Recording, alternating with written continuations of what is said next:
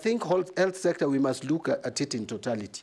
Before we even calculate how much we spend, we must find out how much national government is spending and how much county governments in total, 47 of them, because we have one country with 48 governments, which should be interdependent. So when calculating how much we spend on health, we should take it in totality and make sure that any money that is supposed to be devolved for health is devolved for health. We should not keep money at the national level here, implementing things on projects which should have actually been implemented by the counties, and have a coordination on how this is done. It may not be my exclusive, it may not be exclusive duty of this office that I'm supposed to get to. We have the Senate to oversight this. We have county assemblies, and we have and we have control of budget. We must work collectively.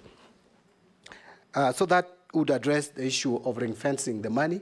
We must allocate more resources to that department. Finally, Mr. Speaker, all this would only bear fruits if all agencies work together, including the the EACC and other DCI and other agencies which help us in fighting wastage of public resources. Good. Russell, Honorable Dida Russell. Thank you very much, Honorable Speaker. Honorable John Badi, I think my entry is about the Treasury. Reform in Treasury is really important. As it were, Treasury is being manned by, I think, 2 or 3 tribes. Kenya has 42 different communities. All of them should be represented where the national cake is being shared. Having said that, my question is on financial inequalities in this country, where most of the rural constituencies, communities, or areas are actually totally marginalized, and they are not part of the mainstream economy. The question is, if the House will give you the job, what are some of the initiatives you are likely to undertake so that places like Suba, Moyale, Mandera, Lamu are part of the mainstream economy of this country? Finally, is on what we call funds. People are keeping money in their homes because you are told, don't bank more than 1 million shillings a day. These are prescriptions, we are told, from the World Bank, the IMF, and the money is not in circulation in Kenya. And even in counties, where we are told people actually steal a lot of money there than in the national government, people are not banking money. What are some of the initiatives you are likely to undertake to make sure that actually Kenyans are confident that they'll be taking money to the banks, and it is more safer in the banks than when they are in their homes? Thank you, Honorable Speaker.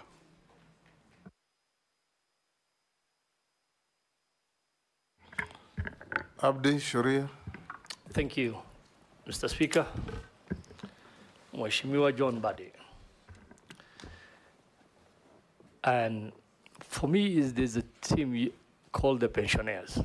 You can imagine they've been working for maybe over 40 years, doing a lot of good work, contributing to nation building.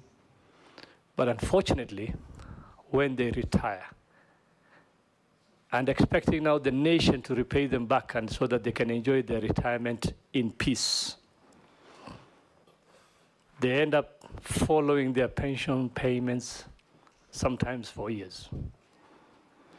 What are your plans to ensure long-term sustainability of pension schemes and the timely payment of pensions to the beneficiaries, considering the growing fiscal pressures? I thank you, Honorable Speaker.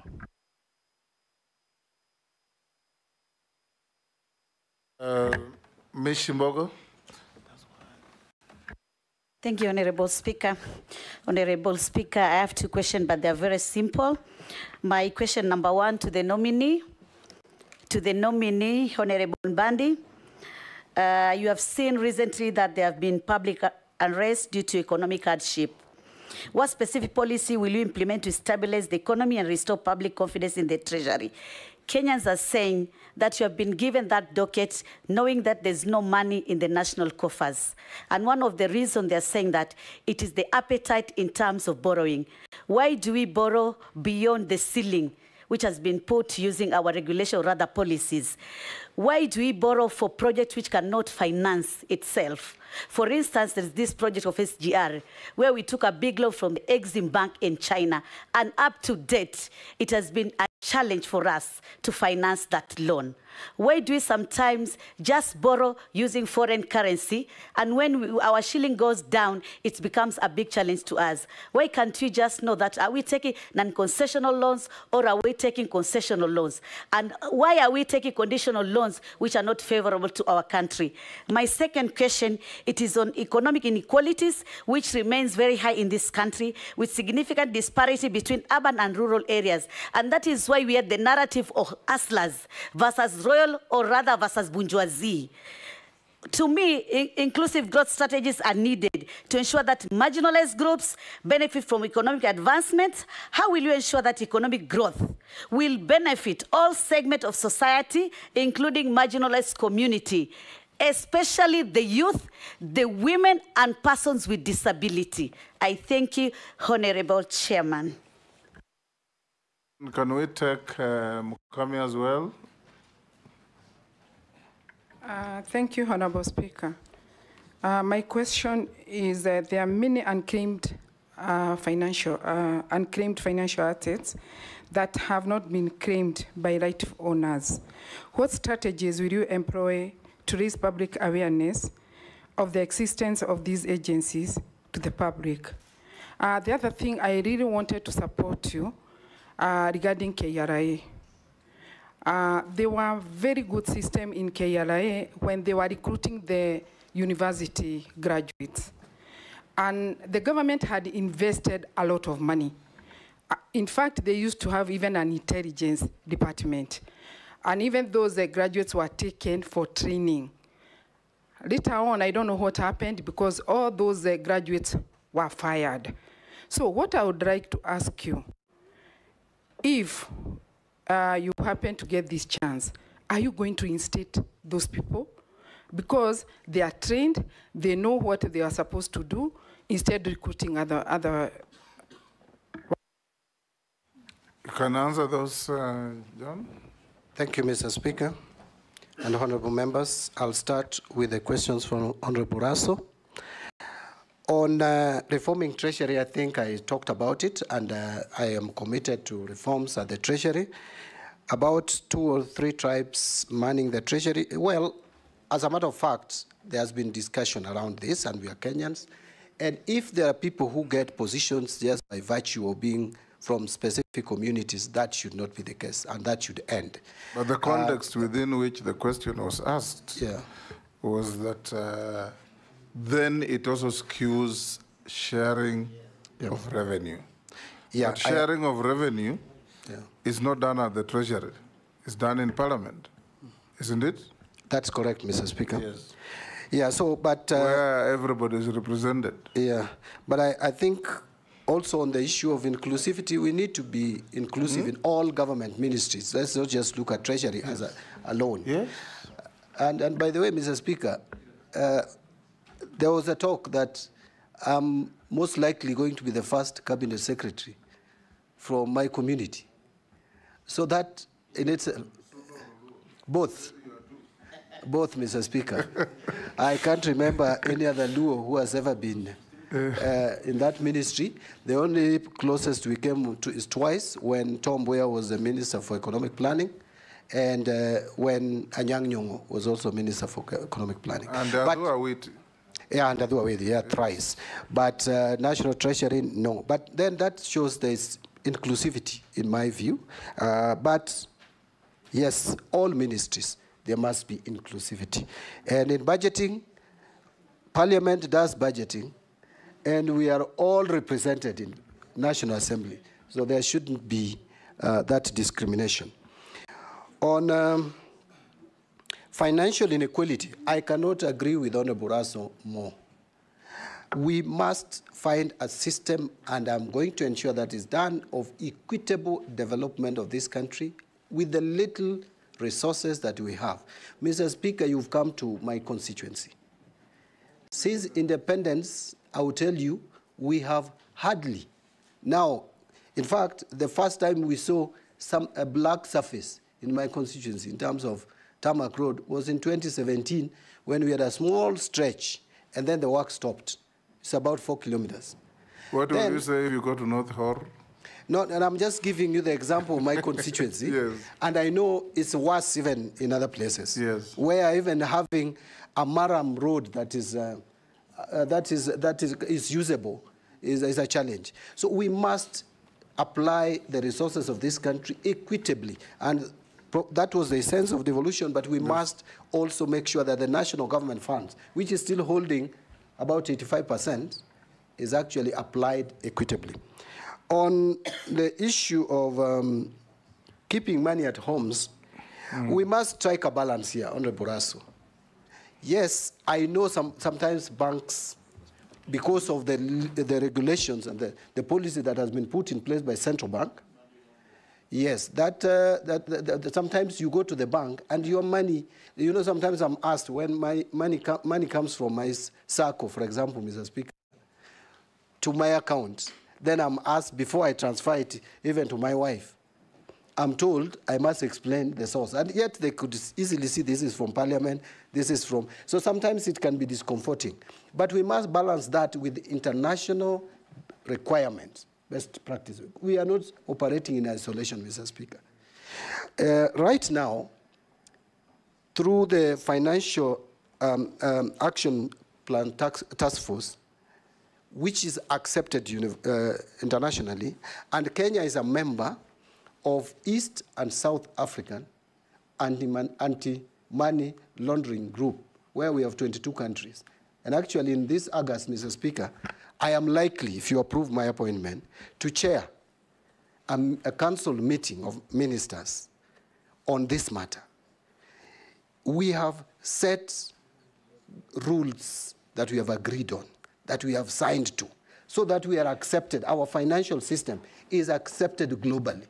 If we fail to comply to some of what we have signed for, Honorable Raso, we stand at the risk of being blacklisted from the international market, and that has attendant consequences, which we would not want to get. Nominee, you know, the issue on Raso's question is actually not banks making it difficult for people to deposit money over $1 million. I think it has been revised to 2. It's still 1 million. I think it's still 1 million. The issue is that the banks have completely misunderstood the concept and the philosophy. Because what the concept was is that if it is suspicious, you don't stop anybody from banking the money. But if it's suspicious, then you make a report to the Financial Reporting Center or any other authority. So people should not be prevented from banking money simply because it's over $1 million. But the moment the bank manager finds or feels that this money may be from a suspicious source, receive the money, hold it in abeyance, then report. Because it's very risky for people to keep money in their homes. It's true. And that again comes to what I think Kimani Ichung'wah or somebody else said, communication. Communicate to the public. If a trader in Kikomba, now they do cashless, but many traders in many places receive cash. 5 million, 10 million. But they are afraid of going to the bank because there's a list of about 20 questions. Yes. Yes, and this is a cash economy. Yeah, and actually, you must simplify this. Thank you. I get you. Mr. Speaker, actually, it distorts our financial system completely. I agree. But Mr. Speaker, maybe allow me just to say two things in response to that. One is that I agree that this has been interpreted differently by banks, and we know why. I personally know why. It is because there was a period, remember the NYS scandals and those scandals, many banks were forced to pay fines. So banks became too cautious. So I think what we may need to do, or what I would do once in office, if you approve my nomination, is to have a meeting with the Kenya Bankers Association and also with the central bank, so that this matter is clarified, so that it doesn't become a bottleneck for Kenyans to bank, because the most ideal is for Kenyans to have money in their bank accounts. On the issue of pensioners, I want to also, again, which has been raised by Honorable Shuria, pensioners not being paid. Apart from the time lag between the time you retire to the time you start getting your pension, and I think we need to treat our senior citizens better. You know, you have offered a service to the public. Now that you are supposed to enjoy some of the benefits of the money that was saved, or you saved, or was saved on your behalf, you need to. Mr. Speaker, in the year ending 30th June 2024, we failed as a country to pay pension to the tune of 26 billion shillings. These are Kenyans who have retired and did not get their pension. This is a matter that I want to agree, and it is something that I'd already picked up, that we will make sure that we pay pensioners as and when immediately they retire. And this can only be done. If you get there, yes, John Mbadi, even as an MP, which you still are, yes, I'm sure you know that when you go to your constituent's office or your home, about 10–20% of elderly people who visit you are carrying papers of unpaid pensions for 10 years, even more. I have many of the messages here, Mr. Speaker, yes, in my phone. So you are saying exactly what is correct. Yes. But Mr. Speaker, I am happy that we changed the system of contributing to the pension in this country, because again, the issue of sustainability comes about. The pension system that we have been running as a country was not sustainable, but with the superannuation scheme, we are likely now to keep abreast to the pension. But in the meantime, we must settle all the pensions that those pensioners who are eligible for receiving pension. And Mr. Speaker, I want to go to the questions raised by Honorable Mboko, Mishi Mboko, the MP for Likoni. There has been economic unrest, let me call it unrest, largely attributable to economic conditions, unemployment being key. Mr. Speaker, every government has a vision. We had the vision in 1965, the sessional paper. I remember when Kibaki came in, there was economic recovery strategy for growth and employment. That was 2003. Then we came to Vision 2030 in 2008, which has been broken down into 5-year medium-term plans. We are in the last medium-term plan. All these, if you look at them, especially now Vision 2030, which is operating at the moment, or obtaining at the moment, it was anchored on 3 pillars. The economic pillar, at least 10% growth, which we have not realized. There is a social pillar on equity, or inequality, or inclusivity. And then there is also the political pillar based on democracy and accountability to the people. If we follow this vision and model our philosophy to actualize that, then we will address the problem of unemployment, which is the single most important challenge that we have as a country today. In 2019, our population census was at 47 million plus. Out of that, Mr. Speaker, 35 million was people or Kenyans below 35 years, 75%. And this is a generation we have educated through free primary education and subsidized secondary education from 2003. Very ready for the market, no employment. That is why I was saying we need to shift our attention from using agriculture, which is the main driver of our economy, as an end in itself, to providing raw material for manufacturing so that we can create more job opportunities. With that, then we will be able to address this economic unrest, if I may borrow your word, Honorable Ms. Shimboko. And again, on economic inequalities, we need to, I am already thinking that World Bank is funding, although it is a loan, but very concessional loans, the social safety nets. We need not to put too much pressure on our expenditure. To free that money for other development activities, we get the World Bank to fund some of these safety net measures to remove inequalities that we have, even as we invest more money to the rural areas. Remember, both parties, let me repeat it again, the Kenya Kwanza has this belief on value addition, but also ODM and Azimio had a belief in investing in rural economy through making sure that we have even markets in rural areas, that we open up rural areas for development. If you do that, you will minimize and reduce inequality and create more jobs. Honorable Mukami asked about unclaimed assets.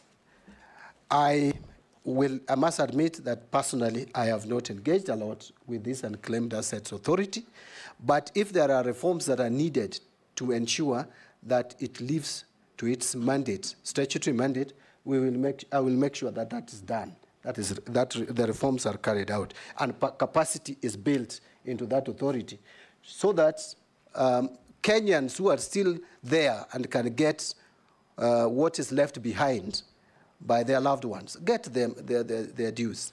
They should trace those who should benefit from some of these unclaimed assets. But the amount... I think what you should, if you get there, that is, improve is how to manage those unclaimed assets. Yeah. Take, for example, a person dies intestate, unmarried, but has relatives. You had a bank account to which you are the sole operator. You've left money there. The Unclaimed Assets Authority should get the banks to give them the details, which must be available, so that they publish for the next of kin of such fellows to come forward. But what they do is they just treat it as unclaimed assets and proceed to take the money. And that is not right. There is nobody in this country who has no relatives, not in Africa. And Mr. Speaker, since this is a state enterprise or state corporation under my ministry, I will make sure that that is done. Actually, recently, I saw what one bank did. I will not give more details, but one bank reached out to beneficiaries of someone who died about 8 years ago, and they were still holding the money, and the beneficiaries came forth and got their money back. So that is what we should do with this authority. Finally, Mr. Speaker. On Mukami? Yeah, on Mukami. Yes. No, the other one, she actually agreed with me on the recruitment of staff. Yeah, the other one is about the graduates who were trained. Yes. And they were fired. KRA. Yeah, in KRA. Yeah. And regarding the system, because now you know what is happening. You can imagine the KRA officers are going loud, correcting taxes from hairdressers, mama mboga, and yet there were systems. So that is why I was asking whether you reinstate those people, because the government had taken them for training. Yeah, I actually said that there was a system in place of training graduates, and I think it was a very good system. Honorable Mukami agreed. Yes. As to reinstating those who probably should have remained on the payroll, that I cannot give a promise until I understand. Yes. You know, there are human HR issues and the legal issues. Unless I get to understand the technical issues, I may be talking about something that may not be tenable. Chairman, I'm sorry, but part of my question was not answered. Chairman, I had asked on the issue of the ceiling on borrowing, and also I quoted one example of a borrowing which we did on the SGR project, where we borrowed a lot of money from Exim Bank from China. I have raised this issue because I don't want to see you repeating the same mistake which was done during the last regime, and that is why we are having a lot of challenges now financing that loan to China Exim Bank. You didn't say anything about that. Although he had already said many things about commercial borrowing and concessional borrowing. Maybe just to summarize it by saying that public project investment management is a challenge. And I said I will make sure that we are investing on viable projects, whether it is from local funds or borrowed funds. And I also mentioned, Mr. Speaker, if you can recall, that we will be linking loans to specific projects and making sure that the expenditure is, public procurement is followed and done prudently, efficiently, and economy for money of the shilling is realized. Let's take the last one from Amisi. That was it. Yeah. Caleb? Thank you, Mr. Speaker. One question. Yeah, for being last, give me two, kindly.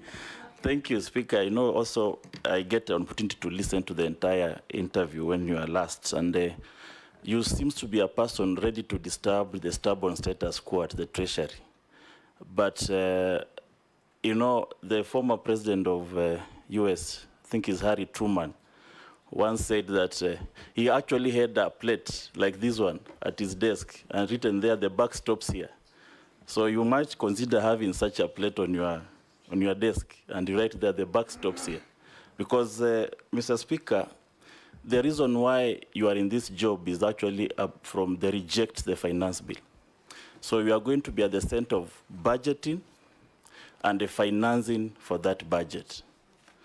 One of the ways of raising, we've said the revenue from the loans, borrow either domestically, externally, or grants. There is the aspect of domestic borrowing from the diaspora. I've studied 3 countries, Tajikistan, Nicaragua, and the Philippines, and even India. They have one of the highest diaspora remittance. And in fact, for Philippines, almost 35% of their GDP is from diaspora remittance. 26%. 26. Yes. Some countries are as high as 30. I've studied them. In fact, I'll give you a report. You also study. And if you can also zero down to diaspora and make something like a diaspora bond or diaspora infrastructure bond, where the government borrows from it, and the diaspora, because you see Kenyans demonstrating in London, because they have an interest in this country, wherever they are. So they fail to remit that money and invest here, and invest elsewhere. So we can tap into the global flow of income, basically, because we don't have the oil, we don't have the natural gases. So how do we maximize? That's something that I want you to really explain to me. And the last one, Speaker, at the aftermath of the World War, 700 delegates met in Mount Washington in Britain, New Hampshire. And they developed an international system. And that's where now the International Bank of Reconstruction and Development came in. The IMF came in. The purpose was for reconstruction for the World Bank. On this other hand, the IMF, the purpose was to stabilize currencies of various countries, stabilization, and to balance of payment. But this system has saturated our domestic policies. They have saturated our physical and the monetary policies. So much so that a minister sitting at Treasury has World Bank in his head. He knows that in absence of this, I rush to World Bank. It's no longer a port of last call. It's now a port of first call. How do we dislink our development path from the continuous dependence on the Bretton Woods institutions that were there to reconstruct Europe and Japan after the World War II? Nominee, answer those quickly. We are running out of time. Thank you, Mrs. Speaker. Go ahead. Do I proceed? Thank you, Mr. Speaker. Mr. Speaker, Honorable Caleb Amitsi, the MP for Saboti, has actually noticed that I'm going to, and very ready to disturb the stubborn status quo at the Treasury. You could not be more right. Mr. Speaker, I am sure that His Excellency the President did not appoint me just to continue the business as usual at the Treasury, because then there would be no need to make changes. He would have just continued with the person who was there. So I have an assignment to do. I will discuss with His Excellency the President on how to help reform the Treasury and to do it properly, and together with the Cabinet. On domestic borrowing and diaspora, I had a lot on how we can borrow more funds, whether green bonds, blue bond, and floating diaspora bond. It's only that the time limitation, I could not mention all of them. But I want to agree with Honorable Caleb Amitsi that that is an area that we can tap on. And even look at ways of reducing transaction costs for diaspora remittances, because that's one of the reasons that you hear them complain a lot about. On IMF, by the way, I want to be very clear on IMF. IMF will never invite themselves to a country. We do invite them and agree with them on a program. There was a period we were not under IMF, but because of challenges occasioned largely by COVID-19 and the drought in the region, and also the global disturbance of the supply chain and all that, we then went back to IMF in 2020, 2021. But I have looked at what are these conditionalities. You know, sometimes we may blame IMF for nothing. We have agreed with them on a program, Mr. Speaker, that for us to tap onto that loan, what we must do, in fact, is one key thing: revenue mobilization. So we just need to agree on how we can convince IMF for the period that we are going to be under their program, which I don't think should be long. We must move to a system where we divorce ourselves from IMF and start depending on ourselves as we were before. But that we can only do by allowing, by doing what can be done in the interest of the country. They want us to maintain a deficit of no more than 4.4%. That's what we have agreed on currently. But we are moving towards, and we must move towards a budget deficit in the region of 2.5 to 3%. I know government has talked about 3.1. We can sustain a budget financing gap of 3%. With that, you will not need IMF intervention. And Mr. Speaker, I said, I want to end with that if we increase, we take back, don't even go to the ambitious 25% that we have set to ourselves of tax revenue to GDP. If we can take it back to 18%, we will be adding to this, to our exchequer, not less than 600 billion. And I think it is achievable. I believe it will be done. Thank you, nominee. A quick run in a few issues thrown at us by the public. Some you have already spoken to. Are you aware that interest rates on loans are all-time high? What will you do to save Kenyans from exploitation by banks? Does Mbandi believe in single portal for tax revenue collection? How do you plan to position internal audit department to deal with zero-fault audit? Confirm or deny allegations of corruption at the University of Nairobi? I don't know whether when you are there or now, they're not saying. What are you going to do on unpaid refund from KRA for insurance agents? How will you expand tax base on how will you reduce tax evasion and increase compliance? Prioritize payment to UHC and JSS staff. Will you do that when you get in? How will you deal with late capitation to schools? Whether you will make public contracts like SGR with with Kenyans, because Kenyans have been asking for that, just as you have said that you will make public debt public. housing levy, will you tell Kenyans where this fund is domiciled? Is it in consolidated fund or is it in treasury bonds? Those are from the public. There is also, how will you promote the informal sector in Kenya? For instance, would you propose that all government offices procure locally manufactured furniture?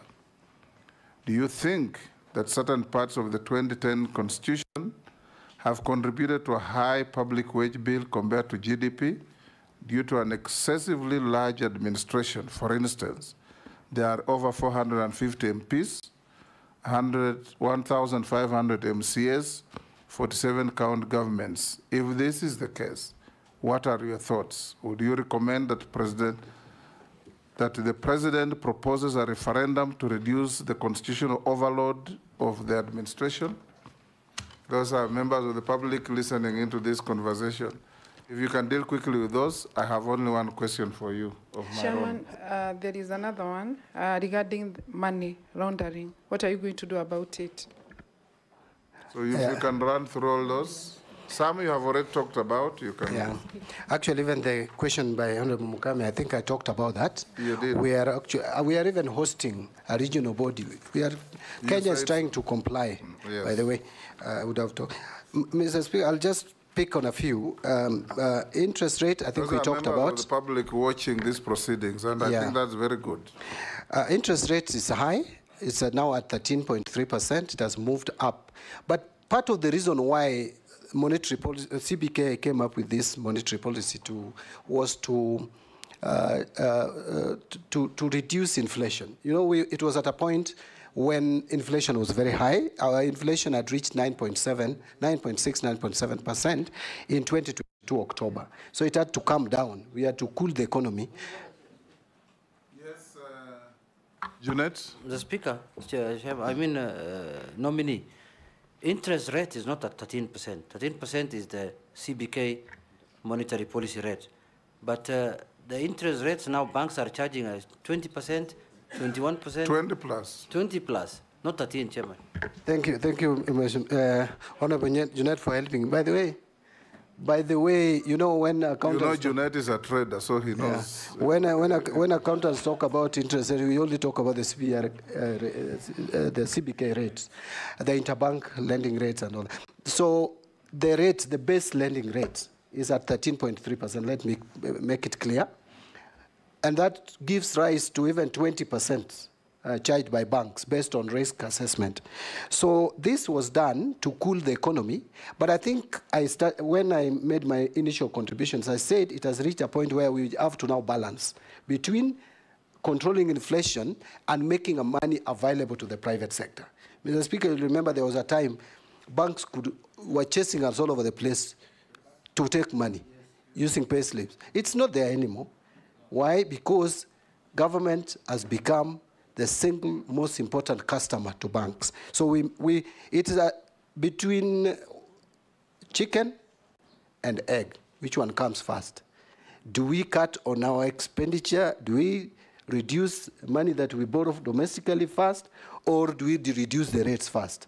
So those are the issues that we need balance. So I'll have a meeting with the Central Bank and Kenya Bankers Association to address this matter. If I am confirmed. Mr. Speaker, on internal audits, I can't agree more. Again, we must use our internal audit to improve efficiency in financial management. And internal audit is resident at the Treasury.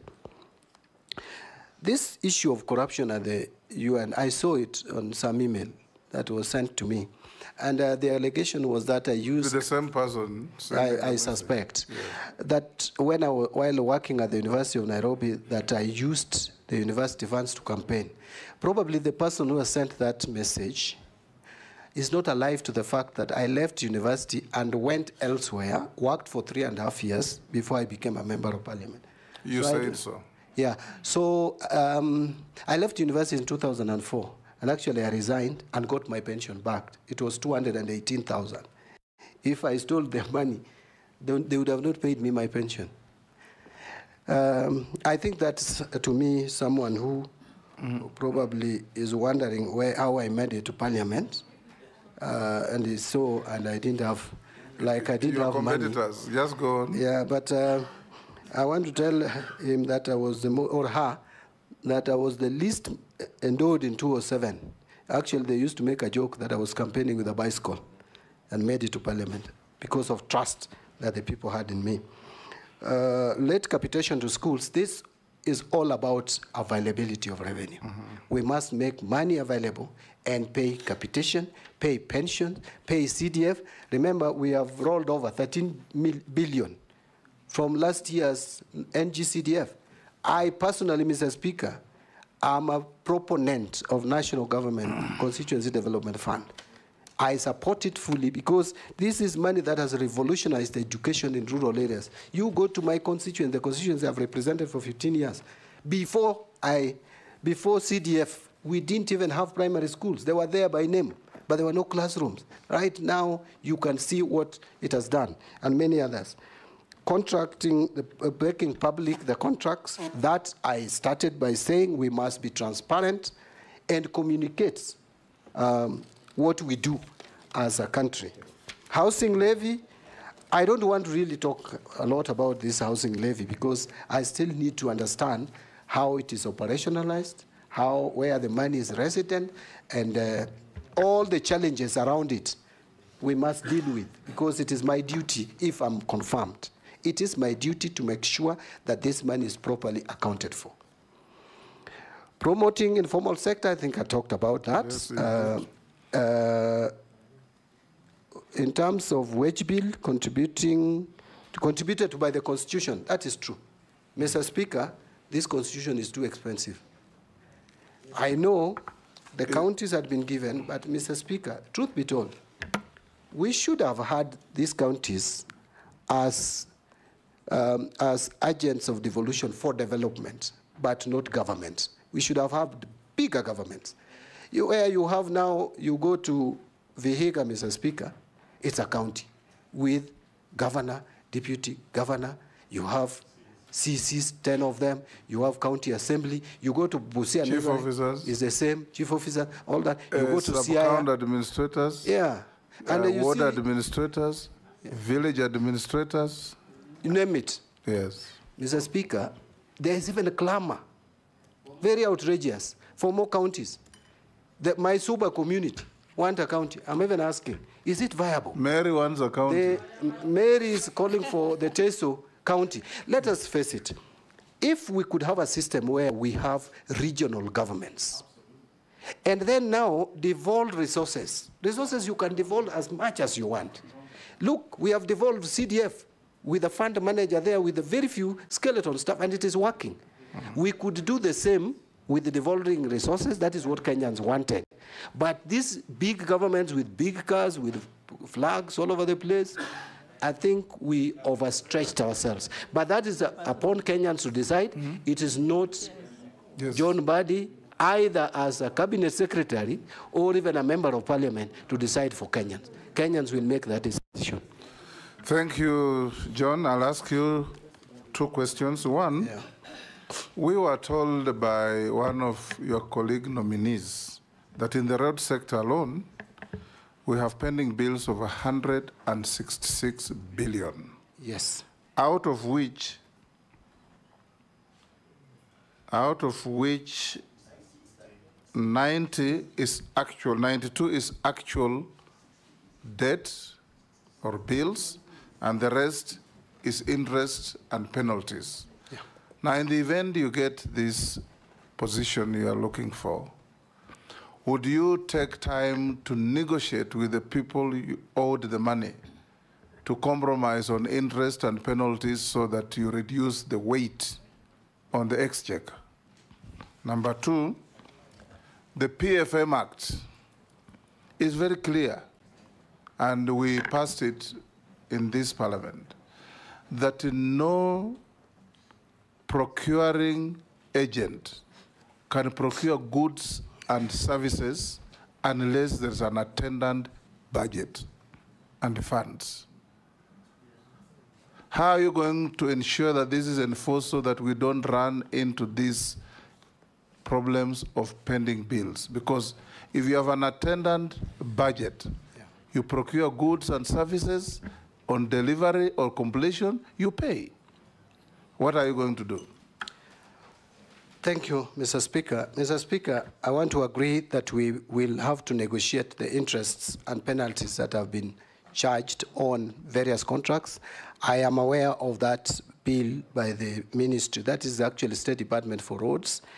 If you go to our records in Parliament, Public Accounts Committee had requested the Ministry of Roads to provide information on pending bills, analyzed, categorized in terms of principal sum, interest, and penalties. And we have that information in Parliament. I'm sure my colleagues will submit a report to the effect. We actually were recommending that the government negotiates with these contractors on the interest and penalties. But that you can only do if you show willingness and you show intention to pay. So I will work with the Cabinet Secretary for Roads and Infrastructure to make sure that we clearly demonstrate an intention to settle these bills. Road construction has stalled across the country as a result of this. And I will tell you, my constituency, where I come from, is one of them, as one project which has just stalled because of this. So we need to do this across the country so that the road construction resumes. Because we have already invested money in these roads. We can't continue keeping them. But we have constraints. Look at the budget of roads, Minister. In fact, I was saying that that budget, at the rate of 50 billion, the pending bills alone, you may require not less than 3-4 years. But then if you have to finance all committed... Churchill told us committed road projects. That's actually where I was heading. Are 1 trillion. Yes. If you have to commit to, for all commitments, you need 20 years. Committed roads, that is roads that have been started, their value, if you sum all of them across the country. So it's terrible. There are some initiatives which I think we should promote, where we get some of this road infrastructure done through PPPs. But there is also an initiative to negotiate, if the terms would be favorable, with some of the contractors that are coming from specific countries to take up this, if it is within our budget ceiling, loan ceiling or debt ceiling, to take them up. Like the Chinese government has so many contractors around here who are doing roads using GOK funds. Currently, there are very few road projects done by loans from China. They are all working on roads funded by GOK funds. So we need to explore that. Finally, on procurement without budget. Mr. Speaker, this is again another problem. And the problem is not entirely that there is no budget. The budget is not there, but there is no money. The exchequer releases come late. Why? Because we are not able to collect. We don't have money. So we must just cut our clothes according to our sizes. That is the starting point. The planning we must have, and someone asked about the planning in one single portal. There is a disconnect between planning and budgeting. We need to synchronize. And this is the same ministry. We must ensure that we link planning to budgeting, to cash management, so that we don't commit ourselves into purchasing or contracting when we don't have the capacity to pay. We have grossly overshot the time. There are some people watching from US who have sent these 2 questions. What is your view on the potential of blockchain technology within the financial sector, particularly in light of the blockchain technology report to 2020? Would you support the adoption of this technology? The next one, in light of the increasing global uncertainties and economic volatility, gold reserves have become more crucial in safeguarding national wealth and ensuring economic stability. Elaborate on how you would propose leveraging gold reserves as a reliable store of value in the current and future economic landscape. Additionally, would you explain any strategic measures that can be considered to enhance the role of gold in Kenya's financial system? Take at maximum 2 minutes. These are Kenyans watching these proceedings from the US. Pardon? The first one of the blockchain, Mr. Speaker, I must admit that I need to understand it better. And that is an honest answer. We understand. We need to get what it is. If it is something I that don't can also help know it. the country, I also don't know it. The better. On leveraging on gold reserves. We'll need somebody to teach us about it. Do we have an ICT person around? But don't you worry, Mr. Speaker. Now that's been brought. There's a nexus between finance and ICT. We will. CBK, maybe when you get, if you get approved, CBK should be able to sort you. Yes. Okay. That's why I was saying that don't you worry, I will get... On the gold reserves, just say yes or no. Yeah, gold reserves, that actually we need as a country to move towards even establishing sovereign wealth funds, and gold reserves can help us in that. Yes. And those are areas, those are emerging areas that we need to look at. Thank you. Thank you. Lastly, John Badi, as a nominee, I have some few mundane questions for you. Have you ever been adversely mentioned in any integrity-related report or investigations? No. Do you hold any leadership position in any political party within Kenya? No, at the moment. You said you resigned. Yes. Can you tell us your net worth? My net worth, Mr. Speaker, is 380 million. And, Mr. Speaker, my net worth, the difference between, I saw some of my colleagues have done their calculation differently, but my understanding of net worth is it's assets less liabilities. Liability, yes. So if you take all the assets that I have, and I wish I had my file here. I've seen your calculation. Yeah, it's 380. You have 437. Yeah, 437 less 57 million liabilities. Yes. You are 380. Yeah, and the liabilities is mortgage within Parliamentary Service Commission. SACCO loans. SACCO loans, about 20 million, about. And finally, there is the KCB Bank loan of about 12 million. Yeah. We received 43. We received 34. The only deferred income, Honorable, the only deferred income I have is I have some I have two now, but the one for Parliament, I don't know. The pension, I don't know how much it will be, so I didn't calculate. It will be calculated. But there's one which I have with ICA of about 6 million. You are pensionable now, it will be calculated. Yeah. It will be just below 200. Thank you. Chair, I was mentioning that because of the challenges Kenyans have had with this matter, because like now his deferred income next year would constitute part of his net worth, or rather when it matures. Yes. And most likely, if he's approved or if he goes through another vetting, Kenyans will want to know how did your wealth grow? How did your wealth grow? I will be able to explain that, Mr. Speaker. So, nominee John Badi, we received 34 memoranda against or about you, some saying it was right to be nominated, others not. And there are 3 particularly that just involve around, I think, parochial conflicts within your political setup, but you have answered all of them. So we will be, there's some things that clearly look parochial, how you quarreled with people in political meetings and so on.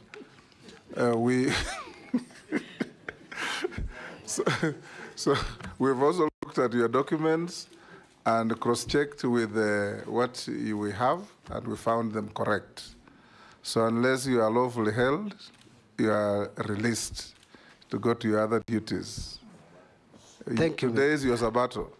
Yes. So you can go to church. Thank you, Mr. Speaker. In fact, Mr. Speaker, I requested for my day to be changed, but the only time which was available was still Sabbato. Yes. Because it was 7 p.m. yesterday. Yes. And according to my faith, from 6 p.m. or thereabout, already Sabato imeingia. So, but I treated this as kama, is it donkey ama ng'ombe imeanguka kwa shimo? Yes, lazima utoe. Yeah, but thank you, Mr. Chairman, together with the members of Parliament, members of the committee, for giving me this opportunity to appear before you and present my case. I have done my best. Thank you. Thank you. Sergeant, you can escort the nominee. Thank you.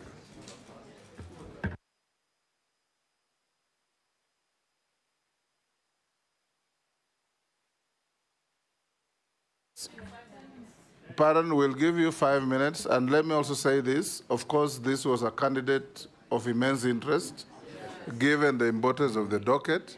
There will be others with less immense interest. So we'll recover the time we have overshot with the next or the other. Yes.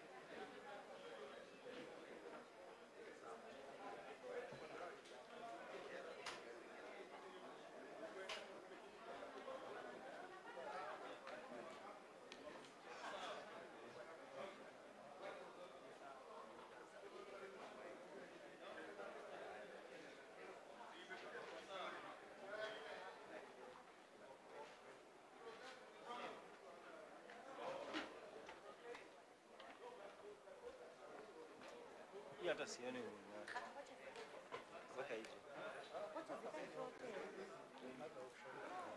Oh, zote.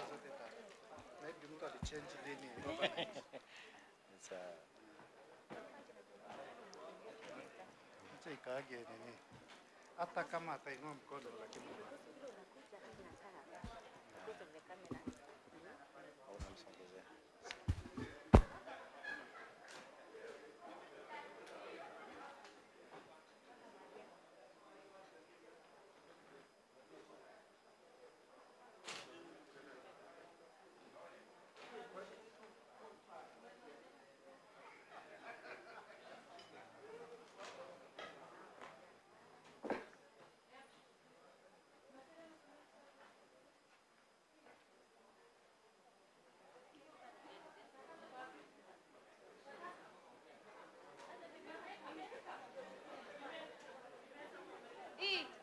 easy questions.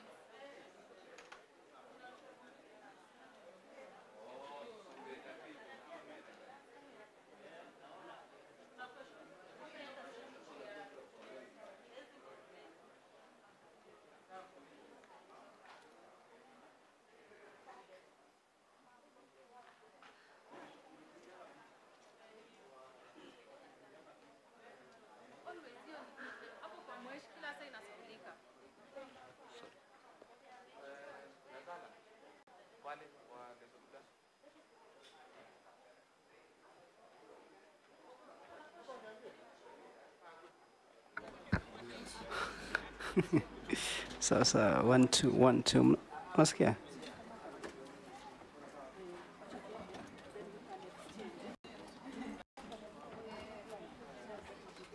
One two.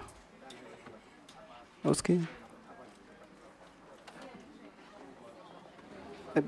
Let me check the cable. So.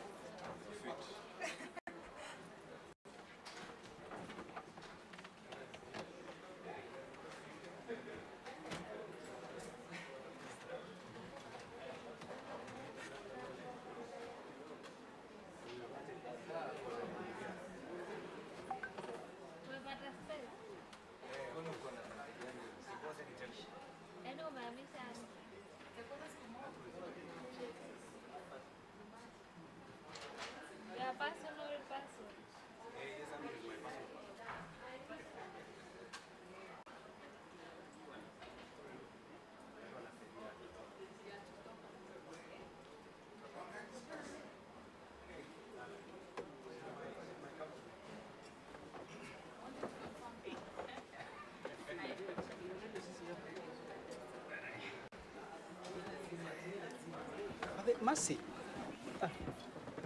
Ama sikusikia kitu Mercy. No, Irene. Okay, nimesikia vitu zangu tu. Irene.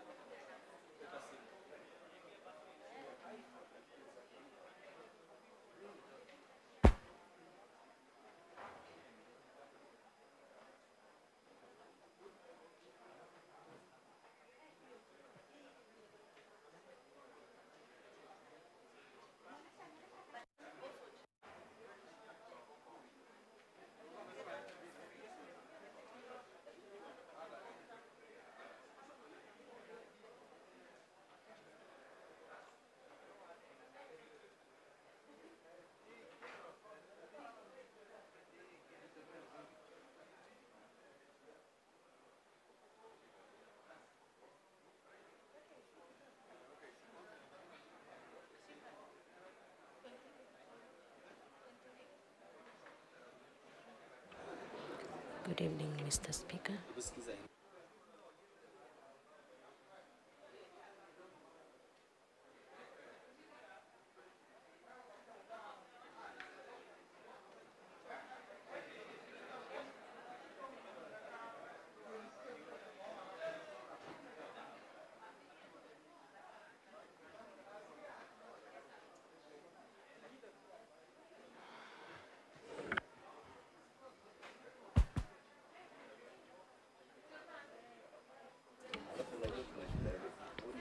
Good evening, Mr. Speaker.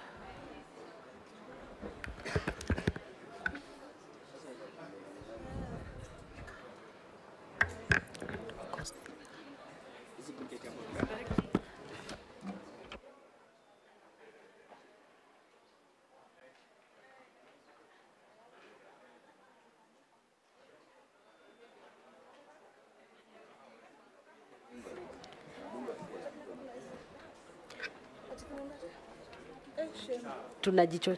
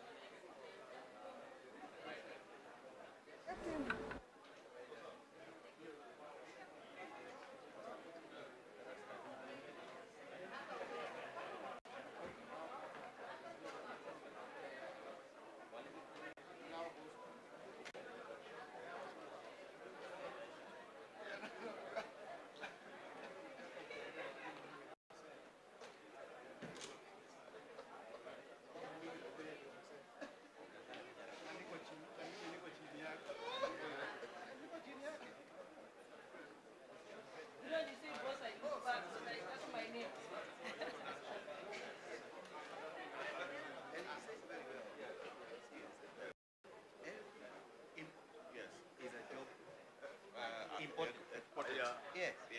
It's a job. Actually, this guy, this guy. Nani anafuata? He follows actions.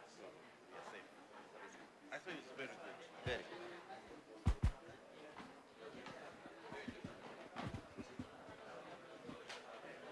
Panisha juu kidogo. My committee commercial.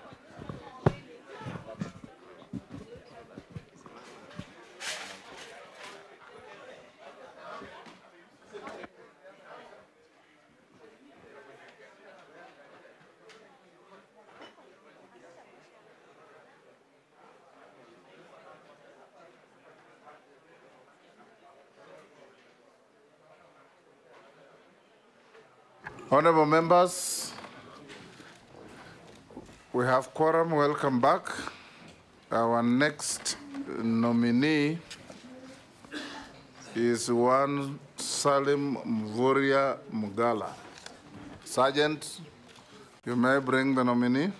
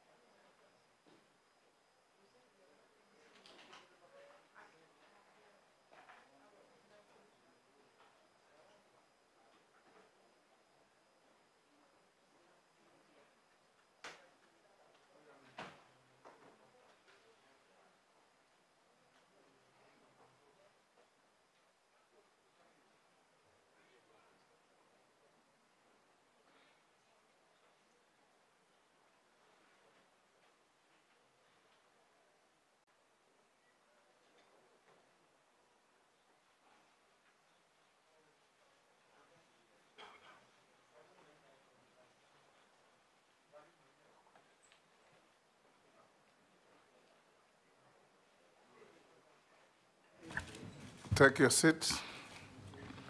Good morning.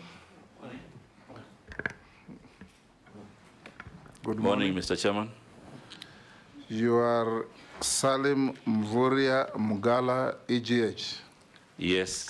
Welcome to this Committee on Appointments to interact with us so that you can be assessed by this Committee of National Assembly on your suitability to hold the office to which you have been nominated by His Excellency the President. We'll start by administering an oath. You may choose to use the Bible, the Quran. I think there's also an Indian holy book. The Quran. The Gita. Yes, the Quran, so you may be upstanding. Take the Quran in your right hand and recite the oath that the sergeant will show you.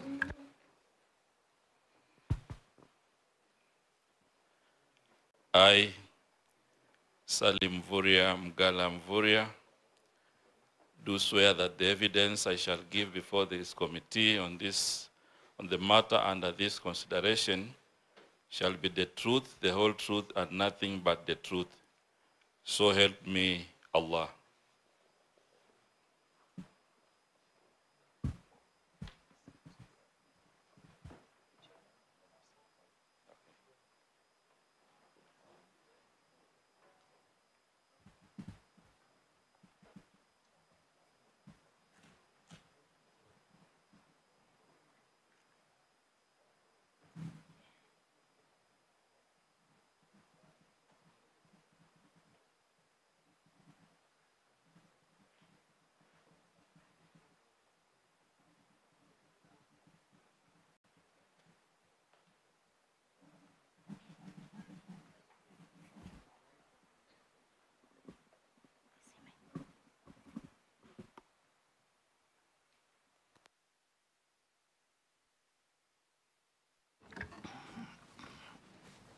The next is if you have your documents, pass them on to the clerk to cross-check with what we have on you.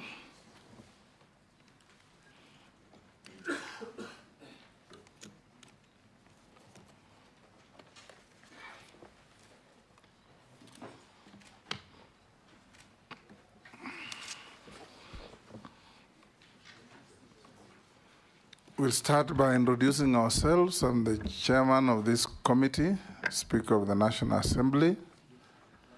On my right is the Deputy Speaker of the National Assembly, Honorable Gladys Boss. On my left is the Clerk of the National Assembly, Samuel Njoroge. I'll invite the honorable members of the committee to introduce themselves. Naisula. Naisula Lesuda, MP Samburu West. Nelson Koech, MP Belgut. David Kosing, MP Pokot South. Gikaria David, Nakuru Town East. Mase Mary, Teso South. Abdul Rahim Daud, MP North Imenti. George Gitonga Murugara, Tharaka. Owen Bayer, Kilifi North. Robert Mbui, Kadiani. Stephen Mule, Matungulu. Dido Raso, Saku. Abdi Shurie, Balabala. Mishimboko Likoni. Rehab Mukami. I'm Caleb Sabot. For the record, Kimani Shoma.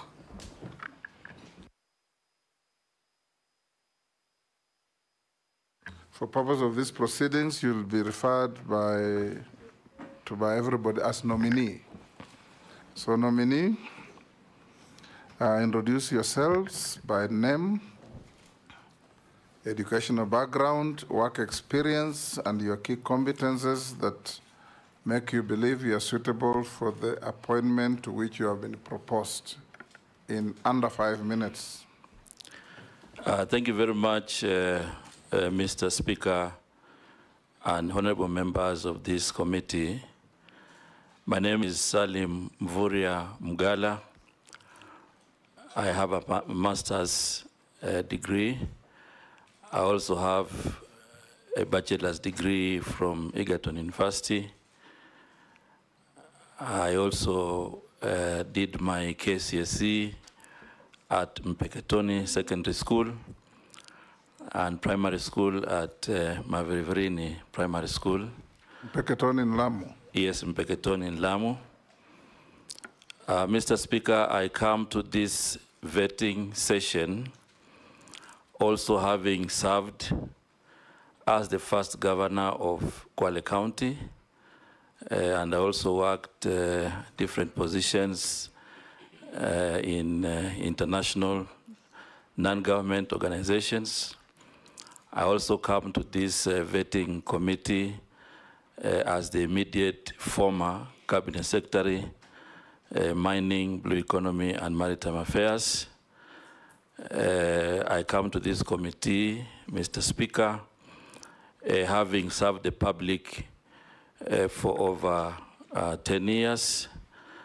Mr. Speaker and members of this committee, I also have leadership, management, and administrative skills that are part of my competencies for this process.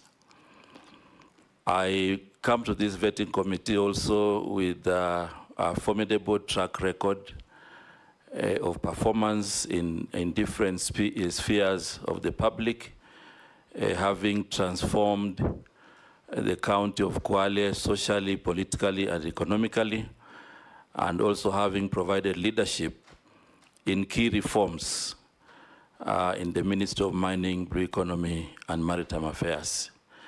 There are quite a number of details, but because of time, I want to present myself before this committee and before Kenyans as a candidate, as a nominee who has the formidable requisite experience to manage the affairs of the Ministry of Investment, Trade, and Industry.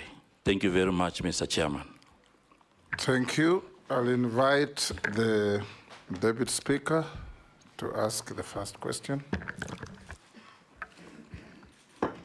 Honorable Mvurya, I will ask you questions, one relating to where you're coming from, so we know how well you performed from your previous Ministry of Mining and Blue Economy, and then to the ministry that you're going to.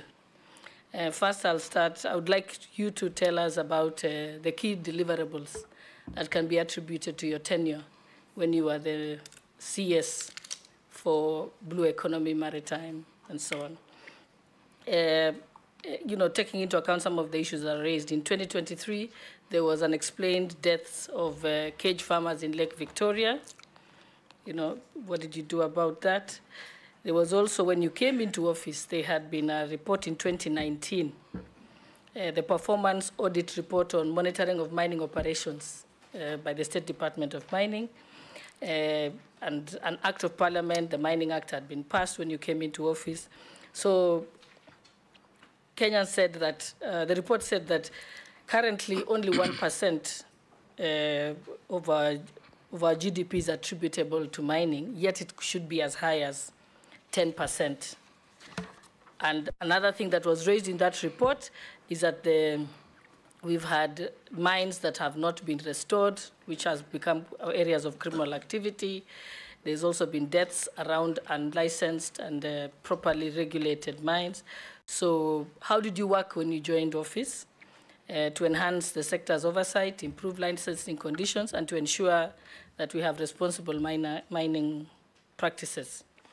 On where you're going, I'm reliably informed that the Ministry of Trade, where you're going, also has Kenya Bureau of Standards under it.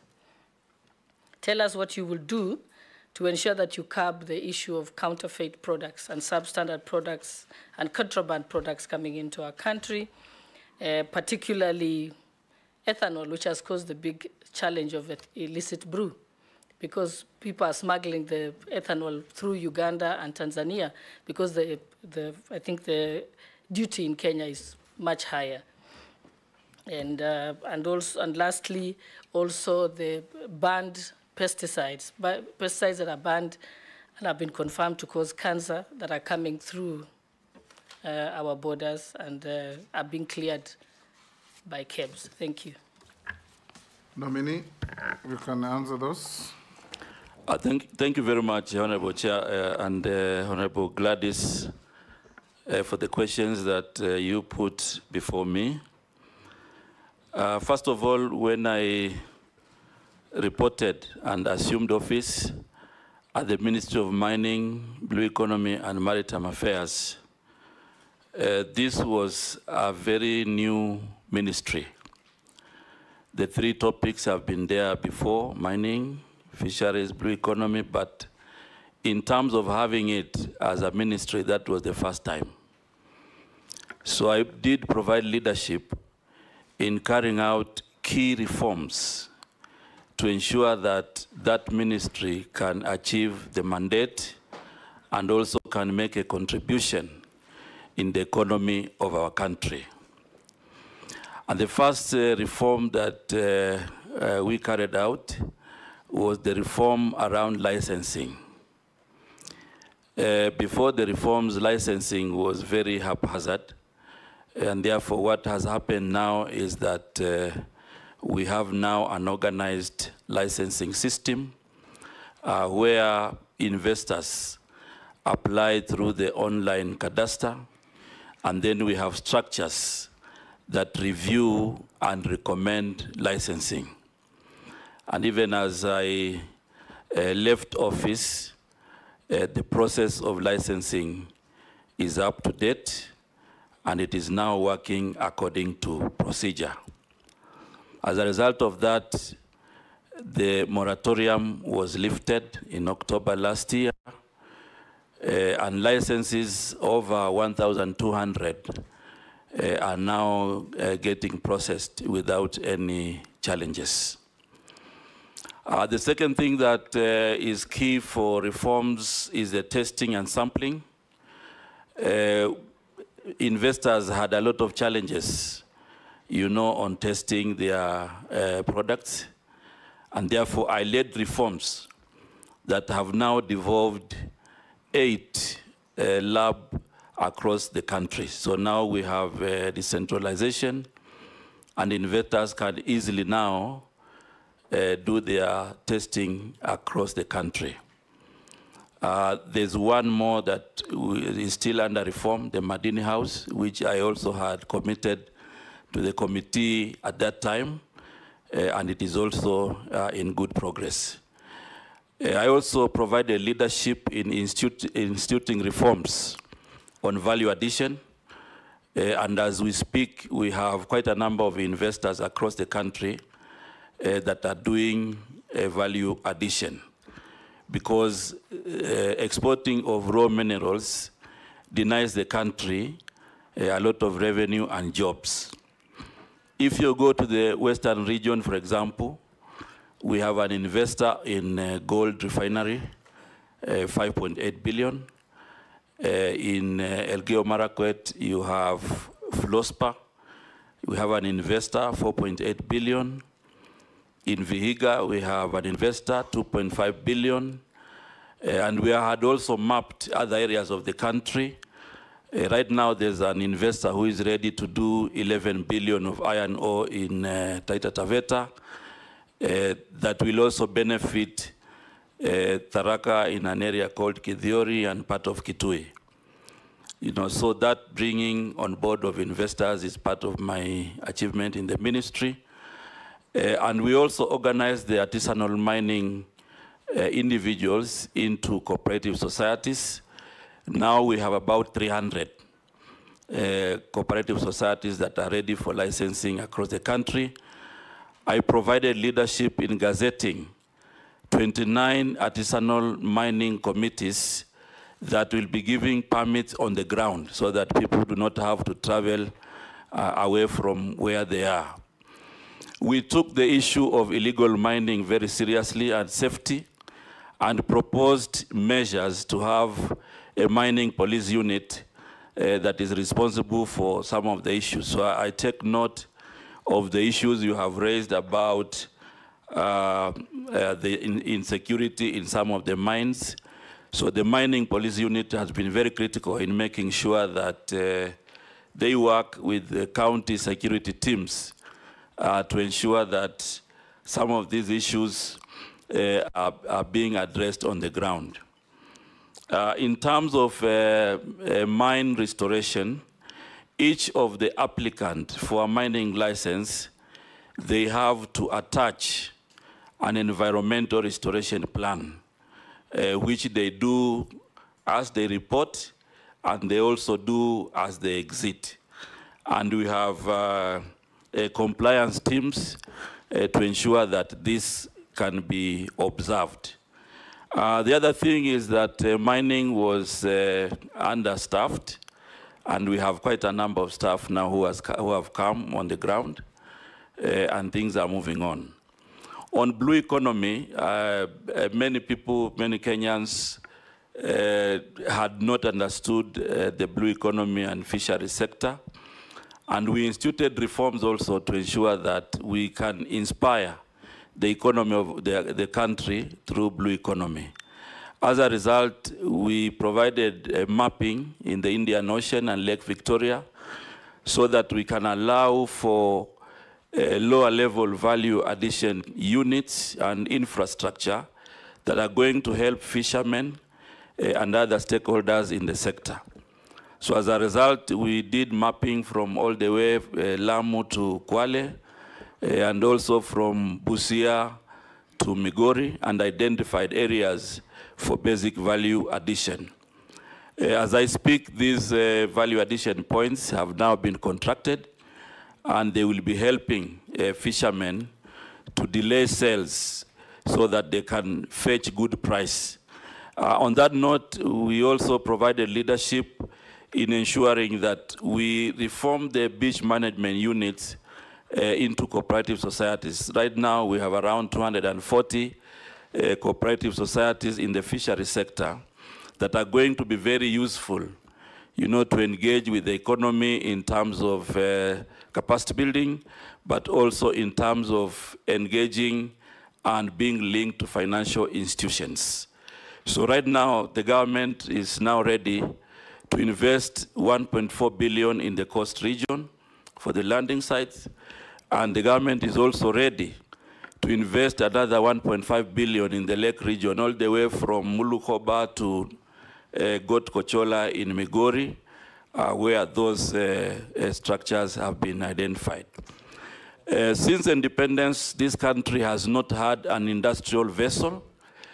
We licensed the first one, which is going to be providing, avenue for industrial fishing and provide 4 billion every year in terms of income in the Indian Ocean.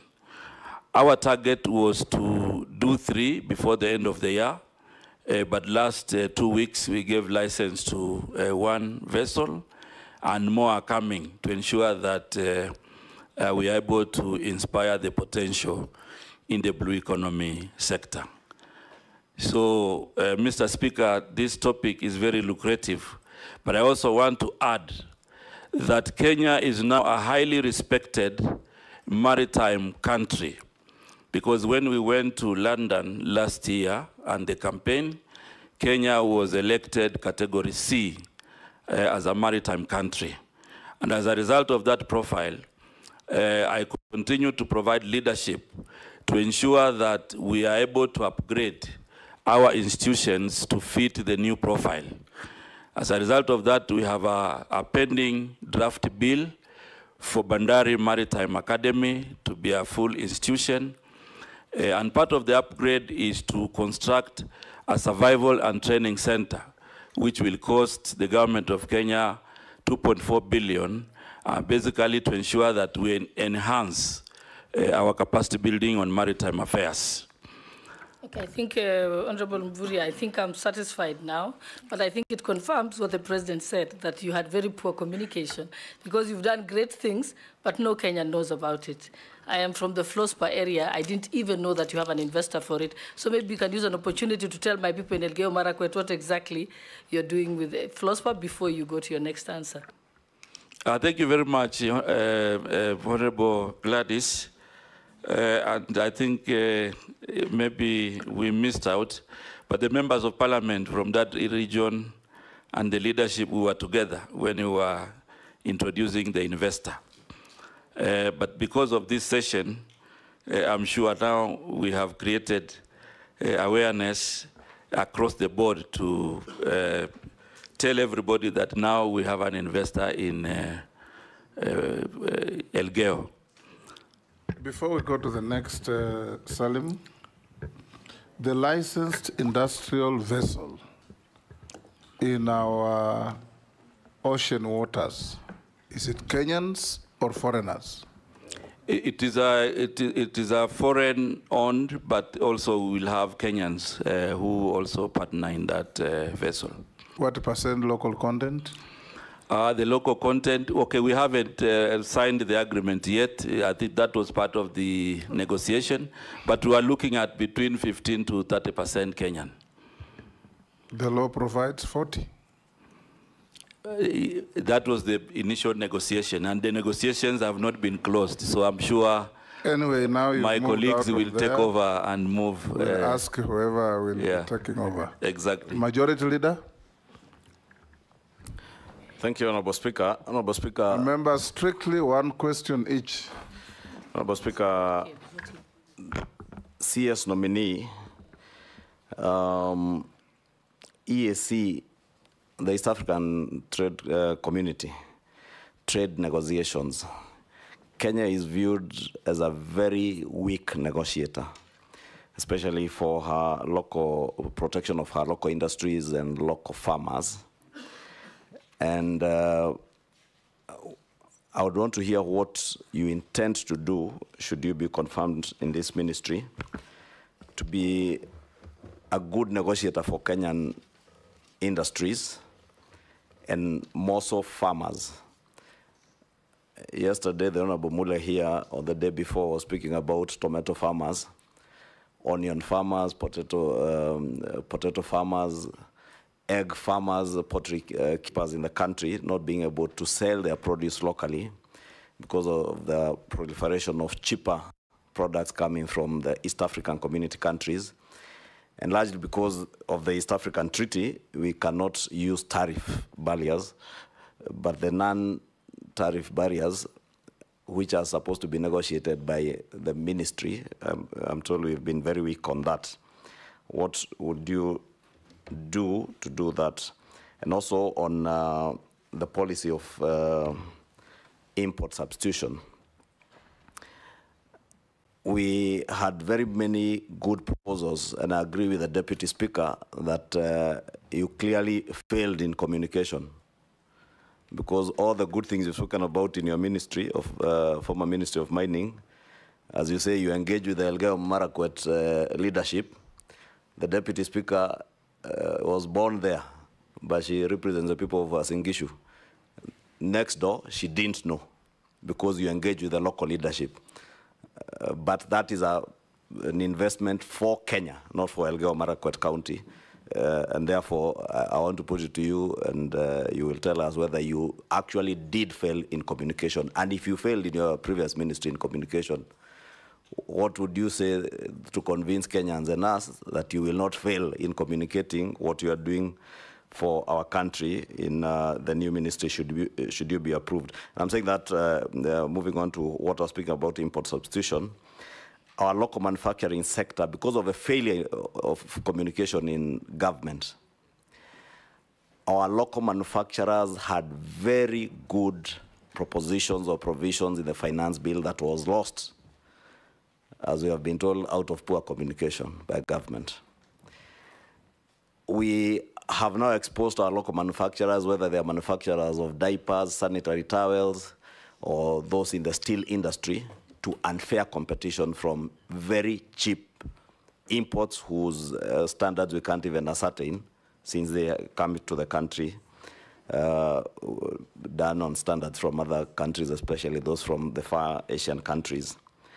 What will you do as a new minister to ensure that we at least save the good provisions that were there in the finance bill, touching on local manufacturing industry, to protect our manufacturing industry now, as since the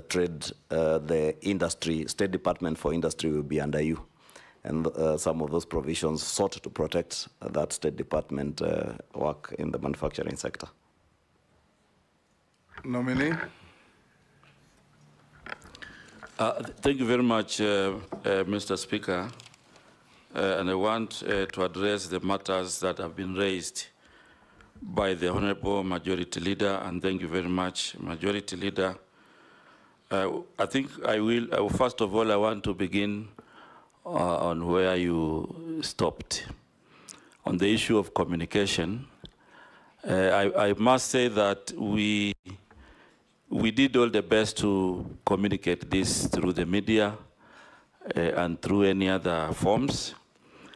However, going forward, it is a matter that we will be able to strengthen to ensure that there is communication. And communication here... you know, there is the mainstream media, yes, which we used to call mainstream media, which is the TV stations and the newspapers. But today, the alternative media, which is social media, is now the mainstream media. Yes, exactly. So you've got to change your thinking, who's alternative and who's the mainstream. Yeah, that is one of the areas that we will, going forward, I think as government, we will be able to use those channels of communication to ensure that we get everybody on board.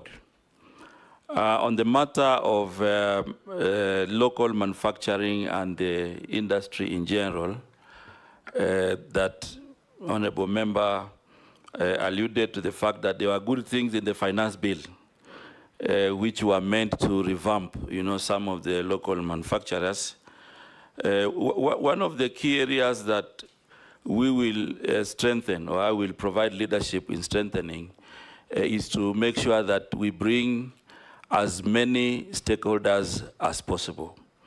For example, the Kenya Association of Manufacturers, KEPSA, the Kenya National Chamber of Commerce and Industry, and many other stakeholders to make sure that as much as possible they participate. And also using some of the corporations and sagas in the ministry. Chair, on a point of order, maybe the nominee did not get my question right, because those are the processes you are describing. Yeah. I was asking, should you get nominated? Yes. And you find, for instance, the provision to levy excise duty on sanitary pads that are fully finished products from, for instance, China, was in an endeavor to actualize the import substitution policy to support local manufacturers. That particular provision was lost in the finance bill. Should you be approved, will you pursue, and maybe the nominee who was there before you actually did put it very well, that it is possible to break down the finance bill into various other laws.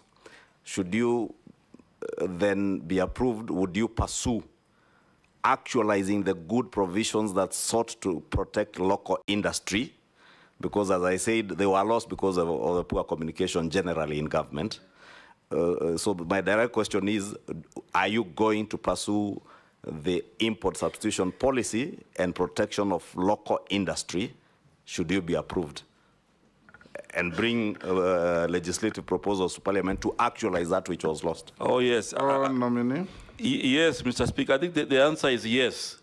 Because you see, if we had very good proposals that inspire the economy and they were lost, what I'm committing to this committee is that we will, and I will provide leadership in the ministry to pursue them.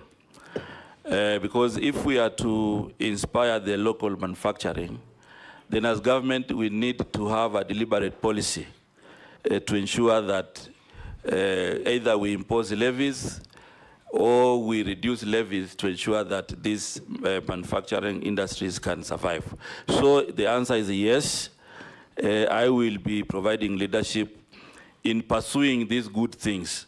But as we pursue these good things that were lost in the finance bill, Mr. Chairman, I also want to insist that we'll have a robust engagement with stakeholders who may not have seen this before, so that the decision that is finally made is made with all stakeholders in mind. So that is a commitment and a yes, and we will use all manner of communication to ensure that we are able to paint, the positive gains of these particular good things in the finance bill. So this is something we will pursue, Mr. Speaker. The second point about a weak negotiation for Kenya, I also want to commit that we will change the tables. It has come out not just in negotiating for farmers, but even in other forums, where we have a subcommittee of the East Africa community. Kenya has been making a huge contribution in terms of budgets, but in terms of benefits, you find that other countries are the ones benefiting. So this is an area I also want to commit that I will move in to ensure that we protect the national interest. And on this one, we make sure that we have parameters before negotiation, and we evaluate our negotiation so that we are able to benefit our people.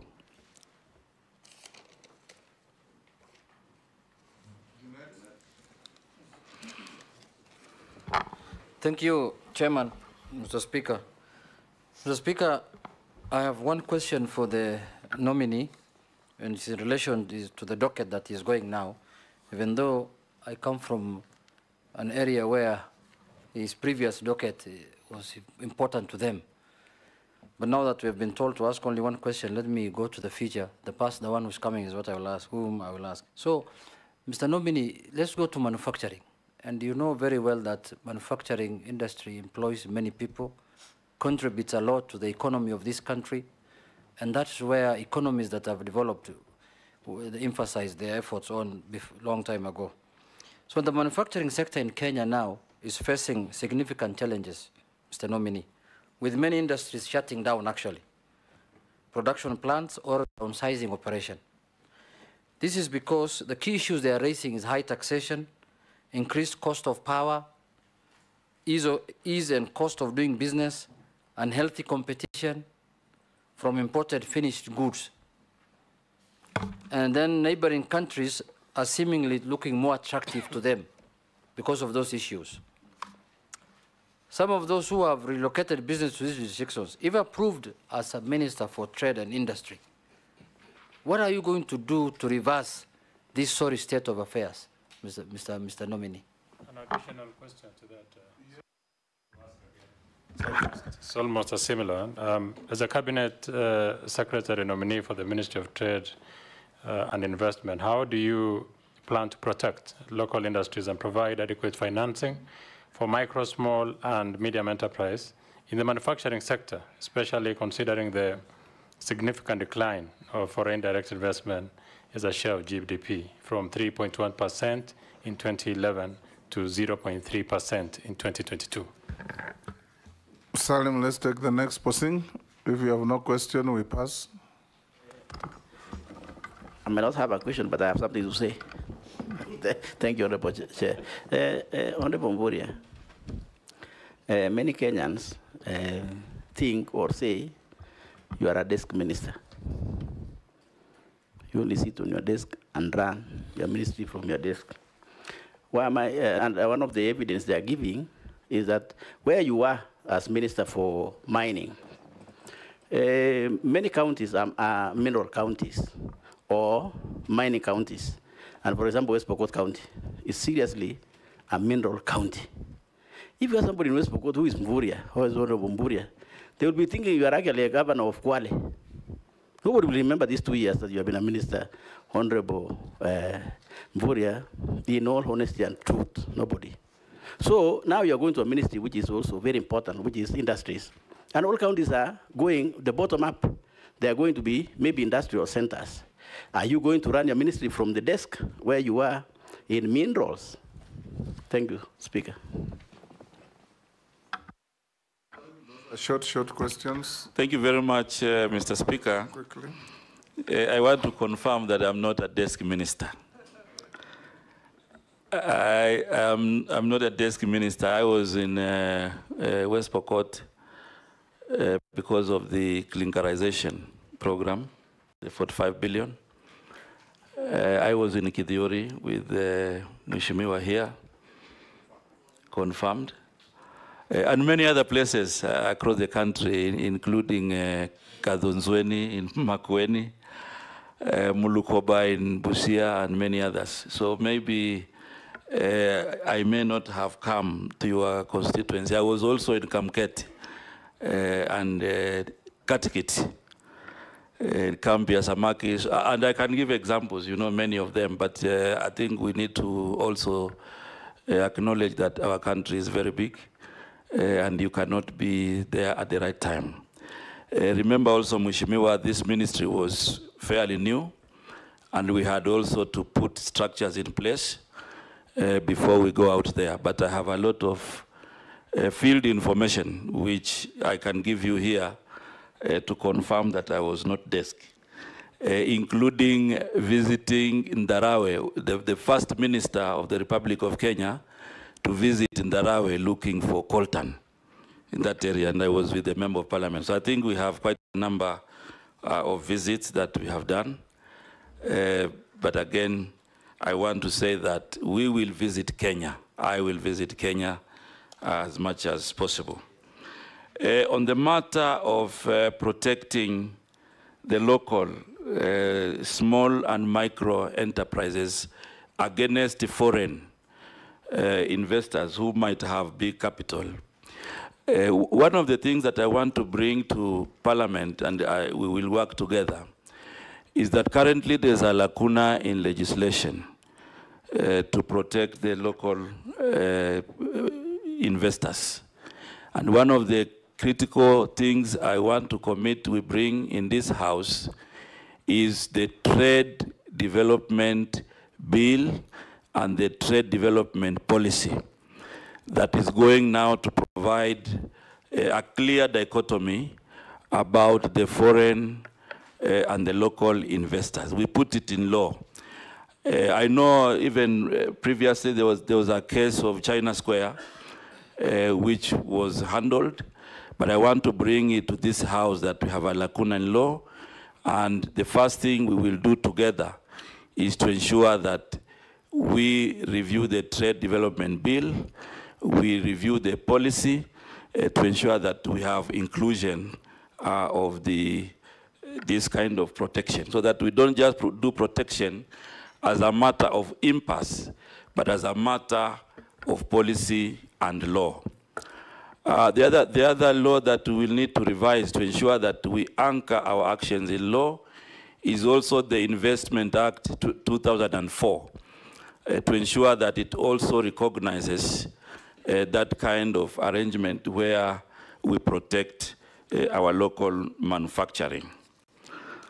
The other question by Mheshimiwa Junet, it is true that we have a big challenge with manufacturing now. You know, we have a target to move it to 15% in 2027 and 20% in 2030. But if you look at the trends, there are quite a number of challenges that also challenge the manufacturing sector.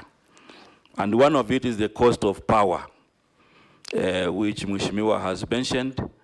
And the cost of power is something that we can also do negotiation with our colleagues in the Ministry of Energy, so that we see the kind of tariffs that will be encouraging manufacturing, and the kind of tariffs that do not encourage, we review them, so that we provide an enabling environment for manufacturing. That also goes with also the taxation. But more importantly on manufacturing, manufacturing also required an enabling environment. And currently what is happening is that manufacturers would want a plug and play arrangement. They come to the country, there's a shorter process for licensing, you show them where to work, and they can work. Currently we have a big challenge with the issues of land. You find that many manufacturers would want, you know, big pieces of land. It is not there. However, because of the special economic zones and also the export processing zone, there is an opportunity there to ensure that we create an enabling environment for manufacturing in our country. And maybe these are some of the things we will discuss as we go along. Speaker, maybe you could add one from Kenyan, who is asking about those special economic zones, CS, that nominee that you have mentioned. A number of these special economic zones now are being seen as havens for tax evasion. And a number of people who are in those special economic zones are importing products apparently for use in the SEZs, but they dump them in the domestic economy. What are you going to do to stem, the Kenyan is asking, what will you do to stem the abuse of the SEZs as tax evasion havens? The action that I will take as the Minister for Trade is to ensure that all the manufacturers pay tax.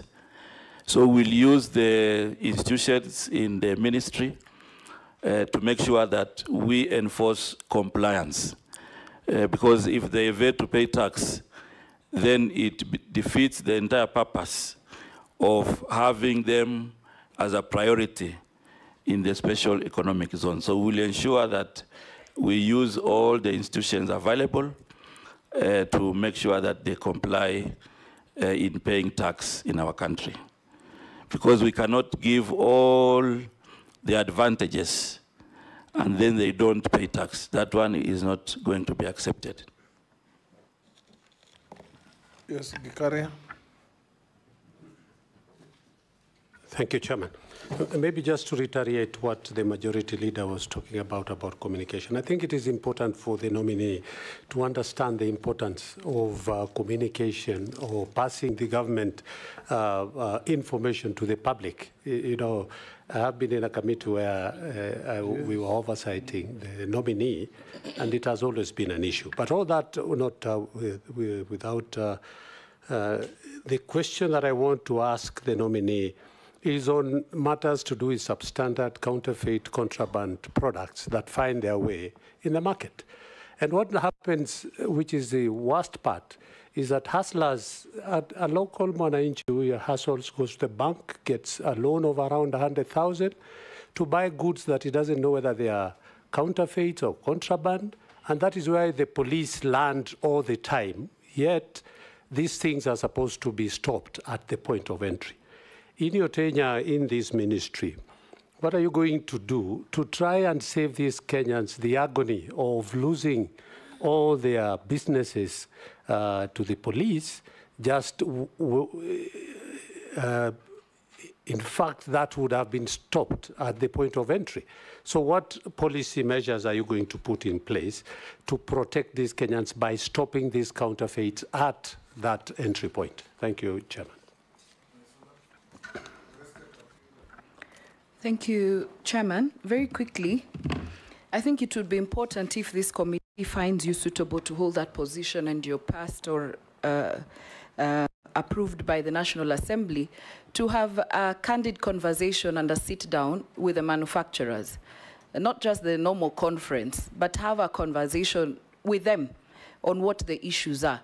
Because we've left it to ourselves to decide it is the taxes, others think it is electricity, other things. Let us hear from them what their real issues are as you come up with the policies. Because if it's about taxes, others think that some manufacturers are favored. When we see exempts, we can almost tell which manufacturer is being favored. And so we want all manufacturers to feel that the country and you and the nation is actually serving them. But quickly to my question, direct question, what measures will you take to harness the entrepreneurial skills of our young people who have a strong focus on digital technology? We keep telling our graduates they are no longer, we don't have enough formal jobs, they should get into entrepreneurship, businesses, but what are we doing, or what will you do to see to it that we harness it and not just telling them there are no white-collar jobs?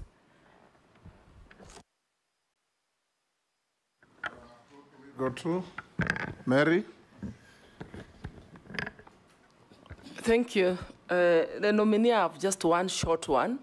Short question. Yes, short question, one. To appease the previous one.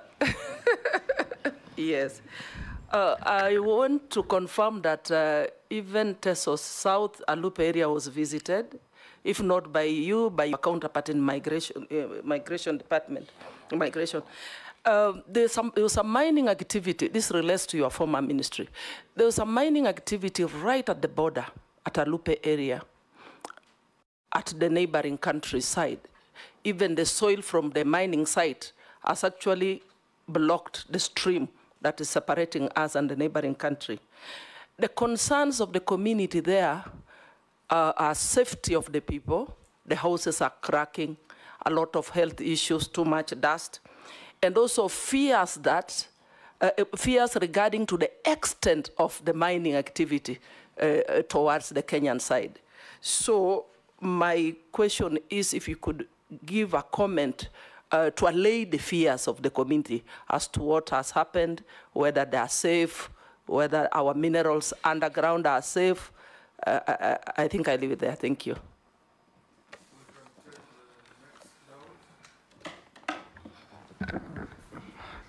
Thank you, Mr. Speaker. To the nominee, Honorable Mvurya. How are you going to, everybody is talking about industries and the big people. How are you going to talk about assisting the small person who is on the street in terms of regulations, in terms of markets for them, small places where they can do business, and regulations and licenses?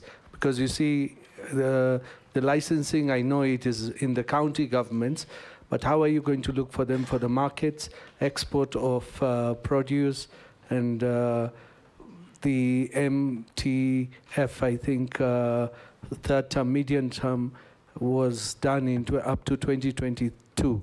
Are you looking at doing the medium term 4 while you are if you are chosen for this ministry? Nominee, you can answer those from Gikarian, Isola, Mary, and Dawood. The short questions. Yeah, thank you very much, Mr. Speaker, Honorable Rahim. First of all, most of the trade issues around small and medium enterprises are devolved. And therefore, the action that I will do in the ministry is first of all to ensure that we develop a cordial relations with the county government. Right now, there are 37 county aggregation and industrial parks, and these are meant to provide an avenue for small-level traders to have a place where they can aggregate, to have a place where they can have the first line of value addition. So this particular model that we are working with the county governments is meant to inspire the local economy. So we will be able to work together to ensure that these CAIPs then become practical, formidable places for value addition, for businesses, and to inspire private investment. And not just the CAIPs, we also have a cluster, of aggregation centers that will also be very useful to aggregate their products and they can prepare for the market. What we will also do at the national level is to support the county governments with the quality checks. So we'll be utilizing our institutions of quality checks that will work with the county governments to make sure that if it is tomatoes that are being aggregated, then we look at the issue of quality. The other issue that Honorable Mary has raised about mining in Alupe, I want to confirm that we have mining activities in our neighboring countries in Uganda, mining of gold in that region. And the investor from across the border has been mining underground, entering into Kenya. And these are issues that we took up with our colleagues in Interior, and the Interior, and together with the Minister of Mining, closed the mine, and it is monitoring those activities. We also scaled up this as a border issue that is also going to attract discussions between Kenya and Uganda to ensure that we don't infringe each other's space. The other issue that Mheshimiwa Naisula has raised about harnessing digital technology, especially for young people, the plan is basically to do incubation and mentorship of ideas. So I intend to provide leadership for Kirdi to mentor and to do business incubation for young people. In addition to that, we'll be able to develop an industrialization fund, which is going to help young entrepreneurs to be able now to advance their business ideas. On the matter of counterfeit, first of all, I want to say that the area of counterfeit is an area that we will need to work together with Parliament to make sure that the Counterfeit Authority, has enough regulations, has enough legislation to deal with the counterfeit in our country. In addition to that, we will introduce a counterfeit integrated management system that is going to be introducing efficiency in identifying counterfeit and contraband goods. We'll also work with KEBS to ensure that they also participate in checking the quality of goods. However, most of these counterfeit goods come across the borders. So we'll work with our colleagues in security to ensure that we also create awareness and enforce compliance so that the borders are not used to bring counterfeit goods to our country. Thank you. Yes, George, yes. Honorable George Murugara. Thank you. Thank you very much, Mr. Speaker. Nominee, I think you had started well in the Ministry of Mining. And I confirm because we went with you to Tharaka Nithi, and while there you mentioned Kitui and West Pokot and other counties. And you mentioned that investors are actually coming to invest in the mining sector in the country. I hope you've not lost the address book, because now it does appear that they may have to pass through you as they come to invest. I'll make you to EPZ. The EPZs are created purely to ensure that we exploit our local raw materials for purposes of export. But we are aware that the raw materials that are used in most of these EPZ industries are actually imported.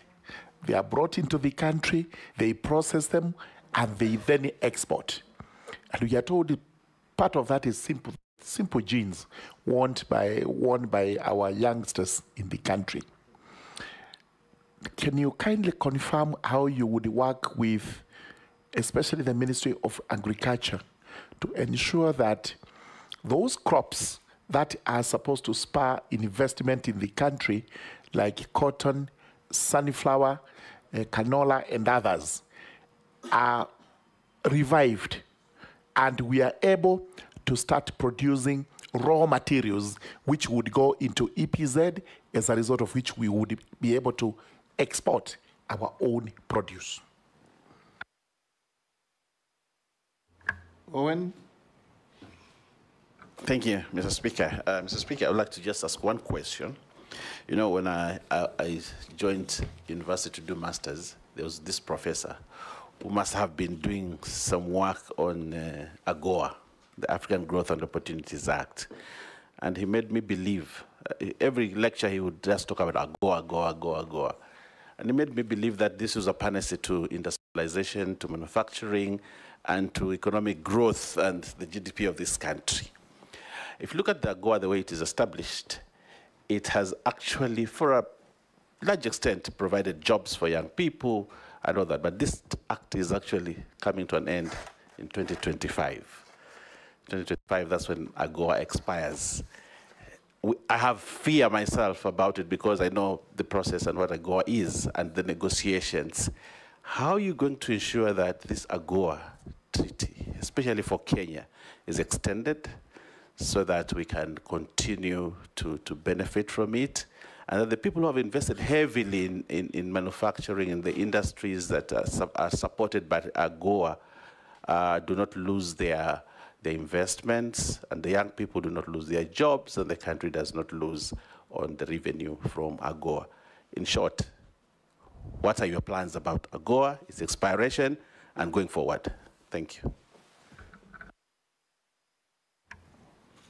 Yeah, thank you, Mr. Speaker.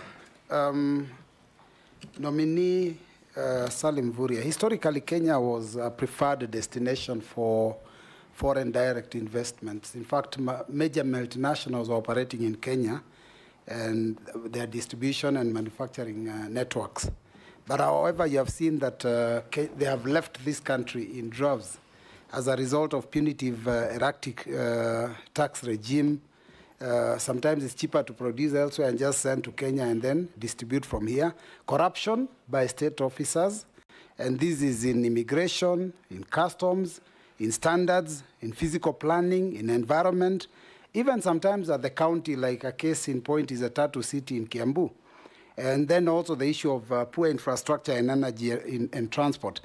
What do you want to do so that you can return Kenya to its lost glory and have those multinationals come back, because then we'll be able to boost the issue of employment of our youth.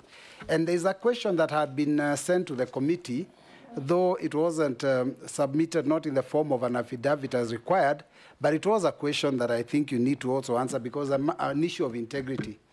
These people are saying that there have been allegations, accusations, and criticism leveled against you on the matters of corruption with respect to misappropriation of county funds when you served as a governor. There is no details. They are just asking, what is your view on these allegations, and how will you build public trust and demonstrate that you are capable of dealing with stopping graft in that ministry? Thank you, Chairman.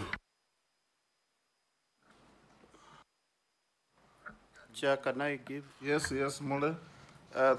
Thank you, Chair. The nominee, Honorable Mvurya, as you are aware that Kenya has invested a lot of funds and resources at Konza City for the last almost 10 years. And as a nominee for investment, trade, and industry, to help the government and the young generation to create jobs, what are your views? What is your vision for Konza City to be realized as quickly as possible to create the most needed jobs for the young generation in this country? The short one, Salim, we can take Razo. Thank you very much, Honorable Speaker. Because of time, I'll ask two questions. Honorable Mvurya, you were governor in Kwale, and then you were a cabinet secretary. For those of us in parliament, I think a lot of us, we feel that you governors who came to the central government still believe you are managers in counties as opposed to workers in the executive. Maybe I want you to really comment on that. My first question is on, because of time, Mr. Speaker. Okay, proceed. Okay. It is on the blue economy and mining. It is estimated that this is $1 billion industry, if properly looked at, or a lot of effort is put into it in mining, in the blue economy of fishing. But at the moment, we are only able to raise even less than 1% of the GDP. Is it that we are underinvesting, particularly in that ministry, or we do not have the necessary human resource? Or maybe because we don't know that that particular industrial resource exists, particularly in excavation of minerals, in the blue economy. Those nominee. Okay, thank you very much, Mr. Speaker. There are 5 questions. Murugara, Owen, Robert, Mule, and Razo.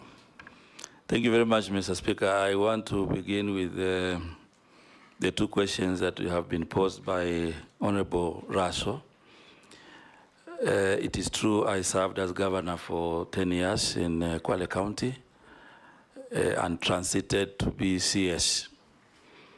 So I want to confirm that I don't think I'm in the county.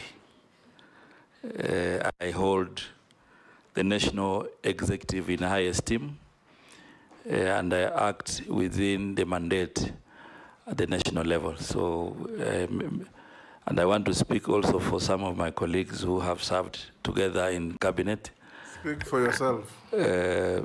Because he said, you governors. You know, I want to confirm that that transition has happened, and it is now a national responsibility. In any case, it was a comment. It was not a question. Oh, I thought it was a question. Yes.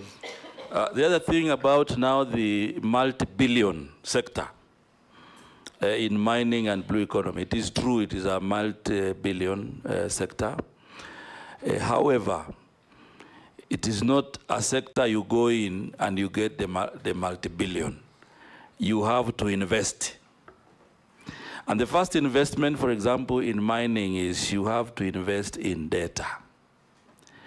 If you expect to reap revenues, then you need, first of all, to invest in data. And that is why it is critical to mention to this House that exploration going forward, government should invest a lot in exploration. So that when you now have discovered coltan, the government is the one saying we have coltan, it has this economic value. Then now you move to investment. But when you have minerals as part of occurrences, you cannot reap the billions. And I give you an example, Mheshimiwa. The little actions that we took in the ministry to just reform licensing and the basic data. Right now, the investments in mining this year will be 221 billion. The investments I mentioned earlier, there's one in Kajiado, clinkerization, 60 billion. So if you combine, you get 221. But it is a sector you have to invest first.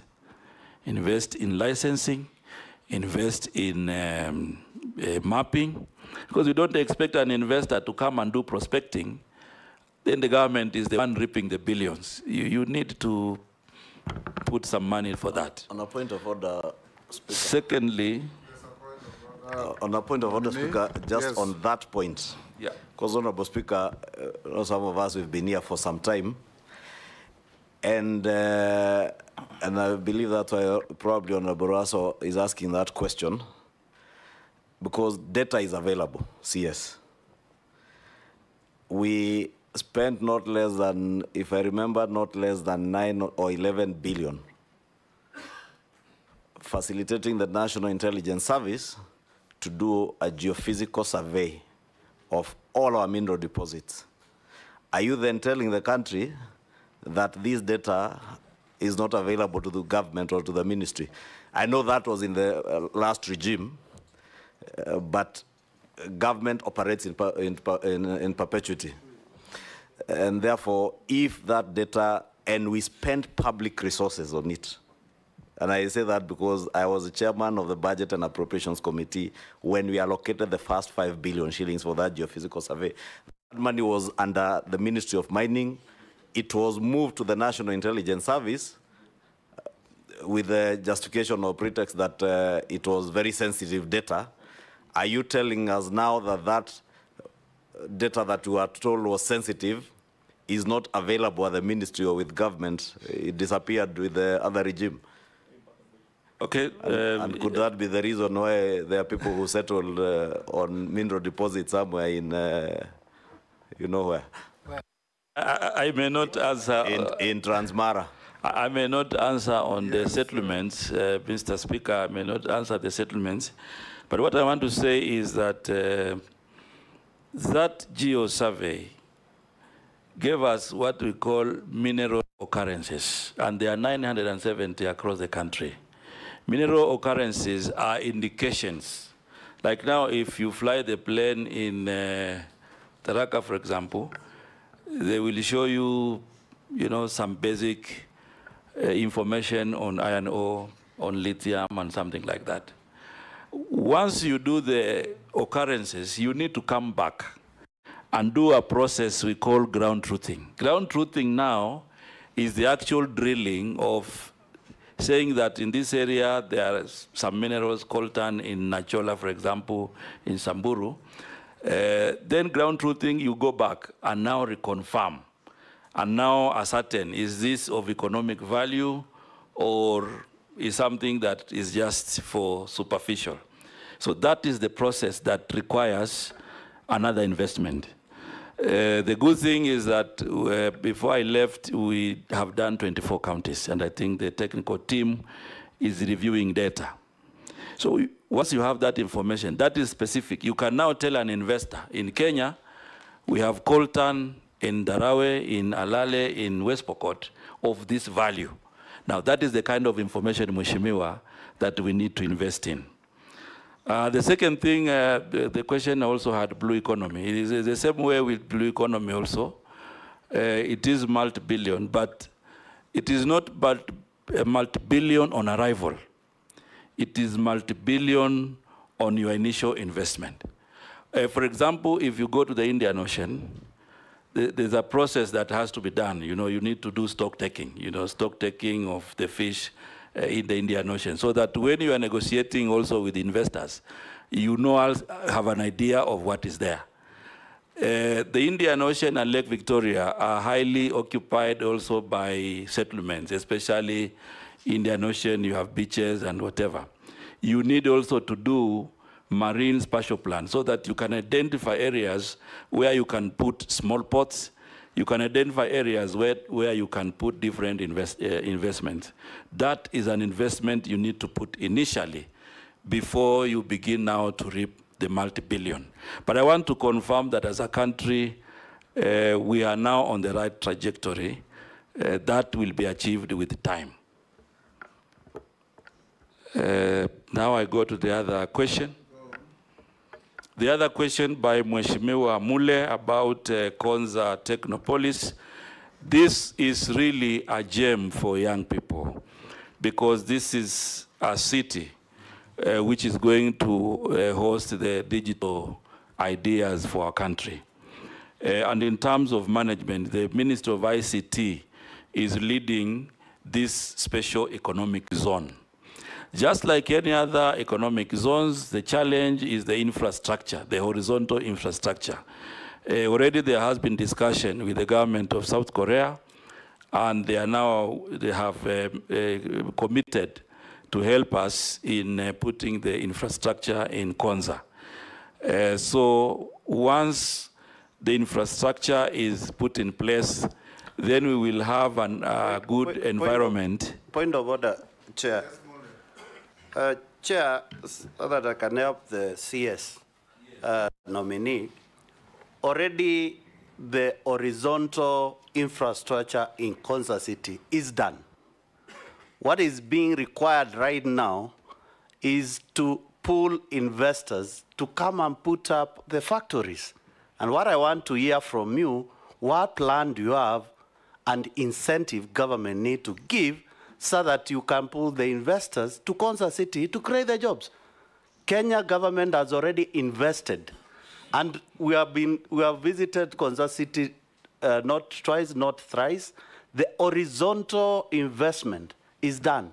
What you are speaking about, Korea government has already committed to put up the technical institution in the city. What are you going to do for the new investors? Mule says Konza Technopolis falls under the ICT ministry. And the investment and all the plans is to make it Kenya's equivalent of the Silicon Valley. So it is not investment to manufacture clothes or shoes or those ordinary manufacturing and trade wares that will fall under him. That's what I understood him to say. Chairman, what I'm looking forward for is the intertwining of the two ministries. We know very well, Konza City, the lead ministry is the ICT. But you are coming to a ministry whereby investment, trade, and industry will be under your purview, whereby government has already created the environment. And in your previous response, you say that the land and the infrastructure is required. Already there is already infrastructure done by Kenya government. It's you to intertwine with the industry ICT ministry to bring us the investors and to create the trade and the industries within the Konza city to create jobs. Mr. Speaker, Mr. Speaker, I thought Konza City is a parastatal on its own, under the Ministry of ICT. Yeah. If I got it wrong, yes. I got it right. It is. Yeah, and parastatals are semi-autonomous things that. That's what I tried to tell the Honorable Mule, but he's asked the question. Let's see if Mvurya has the answer. Yeah, Mr. Speaker, I think there's no contradiction between me and the Honorable Member. Yes. When the Ministry of ICT is taking leadership, yes, we will work together to ensure that we support them and we create the necessary synergies within government to advertise Konza City, to provide support through KenInvest and other institutions in my ministry, to ensure that then it becomes a viable project. So there's no contradiction. Okay. We will work together. Okay. Have you answered all? Robert Mbuis? I haven't gone, I'm now going to his question actually. So I started from the recent. Now I'm coming up until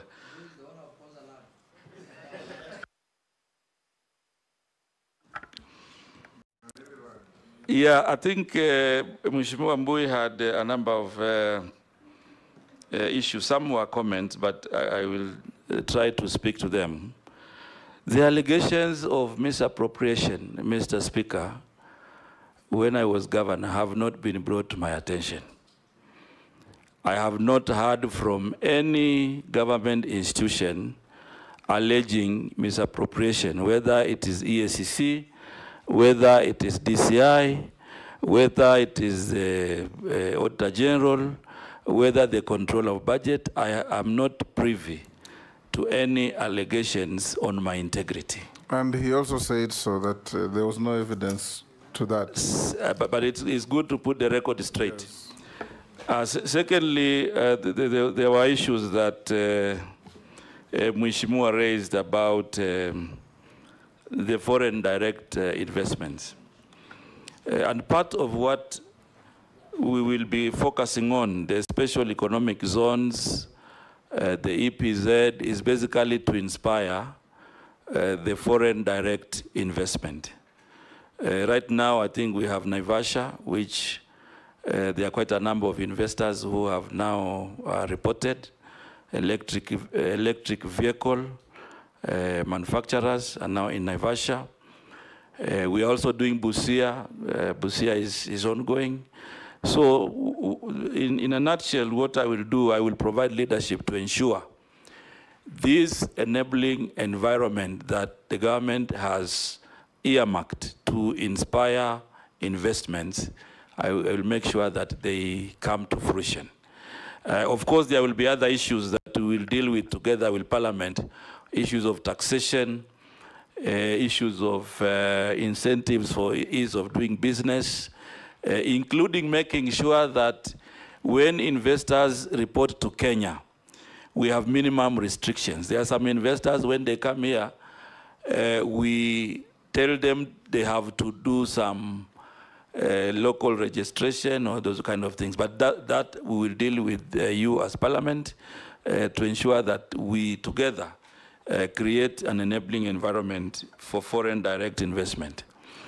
Mheshimiwa Owen, I hear you about the issue of AGOA, and you know, not just your lecturer, but many Kenyans, you know, are used to AGOA, which is coming to an end in 2025.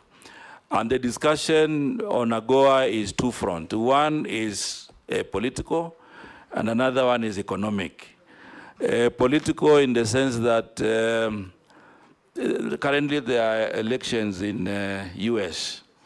And in between, the Congress might not sit to discuss AGOA. However, as government, we've already made our position known as Kenya position, that our wish is AGOA to continue, and that has been put emphatically.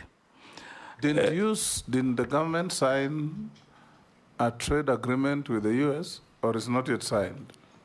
on AGOA? No. Not on AGOA. AGOA is not just about Kenya, it's about Africa. It's about Africa. So you have to go corporate with the rest of Africa. Exactly. So I think the other issue, Mr. Chairman, that I wanted to bring on board is that we all know AGOA and the deadline. The government of Kenya, through the ministry, is also in discussion with the US government for the strategic investment partnership. That is ongoing, and part of what I will be taking over upon approval by this House is to ensure that, we discuss graduating, this STIP into a market access arrangement and a comprehensive free trade agreement. Those are some of the things that I want to commit that we will be putting on the table. Once we succeed to have it as a comprehensive free trade agreement and market access, then we will have had a good transition, from AGOA to this new arrangement. But it's still on the table. There's a meeting next month on STIP, and I'm sure these are some of the ideas that we'll be leading as Kenya. The other question by Mheshimiwa George Murungaru, on, I think there are a number of issues that he mentioned, some comments. It is true we went together to Tharaka. We actually flew together to Kithiori. We saw the iron ore, and there are many things. I want to assure you, Mheshimiwa, there's an investor who is now coming into that area. That's part of the handing over I will do, but also because I'm in investment, we will work with my colleague because he's going to be putting up a value addition point in that area and immediately employ between 500 to 1,000 Kenyans in that area. So that's about the mining.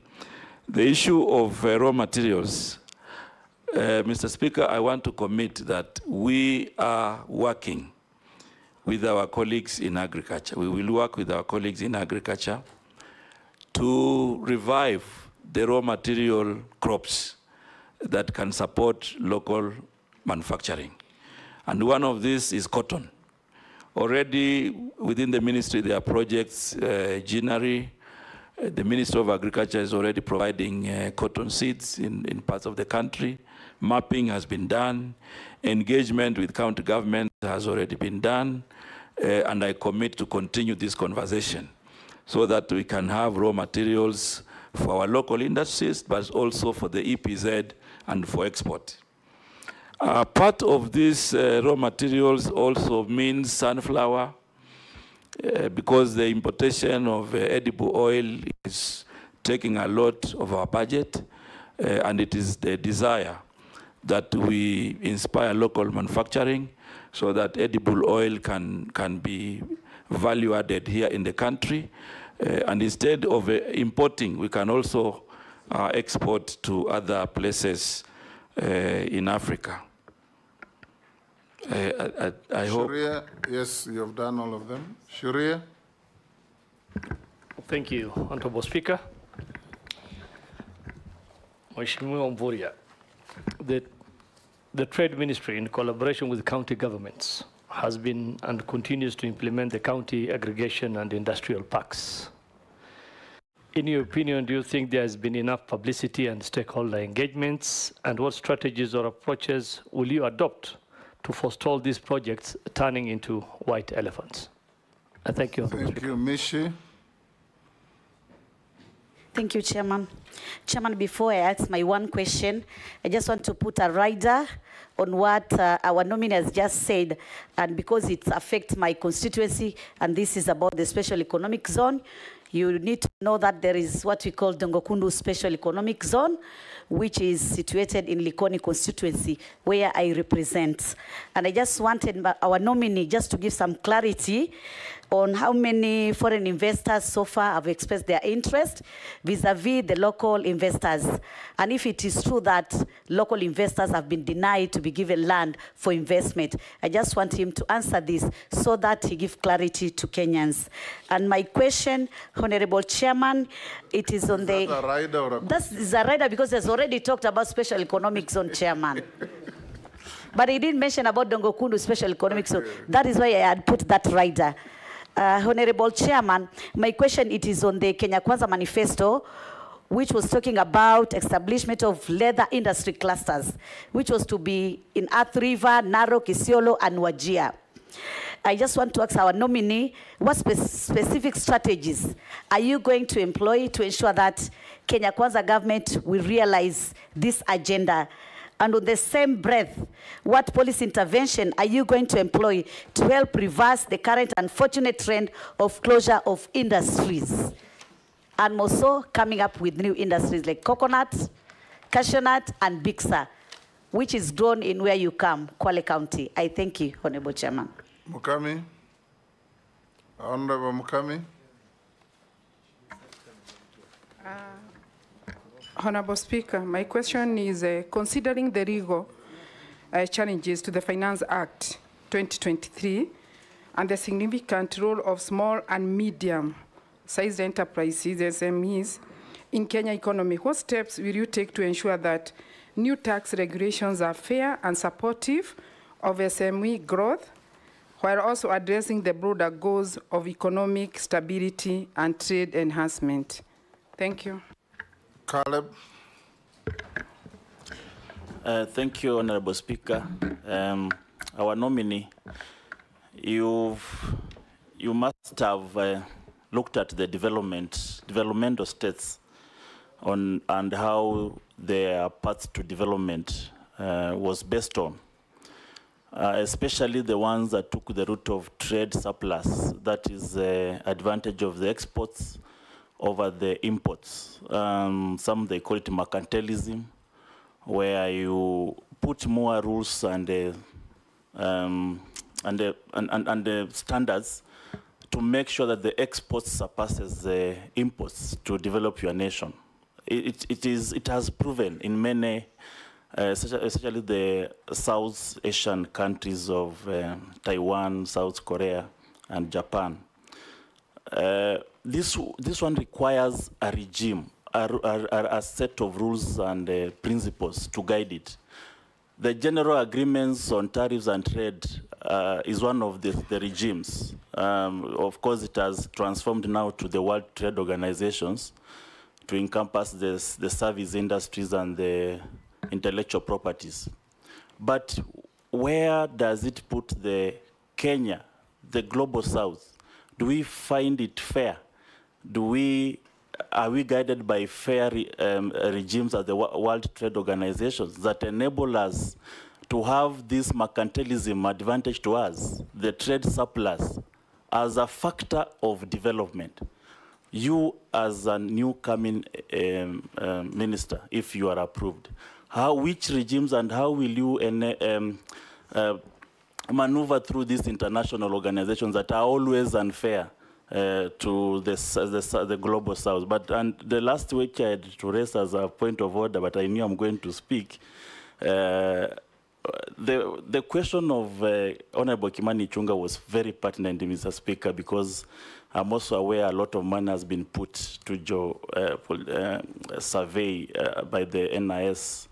But most importantly, Speaker, is that most of the nominees we vet here, they have a lot of promise on what they are going to do. Once they get to the office, they say there's no money for implementation. But we need them to tell us, is there even a paper you wrote requesting for funding that if this one is provided for, then this one will be actioned upon? Nominee. Thank you very much, Mr. Speaker and members. I want to begin from Mheshimiwa Caleb.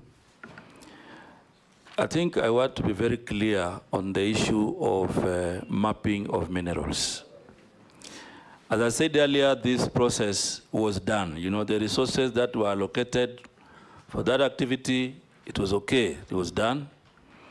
Identified 970 mineral occurrences. Then the process of ground truthing began also with the budget that we had. And now 24 counties have been concluded, and it will continue. I want to be understood that on matters mining and all other areas that have been put before, these are areas that you need to do initial investment before you reap the benefits. I think that is the... I've said that 3 times. I have said it 3 times, but now Mheshimiwa brought it back. That's why I'm saying it again. You may allow me to save time. So it is not an issue of... The question was just clear. If there is any evidence of you requesting maybe the Treasury that if we have this funding towards this project, then we're able to discover our minerals. Just that. Mr. Speaker, I didn't complain. I was giving you the concept of investing and reaping. However, all that I committed in the first vetting, I was able to do. So on that one, I can pen off on that one. The other issue about World Trade Organization and engagement with Kenya government. The World Trade Organization, in my understanding, is an organization which gives broad policy framework for countries. However, when now you want to do specifics, you do negotiations specific to the area that you would like to have advantage. And therefore, I want to confirm that upon approved by this House, I will engage World Trade Organizations at the global framework level and also provide leadership on now specific negotiations. For example, if you are doing negotiations with a certain region, then that is a specific discussion. However, the general framework has to be within the World Trade Organization framework. So the World Trade Organization may not necessarily be a hindrance, but when it comes now to the specific discussions, that is where negotiators and governments have to be very careful to ensure that their national interest is upheld. And on the matters of tariffs and many others, I want to give an example. You know, last year, just one statement, imposing levy on clinker has been able to bring a lot of investments in clinkerization in our country.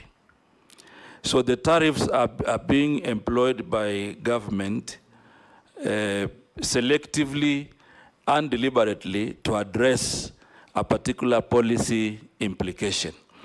And I'm sure these matters of tariffs and taxes, the ministry will not just conclude.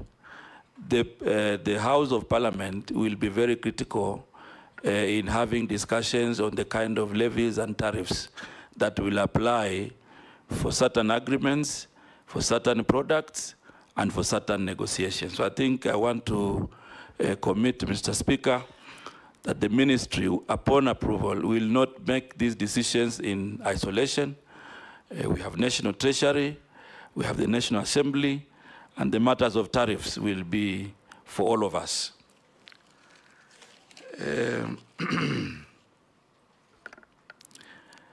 The other question that Mheshimiwa Shurie had asked, whether the KIPES will be white elephants. I want to confirm to you, Mheshimiwa, and this House, and Mr. Speaker, that the KIPES will not be white elephants, because if you look at all the counties, they are addressing a particular value chain. And that value chain is so dear to those counties that we cannot afford to drop the ball. So I will use all my skills to ensure that we properly engage. I will use my skills to ensure that we get the right business model strategically to ensure that the KIPES do not become white elephants. The other question by Mheshimiwa Mishi on Dongo Kundu. And I want to say that I have not skipped Dongo Kundu, Mheshimiwa. It's a very, very important project for Kenya. And it covers Kwale County and Mombasa County. The current situation with Dongo Kundu is that we are now moving on with the implementation of infrastructure. JICA has come in to support the government of Kenya.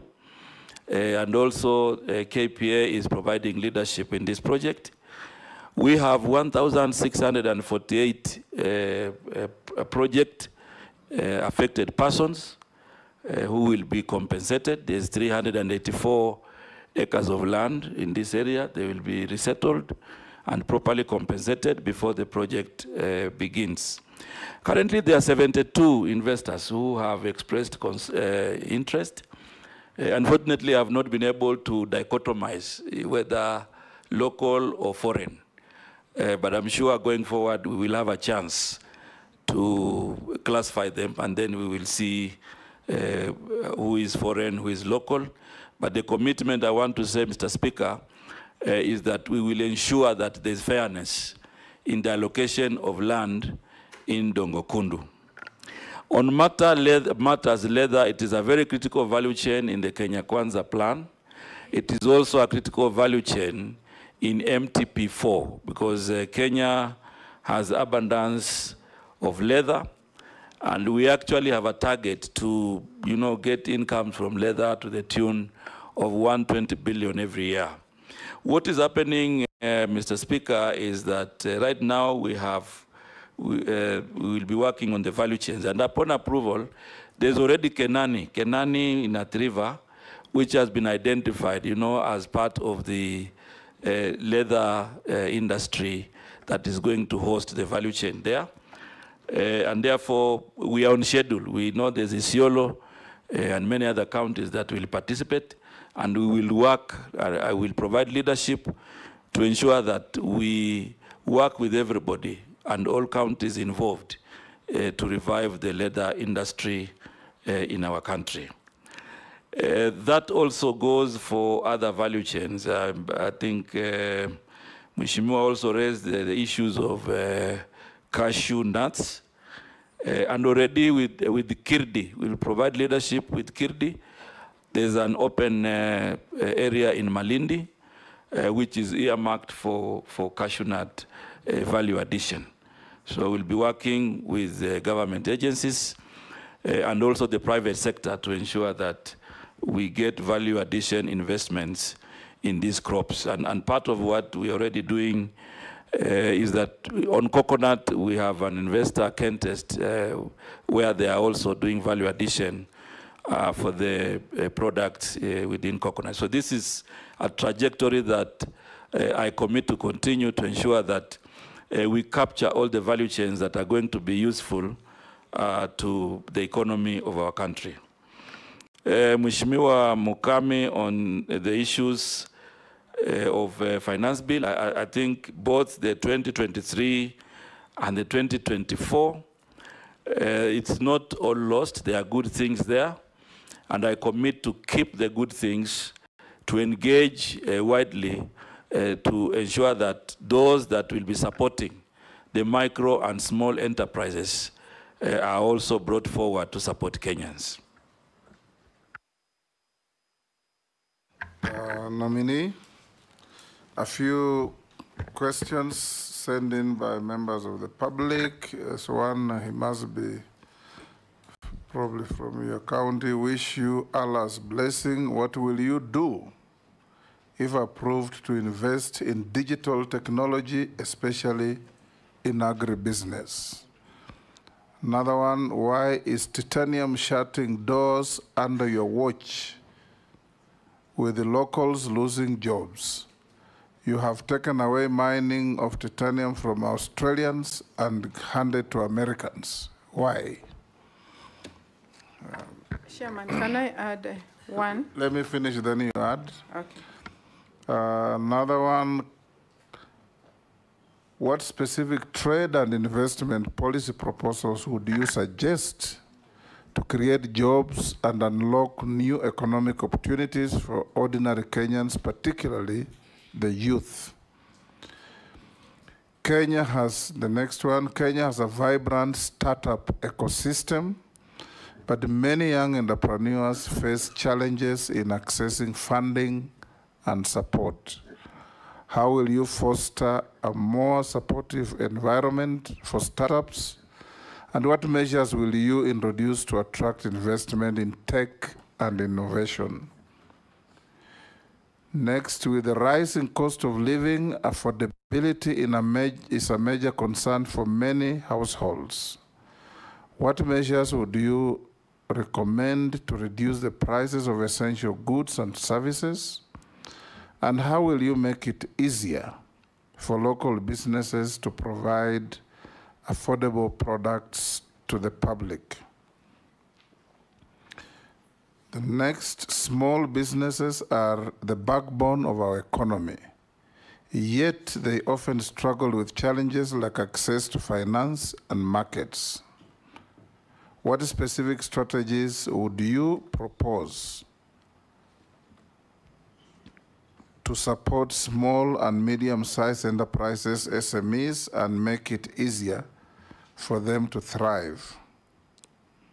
The next, with the rapid growth of the digital economy, many Kenyans are looking for ways to leverage technology for businesses and personal growth.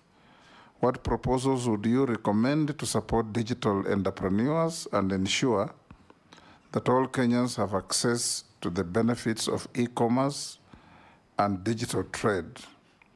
The last is Kenyans are proud of locally made products and want to see more made in Kenya goods in the market. What initiatives will you pursue to support local manufacturing and encourage the production of high-quality Kenyan products? Those are some of the questions from Wananchi who are watching these proceedings that I have sent us to ask you. Honorable Speaker, can I ask mine? Yes, yours or Kenyans? Kenyan. Yes. We wanted to train on beans, githeri, dengu, lentils, and bazi. But from the letter, it says it will cost us 120,000 for every product. That is killed. That means per product, per formulation. How are we going to afford that? And yet, we are urging our young Kenyans to start small businesses. Thank you. Russell. Thank you, Speaker. What emerging markets hold the greatest potential for Kenyan exports, and what support is available to help businesses penetrate these markets? Mr. Speaker, one more. Yes, Caleb. How will the nominee for trade ensure there is balance between the government's appetite for tax and enable environment for investors in the country? This is because reduced taxes is one way of enhancing an enabling environment for trade and wooing investors, ensure predictable tax regime. Okay, go ahead, Salim. Those are Kenyans who are watching you perform here, sending in their questions. Some of them you have been touching on them along the way, but you can answer those that are fresh. Thank you very much, Mr. Speaker, and I want to thank all the Kenyans who are actively watching this vetting, and also for their questions that they have raised to ensure that they get responses. The first issue of digital technology. Digital technology, there's a commitment to have Konza Technopolis, to provide that opportunity on technology, and I'm sure young people will be beneficiaries of this. What I want to commit to this Kenyan who has asked this question is that I'll be part of this program to ensure that young people benefit from this program. The second issue about titanium and closing. I want to make it very clear to all Kenyans, Mr. Speaker, that the closure of Base Titanium has no relationship with me, the ministry, or the government. The closure of Base Titanium is related to the depletion of resources. Last year in October 2023, they wrote a letter. Financial resources or mineral resources? Mineral resources. Last year in October, they wrote a letter to the ministry indicating that they have now exhausted the mine, the titanium that they have been mining in the area that they were given a license. The same Base Titanium has applied for other areas in the country. They have applied in Lamu. They have applied in Tana River. They have applied in a very small area of Kwale County. And those applications have been gazetted and they are under consideration. I'm sure my colleague will be taking over the decisions of those applications. I also want to make it clear, Mr. Speaker, that as government, we didn't have any role in the shareholding by Americans or Australians. Base Titanium is a private company, and therefore when people buy shares, it is not that I'm the one who has given it to Americans. So I want it to be very clear.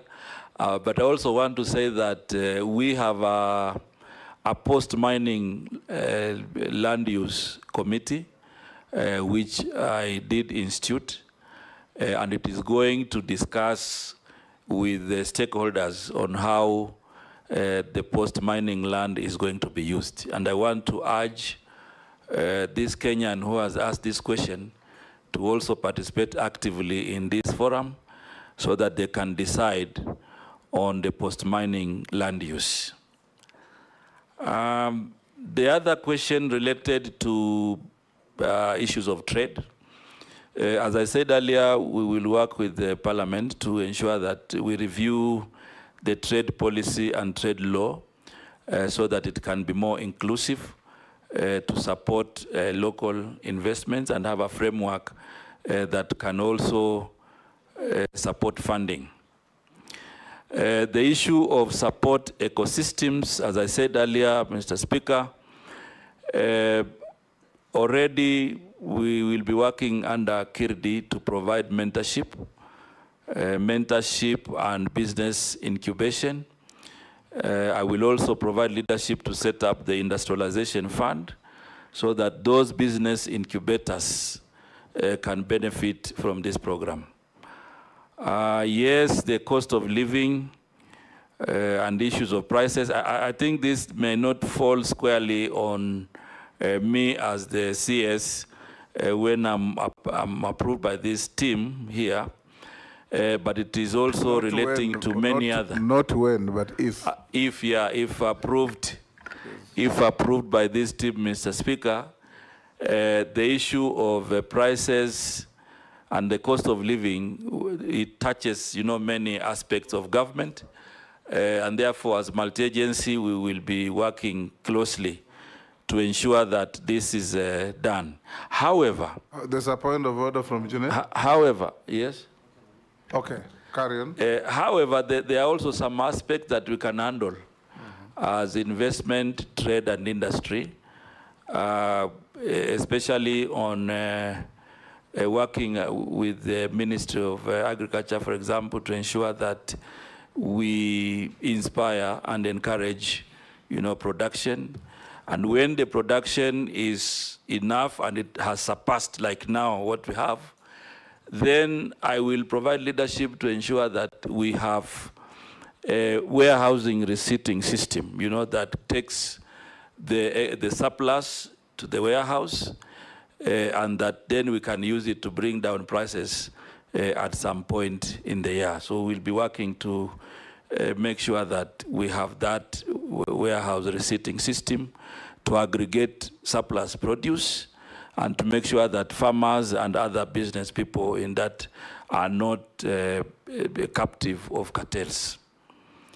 The other issue about SMEs and access to finance and markets, Part of the reform that I will propose upon approval is a situation where the big manufacturers work with the small, medium enterprises. We have a situation where manufacturers are the ones transporting their last mile product. We want to bring regulation, we want to bring a policy and a law that allows the small, medium enterprises to be subcontracted, you know, to be able to deliver to the last mile. This is part of the reform that I will be proposing upon approval. Again, on matters of e-commerce, now that we are focusing more on technology, the ministry will also be working on making sure that we strengthen our presence through e-commerce. People can make the advertisements, they can have systems to pay, and all this. So we'll be working with stakeholders and Parliament to ensure that this comes to fruition. The issue of local products in the local market, I think I also agree that as Kenyans, we are very proud when we buy Kenya and build Kenya. So in this front, I'll be activating the Kenya Invest and the Kenya Branding Agency to ensure that we promote the local products. Most of our products are not properly advertised. And part of the reform is to ensure that Kenya Invest and the Kenya Export Promotion and Branding Agency come to this field so that we can have a lot of advertisement of our local products and of course work on other issues of quality, look at our quality laws, whether they are sufficient, and propose amendments where need be.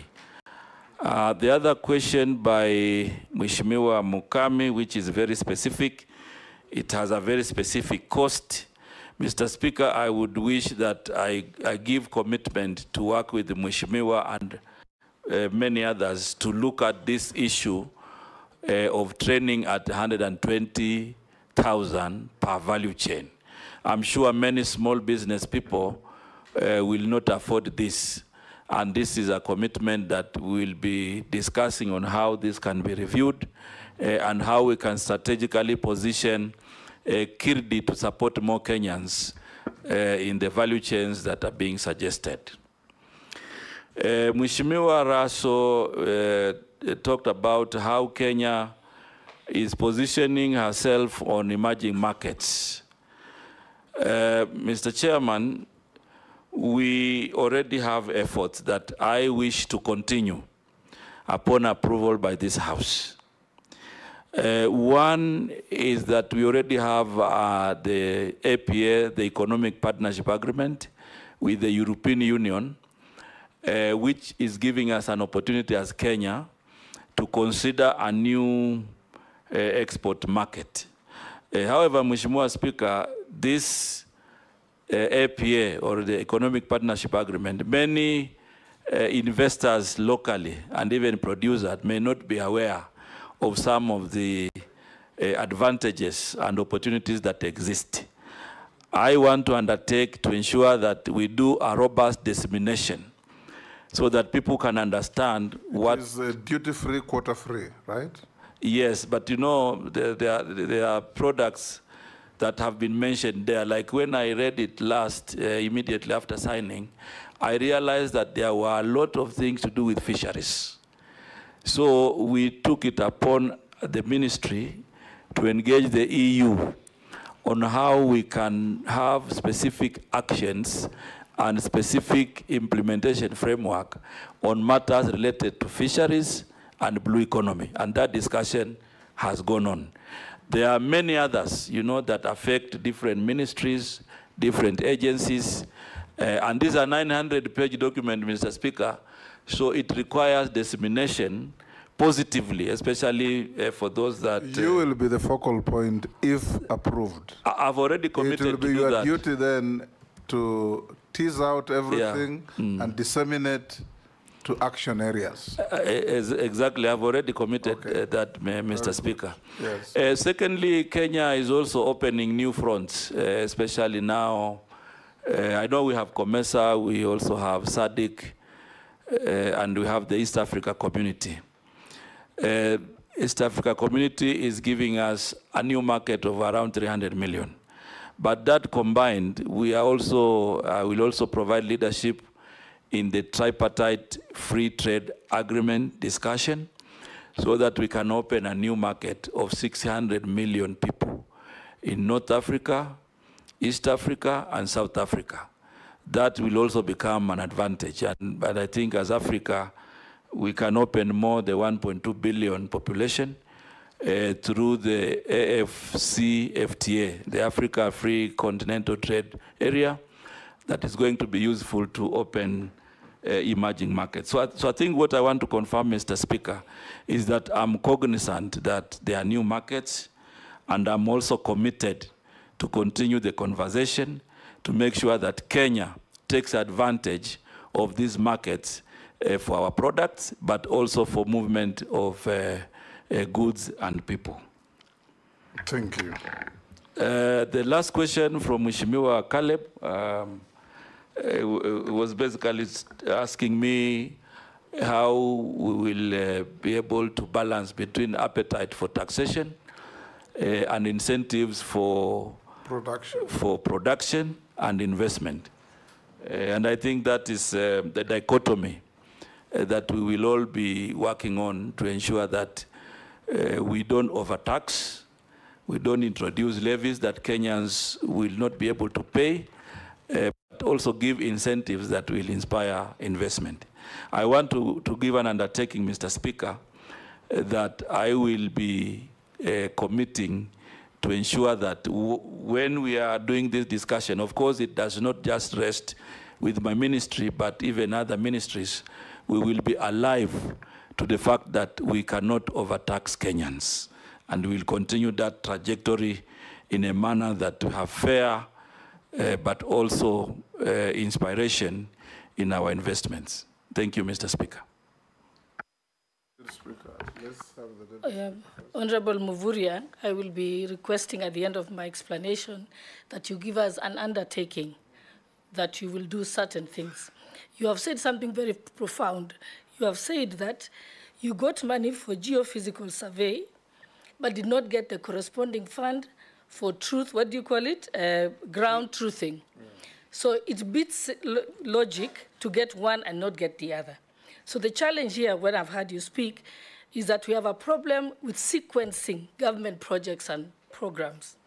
For example, Rivertex in Eldoret, investment was put into it, state-of-the-art factory. But unfortunately, you did not promote local growing of cotton first. Therefore, they are importing cotton, so it's not benefiting the locals. On edible oil, there's been a lot of talk about we don't want importation of edible oil. But by now, we should have marshaled all our farmers to grow sunflower, canola, coconut, so that by the time you're bringing the industry to come and make edible oil here in Kenya, we have the raw material. When it comes to rice, again, we want to stop importation of rice, but there is no corresponding program to promote maximizing the growing of rice. So even if we say we are going to be milling our rice in big numbers so as not to import, we haven't done the first things first. Sequencing is a clear problem. On the issue of clinker, we have put levy on clinker, but we did not ensure that we have sufficient clinker deposits in the country and that are already being mined so that as we put the levy, we ensure that we have enough deposits in the country. That is why the price of cement has hardly changed. So can you confirm that when you become the minister, if we confirm you, of investments, trade and industry, you will ensure that you have a Gantt chart at your desk, a dashboard where you can actually make sure the sequencing is correct for it to make economic logic, because that seems to be the only problem. Do we have your confirmation, sir? Speaker, on the same, during the finance bill on the sanitary towels, it's the same thing. The raw materials are expensive. for the manufacturers, local manufacturers. And that is why, during the amendments, Honorable Leah now brought amendments to exempt the raw materials. So there has to be a sequence, not just putting taxes on the on the imports, and we're not dealing on the raw materials. He hasn't given assurance. He will give when he starts answering. Mr. Speaker, there is one issue I wanted to bring in conclusion to the attention of the nominee. Mr. Speaker, in the ministry is going to, in the 2 years that have passed, or 1.5 years, there was a program that was done in that ministry of importing edible oil of billions of shillings through KNTC. And that edible oil ended up staying in the stores of KNTC close to a year, I think, until it expired, or it is still there, or it was sold. I can't ascertain. And recently, the managing director of KNTC was taken to court, I think last week or the other week. And the government looks like the government lost a colossal amount of money, billions of shillings. And that program was meant to lower the cost of living. At that time, the cost of, edible oil was very high. So it was thought that if it is imported, it can reduce. But it ended up coming here more expensive than the locally manufactured one. So how do that ghost is waiting for you in that ministry, if you are approved by this committee? Are you willing to go into that ministry with that kind of ghost, or what do you think? I'm sure you have done your survey, or how will you handle that matter? Because it's going to wait for you there. And maybe as a supplementary to that one, a quick one, do we still need KNTC as a trader of commodities in the current world, free market? Mini, can you start with the undertaking, then cascade down? Thank you very much, Mr. Speaker. You see the question that Honorable Gladys raised is not a yes and no. I have to say something to affirm. Of course, I will be affirming. We are running out of time, so be very... Yeah, but this is pertinent, Mr. Speaker. If I don't get it right here, I'll be misquoted. Okay. First thing is that the geo-survey and the ground truthing were funded. Geo-survey, then we realized we needed ground truthing. We requested for, not simultaneous, separately. When I went in, I then made the proposal to do ground truthing. It was funded. Some money was removed during supplementary, but as I said earlier, some work has gone on in 24 counties. Secondly, on the issue of Rivertex and all these others, I want to give an undertaking. Using my project management skills, the sequence will change. I know the sequence also involves other government agencies. My undertaking is that I will provide leadership to ensure that if it is funding, if it is decisions, we do on all steps so that we don't end up where we have ended. Okay, I know, right? Thank you. Then I now have an audio-visual evidence of exactly. And I want to, we will be playing it, Mr. Speaker, at some point to see how things are moving. And I know there is an issue with edible oil about the imposition of levy for crude palm oil. It is the current matter for discussion. And as you rightly put it, Madam Mheshimiwa, the levy was not in bad faith. However, it is the sequencing, because the levy was meant to promote the local manufacturers to, at this time, to have worked with farmers, the sunflower farmers and other farmers, to have edible oil value added here in the country. So sequencing, again, has brought a challenge. On that particular matter, I'll be working with the National Treasury, the manufacturers, so that we can see an amicable resolution to that matter, which is very live in public. I'm sure Mheshimiwa Naisula was adding the sequence issue, so I really don't need to respond to. Mr. Speaker, I want to assure this House, even though there are challenges that have happened with the KNTC, upon approval, I will report to the ministry. I have no fears, Mheshimiwa Junet. I will go to the ministry. I'm aware that there are legal proceedings going on with the issues that have been raised. We will allow the legal process to continue. But the action for me upon approval is to now rethink KNTC and see how we can do basic reforms to make it more effective or make other decisions. So, Mheshimiwa Ichung'wah, that is something that I'm also thinking about, seeing the kind of reforms. It is not responding to whether we need it, but when we do an analysis and the reforms, then we will come up with a good decision. Is it under among the 47 that you pass in cabinet to get rid of? I'm not, I haven't looked at the list, Mr. Speaker, but what I'm saying is whichever way we look at basic reforms to make it more efficient. But my question was CS, because we are here to ascertain your capacity and ability to take over that ministry.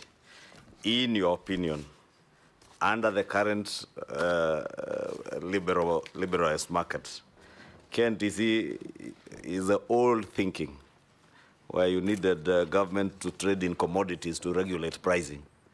Do we honestly need KNTC, in your own opinion? In my own opinion, Mr. Speaker,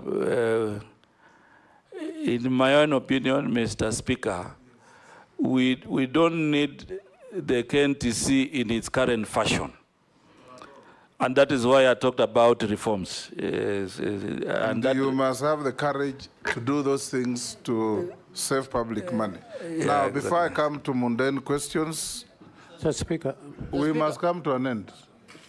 We must come to an end. Okay. Yes, there is only one question that has been sent asking you, nominee, that there's a company called Kenatco, which is still in GOK books as a parastatal 100% owned by ICDC.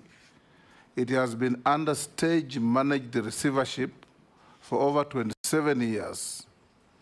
What measures will you put in place to simply wind it up or privatize it? Mr. Speaker, you know Kenatco? Yes. Yes. The measures upon approval, my first assignment will be to understand it, because I think the Kenyan has put some basic information, but there will be more that we will need to find out, and then appropriate action is taken. So I will take it up, Mr. Speaker, to ensure that we get to the bottom of the matter, and then we make the necessary decision. Okay. Yes, Russell? I think unlike KNTC, with Uber, Kenatco should go. Do we need it really? Yes, yes, it does.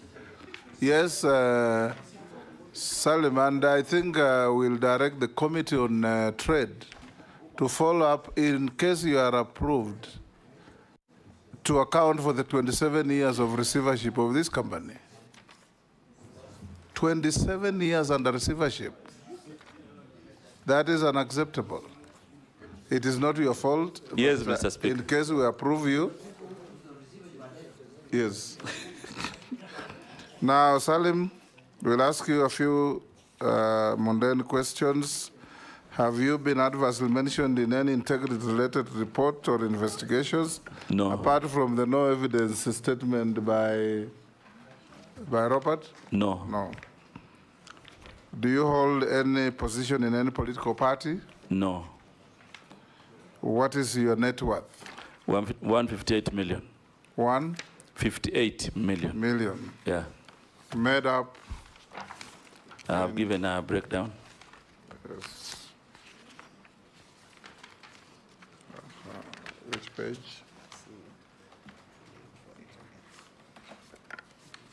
Your assistant is just laughing there. He should be helping us. to identify the page because you should have carried documents. Is that your assistant? Yes. I can't see because you know now I'm facing you, Mr. Speaker. There's a gentleman who walked in with you. I believe he's your assistant. He's sitting there looking very happy. Yes. Mr. Speaker, it's page 6. The assistant is fired. The MPs have found the page. Yes, MPs have found the page and have done the work of your assistant. Yes, we see what you have. When we last vetted you, what were you worth? 120. 120. Yeah. So you have had a growth of 38 million. Yes. How did it come up? The value of the property, some property were completed, and yeah. Good. Mr. Speaker, point of order. Yes. In his CV, yes, he says he went KCPE in 1779. Those are typos.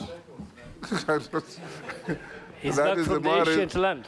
That's the more reason why you should fire your assistant. Your assistant. Mr. Speaker, yes. Just, Waziri, from your declaration of wealth, have you benefited from the mortgage scheme as a cabinet secretary?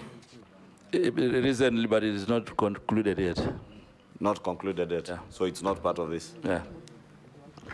Okay, nominee, we are coming to an end. Make sure you take your documents with you.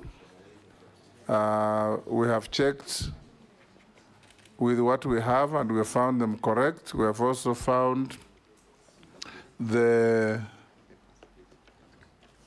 issues that were sent through memoranda against or for you, 21 of them, you satisfactorily responded.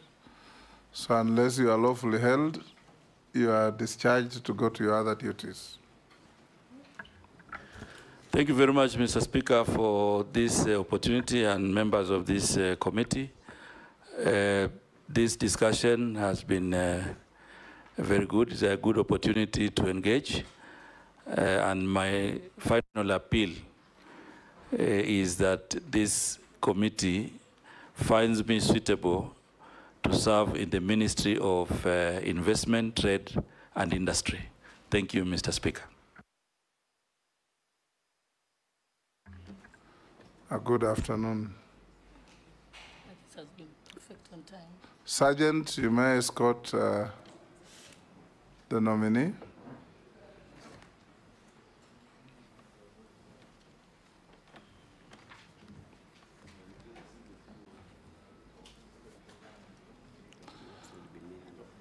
Members, you have 5 minutes to allow the pardon? You need to pray. My Muslim friends normally pray for 3 minutes. No lunch. Lunch will come later. Yeah? Yes. Yeah, 3 in the yes. morning. Yeah. You have 10 minutes to come back. Don't go for lunch. This one was well managed. Yes. Yeah.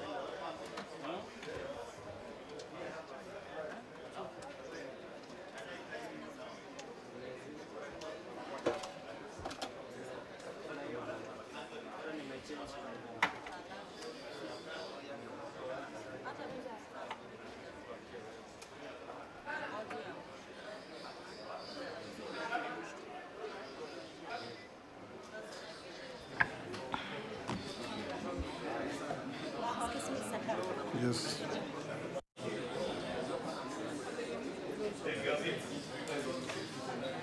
Members, take your seats. Mukami, take your seat. Gikaria, take your seat.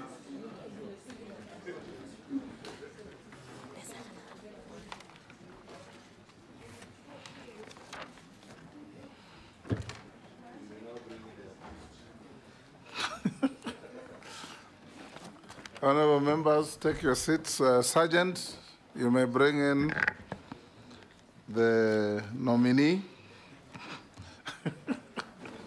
The accused.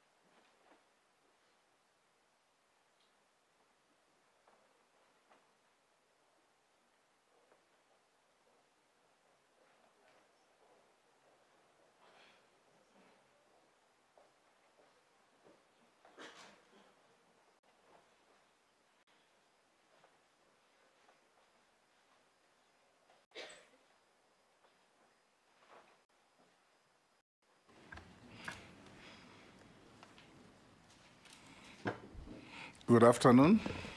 Good afternoon. Take your seats. For the record, you are called Rebecca Miano, AGH. Use the mic. Yes, Mr. Chairman. Yes. My name is Rebecca Miano, EGH. Good. Welcome to this Committee of the National Assembly, Committee on Appointments, to vet you or have approval hearings to assess your suitability, to recommend to His Excellency the President to appoint you to the position of Minister, Cabinet Secretary for the Tourism and Wildlife Ministry. This committee is a committee of the National Assembly, and I'm the chairman. On my right is the Deputy Speaker, Gladys Boss. My left is the Clerk of the National Assembly, Samuel Njoroge. I'll invite members to quickly introduce themselves. Naisula Lesuda, MP Samburu West. Kimani Shongo. Nelson Koech. David Kosing. Gikaria David Nakuru East. Masemeri. Abdul Rahim Daud. George Gitonga Murugara. Owen Bayer. Stephen Mule. Dido Raso. Mishimboko. Rehab Mukami. Caleb Amisi Saboti. Rebecca Miano, you are one of the few with the luck to be vetted twice. We did vet you just about 2 years ago, and here you are again. We'll start in earnest by inviting you to take an oath. And the oath is on the holy books, either the Quran, the Bible, or the Hindu holy book, whichever is your faith. Which one? I will take the Holy Bible. The Holy Bible. So be upstanding and take the Bible in your right hand and recite the oath. I, Rebecca Miano, do swear that the evidence I shall give before this committee on the matter under its consideration shall be the truth, the whole truth, and nothing but the truth, so help me God. Thank you. You may sit and sign to the oath.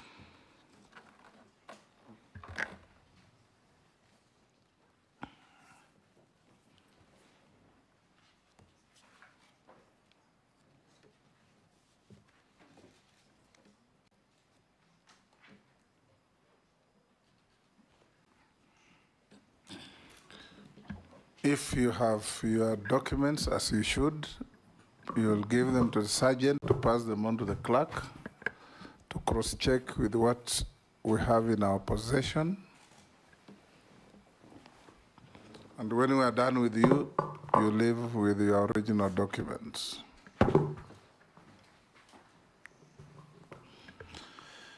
In just under 5 minutes, Rebecca, for purposes of these proceedings, members will be referring to you, including myself, as nominee. So nominee, tell the committee your name, your educational background, your work experience, and your key competences that make you suitable for being recommended to take up the appointment for which you have been proposed. Thank you very much, Mr. Chairman and honorable members. My name is Rebecca Miano, the nominee for the docket of tourism and wildlife. I am a lawyer by profession, having graduated from the University of Nairobi, and also an advocate of the High Court of Kenya of good standing. I have been able to do leadership trainings at Harvard University, at the IP3, and many others. I am an alumni of Strathmore University and Navarra University, Spain.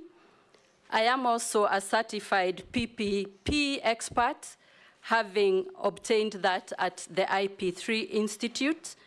I have been trained on advanced negotiation skills, and also a member of the Fast Forward Premium Leadership Group that consists of leaders in Kenya. Mr. Chairman, over time, in my workstations, I have ended up in the C-suite offices, the last one being a CEO for 5 years.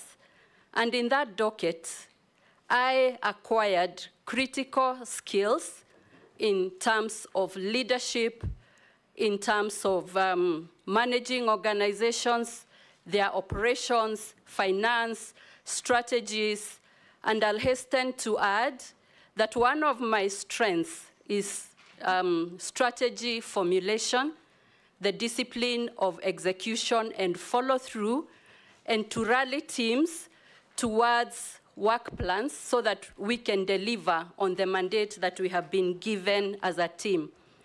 I have been a legal advisor with experience of over 30 years, handling all matters legal, overseeing litigation, commercial transactions. I am very conversant with the international financing models, having negotiated financing for many infrastructure projects. Mr. Chairman, I was later then appointed or sworn in as a cabinet secretary after vetting by this committee, and I took over the docket of East Africa Community, and thereafter, after a reshuffle, I moved to the Ministry of Investments, Trade and Industry. In those dockets, I have come to get a deep understanding of the operations of government, the strategy and the manifesto that is being implemented. And Mr. Chairman, I feel that the competencies I have, which I have described, that is academic qualification, managerial and leadership, the technical skills, all those have gone a long way to hone me and prepare me for even another docket. I will now invite the Deputy Speaker to be the first to go, to ask you. And your answer should be concise and precise. Thank you. Yes. Mine are really not questions, but something that, issues that have been raised at with the hotel industry that we'd like some assurance should you be approved that you will undertake. Hotel industry is complaining that the classification or star rating of hotels was last done 6 years ago. If we approve you, will you ensure that that is done in the quickest time possible? Because it's making it difficult to attract tourism. Also, there is the issue of Airbnb accommodation that has caused some security challenges. And this one will require an answer. What will you do, if approved, to ensure that the Tourism Regulatory Authority has the ability to do it, or the vision you have to do that, since it's an emerging market? And lastly, the two funds, the Tourism Fund and the Tourism Promotion Fund, what can they do to support the tourism parastatal so they can execute their mandate? Thank you. Go ahead and respond. Thank you very much, Mr. Chairman. On the question of classification, it is indeed very important that hotels are classified, because then they give them world-class practice. We know that world over, classification of hotels is a necessity. And besides that, it is a requirement of the East Africa community that hotels are classified.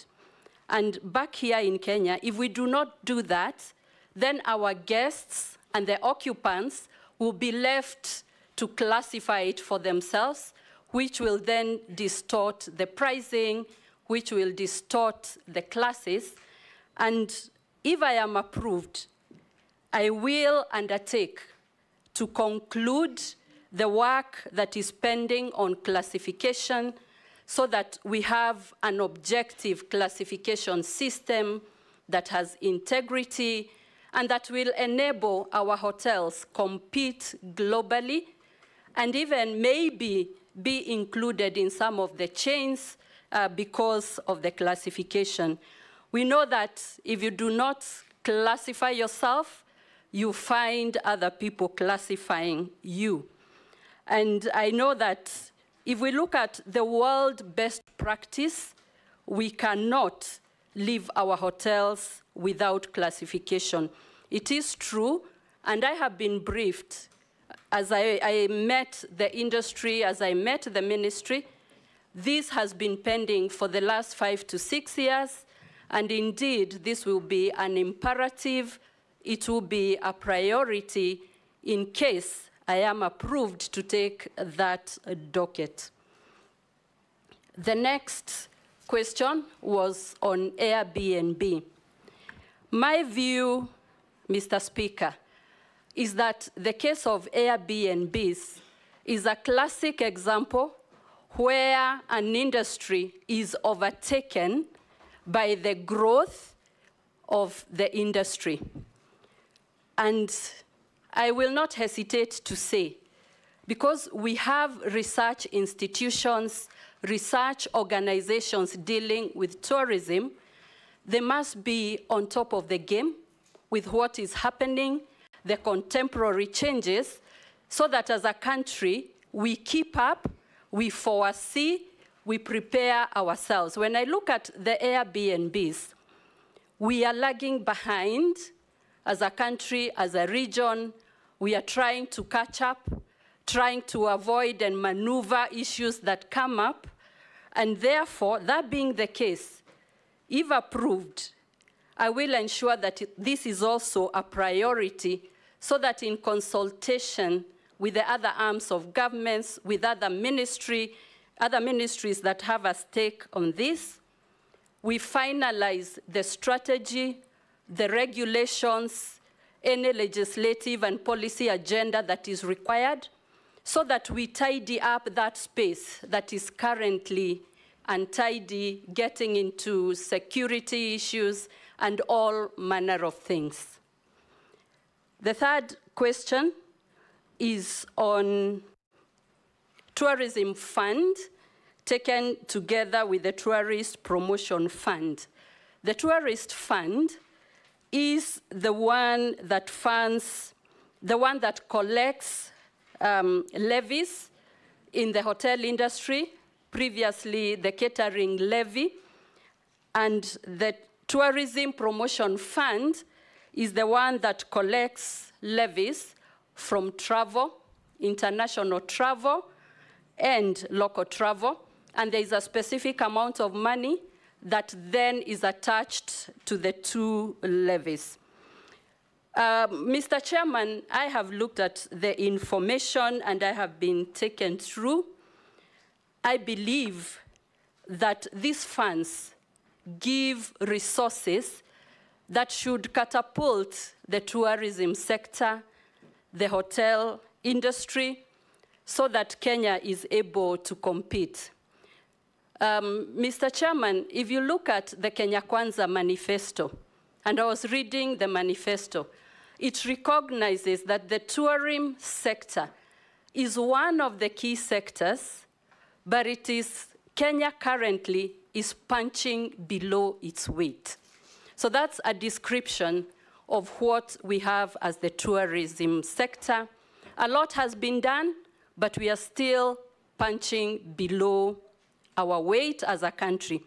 If you look at the numbers, Mr. Chairman, with a population of 55 million and counting, and our tourist data of about 2 million to 2.3 million visitors, that confirms that Kenya is punching below the weight. Many countries that have succeeded in tourism actually are now getting more visitors than residents, or the ratio is a little better than we are seeing in Kenya. But the contradiction that I see is that Kenya is a destination that is much better than many other destinations that are attracting very many tourists. The Creator has endowed Kenya with the weather, natural resources, people who are hospitable, and many, many other tourist attractions. But then we are still punching below the weight. So these two funds should then be structured in a way that it addresses this burning platform. I'll call it a burning platform because it is urgent. It is something we need to do. And as a country, this tourism sector will be the one that will take Kenya, among the ones that will take Kenya to the next level. And therefore, we will structure, we will organize so that the fund is able to fund the critical priority activities that are required to develop and promote tourism. Majority Leader, you have any question? She has said what I would have asked in her preamble. I have no question. Minority Leader?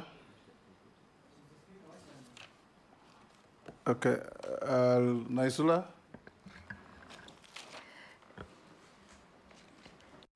Honorable Miano, leadership requires that you're not only seen or heard, but your leadership must be felt by the legacies that one leaves wherever they have been. So very briefly, just mention two things that you have left as a legacy in the two dockets that you previously held in a short period of time, 2 years. What can you say are those two things? And what is the legacy you will want to leave in the docket you will hold if this committee and the National Assembly approves you? Lastly, having worked as the CS of East Africa Community, do you consider Kenya to be competitive in its tourism? There's one day I landed at JKIA. I was so happy because there were so many people from the international community who had landed at JKIA. And I was like, wow, all these people are going to Masai Mara, to the coast, or somewhere else.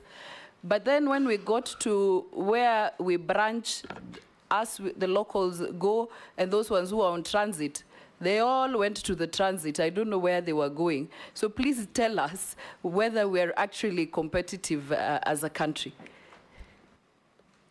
We'll take another. Nelson?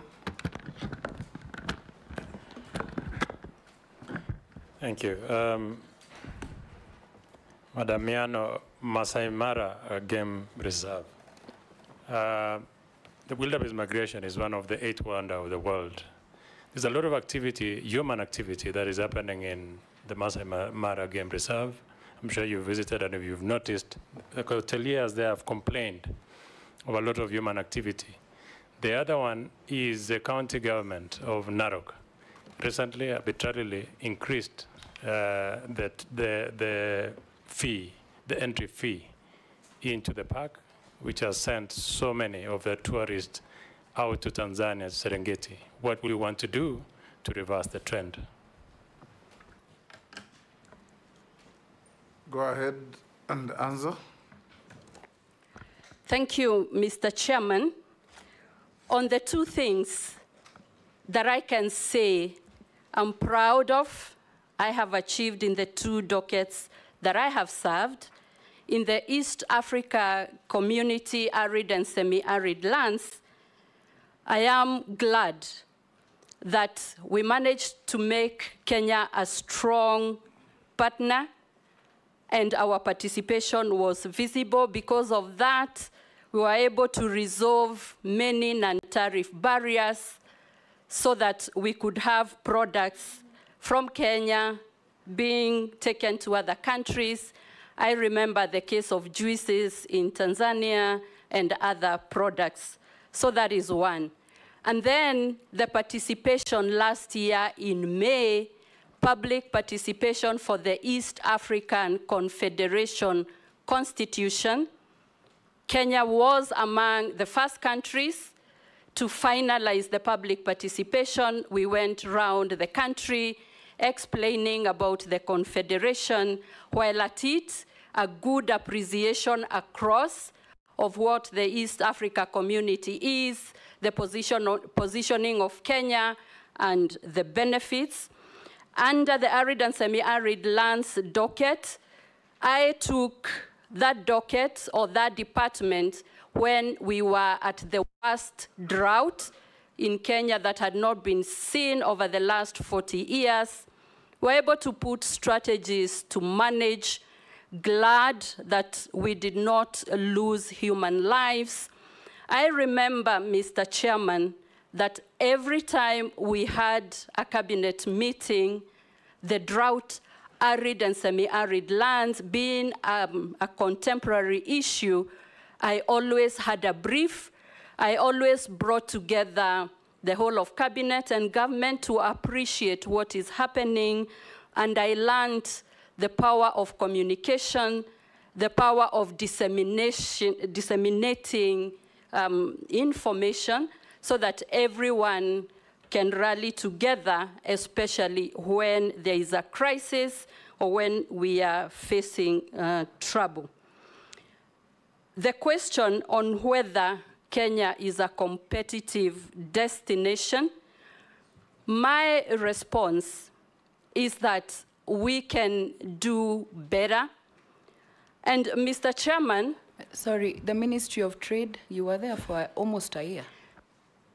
Thank you very much. In the Ministry of Trade, I am very happy that for the 7 to 8 months that I was there, we were able to register significant and tangible results. We hastened the conclusion of the European Union Economic Partnership Agreement. We took it through the process of ratification. We signed it. And right now, there is a process to disseminate the information across the counties in partnership with the industry so that the country can appreciate the opportunities that are available in this great market covering 26 European countries, and it will be quota-free, duty-free. We were able to achieve that. Mr. Chairman, we have managed to create a robust relationship and participation with the private sector, roundtables to discuss issues. And based on that, I was appointed to chair the Business Reforms Action Plan with a timeline of 3 months, We met many stakeholders. We have a catalog, a whole menu of what issues are ailing industry, especially regarding the cost of doing business. I submitted the action plan to the cabinet. We then distilled it, and each ministry right now has a list of issues that they need to address if we are to strengthen investment, trade, and industries.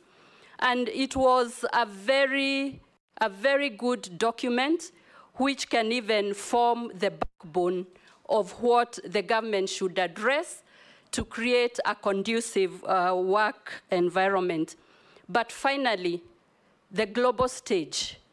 We were able to have trade and business forums in various countries where we showcased Kenya as an investment destination. And I saw the rankings that were released in the last few months. Kenya was rated as the best destination for investment in 2024. We attracted a lot of startup capital, much more than our contemporaries in Africa. And we have quite a significant number of rankings. And if you recall, something that touches on tourism, a renowned travel agent from America did announce that Nairobi is the best city to visit in 2024, beating Montreal, Paris, and all the other cities. And so we have significant work that is going on, and I'm sure that my successor will find a lot of systems already going, and it will just be plug and play. On the question of competitiveness of our tourism sector, Mr. Chairman, I would say that we have room for improvement. And the reason I say this, competitiveness is measured not only in terms of monetary value, but what services go with it and what products that we have. We know that for a long time, Kenya has been known for its beaches and safaris, what we call beach and bush. But the endowment we have in this country requires that we have diversification of products. We have heritage attractions. We have cultural, sports, and many other things that we can cement and package. If you look at the monetary bit of the competitiveness, local tourism does seem to suggest that we are not very competitive. Our local tourism is still very low.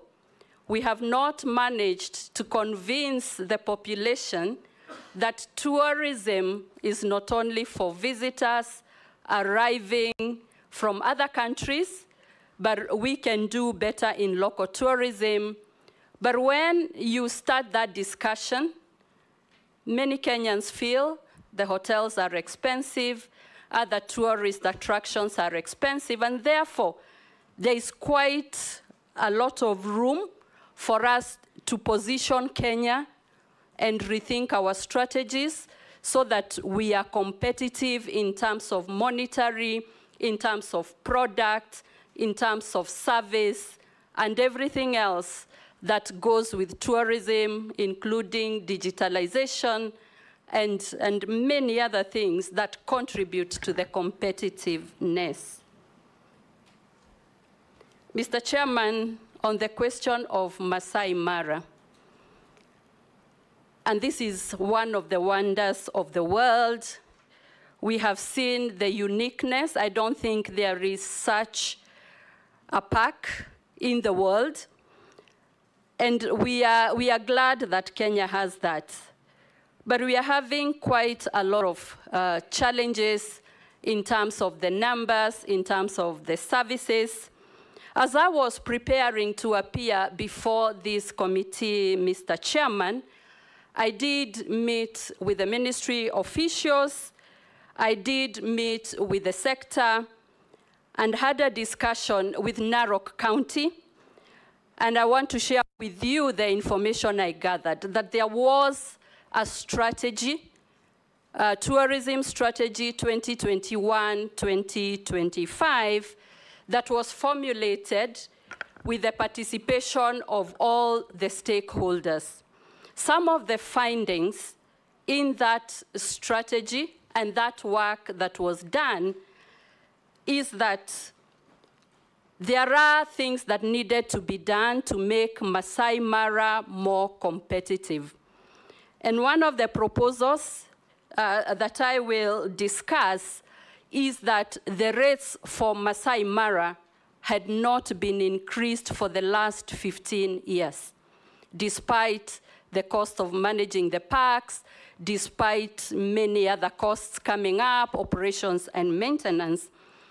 And the stakeholders in that strategic discussions did recommend that there should be a review of the rates that are applicable so that there are enough finances to develop Masai Mara, to maintain it, to modernize it, and do all that appertains to make it more sustainable. These rates, the revised rates, were to be implemented and were actually implemented from January 2024.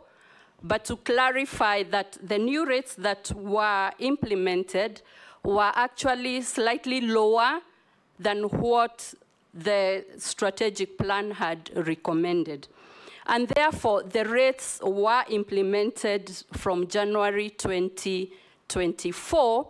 The data that I have seen is that Masai Mara in this high season has been up to 90% full and counting. And Mr. Chairman, I tried to check empirical data to show or to prove that tourism have shifted elsewhere. We do not have that empirical data yet. This reporting gained momentum a few weeks ago, despite the increment having been done in January. But what I'll say, if approved, and I assume office, I will equip myself with the right information, the right data, to have an informed decision and announce to the country the correct data, so that we are not having a reporting that is disadvantaging Kenya and maybe it is not correct, so that I'll promise to have accuracy and a strategic direction going forward. Thank you, nominee. Just as a point so that you note, let's be very careful. I get the feeling that they have actually captured you in your communication. Narok County collects a lot of money from those parks. There's nothing to show for it. In fact, you shouldn't have gone to the ministry to fact find. You should have done it independently. The fact that you went back to the same ministry to ask, I can tell you for sure they are colluding. Just take your own independent research and find out exactly what is happening in the Masai Mara Park. There's a comment. Posing, anything? Kikaria? Honorable Chairman, you know, recently I've seen so many transfers of game reserves, national parks, from the national government to the management of counties. How many apart from Amboseli? Okay, let me say that one, Amboseli. Now, is there a policy guideline on how these transfers should be done?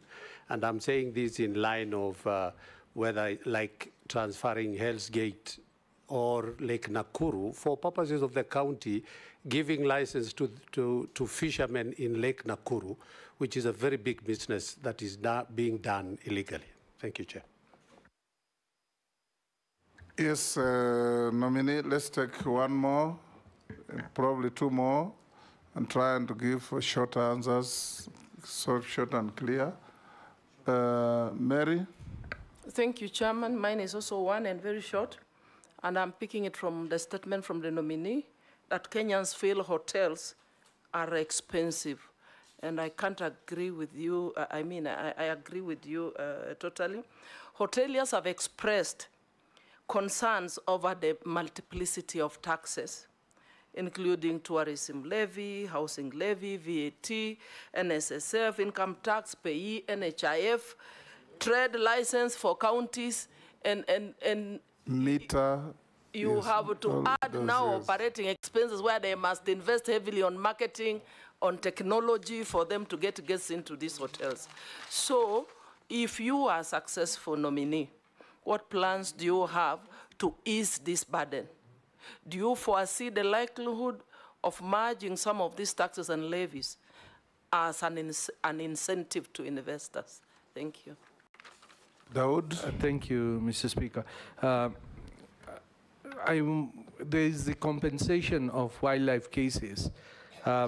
This is a comment. You need to, if you are confirmed, you need to look at it because it has stayed a long time and the paperwork is not the best. But what I want you to look at, the first thing is Section 35(2) of the Wildlife Conservation and Management Act. It needs to be relooked vis-a-vis the county governments, because in Meru, and I believe it may have happened somewhere else, the county government went and demolished one of the lodges in the park. And apparently, they have to pay more than 300 to 400 million, and it's a foreign investor who has been there for long. So what kind of investors will come if those things are being done? Nominee.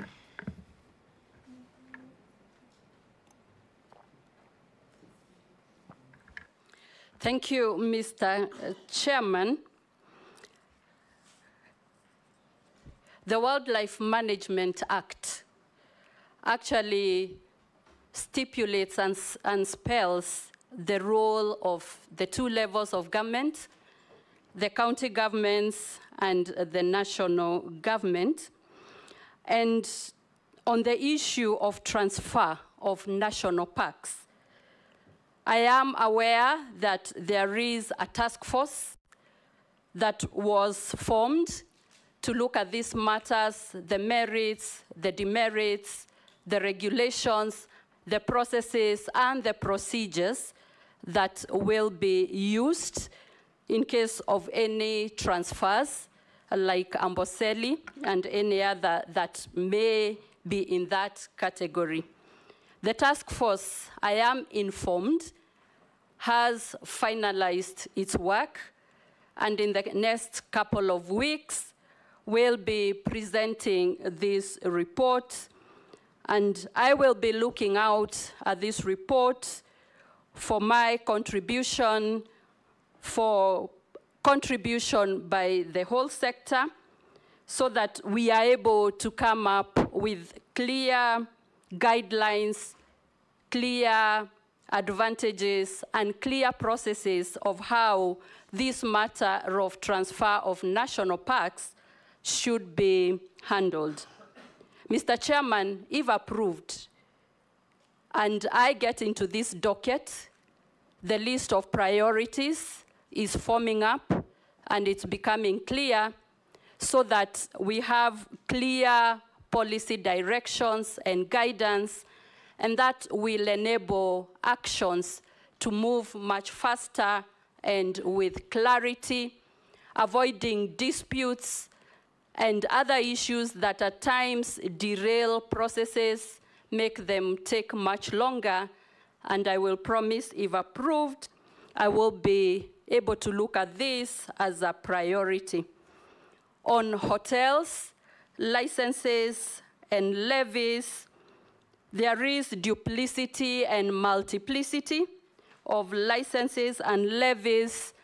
In preparing for this vetting and this hearing, I came across upwards of 16 licenses and levies that apply to the hotel industry. And Mr. Chairman, this speaks to the ease of doing business, the cost of doing business. I've also come across quite a lot of work that has been done in trying to address these issues. I know that there is a bill on county licensing unified bills, and also some work that was being done by the Commission for Revenue Allocation. We will be able to finalize this work and, where applicable, merge, eradicate, and be able to consolidate some of these licenses and levies. We can use technology, but of course is in consultation with the stakeholders, including county governments, so that we support our hotels, which form one of the anchors to our tourism, so that we can develop and promote the tourism.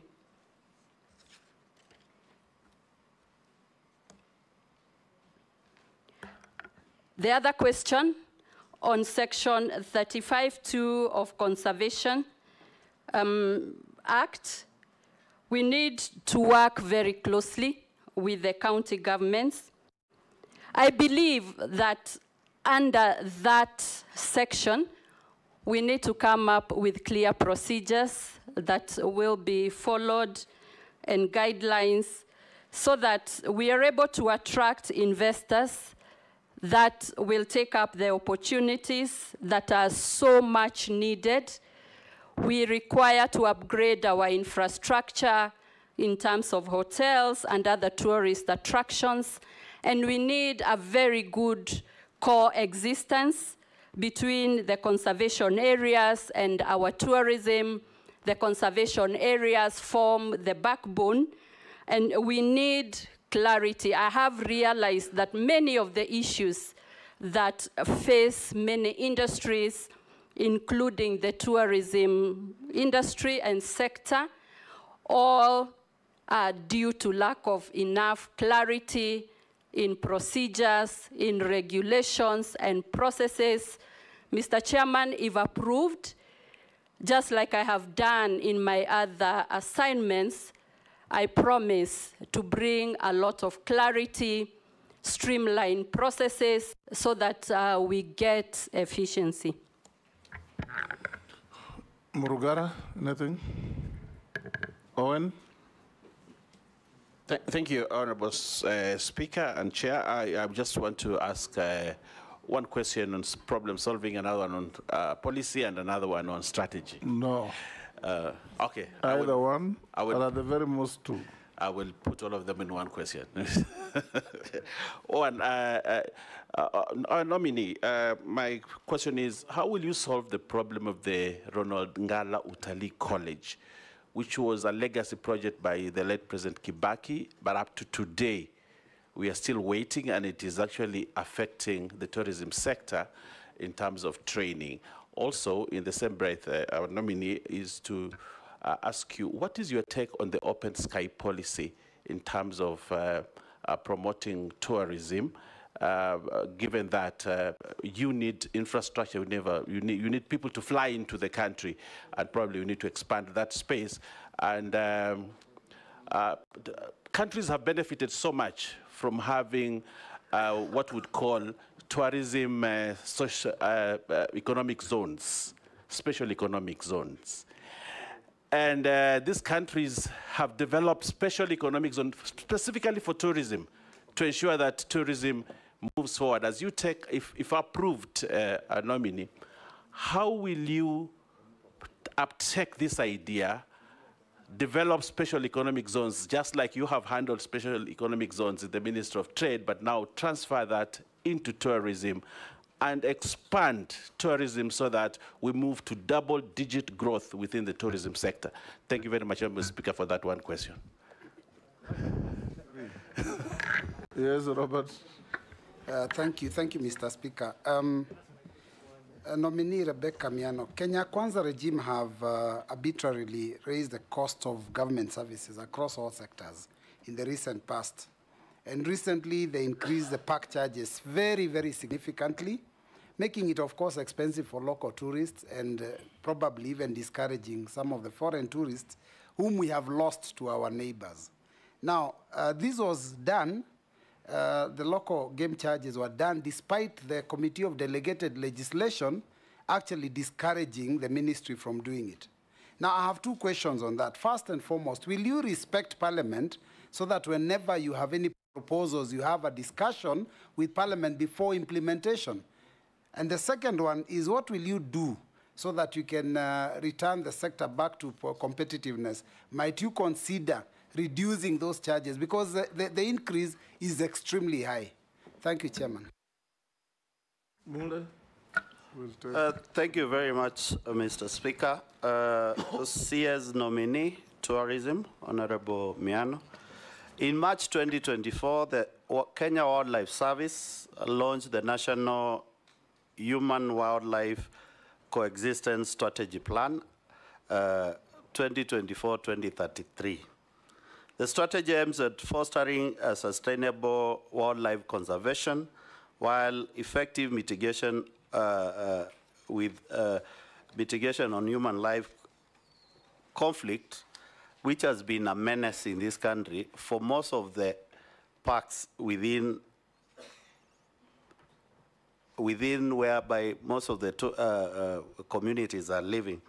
What action plan and measures are you going to put in place to make sure that the entire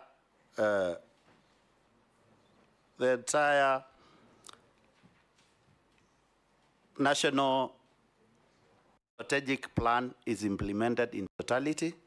And how do you envisage, not thinking of the normal parks we are looking at, that is Tsavo, Masai Mara. There are also other destination areas in this country which need to be opened up for new corridors to attract tourism.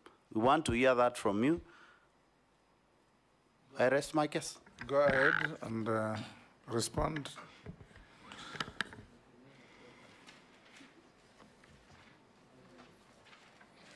Thank you, Mr. Chairman. I'll go straight to the point.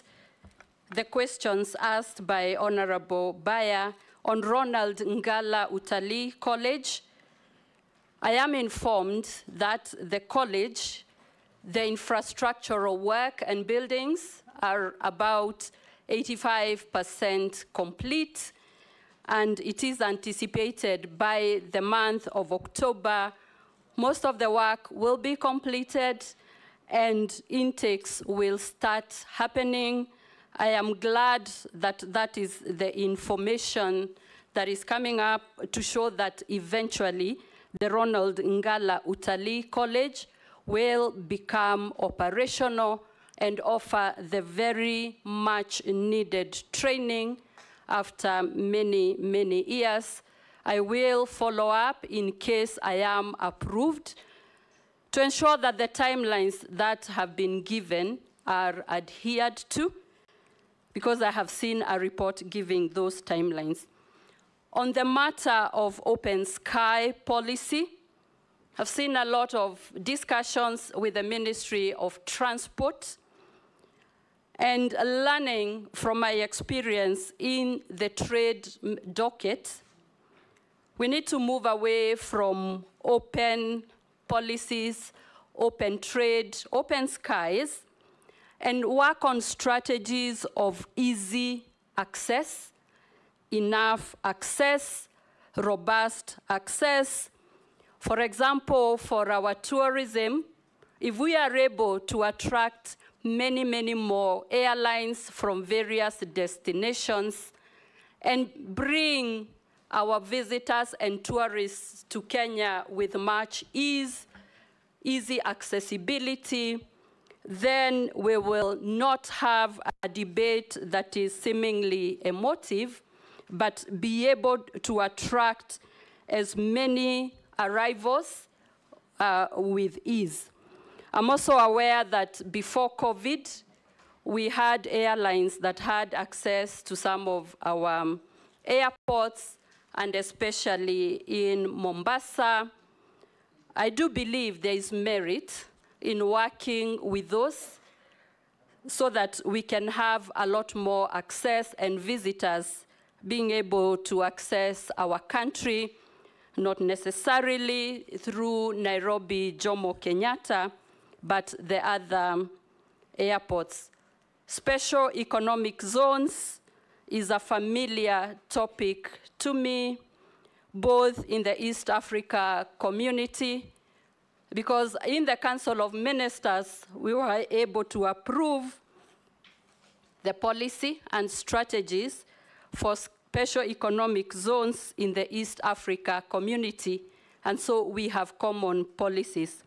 In the Ministry of Trade, I was in charge of the special economic zones. I am very well conversant with the incentives that are attached to the special economic zones. We have actualized quite a number of special economic zones as a country, and based on the policy that we have, it is envisaged that there will be various special economic zones, and then we can have sector-specific zones that accrue to it.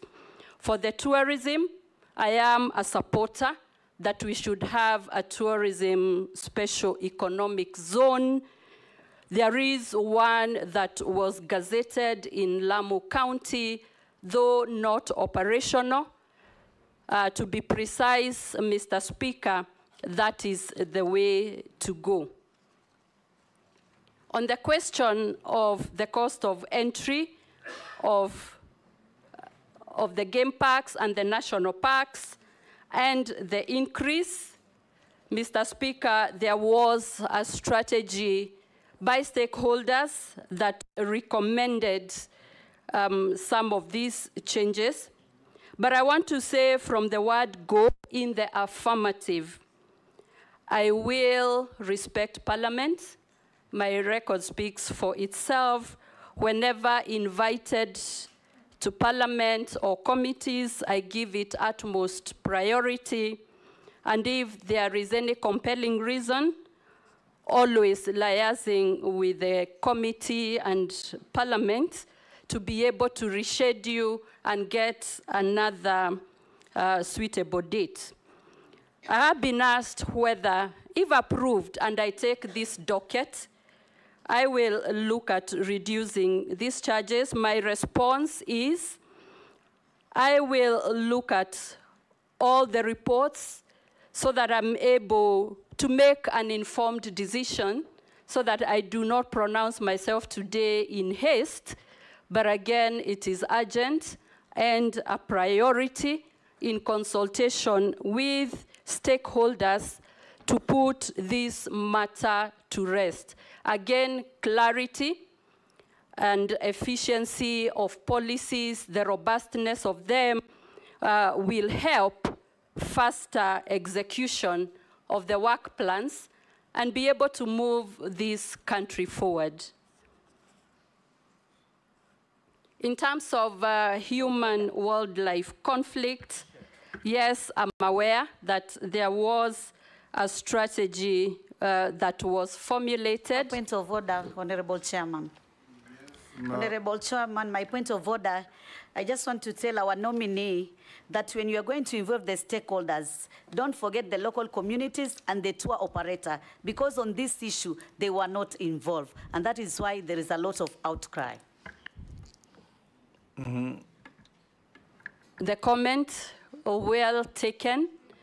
Have already mapped out the stakeholders in the tourism sector. Yes, and I want to confirm that it will be comprehensive, consultative, and leaving nobody behind. Thank you. Human-wildlife conflict, in terms of the strategy, Mr. Chairman, I have seen that the strategy promotes alternative sources of income so that there is not too much conflict between wildlife and human fighting for the resources. I have seen it is necessary to have fencing and just secluding the conservation areas. We need a lot of civic education and information on the coexistence between human and wildlife. On the matter of compensation, we need to streamline the procedures to make them more efficient, to improve governance so that the people affected are compensated on time, with integrity, correctly, because we do know that at times very delayed compensation does not even help the situation. And so this is one of that will be a focus area in case I am approved, together with the suggestion or the comment on attracting new corridors for the animals. And Mr. Chairman, this docket is starting to be very exciting, looking at what lies ahead, what as a country we can do to make it robust. And if there are any other manifestos or later manifestos are written, Kenya will not be punching below its weight. And that will help us to have increased our tourists, conserved our wildlife better, increased our foreign exchange earnings, created jobs. And if you imagine all the benefits that will accrue in streamlining and transforming and positioning this industry and this ministry to the position it should be, there is a lot of hope and a lot of promises in regard to this industry. Thank you. Russell? Thank you, Honorable Speaker. I'll just ask one question. Madam Miano, those communities that live close to wildlife sanctuaries have suffered, but this time around, what I want to hear from you is leadership in terms of what benefits is likely to accrue to them for actually preserving that wildlife and also not interfering with the sanctuary in terms of giving them water, scouts. There are many things that I'm sure those communities would want, not just the fence that will protect them. Maybe I will just want a comment from you. Thank you, Honorable Chair.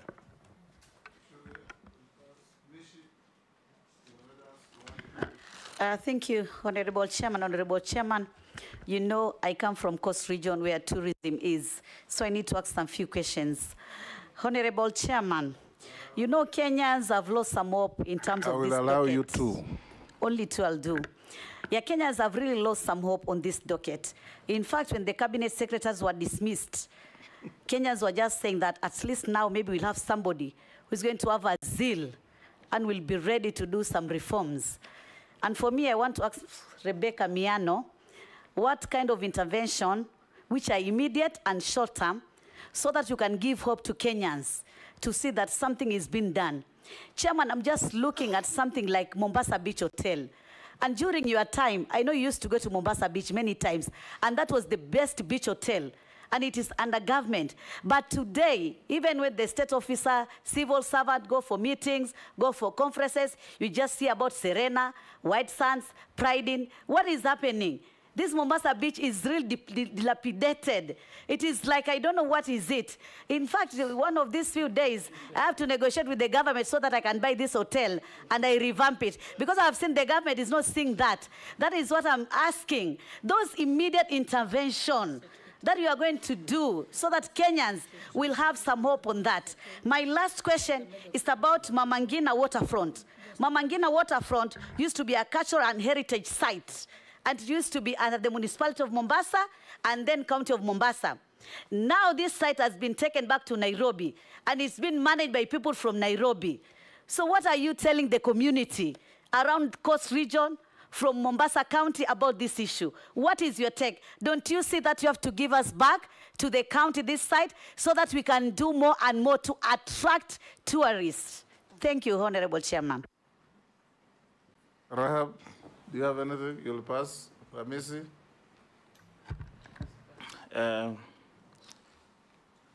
Mr. Speaker, I have some information have been sent by a senior citizen on touching on nominees' credibility.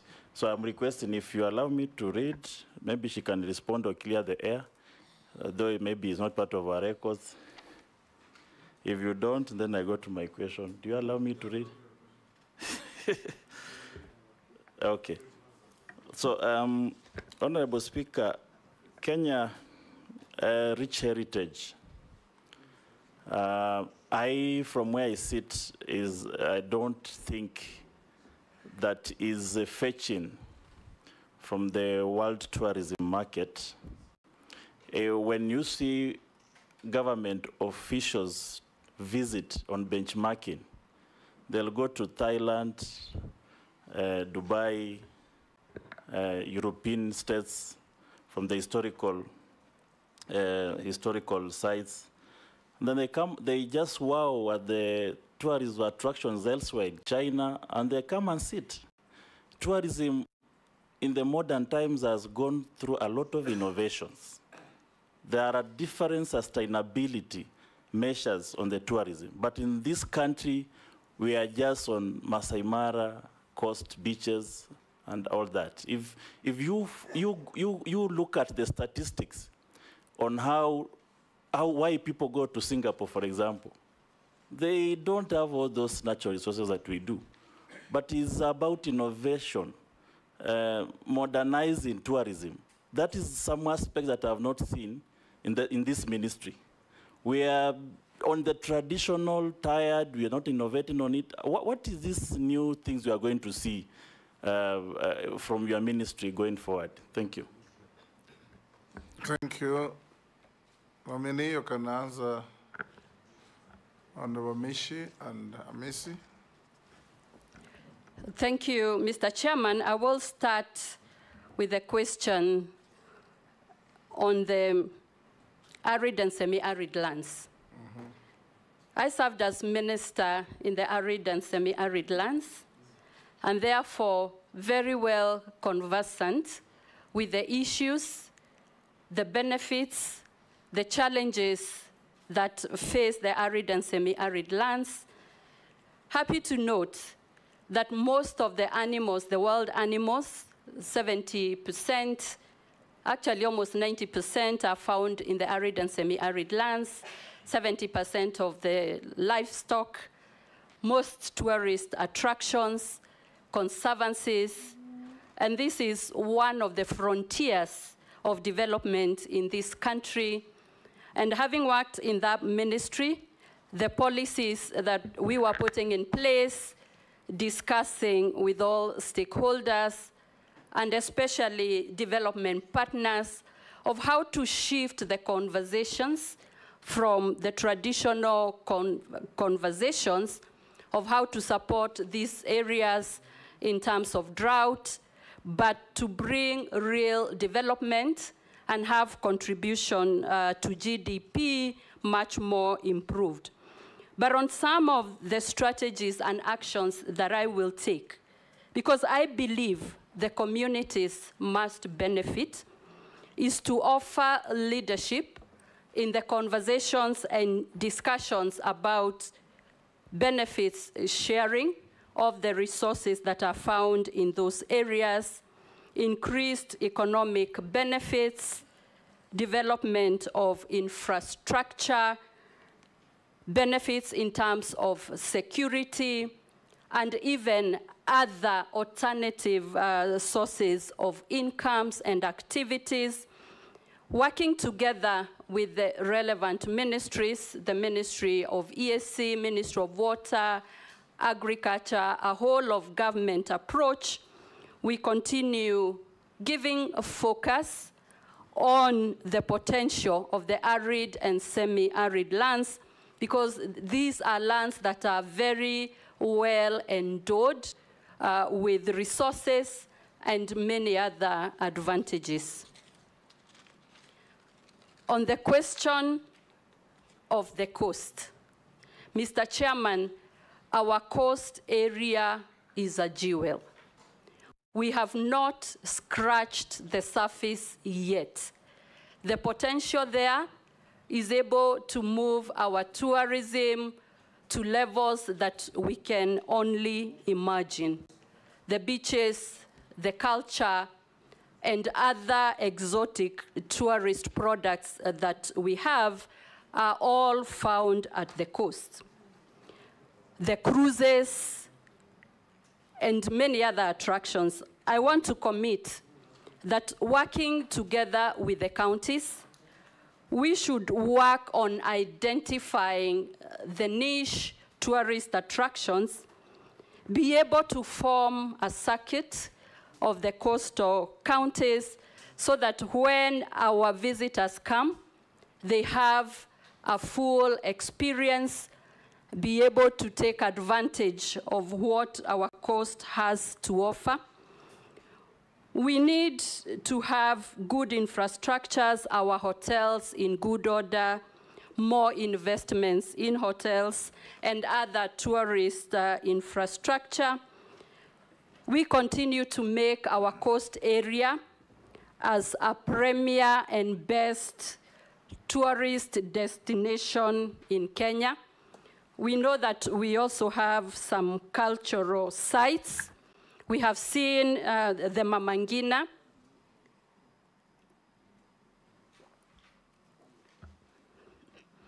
And Mr. Chairman, to respond to the honorable member, on the issue of Mama Ngina, we need to work together with the purpose of getting maximum benefits, increased tourism, increased earnings, something that will just blow that region into economic activities and to success. And therefore, reason together, consult with the counties and see the formula and the strategy that will achieve maximum benefit for this installation.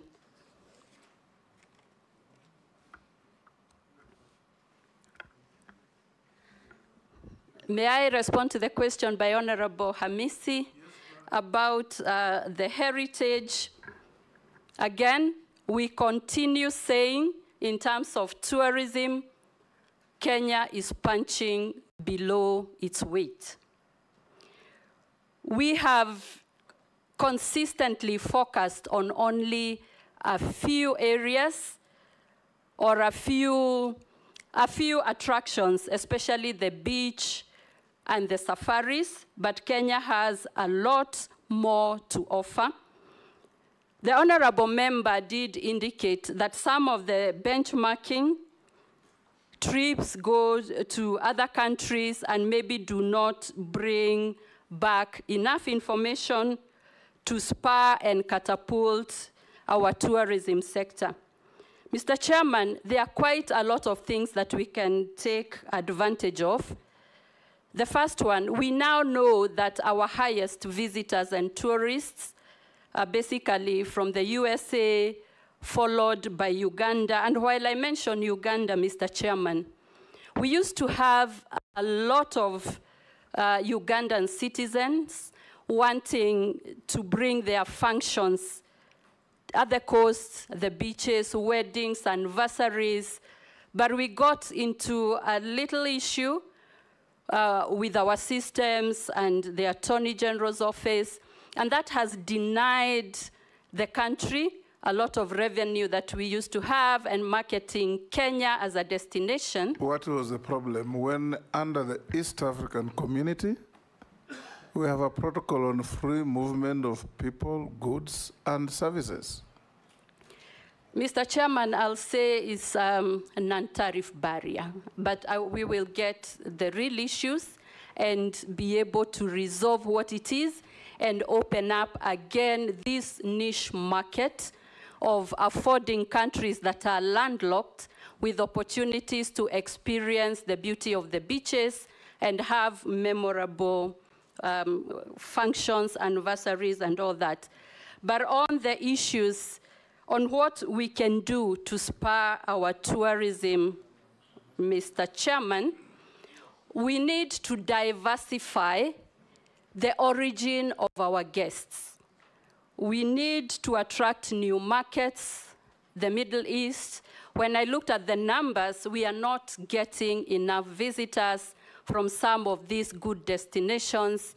The East, Japan, China, we need to diversify the source of our guests, while at the same time, diversifying our products so that we can do a lot more. As I finish, Mr. Chairman, branding and communication in our tourism has to take the center stage. We must package our country as a product to be consumed, produced, packaged, sold, and consumed. And so we should not spare any effort. We need also to take advantage of innovation, technology. I have seen information that we do not have a one-stop shop digitally where tourists can visit and get all the information they need, and that will also be a priority so that we can package our country. Mr. Chairman, recently, Kenya was ranked as #1 in the world in use of social media and use of technology. If we convert such abilities and rankings to sell our country for tourism, I think we will take this world by storm and attract a lot more tourism and a lot more visitors in Kenya by marketing aggressively.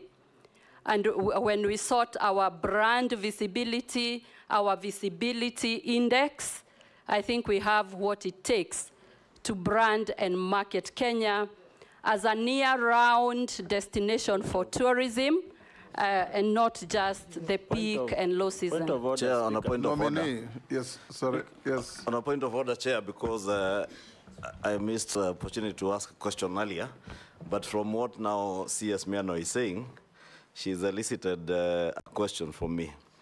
You have severally repeated that we are punching below our weight as a country in matters tourism. And you've said branding and communication is what will take our tourism to where we want it to be. You've also asserted that we can use alternative media like social media. You said you are ranked #1 in use of social media. Yes. So members asking, is it use or misuse? And from what I hear, Honorable, and by asking, it's actually use of social media, not misuse. But it could also be misconstrued as misuse depending on how it's used. I want you to focus on the positive use of social media. And now that you are saying we are punching below our weight, how then, as a cabinet secretary, are you going to leverage on that strength by young Kenyans?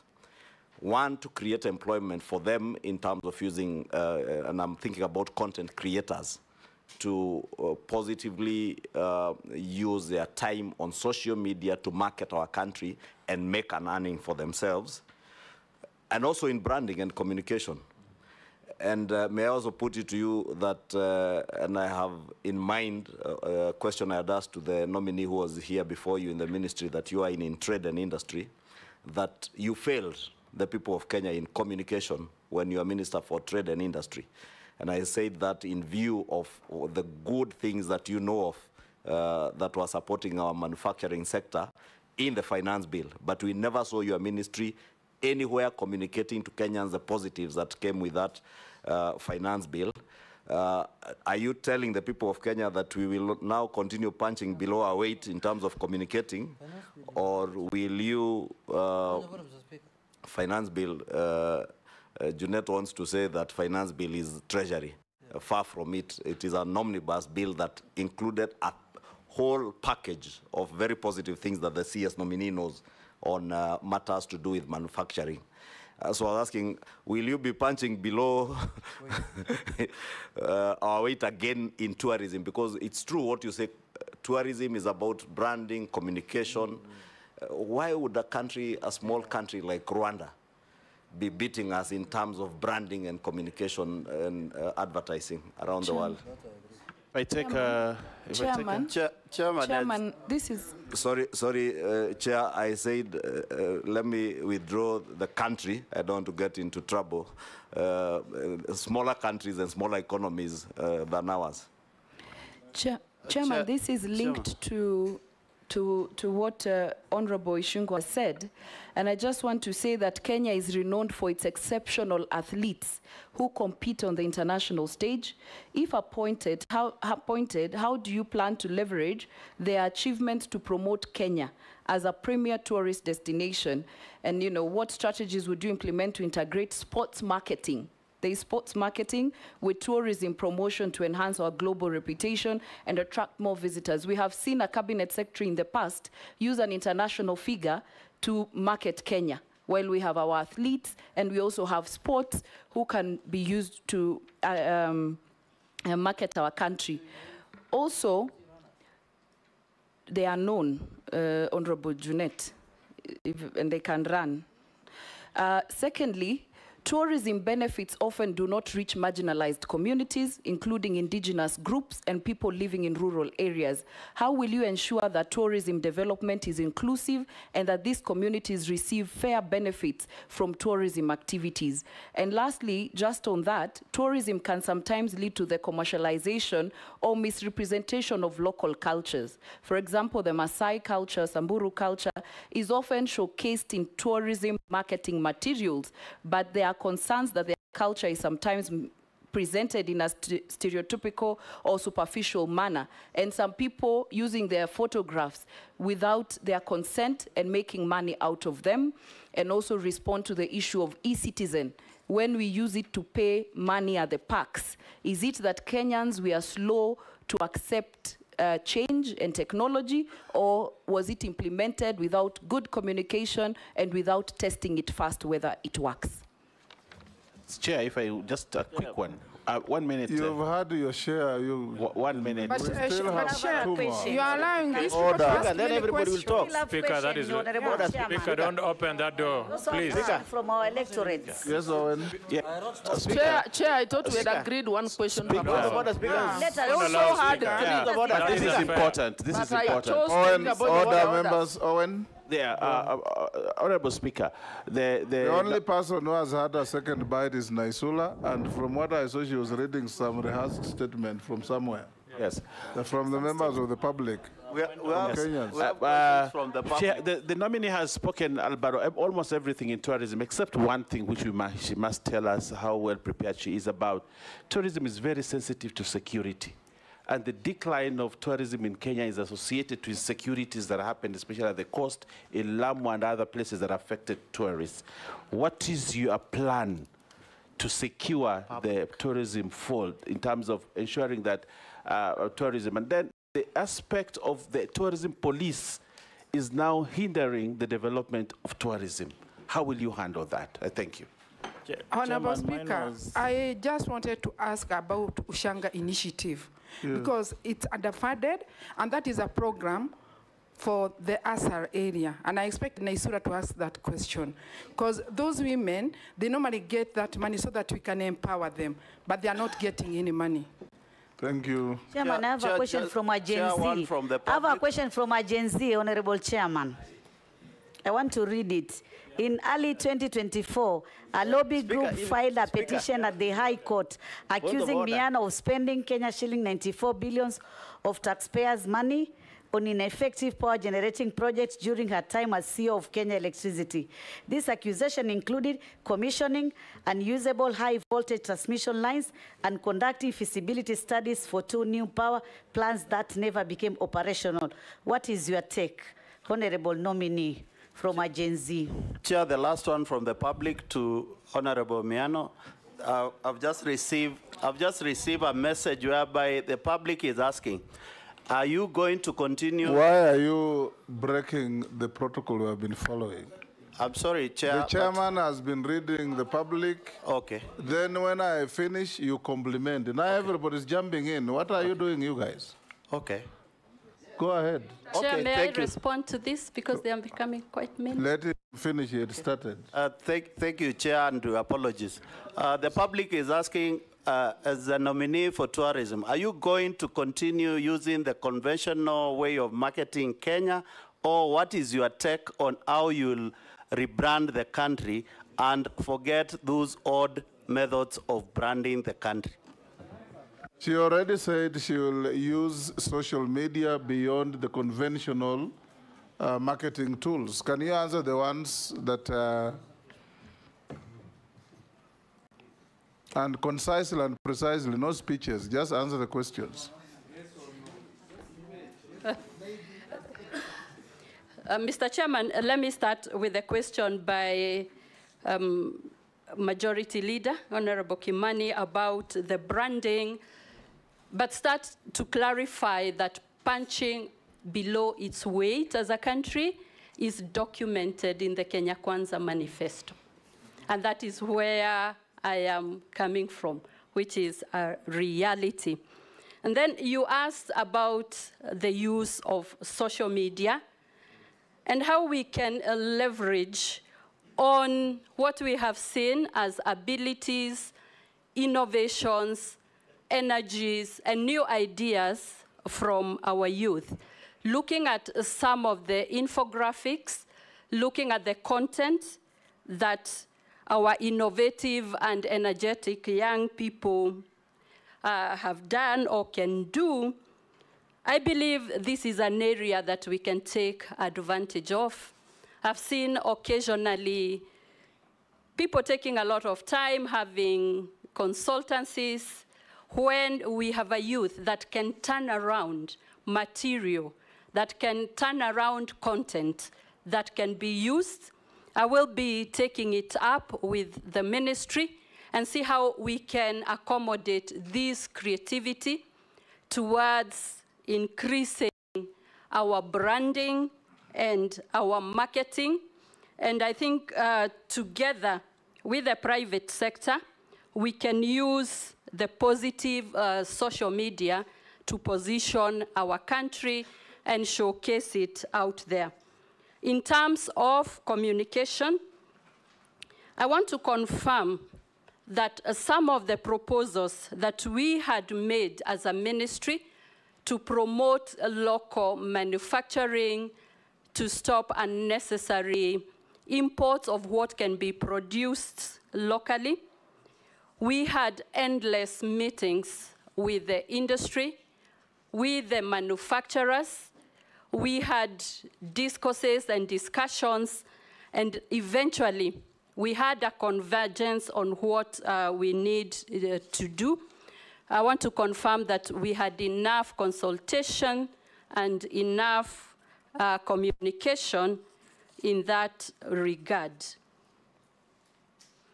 In terms of athletes, Mr. Chairman, the question asked by Honorable Naisula, it's very special that we have our athletes who is a pride of Kenya. We can position them as our tourism brand ambassadors, working with them in the countries that they go, so that while there, we can showcase what Kenya has to offer.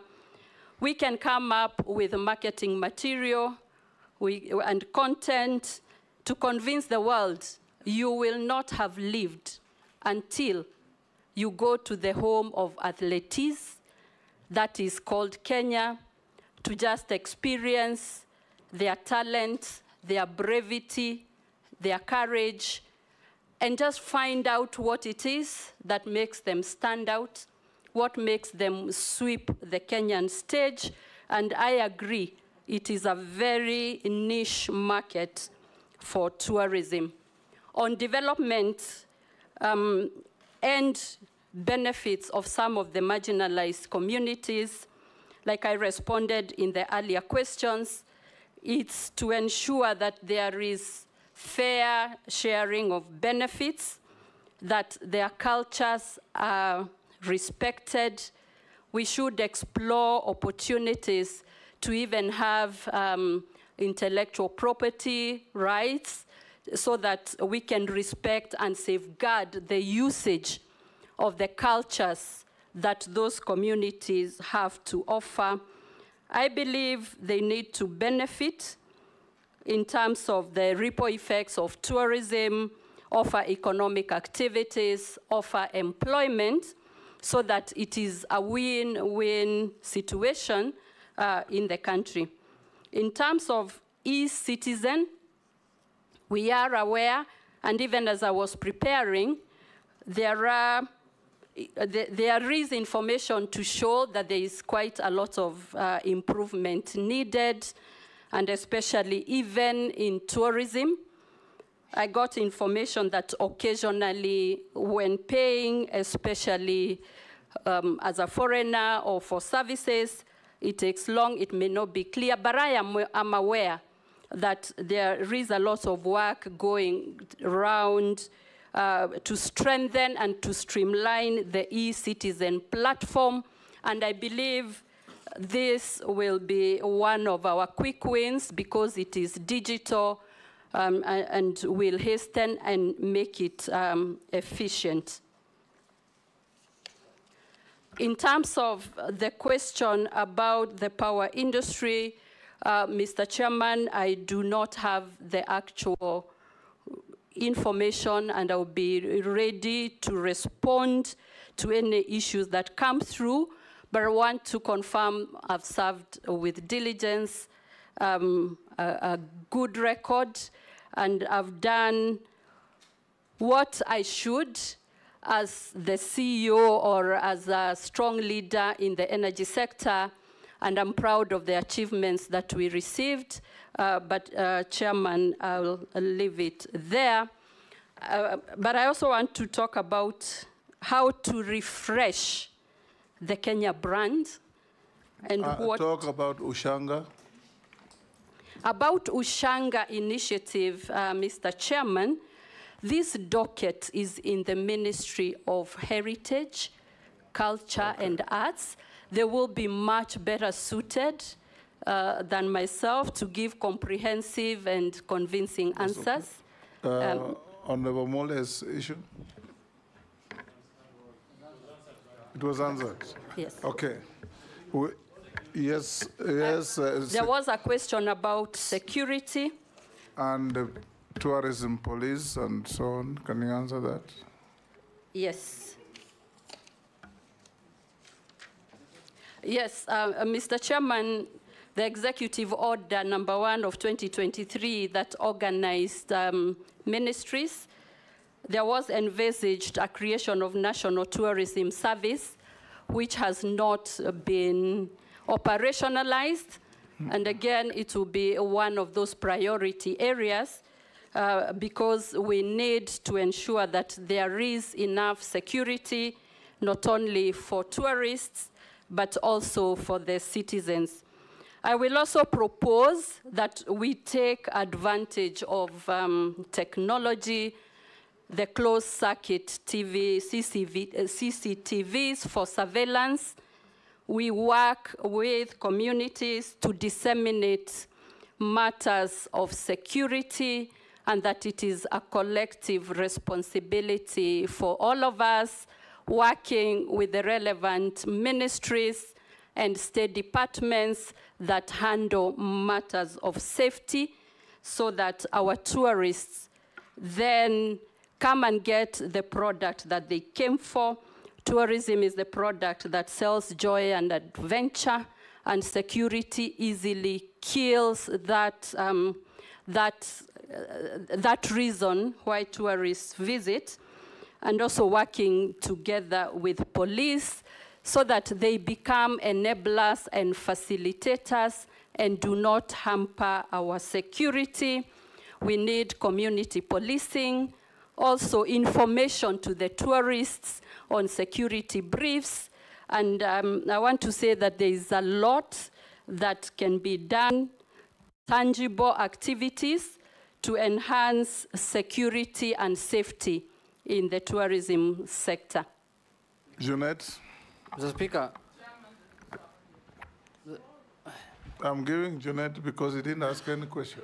You already asked questions. Yes, Junet? No, Mr. Speaker, I wanted to say that my constituency borders the Masai Mara.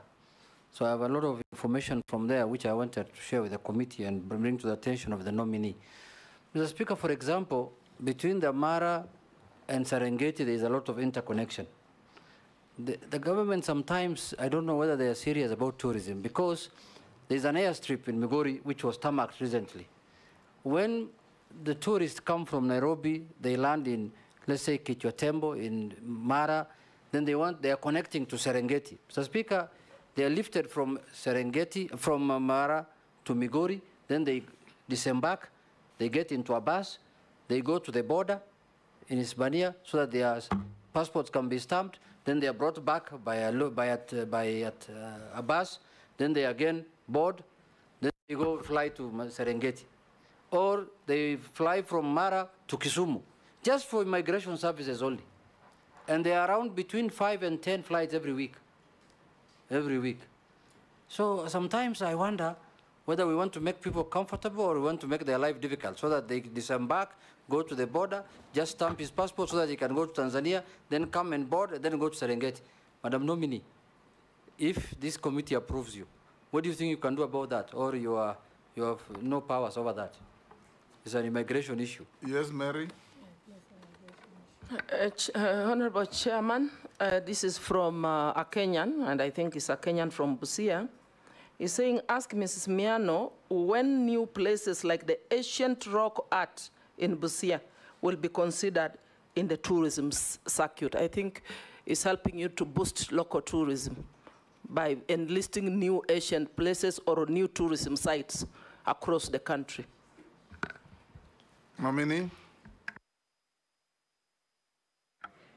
Thank you, Mr. Chairman.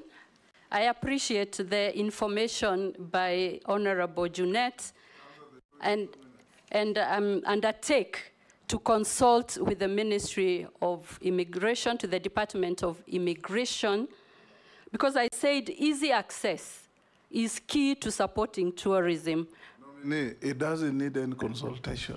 If you confirm that information is right, call your counterpart and tell him go and open a Department of Immigration at this point.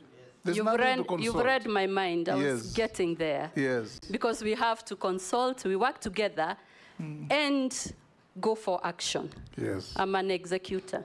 Good. Yep.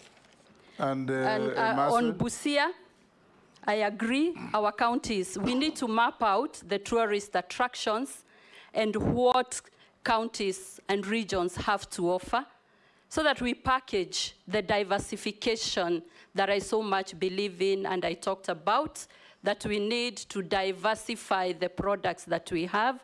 I will take up not only specifically for Busia, but other sites that can help boost tourism in this country. Nominee, I want to tell you that not once, not twice, not thrice, the ministry that you have been proposed to lead has mapped out Kenya over and over to see where new sites for tourism are. I've seen them in Bungoma, I've seen them in Trans Nzoia, I've seen them in Pokot, I've seen them everywhere. So don't reinvent the wheel. Focus on actualization and execution. That is what is required. Let me also ask you, Honorable Rebecca, you're coming into a ministry that has at one time been the highest foreign exchange earner for the country. And many, many of your predecessors, there was one who appeared before a committee such as this, chaired by my predecessor, assured parliamentarians how he's going to market tourism, how he's going to use Kenyans to market tourism, how he's going to do everything for tourism to flourish. We saw him turn up with a British citizen of African origin to market tourism in Malindi. Is that how to assist Kenyans participate in this important industry? And if you are confirmed, because tourism in Kenya is a clear highway. What is it you are going to do that is different from what the others have been doing to improve the arrivals in Kenya from the current 2.2 million to 10 million or even more? I saw the other day on BBC television, citizens in Barcelona were demonstrating, demanding that they reduce the arrivals of tourists, that there were too many. What do they go to see in Barcelona? Probably the beaches only, or Barcelona Football Club. We have wonderful game parks. We have wonderful beaches. We have wonderful wildlife everywhere. We have wonderful culture. We have scenery everywhere.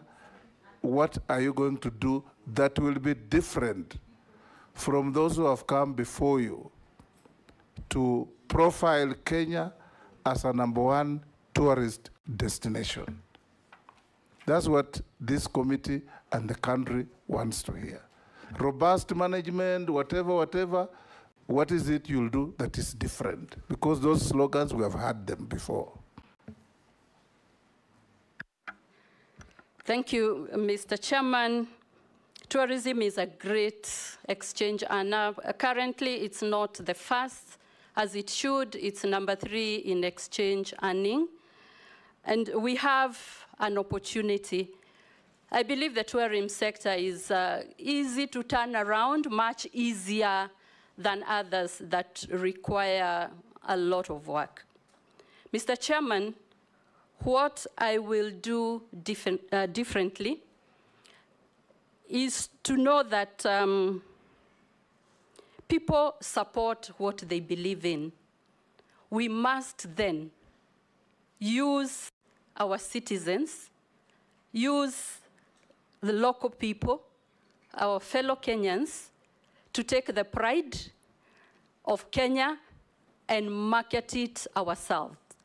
I believe if we do that, we get the patriotism, the love of our Kenya, and then we give opportunities to the people with the talent. And by the way, Mr. Chairman, all the employees in the tourism sector and hotel sector are 80% youth. That is a low-hanging fruit. If we partner with them as individuals, as corporates, as companies, and support them fully, and we tap into their creativity and their prowess, I believe if I take that trajectory, we will see numbers. And Mr. Chairman, 10 million is still below the weight of Kenya. At 55 million, we should be talking about beyond 20. And Mr. Chairman, with the support of Parliament to put the right policies, and with all the stakeholders, we have a very robust private sector, development partners. We must go out there and turn around this tourism and increase numbers. I want to give you comfort that I am an executor. I'll give it my all, more than ever before, and especially because when you get a second chance, you must also double up your efforts, your delivery, and that is the reciprocation that I will owe. If I am found fit and I am approved to hold this most progressive, exciting docket that can just turn around this country of ours. Will you also consider, if you are confirmed, to revolutionize organizations like Brand Kenya? I have gone to functions out of this country, and you see a banner there, Brand Kenya. When you go there, you see wood carvings, and tea, coffee, Masai shukas, and that is all. Nothing else. And they say they're branding Kenya.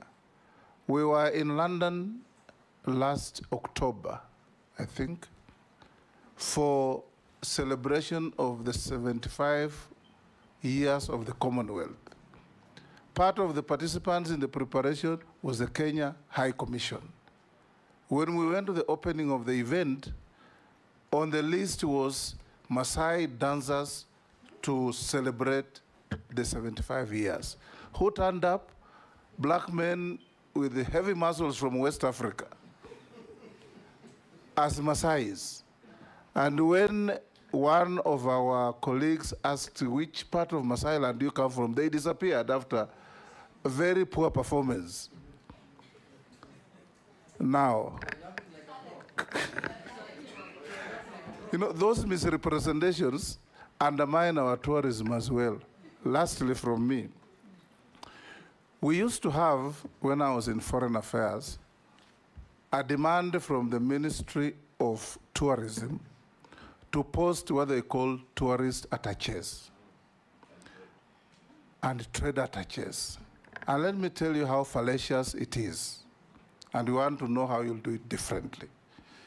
You pick somebody from the Ministry of Tourism, probably ushered through lobbying, and you post that person to China to sell Kenya tourism.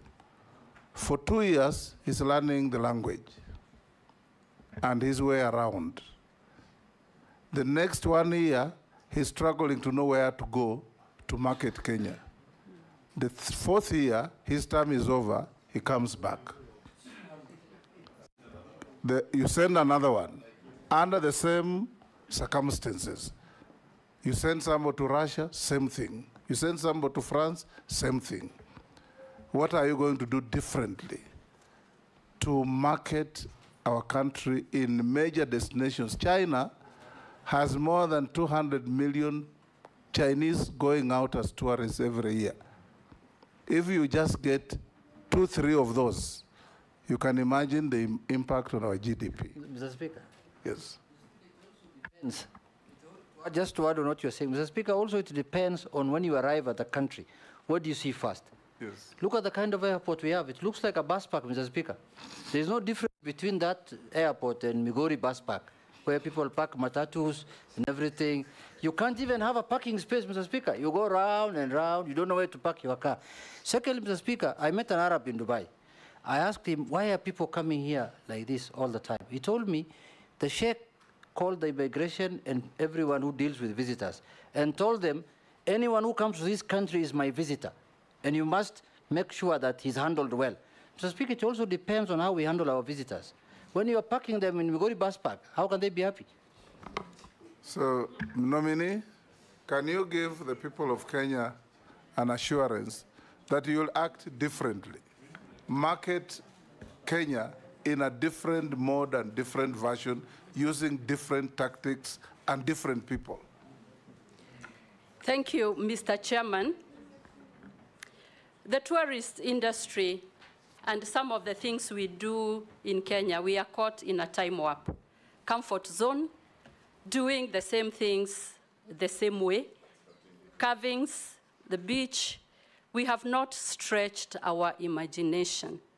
We need to stretch our imagination out of the comfort zone, come with new products, reimagine our tourism sector, rethink, refresh our brand, and that will inform some of the things we are going to do based on what Honorable Junet has said, and how we are going to position our product, how we are going to position our country to attract more tourists. It will mean getting new facilities, or at least renovatory should have. So, Chair, I will be very innovative, transformational, wanting to lead teams that are high performance, and will want to rally this vision through so that we get results. On the matter of attachés, when you described, it reminded me of my experience at the Trade Department or the Trade Ministry, and it is a time for us to get our attachés based on their skills, their qualifications, their competencies, based on what they really can bring for the country. We need to check even their linguistics so that we send the correct people. I am a believer, if you have the right teams, well equipped, with competencies, you'll be able to get much more. And this is... On a point of order, because I think the CS nominee did not get your question. Because when I listened to you, the speaker was asking, is there a need to have a trade attaché, a tourism attaché? Why not have what you have been calling a one government approach? Whoever is at a mission has the capacity and ability, and you're able to train them on how to market tourism. Because from what the speaker was saying, the example he gave, you send someone, it takes 4 years moving around China. Why not use the ambassador in China to market Kenya, to market Kenya as a tourism destination, and even use their locals there with the branding you are talking about? Mr. Chairman, if we get the right people, they are likely to do very well in multi-skilling. There will be no distinct or dramatic difference from an attaché who can do trade to the one who can do tourism. And I think if we combine those roles, it will be more efficient, more affordable, so long as we get the right people, a selection procedure that is fair and firm when we are getting the skills that we need, and we will not need to duplicate a Kenyan handling this, another one handling this, while one person can be very well equipped and able to deliver that service. Yeah. Mr. Speaker, she never answered my question about compensation. Wildlife. Yeah, human-wildlife conflict. The forms are not right, and they are not paid. 10 years down the road, we have not been paid. So please tell us what you're going to do differently. I am aware there is a backlog on compensation. The process has started and it's picking up again. Remember, in my previous docket, I was invited for a function earlier this year, and there was a launch of the compensation.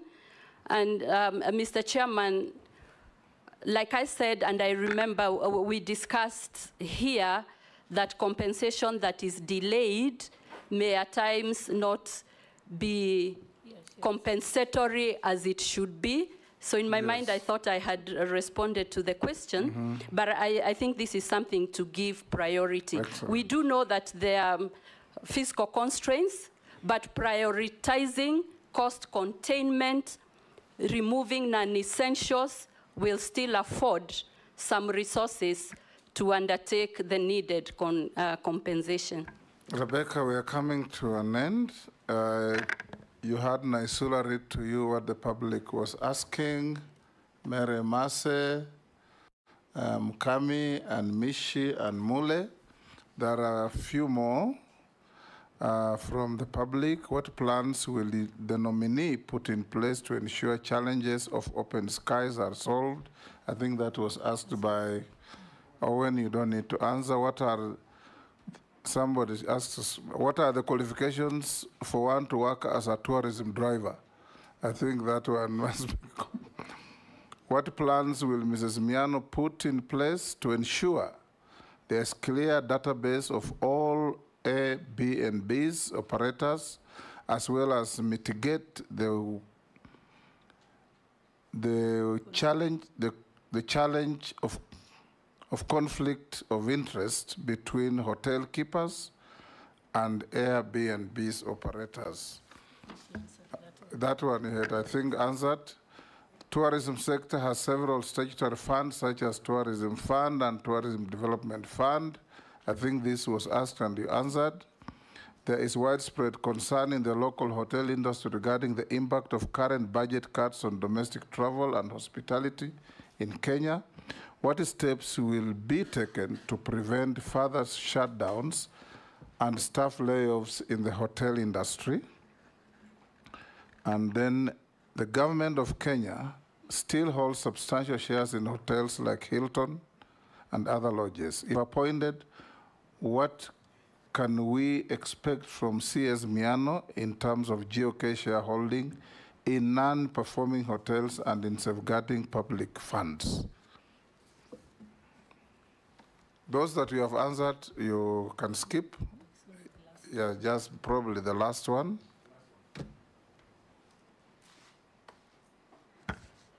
Mr. Chairman, on the issue of cost containment and how it can affect the hotel industries, I think we need to rationalize industry, and even for the hoteliers to optimize their operations and maintenance costs, get maybe alternative, cheaper ways of O&M, and that way they will continue offering rates that are competitive and affordable. I believe, Mr. Chairman, like we said before, if we are able to sensitize our community on local tourism, and I'll give you just a very quick examples. We have many opportunities to have products together with industries that can appeal to our communities. And because I am a lady and conversant with the chamas, we can have products that those chamas can uptake, get away from the traditional meeting in one home and the other in a merry-go-round and buying hot pots and all that. Maybe that cost, if there is a product, we will give the ladies and the groups a better experience at affordable rates, and therefore we must all put on our thinking, innovative minds and see how to cope with the situation we have by coming up with diversified products, affordable products, and rallying uptake from the groups that we know can have. I must say that maybe the young people are more uptakers of tourism. When I'm going up country and I pass through Naivasha, Delamere, you will not miss a group of youth who have put themselves together to go to a certain destination. The industry must rise to that challenge and that occasion and offer them products that they'll be able to uptake with ease, affordability, efficiency. And Mr. Chairman, I think the possibilities are endless on what we can do to revamp and operationalize and even develop and promote our tourism, not only international but domestic. On safari lodges and government shareholding in some of these hotels, the executive order has given this to the National Treasury, but I'm sure we will work in consultation with the National Treasury to get the best strategies to transform, reform, and work on this. Thank you. I'll now ask you one or two mundane questions. Have you ever been adversely mentioned in an integrity-related report or investigation? No, Mr. Chairman. Apart from what Mish read, that you had no evidence. Do you hold any leadership position in any political party? No, Mr. Chairman, I don't. What is your net worth?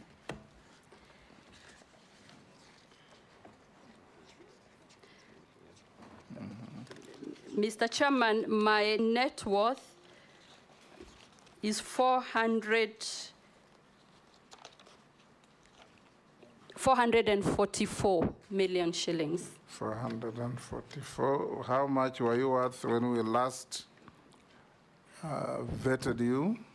When you vetted me about 22 months ago, my net worth was 397.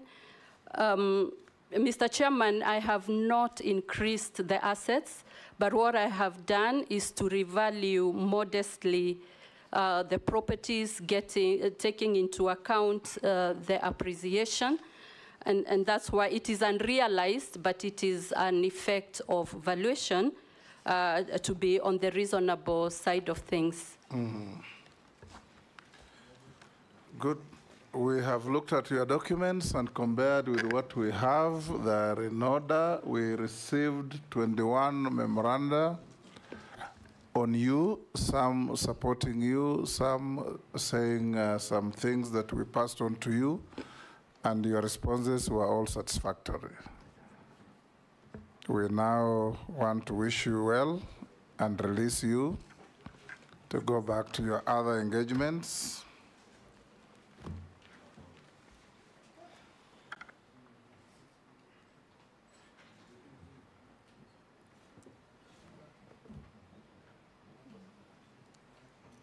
I think I'm feeling bad that they have not, the messaging has.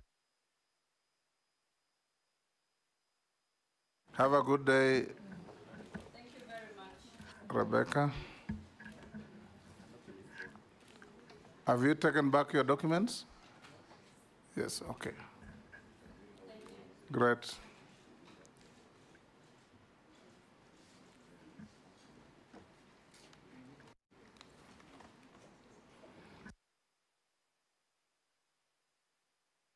The 5 honorable members will resume at 4. We can break for lunch. Members of the Fourth Estate, lunch is available for you as well.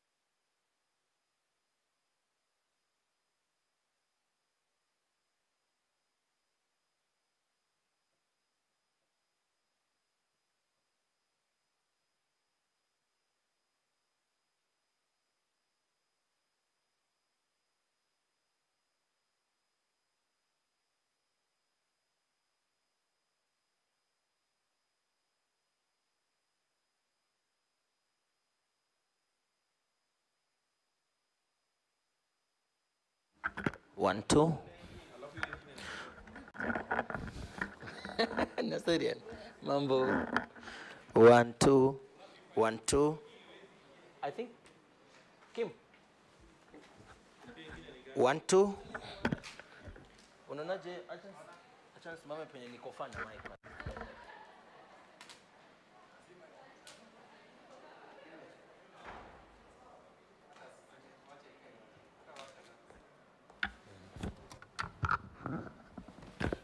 One, two. Ongezea gain kidogo.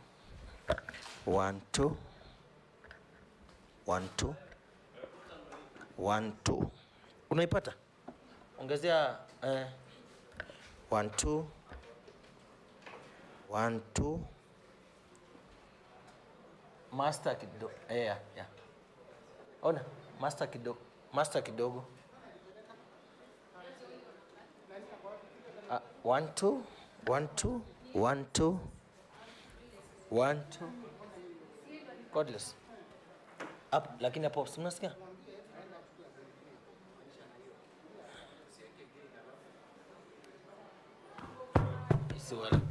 Siwalipukia huko juu. Yeah, iko sawa. 1, 2. Ona. Kuna feed. 1, 2.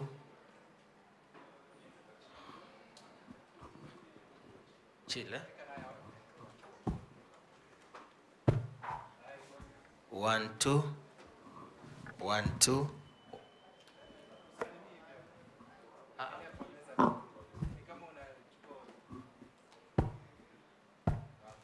Yes. 1, 2. You're bullying me, ba. 1, 2. Ongezea again kidogo. 1, 2. 1, 2. 1, 2. Yes. 1, 2. Mimi mzee Kimtai Danton. Nimekuja kutafuta job. Ninaapa kwamba 1, 2. I think iko. Who's coming with it? Opio ndani. Pio is tall. Akisimama hiki tu bwana. Utasikia sauti ya simba kwa speaker. Iko sawa? 1, 2. 1, 2. 1, 2. 1, 2. Of course atabend. Lazima bend kidogo tu. 1, 2. Delegate, so number 1, sinaona usikie feedback. 1, 2.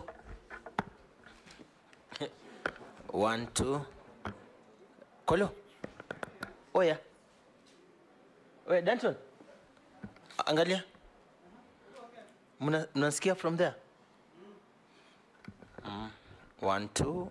I think iko poa, man. Zaidi ya moja.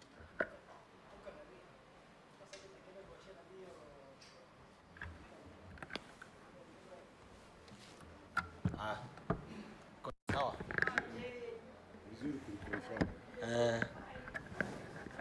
1, 2. 1, 2. Kim.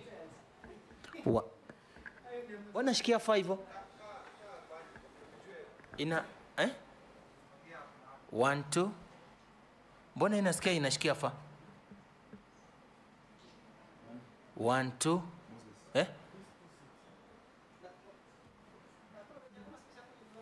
No.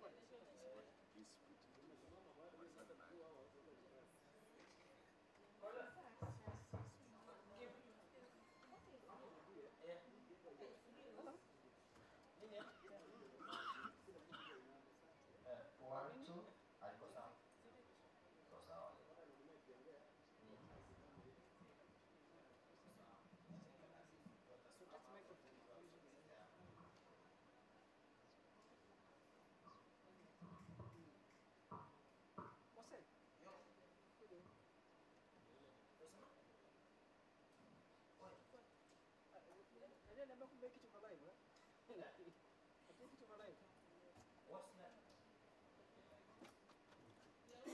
Who's cracking those jokes?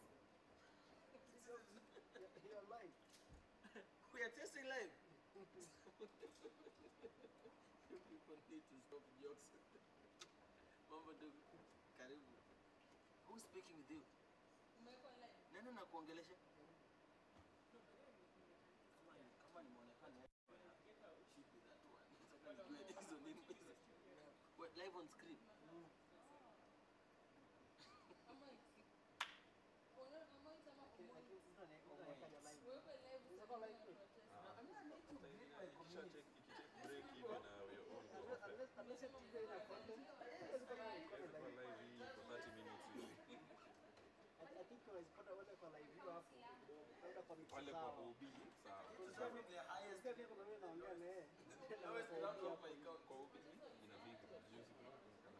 No, we are not. Still mountain.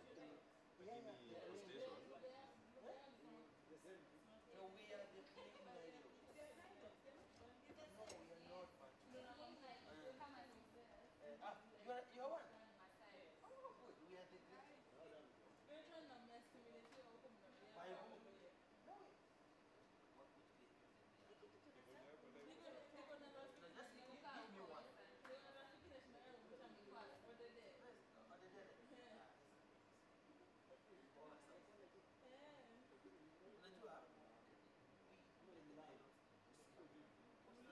What is happening in Korea? No, all the way from the Great Egypt, following the Nile, coming down here, going to Uganda.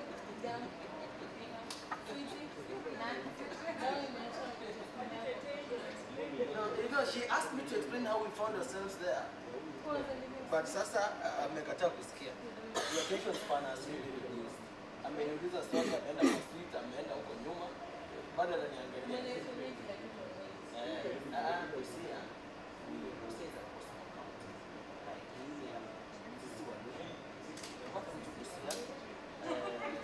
I meant to say Sisi, Waluya, Luos, not Mimi Luo.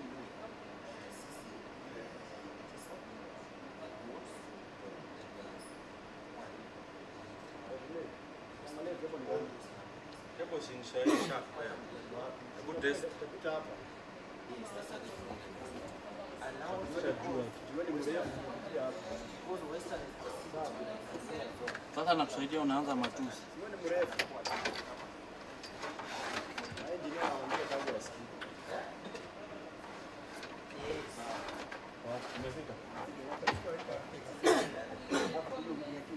Umeweka koro. Nataka nimalizie kwanza.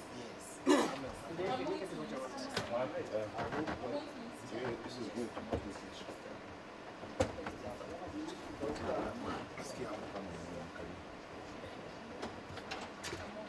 Sawa.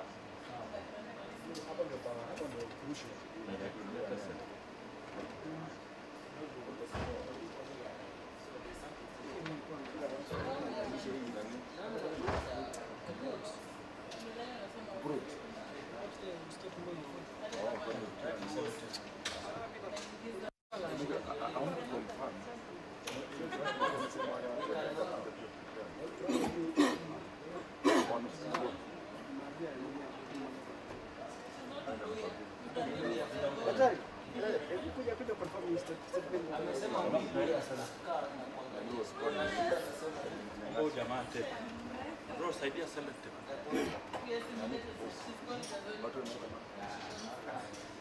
So,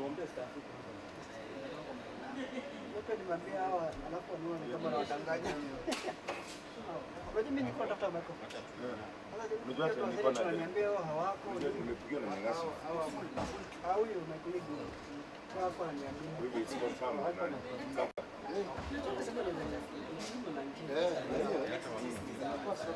That is fine.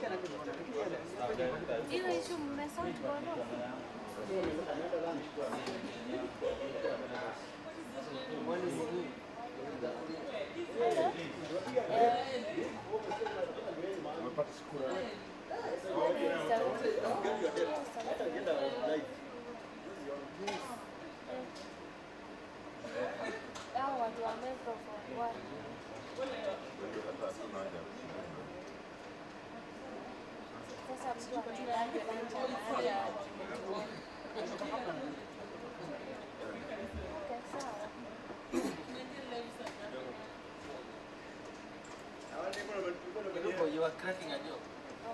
Video umenipigia. Collins, I was in the process of coming here kusemia. You must. Okay. Alafu ni internet bundles. Ukiwa hapa, unaona internet iko. No, mi hii yenye connected hapo sasa ni yangu. Sio hapa. No.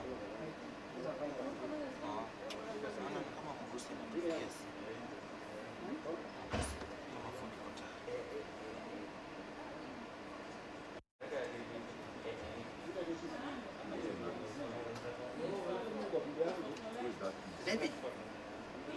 Hello. Mambo David, Desamai hapa. Moses, nimepata missed call yako. Ni Moses hapa. Nimepata missed call yako. Bro, nisaidie na tape. What you want? Bro. Bra. Nisaidie na salad.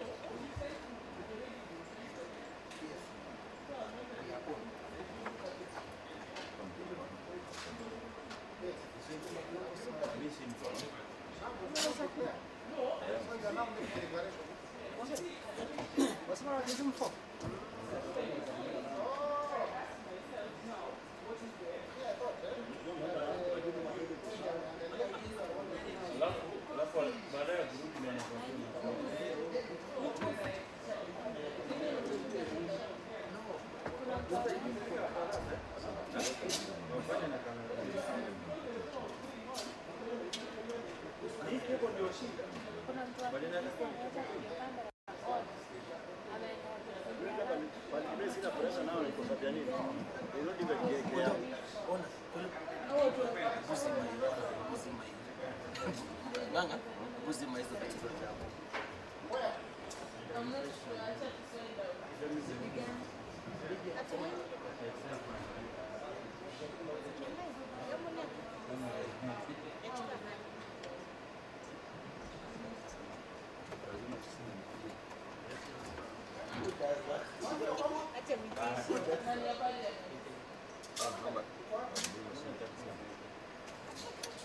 Acha tukatie sauti. Pana ya uko. Hizo zote.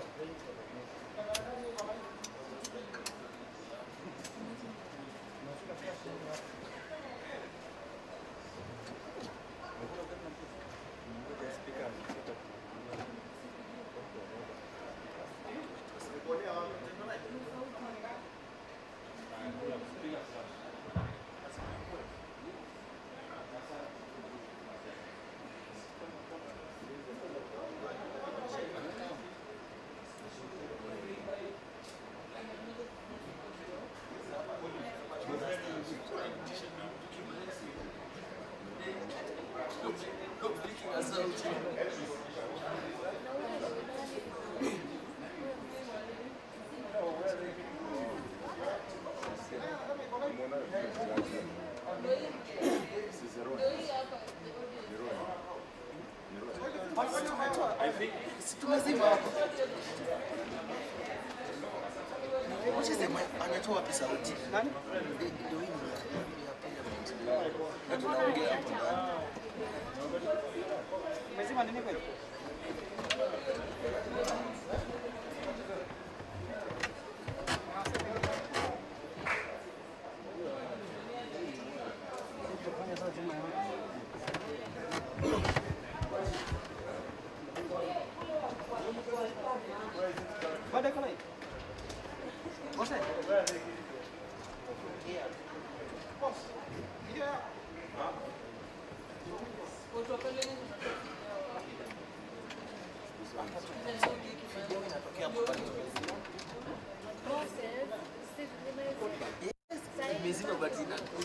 Imezima the main one,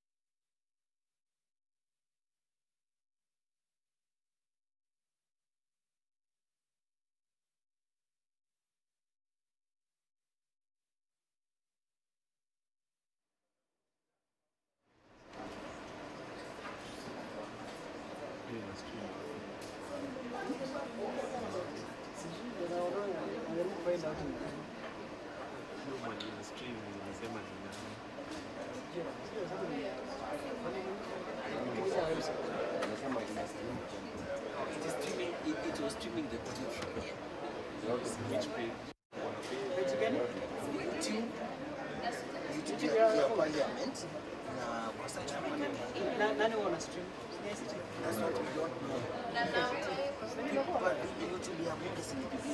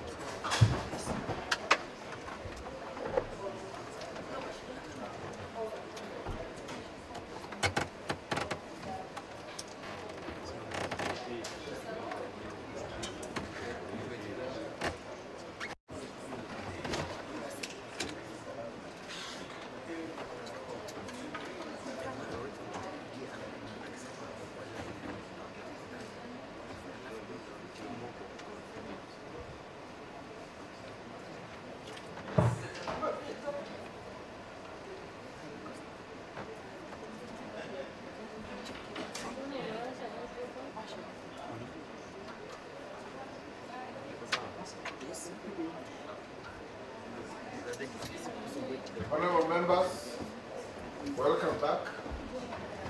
Hope you have had a good lunch. We have quorum. Sergeant, bring the next nominee.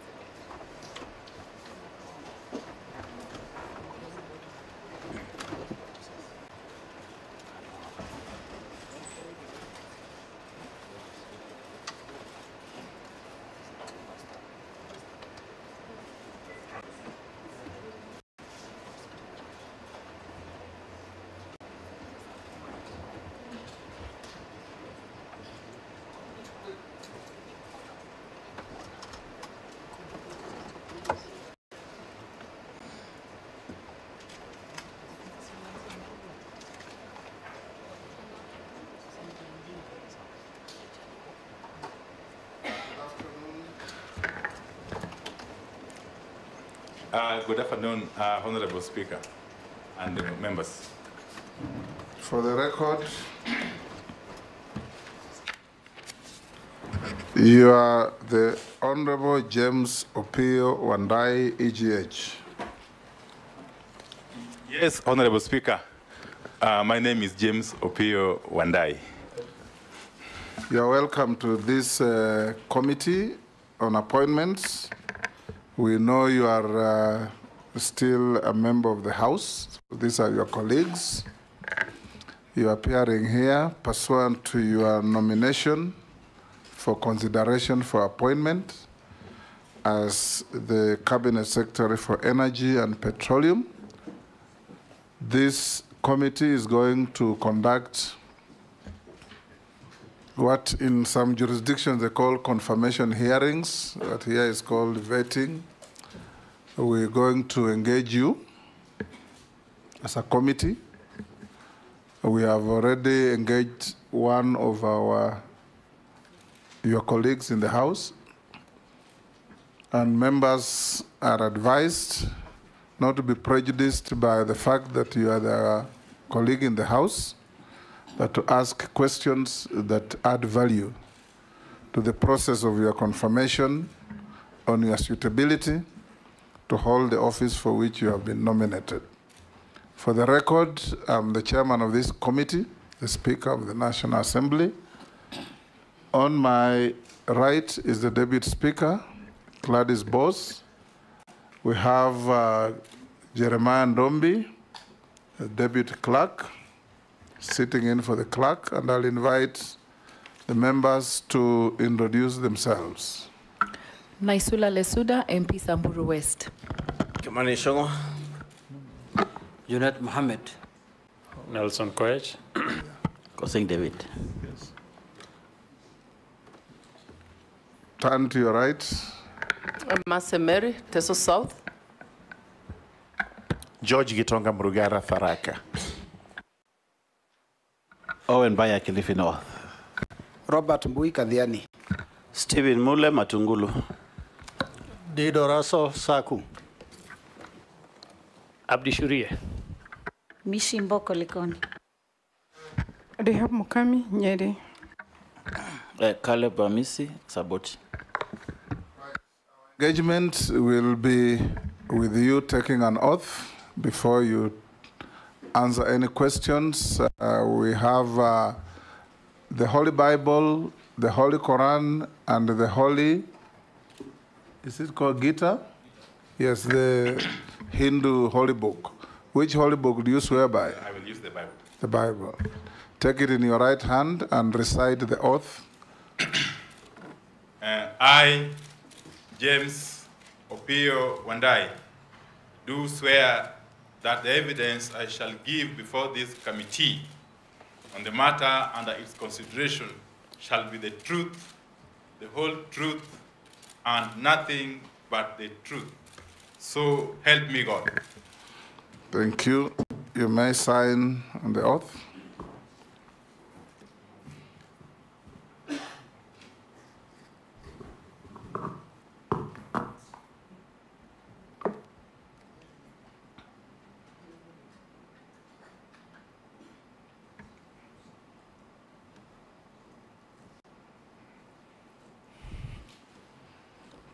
Thank you. You may also give the sergeant your original documents to enable the clerk cross-check with what we have on you. As we start, Honorable Wandai, we expect from you precise and concise responses to the questions put, no unnecessary stories, and if we go that way, we will move reasonably fast. Questions may be put to you that make you uncomfortable or not. Just take them in the stride and answer them, because there is no ill will from any member here. It's all in the course of duty. We'll start by inviting you, for the record, to tell the committee your name, your educational background, your work experience, and your key competences to make you suitable for the appointment to which you have been nominated. Thank you very much, Honorable Speaker and members. I was born some 52 years ago in Siaya County. My early schooling started at Sikalame Primary School.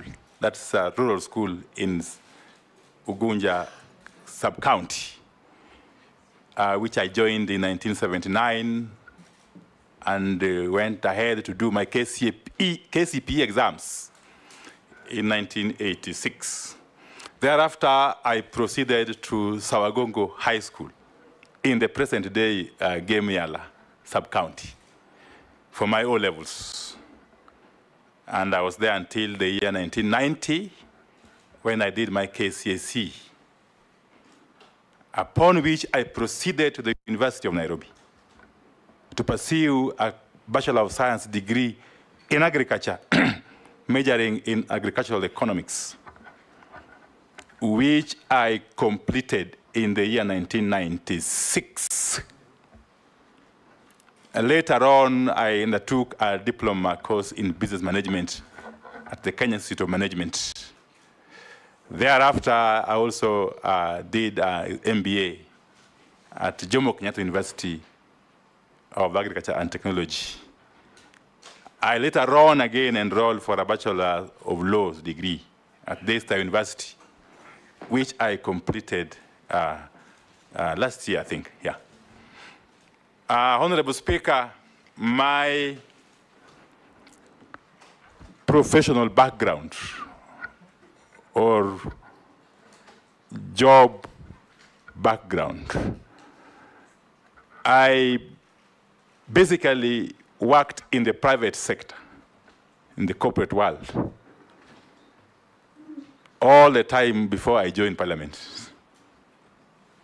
As a matter of fact, I joined the British American Tobacco Company in the year 1998 and worked for a whole 14 years before I resigned in early 2013 to join Parliament.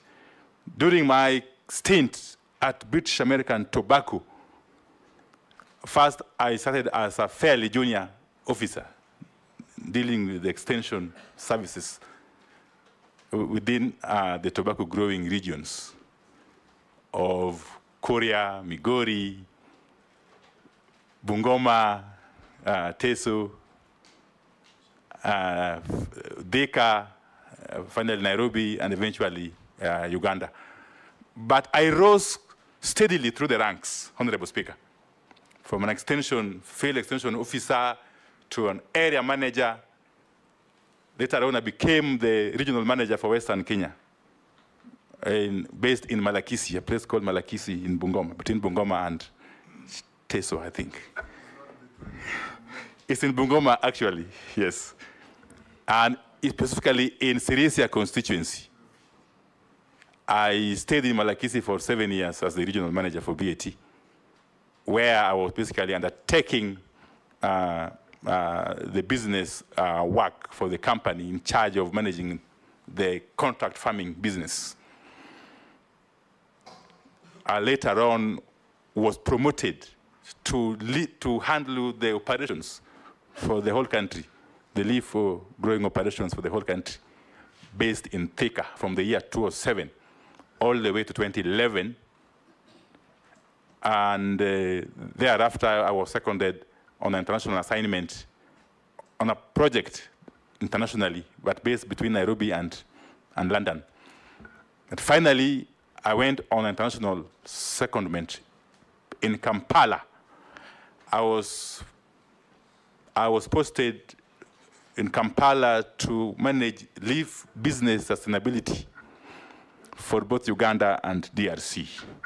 I was to be there for 2 years, but I cut short my tour of duty by a year to come back and run for elective positions as the MP for Ugunja, which I successfully did in 2013. But before I come to my role in Parliament, Honorable Speaker, quickly, during the time I was working in BAT, I was, of course, a business manager. Because up to the point I was leaving, I was now essentially a strategic business manager, dealing with strategic business issues and leading teams of diverse backgrounds. In my responsibilities, I was in charge of environment, health, and safety issues as the head of those departments. And therefore, I came into contact with matters energy fairly early in life. Fast forward, Honorable Speaker, when I joined Parliament in 2013, my first term at the 11th Parliament, I served in the committee, among others, the Committee of Environment and Natural Resources. In my second term, beginning the year 2017, I was privileged to be elected the chairperson of the Public Accounts Committee, a role I played for the entire term of that Parliament. Serving with some distinguished members who are in this committee, including the Honorable Junet Mohammed, who is now the leader of minority. Honorable Speaker, in my role as chairman of PAC, I interacted with accounting officers of all ministries, all state departments, and all constitutional commissions, but to narrow down to the Ministry of Energy, whose books of accounts I examined for the whole 5 years. Yeah, so that gave me an idea, really, of matters energy and petroleum. I remember dealing with the two accounting officers, one in charge of energy, one in charge of petroleum for the entire period. And fast forward again to my third term, the 13th Parliament. Again, when I came in, I was privileged to be elected the leader of minority, alongside my colleagues, Deputy Honorable Robert Mbui, the distinguished member for Korkatiani, and Honorable Junet Mohammed again, who was then my chief whip, among others. But I must also hasten to add that in this term of Parliament, apart from being the leader of minority, I have also been a member of the Public Investment Committee, Energy and Commercial, that is ably chaired by the distinguished member for Pokot South, the Honorable David Kosing. That committee, as you know, Honorable Chair, deals with matters energy to a very large extent, yes, alongside other matters under the commercial ambit. So, Honorable Speaker, I come before you confident, truly confident, that with the nomination by His Excellency the President for me to be the Cabinet Secretary for Energy and Petroleum.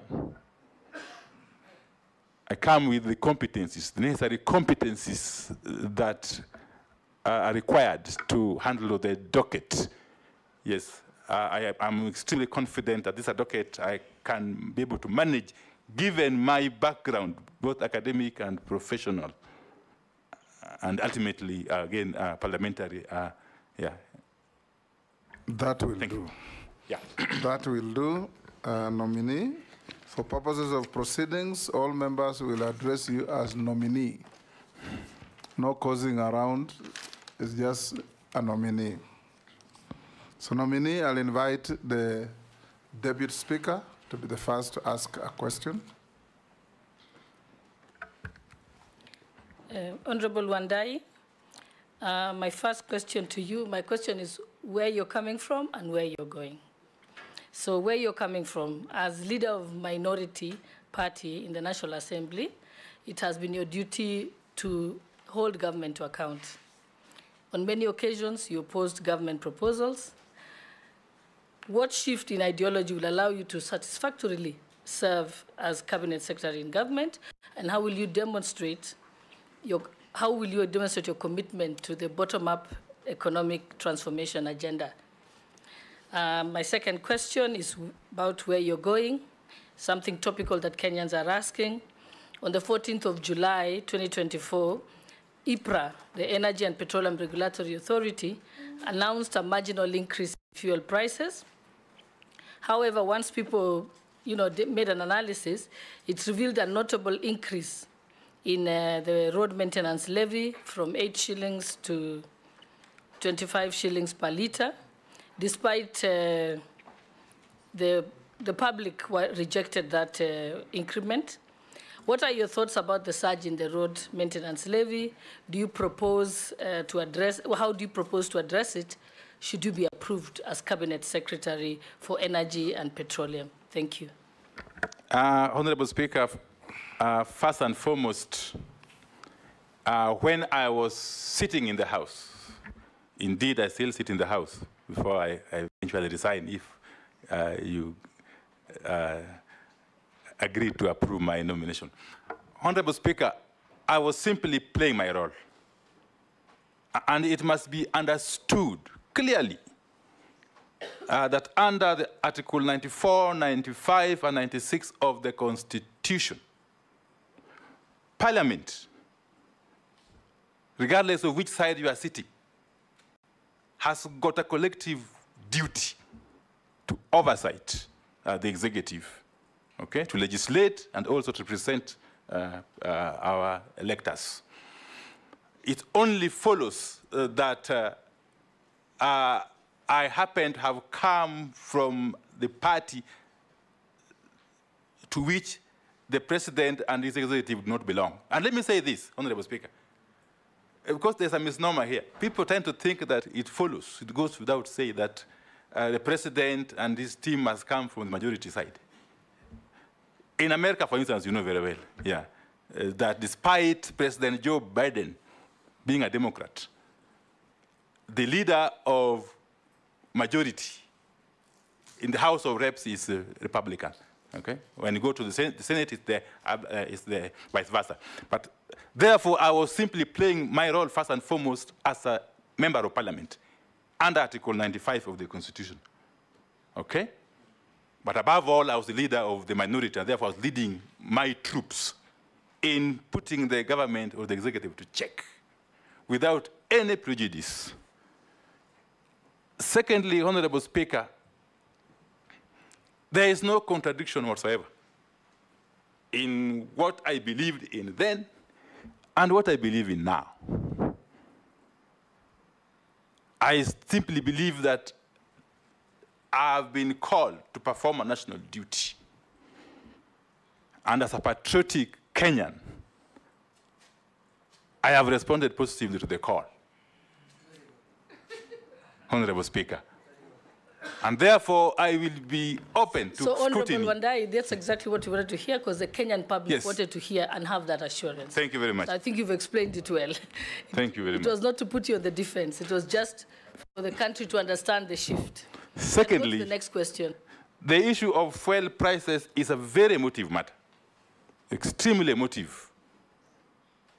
But I will come to it perhaps later. For now, let me just say this, that the road maintenance levy is one of the levies and taxes that constitute the ultimate pump price of fuel. Unfortunately, it doesn't fall within the remit of my ministry if I get approved.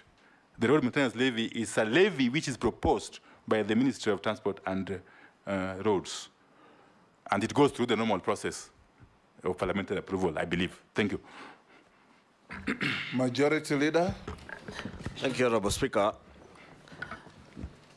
CS nominee, you have said that nothing changes in the things you believe in.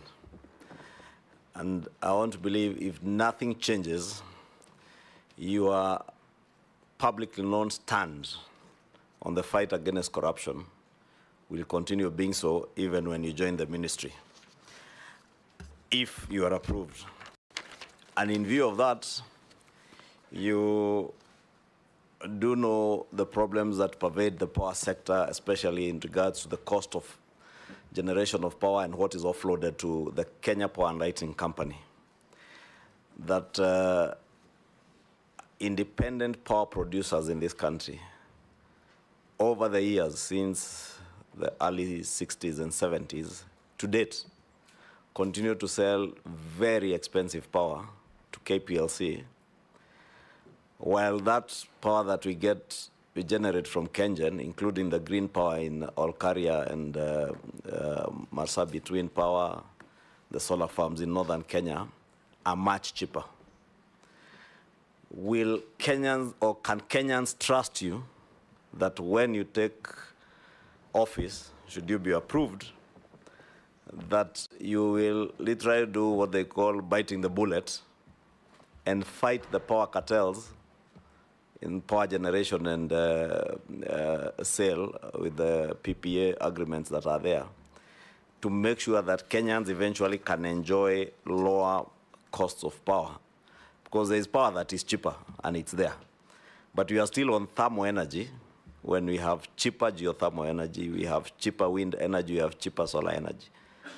Can we get that assurance from you that you can bite the bullet, relook at many of those contracts, of course, within the law, that were procured corruptly to the great detriment of the people of Kenya? You hold, we'll take another one. Junet. Thank you, Mr. Speaker. Mr. Speaker, I want to put to the nominee that, Mr. Speaker, the nominee is somebody known to me very well, having been his whip for now 2-3 years in Parliament. And there is somebody who believes, the way I know him, he stands with on what he believes. But having said that, I want to tell him that working in Parliament, the way we have worked in Parliament together as a whip and a minority leader, and working in the executive are two different things, two different ball games completely.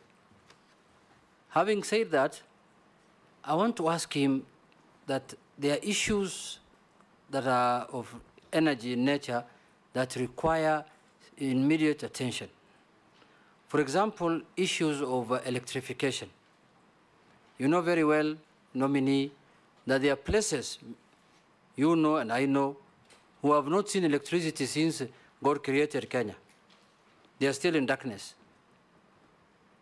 You know very well that those places have suffered quite some time, and they need urgent help, attention.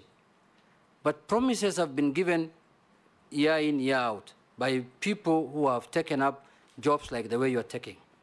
So what Marshall Plan or what measures are you thinking of to help in the next 3 years those areas that have not seen light, not the light of God, but the light of human being, who have not seen it? What are you planning? Secondly, that is last mile.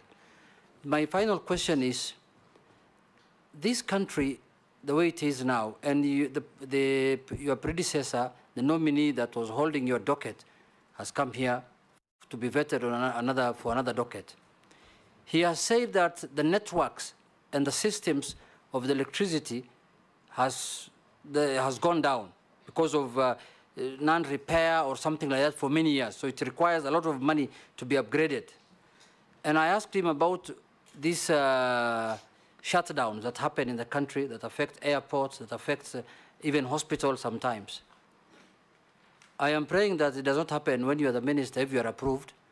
But what are you thinking? What are you planning to do about that matter? Because Kenyans are sick and tired of missing electricity without any notice. Thank you very much. You can answer those. Yes, Honorable Speaker. Let me start with the Honorable Majority Leader's question about corruption within the energy sector and whether I am prepared to deal with it. Honorable Speaker, my stand on corruption also remains unchanged. I may not be an angel, but I can tell you, Honorable Speaker, throughout my life, yes, I have fought very, very seriously against corruption in all its manifestations. Honorable Speaker, there are two problems with the matter of the IPPs from where I sit. And I want to explain a little bit. First and foremost, our energy sector has undergone or is supposed to be undergoing what we call unbundling. Unlike many other jurisdictions which have got a vertical integration kind of structure, our sector has been unbundled, and therefore we have got agencies or entities that do the drilling of the wells if it comes to geothermal. There are entities that do the generation of power itself, entities that transmit, ultimately entities that distribute to the consumers. Honorable Speaker, we have these IPPs largely at the generation level, where they compete with state entities such as KenGen and to some extent even GDC. And I'll come to that later again. Honorable Speaker, when it comes to the point of generation, I have noticed a problem that I will have to tackle head on. One, you know that in our mix of energy sources, geothermal is one of the clean energy sources and the cheapest. In fact, Honorable Speaker, Kenya is lucky. It is the 6th largest source of geothermal and in the world. In the world, Honorable Speaker. We are lucky because if you look at, if you had a look at a satellite image or picture of the Earth, we fall within what you call the ring of fire. Those are areas where we have got geothermal resources worldwide. Kenya happens to be within that region. And therefore, we are blessed as a country to have geothermal resources that could help our energy be among the cheapest, Honorable Speaker. But what do you see?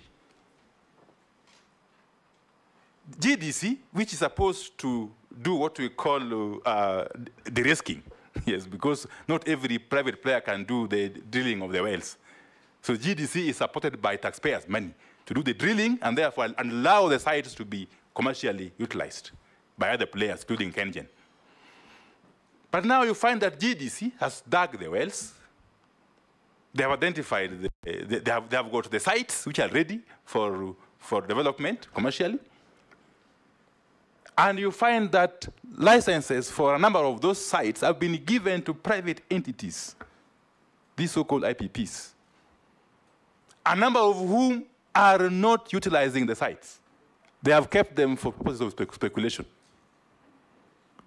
And therefore starving KenGen, which has got excess capacity of opportunities to generate more power, or geothermal power for that matter. Okay? So the country is losing on that account alone. Persons who have been given licenses, what we call geothermal concessions, and they are holding those licenses which are public assets in my view, whilst KenGen, which is a publicly owned entity, at least 70%, has the capacity, the expertise, the resources, is not able to get access to those sites to be able to generate for us energy. So that I will have to deal with. But I will have to deal with them by way of first engaging with the Attorney General to see what we can do about these licenses that are remaining idle without necessarily exposing the country, of course, okay, to litigation and the likes. But eventually to see to it that in the new dispensation, if such licenses are to be issued, there must be conditions. That you get a license, but you have got certain terms within which to play. That is one. Two, it is this animal that we call take or pay. These are IPPs which have been given, which have signed PPAs, the power producing agreements, with Kenya Power and Lighting Company. And the agreement is such that whatever they generate, you either take it, or if you don't take it, you still pay for it. So really, that is not sustainable. And they are very, very, very long-term agreements, some running to as long as 20 years. Again, I will have to engage the Office of the Attorney General on how to deal with this. But eventually, of course, I'm aware that there is currently a moratorium on the engagement of IPPs following the Presidential Task Force on PPAs that was established earlier in 2021. Even if that moratorium is lifted eventually,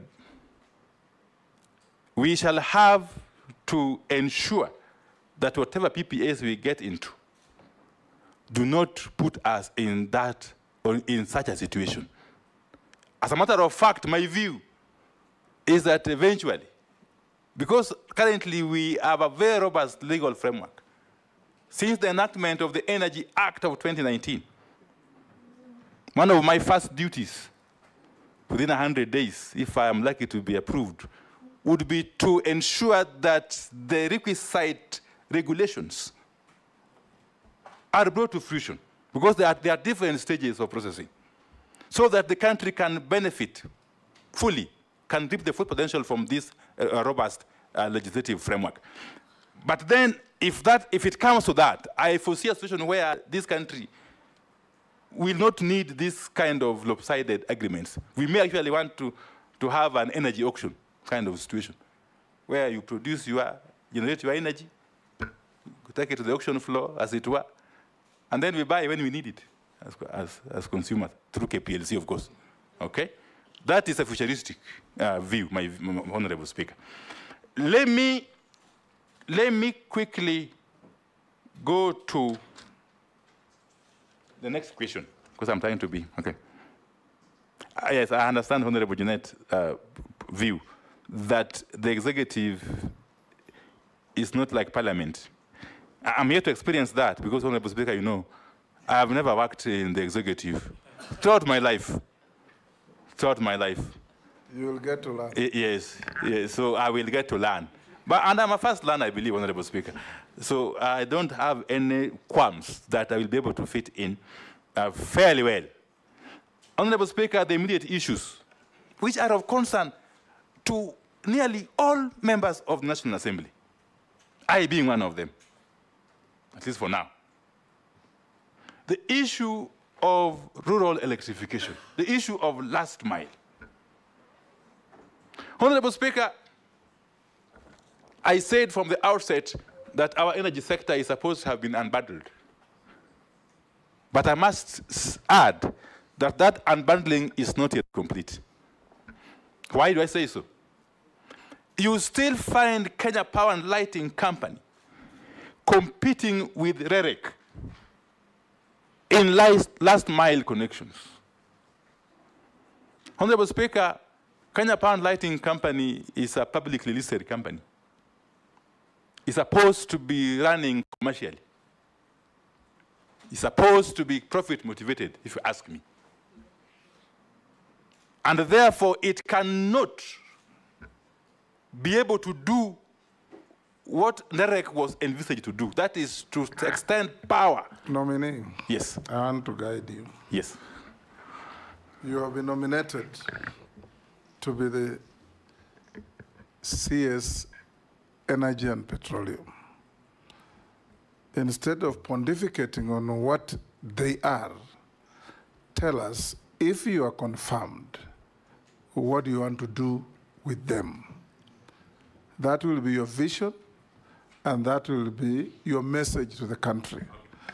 Because when you engage in a complaining type of narrative, it doesn't give hope to the country. Let me endeavor to give hope now to the country. Honorable Speaker, therefore Mr. Speaker, Mr. Yes. Speaker, the nominee is trying to shed off the opposition leadership slowly. So he said doing what the energy called load shedding. He's shedding. He said he's a very fast learner. So now he's learned already. Thank you for the guidance, Honorable Speaker. Yes. Let me say this. Even those parastatals you're talking about, they're going to be under your watch. Okay, so let me say tell this. us what you want them to be. As a policy direction, yes, I would endeavor, first and foremost, to separate or to reduce the overlap, okay, in the functions of KPLC and REREC, okay? And to empower REREC fully to be able to undertake the mandate of last mile connections, okay? So that KPLC can concentrate, can focus on its commercial function, business. Is that better, Honorable Speaker? You are trying. Okay. Yes. Finally, Honorable Speaker, on Honorable Jeanette's question, it is indeed true that we have got fairly dilapidated infrastructure, especially for transmission. Again, you must also understand that these are legacy problems. Before the coming into being of KETRACO, it was the sole duty or mandate of KPLC to do the whole business from generation to distribution. Some of this infrastructure was inherited, and some improvements have been done, but there's still room for further improvement, especially if we have to take electricity, optimally to those who need it. Honorable Speaker, we have situations where we are not able to evacuate power from the generators, okay, to the end user because of lack of transmission capacity. That's something I'll be working closely with the agencies in my docket to be able to fast track the modernization of the infrastructure. And especially when it comes to the last mile connectivity, we are going to work closely with REREC together with KPLC again, by way of engaging with the development partners to be able to finance this process. I'm aware, Honorable Speaker, before I conclude, that there was a proposal in the now defunct Finance Act 2024 for some money for each constituency. But as a matter of fact, 50 million shillings. In the budget, yes. In the budget, yes. Now that has been removed in the wake of the withdrawal of the Finance Bill 2024. But let me assure my colleague members and the public generally that even with that, all is not lost. We are going to work very systematically with the REREC and KPLC to engage the development partners to help us finance this function. Indeed, even as we speak, there's a project going on which is being funded by the World Bank, okay, in terms of extending powers to those areas where the national grid has not reached, what we call the off-grids. And they have been very helpful, Honorable Speaker. I must commend the management of both KPLC and REREC, because as we speak, there are islands on Lake Victoria which previously had no power. And since the national grid cannot be extended to those areas economically, they have resorted to the off-grid power production.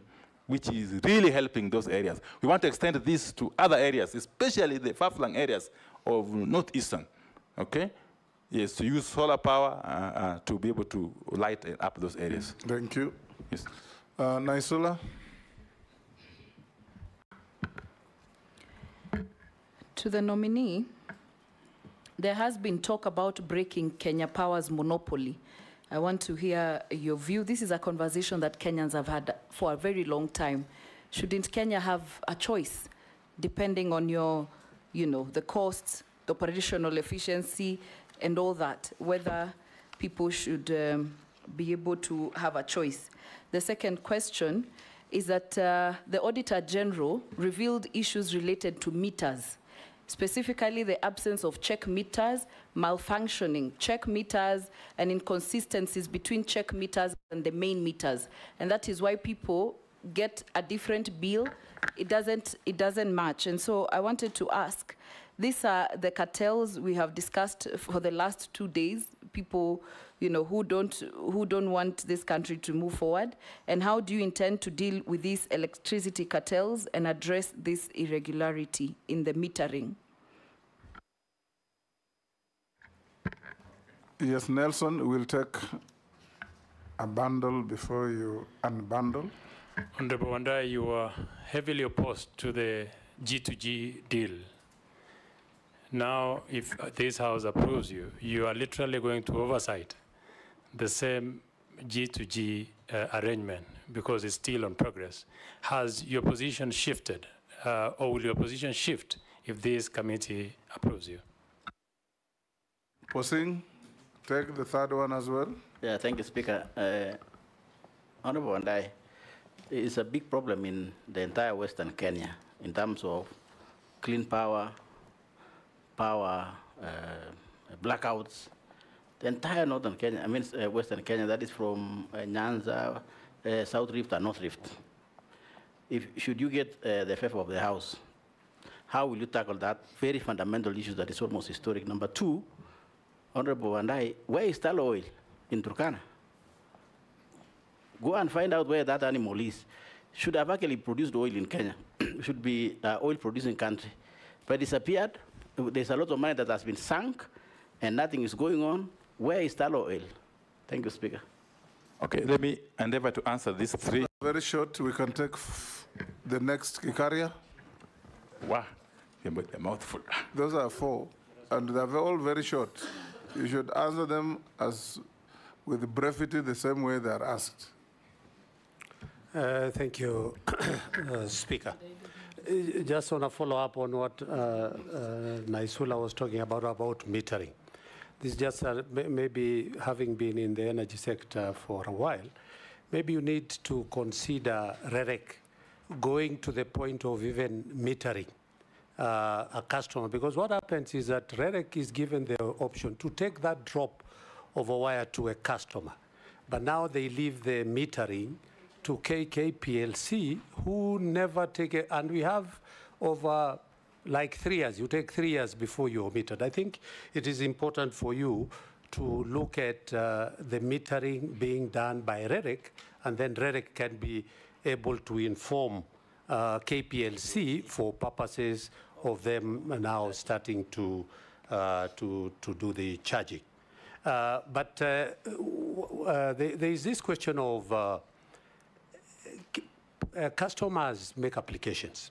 Then it takes too long to a point that we encourage illegal contractors to come and put lines and transmission. And then when KPLC realizes there is that, the first thing they do is to go and bring down all the poles.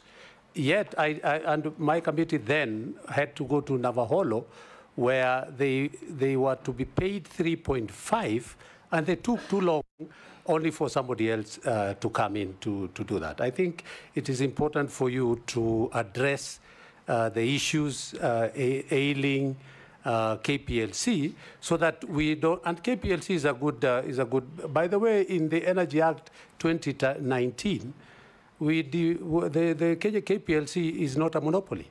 By the way, anybody can apply and get a license for them to be able to do distribution of power in the country. And that is in the Act. Thank you, Honorable Chairman. Okay, Honorable Speaker, thank you. Let me start with the Honorable Naisula. And I agree with the Honorable Gikaria. The 2019 Energy Act has actually laid the basis or foundation for other players to come in the energy distribution space. But even as this happens, because it will only happen again once we have put in place the requisite regulations, the subsidiary legislation. But even as this happens, Honorable Speaker, we still need a robust KPLC. And I'll say why. KPLC, because of the legacy, of course, issues, has got an elaborate infrastructure layout across the country. The competencies, the personnel, and so on and so forth, the technical capacity to do what it is supposed to do. In any event, KPLC actually is the revenue collector, okay? Revenue that goes all the way up the upstream, the transmitters, the generators, and so on and so forth.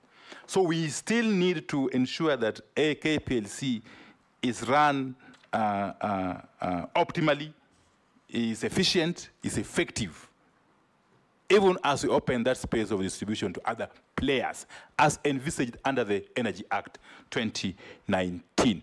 What I foresee as doing going forward, and I will have discussions with my team if I'm approved, is that we may want to create zones, okay, for purposes of optimal utilization of these resources, so that we avoid conflicts if and when this process begins.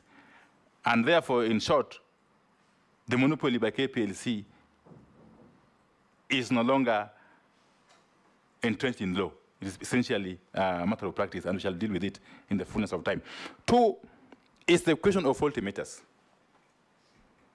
This I will have to inquire more about, because what I have been briefed is that we have had problems in procurement of both meters, actually of all items. Yes, but meters more so, and transformers. What has happened is that these cartels that Honorable Chunga talked about, and Honorable Koech, I think, these cartels have become so pervasive, Honorable Speaker, that they can't allow a tendering process to proceed to conclusion and awards to be made without creating roadblocks.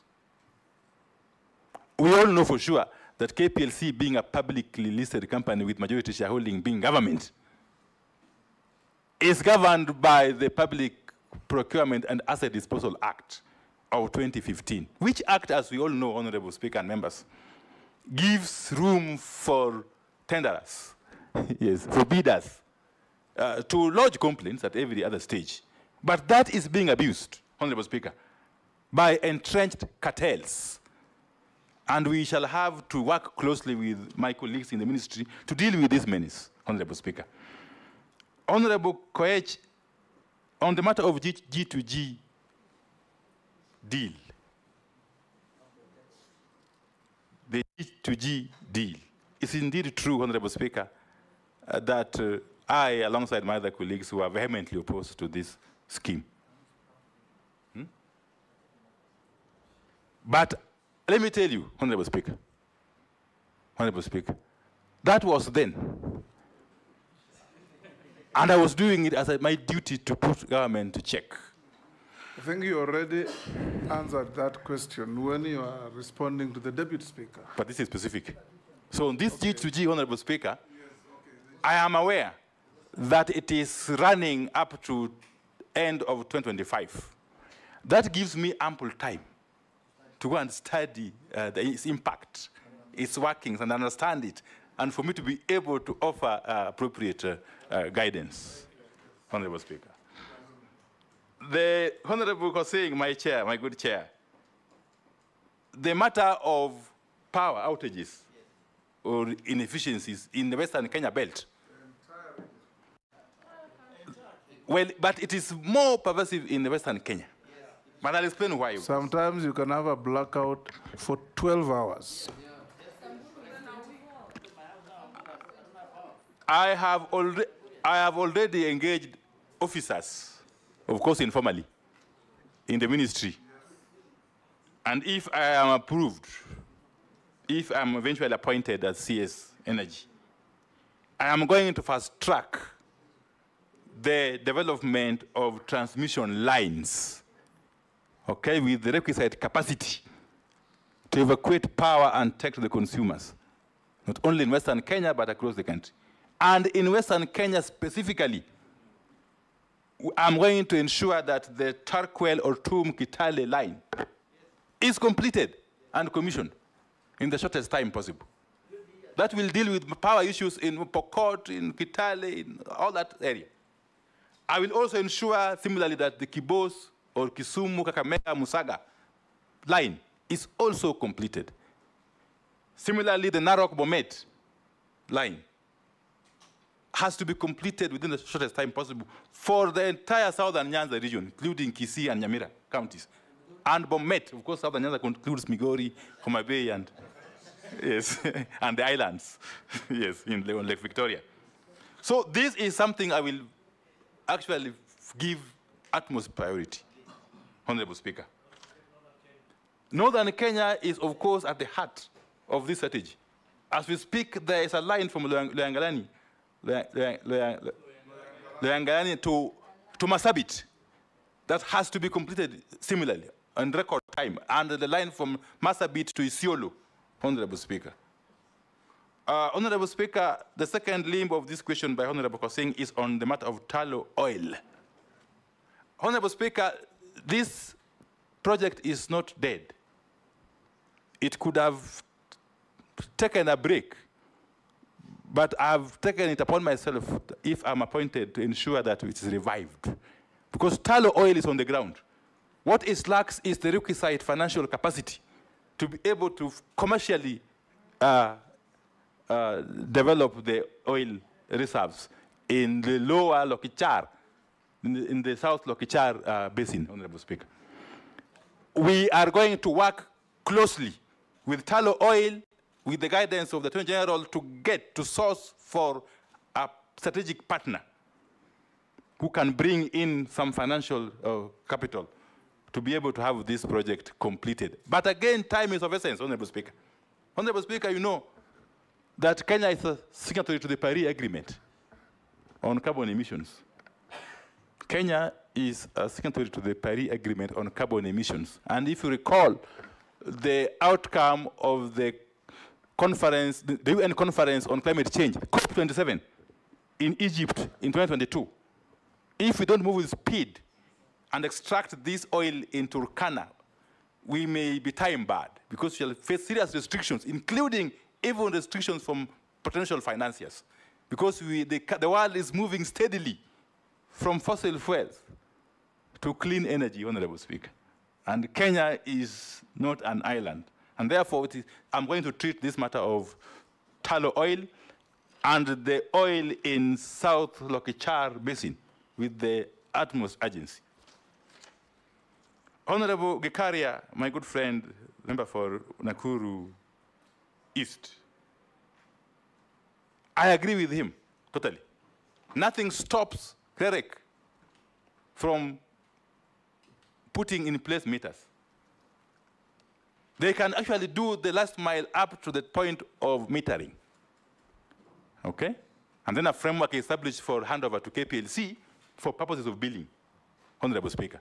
This will create synergy and enhance efficiency and contribute to customer satisfaction, Honorable Speaker.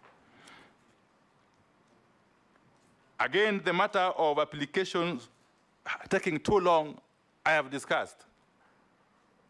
And I've been made aware of the bottlenecks that the utility companies have been facing. This, again, we shall work on. The question of illegal connections is not necessarily a matter of delayed in processing applications. the matter of illegal connections will still be there even if the applications are processed on time. And we have to deal with it separately or differently. And my proposal, and it's a crime, you know that. It's a crime, of course. Yes. It is a crime, but you must also live with the reality that some of these areas where this practice is rampant are not easy to access, even by the officers of Kenya Power and Lighting. Yes. Yes. So we are going to work on a proposal, of course, together with Parliament and the Attorney General, to pursue an option of bulk metering. Okay? In those kind of situations, the Kenya Power and Lighting can be empowered to identify one entity or one person who will then be billed, and then he distributes the power to the rest of the law already consumers. allows them to do that. Why don't they? Yes, that's why I said from the outset, Honourable Speaker, that I will... Anyway, you are not the minister, so I will need to address it when you... First track the issue of the regulations, yeah. We'll go to the next batch. We'll start with Robert. Thank you, Mr. Speaker. To the nominee, you know, when Jubilee came into power in 2013, they marketed the last mile connectivity very, very well. In fact, citizens were of the opinion that they would all be connected within like a month or so. And so that has brought a lot of pressure on members of parliament, because whenever people are not connected, they have this belief that the member of parliament is seeking to only power some areas in their constituencies and not others. I would like you to, from your opinion, you know, having of course studied the situation, to tell us what will you do to ensure that this pressure is taken out of members of parliament, because members, you know, the public thinks it's our issue. Now, the other issue is an issue of public confidence, Honorable Wandai, in that office, and considering that you have been also with us in the minority, you know, and I'm saying this because you know what Kenyans out there have said, and it will be important for you to address them from this point. What can you tell those Kenyans that believe that you took advantage of the young Kenyan demonstrators, some of whom who died while they were demonstrating, so that you could negotiate your way into government?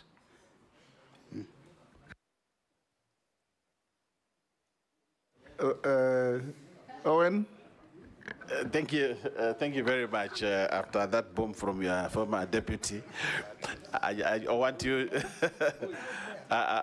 from your former deputy, I just want you to focus on cost of power, Honorable Wandai. Order, Bossing? Yeah? It has expired. I would like to get full attention. Honorable Wandai, the cost of power in this country is such that it is over the roof. If you get a power bill, you look at it, you know, you're paying so many things apart from, in fact, the units that you are paying for actually become a small part of what you're paying for. For this country to rise or fall in terms of manufacturing, in terms of production, the cost of living and the prices of items, it all falls and all rises on the sword of power cost, for which, in your statements, you have said this country, in Parliament, many times in Parliament, you've said that the cost of living in this country is very, very high. But one of the biggest contributors of that cost, of that high cost of living, is power. You are in the middle of it. Apart from thinking about reticulation of power, apart from thinking about all these other things, you have a big elephant in the room. How do you bring the cost of power in this country to reduce the cost of life and also to increase manufacturing, industrialization, and all those other things? Thank you, Honorable Wandai. Rugara. Thank you. Thank you very much, Mr. Speaker. Nominee, the ministry you are just about to take over, if this committee and the House approves you, is one of the key ministries in the country akin to roads, water, and every Kenyan is looking upon you to be connected to electricity. and there are not two options to it. Even before I ask you the question, it's good to know that there are historical injustices in terms of power supply in the country, such that, take the case of the year 2017, the Tharaka constituency was at 9.5% connectivity to the national grid. At the same time, Gatundu South constituency was at 100%. These are all equal Kenyans. There really should not be that disparity. Number two, we have schools. Schools where electricity is just but mandatory. Yet, those areas are not connected to the national grid, and the children are supposed to compete competitively in national exams, which are standard. My question to you is, would you be subscribing to a form of affirmative action in terms of electricity supply to constituencies which have lagged behind? And it's just not Tharaka. You go to Mwingi North, you go to Mbalambala, which is also my neighbor, Beere North, Beere South. These actually have been discriminated against. And therefore, would you be prepared to take affirmative action in respect of those constituencies? Thank you, Mr. Speaker. To Honorable Opiyo Wandayi, the nominee. My colleagues have talked about electricity, you have talked about the transformers. Do you see we need to move away from oil-based transformers, because every other day you will hear people removing the oil from the transformers, and we have got transformers which do not work sometimes, or we have got a shortage of transformers. So do you see, will you do research? Because I've done, if you go to the Western world, you do not see any transformer, and I know you've been there. So you do not see transformers there. Do you think we can have KPLC having a company where it will be having fiber optic? I know they are doing it right now, but because of the ICT of this government, to deliver fiber optic to each and every place, because it's a vast network, as you have spoken about it. The last one is about the Kenya Pipeline Refinery. Your predecessor, if you are confirmed, who was here, Davis Chirchir, he said they were looking at it once the oil, which Honorable Posing has talked about, the Tullow oil and all that, once it's done. But I believe if that refinery was there, we could even get cheaper fuel and refine it the way it used to be. So do you think it is possible under your watch if you are confirmed? Thank you. Okay, thank you very much, Honorables. You can answer those. Honorable Speaker. Yes, indeed it is true.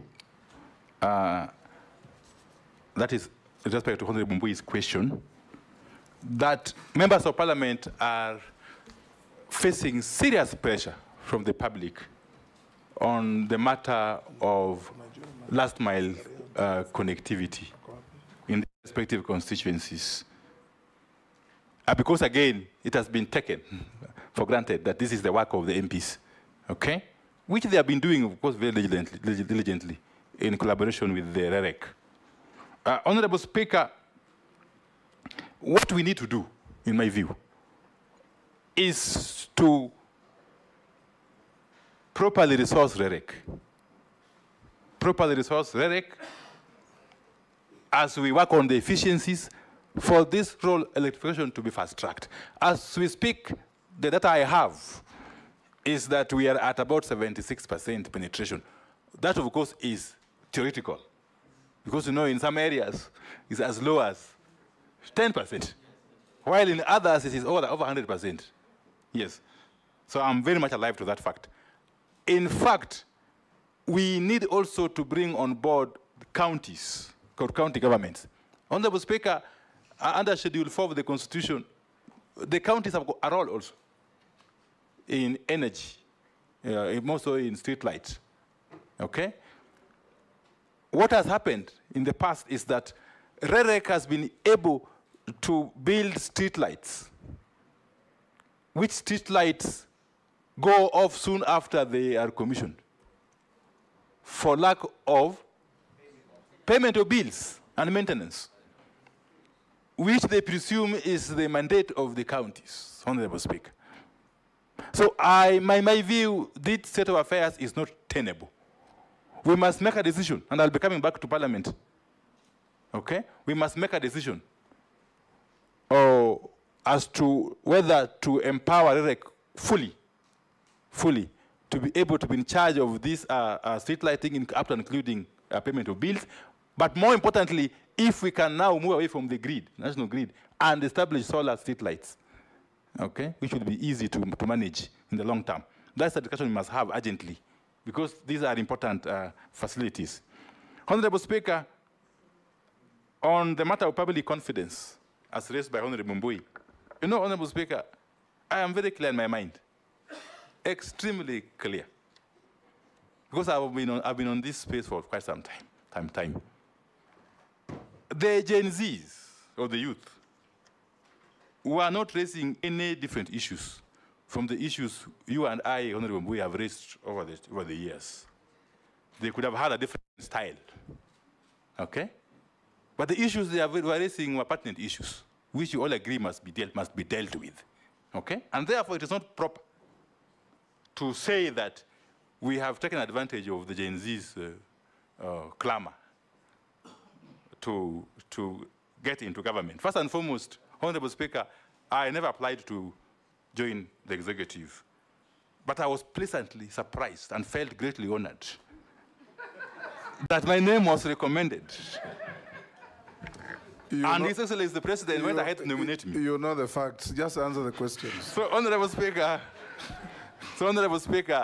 I still maintain the view that we are not in any way in betrayal of the cause. Don't allow Mbui to bully you. Of the youth, yes. And have no apologies. Yes. But again, Honorable Speaker, as I conclude on that one, you know, we are basically coming on board in a paradigm shift. I'm very pleased that the President has actually declared that we have to adopt a paradigm shift in the management of government and state affairs. And I'm most privileged if I'm approved. In our country. In our country. Yes. Yes. Thank you, Honorable Speaker. We are living in different times. Yes, we must also think differently. Sorry. Honorable Speaker, Honorable Baya, you are right.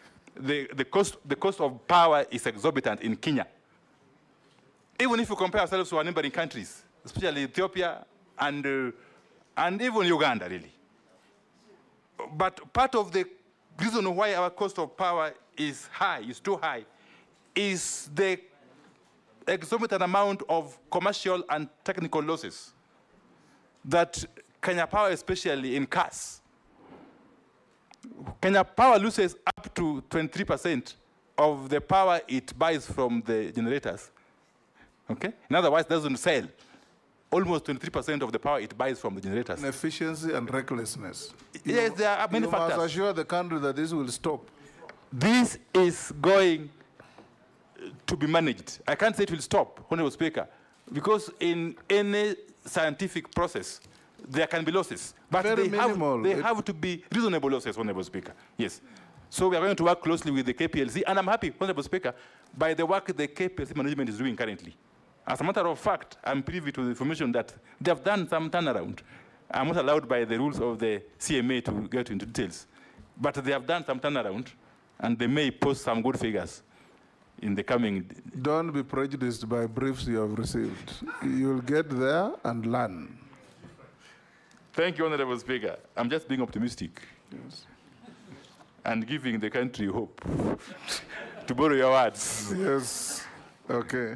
Continue. Honorable Speaker, let me dash to the question, by Honorable Dawood. Murugara. Murugara first. Murugara, yes. Honorable Speaker, it is true, there have been historical injustices. Okay? And we must work together in terms of addressing these injustices or these imbalances We must correct them. That's systematically. But I must also throw a challenge to my colleagues in the National Assembly, because I'm aware that this lopsided allocation of resources, especially on energy and electricity, is also coming from us in Parliament at the budget time. The agencies, the ministries, are receiving printed estimates with figures which they cannot change, they can't touch, which figures are scary, Honorable Speaker. You find one constituency being allocated upwards of 400 million Kenya shillings, while another one is getting a paltry 10 million Kenya shillings in the same financial year. So we must also actually do some introspection as a House to help us in the ministry, if and when I am approved, to deal with this issue. You know, once you bring printed estimates, the ministry, the agencies have got no leg room. They have no room to maneuver. Okay? So these imbalances, this injustice may continue as we watch, Honorable Speaker. There is also the issue of solars for schools. There is currently a very robust project being undertaken by REREC, the solar for schools. We want to follow through this project to ensure that at least every school in this country is able to benefit. Point of order. No. Point of order. George? Point of order. Solar has been tried from time immemorial. It works only for 1 month, 2 months, it just dies. And those schools will remain in the books of KBLC or whoever that they are connected through solar when actually it is not working. So it doesn't make sense whatsoever for Kenya Power or for RELEC to introduce or to go back to that solar business.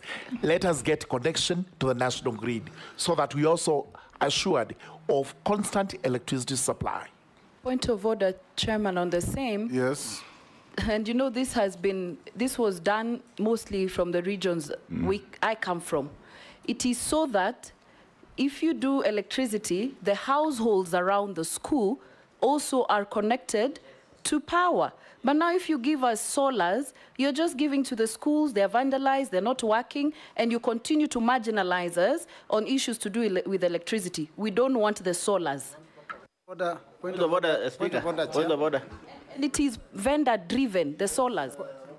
Yeah, point of order, Chair. I just want to urge my colleagues that, you know, the nominee is actually a nominee. And we are addressing the nominee like the CS for energy, a decision Which we are yet to not. make. Because the pressure is on him now dealing with solar versus, you know, regular energy. So. No, it's important for him to know. We are working on the probabilities. You are being warned of landmines ahead. Okay, thank you. Yes. I've taken note. Yeah. I've taken note, Honorable Speaker. Let me just proceed quickly to Honorable Dawood. Yes, I've gotten your point on the possibility of moving from oil-based transformers to something else. I need to check with the technical people to be able to give some feedback on that. Honorable Speaker, there's an issue raised, the Honorable Dawood raised, on the Kenya oil refinery. Did you mean refinery or the Kenya pipeline? Oil refinery with the pipeline. Yes. You know, I am aware that the Kenya oil refinery has or is in the process of being acquired by the Kenya Pipeline Company. I will need to get into the details as to the rationale behind this, but I still foresee a very big role for the Kenya oil refinery, at least its installation. Firstly, in terms of the processing of the crude oil, if and when it finally flows from the South Lokichar, yes, to Mombasa. But more importantly, Honorable Speaker, I have come to the realization that this country does not have provision for a strategic reserve of oil. That we can actually, one of these days, wake up and find that we can't bring oil to Mombasa. And then, after some few days or weeks, we are ground to a halt as a country. So I think this facility in Mombasa can still be useful in future once we work on the strategic oil for the country that can last for at least 90 days. That's the best practice universally, Honorable Speaker. Thank you. You have not answered if KPLC can do the fiber a company. Would it be possible or not? I will also pursue this. Yes. Mary Emase. Thank you. Nominee, you've talked about customer satisfaction. I put it to you that KPLC customers are the most dissatisfied.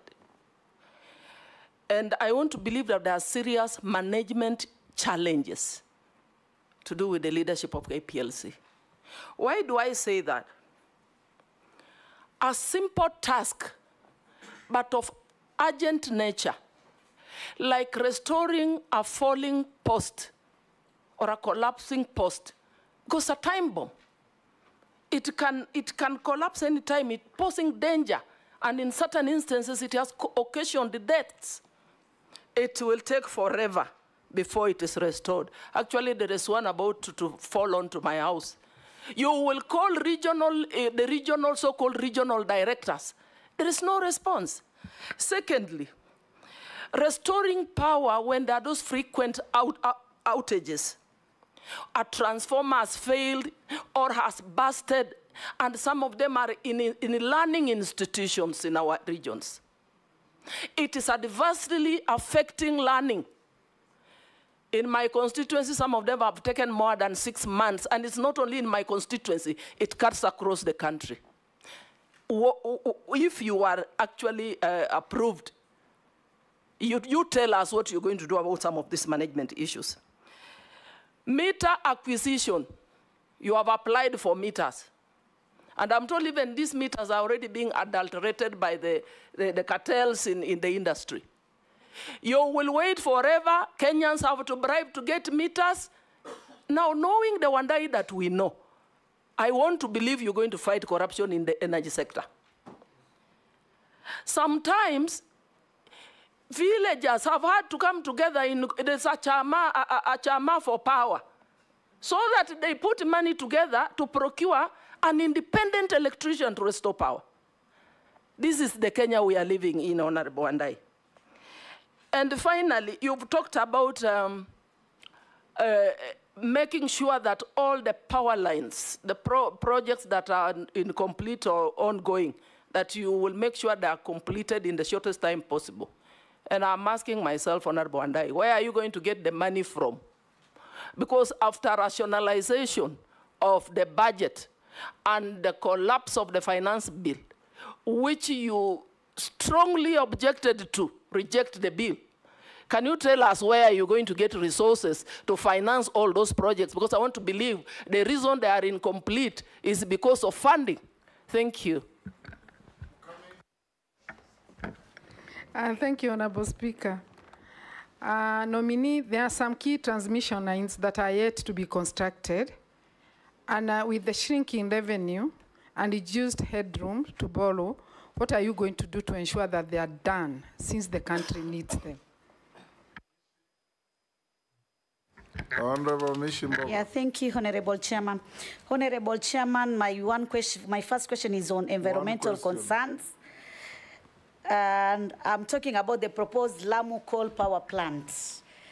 I know there have been some opposition from environmental groups concerned about the impact on the local ecosystem. So my question is, how will you balance energy needs with environmental protection? My second question, it is on the issue of the project dubbed the Lake Turkana Wind Power Project.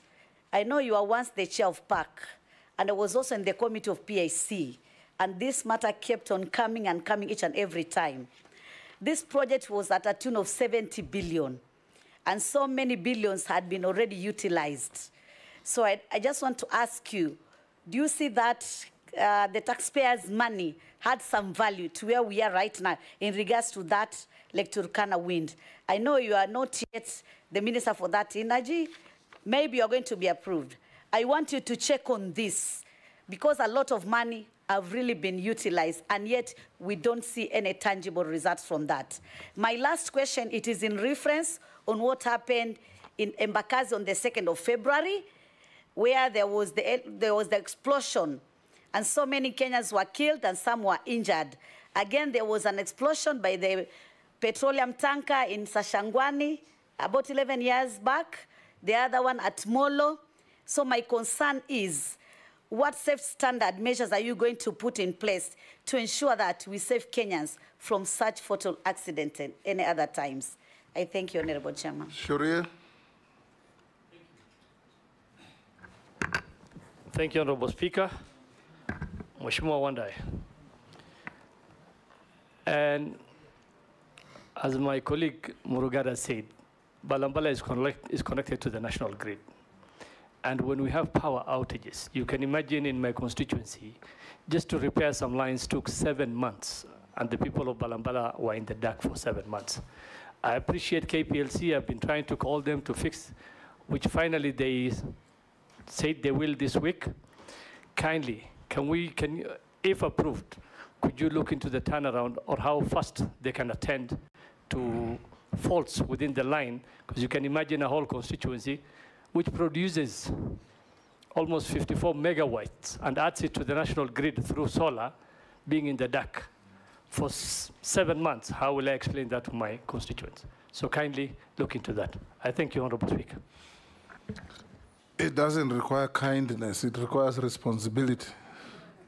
You know, he was my leader, so sometimes I have to treat him with the same respect that I did when he was my leader. It requires responsibility. Nominee, can you answer those? Okay, thank you. I'll try to be brief. And again, Honorable Mase is spot on. Yeah, the matter of customer satisfaction is known to all of us in terms of services by KPLC. What I think, without really going into details, because I'm here to assume the office. Honorable Speaker, what I think KPLC requires, and it's a giant company, actually employing over 10,000 people. What I think KPLC requires is an urgent, what we call business process reengineering, to look at the totality, okay, of the architecture of the management of KPLC processes and functions. Honorable Speaker. 2 is the question of transmission lines that are yet to be completed. Honorable Speaker, some of the lines, actually nearly all of the lines that I mentioned earlier on, that I will try to fast track their completion, have got funding. Okay? They have got funding as we speak. And most of the funding coming from development partners. So my work will be to work closely with the agencies responsible to have these projects completed within the timelines that are stipulated. The Honorable Mukami, again, is basically speaks to the question that has been raised by Honorable Masi. Yes. And I will work closely with you if I get the honor of being approved, yeah, to see to it that this is done, the matter of completion of these transmission lines. Honorable Mishi, yes. The question of carbon emissions is very serious. But again, we shall have to work closely with all stakeholders to strike a balance between energy needs of the country and environmental protection. That delicate balance will have to be struck, Honorable Speaker. Yes. Lake just on the same. Yes. If you allow me, Mr. Speaker, I don't want to allow myself. Thank you. I would like to ask you a question on nuclear energy. You know, there's a proposal in my... It's not the same. No, it's... a question on coal. That is called, this is nuclear. How can it be the same? It's different. Yes. Let him finish answering those questions, then I'll give you... Thank you, Mr. Speaker. Honorable Speaker, Lake Turkana wind project. Honorable Speaker, for sure, this is a matter again of public notoriety. I kept hearing about it when I was in the last parliament, I think. Yeah, it was within the purview of the Committee on Energy and PIC then. I'm aware, despite all the issues that were raised then and even now, that eventually the power is being generated. Okay? As a matter of fact, Honorable Speaker, in our total installed, out of our total installed energy capacity, which is about 3,200 megawatts, the wind power is accounting for about 460 megawatts or so, the bulk of which is from this Lake Turkana wind. So I will take time once I assume, if and when I assume office, to establish more details surrounding this project, yes, and to draw lessons from it that could inform our future engagement with similar projects. Yeah. Yeah, Honorable Speaker, yes, again, the issue of gas explosion in Bakassi, Sachangwan, and so on and so forth, it's a question of regulation. It's a question of regulation. I will be working closely with EPRA and enforcement of the law. Yes, I'll work closely with EPRA to see to it that these occurrences are a thing of the past. In fact, Honorable Speaker, one of the areas I'll be focusing on, if I get to be appointed, is to push the LPG uptake by the public in terms of cooking, okay? From the current about 40% to 100% by 2028, actually, 2028. That should be the target, Honorable Speaker. And we are going to work closely with all the relevant players to ensure that we make it possible for the Kenyan people in the countryside and everywhere else to access gas, clean energy for cooking. Because we can no longer continue in the manner we are continuing of using charcoal, using firewood. It's not sustainable, Honorable Speaker. Yeah. And therefore, if for this to happen, we must put in place a proper enforcement mechanism to forestall such unfortunate occurrences that have happened in the past. Honorable Speaker, Honorable Shurie of Mbalambala, again, the same issue of response by KPLC that was raised by Honorable Emasi.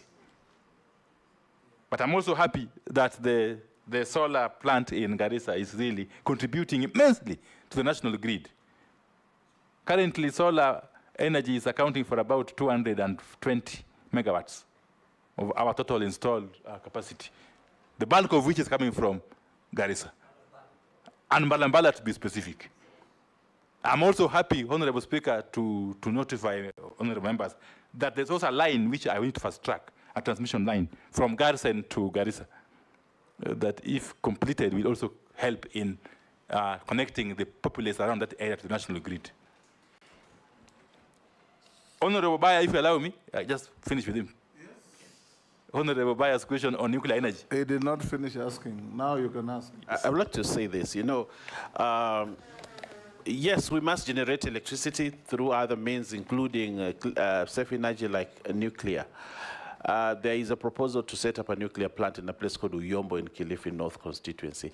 And this has elicited a lot of reactions. It's not just about environment, it's just about human beings and preparedness of this country in venturing into nuclear energy and nuclear waste and all that whole realm about nuclear. But the people of Uyombo have said no, they have refused. And looking at many factors, and they have a right, they've been forced, they've been beaten, many things have happened to force them into this nuclear. Would you stand with the people of Uyombo and actually agree with them and look for other sources of energy other than nuclear?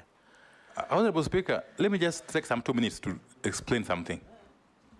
First and foremost, Kenya is a member state of the International Atomic Energy Agency that regulates matters nuclear across the world. And Kenya has adopted the International Atomic Agency's milestone approach in terms of establishing a nuclear energy plant. In this approach, there are phases that we have to go through.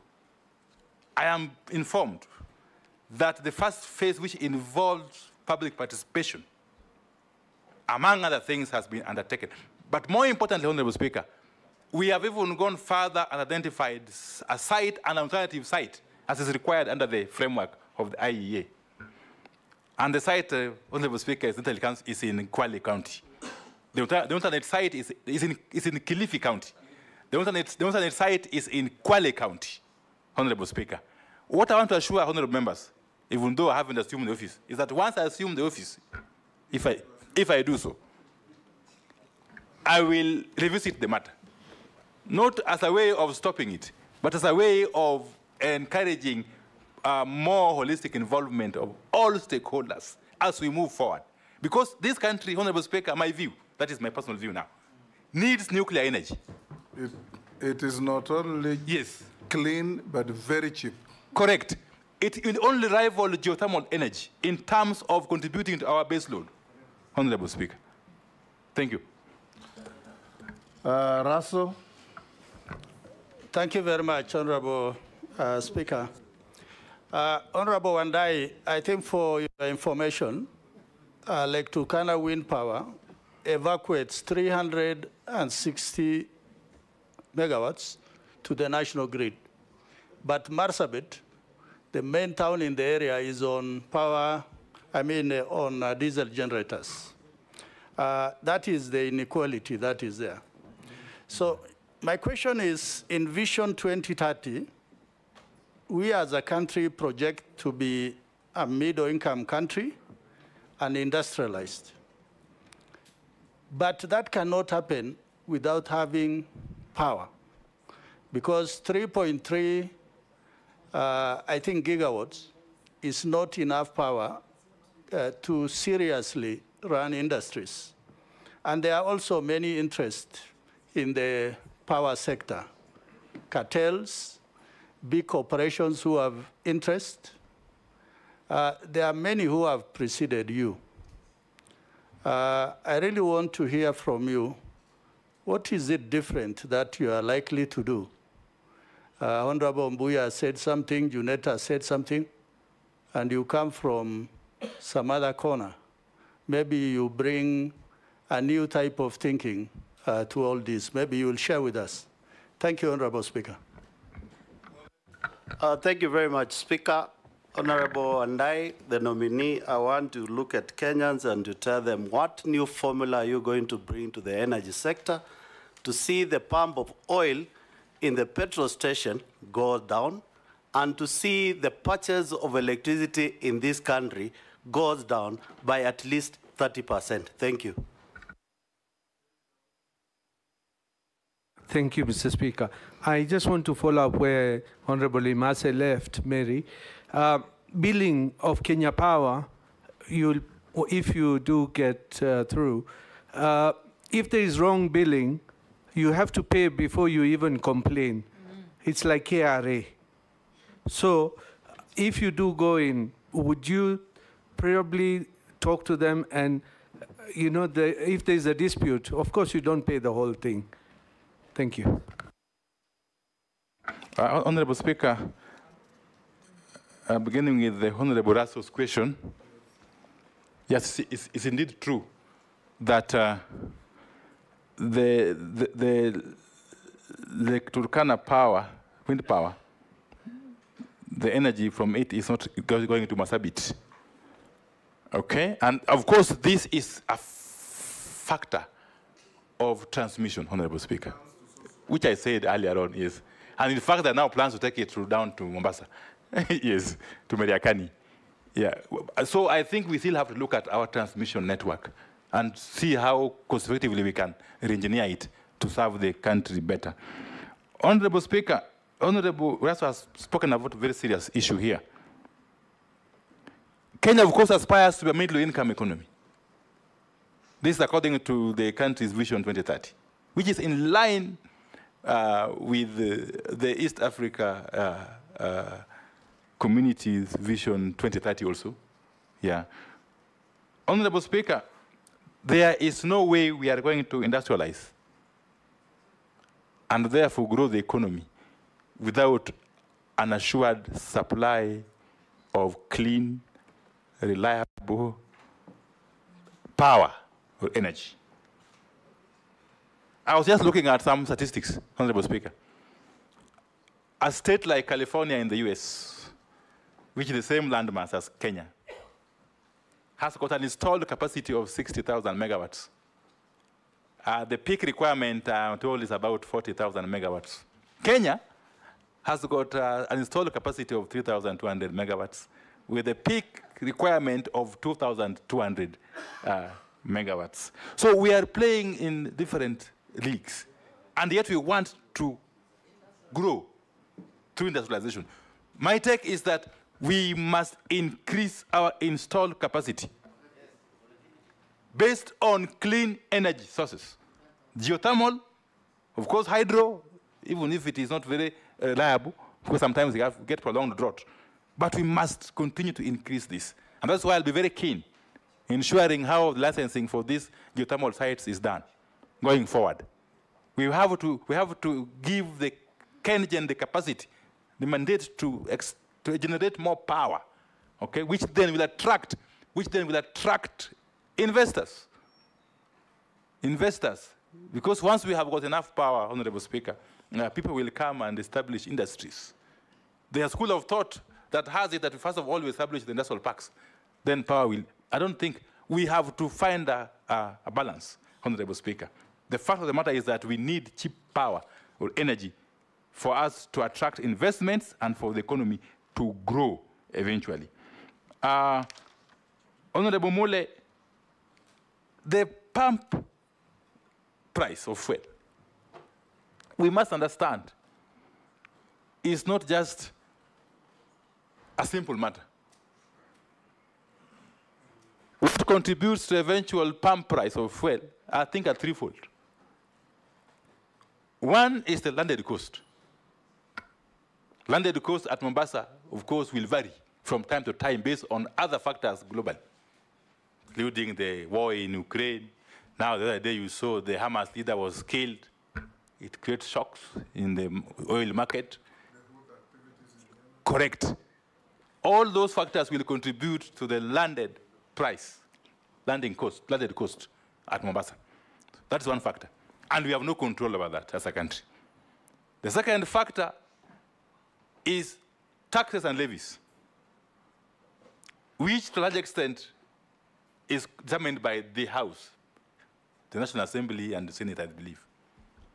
So I'll be working closely with you if I get appointed to address that.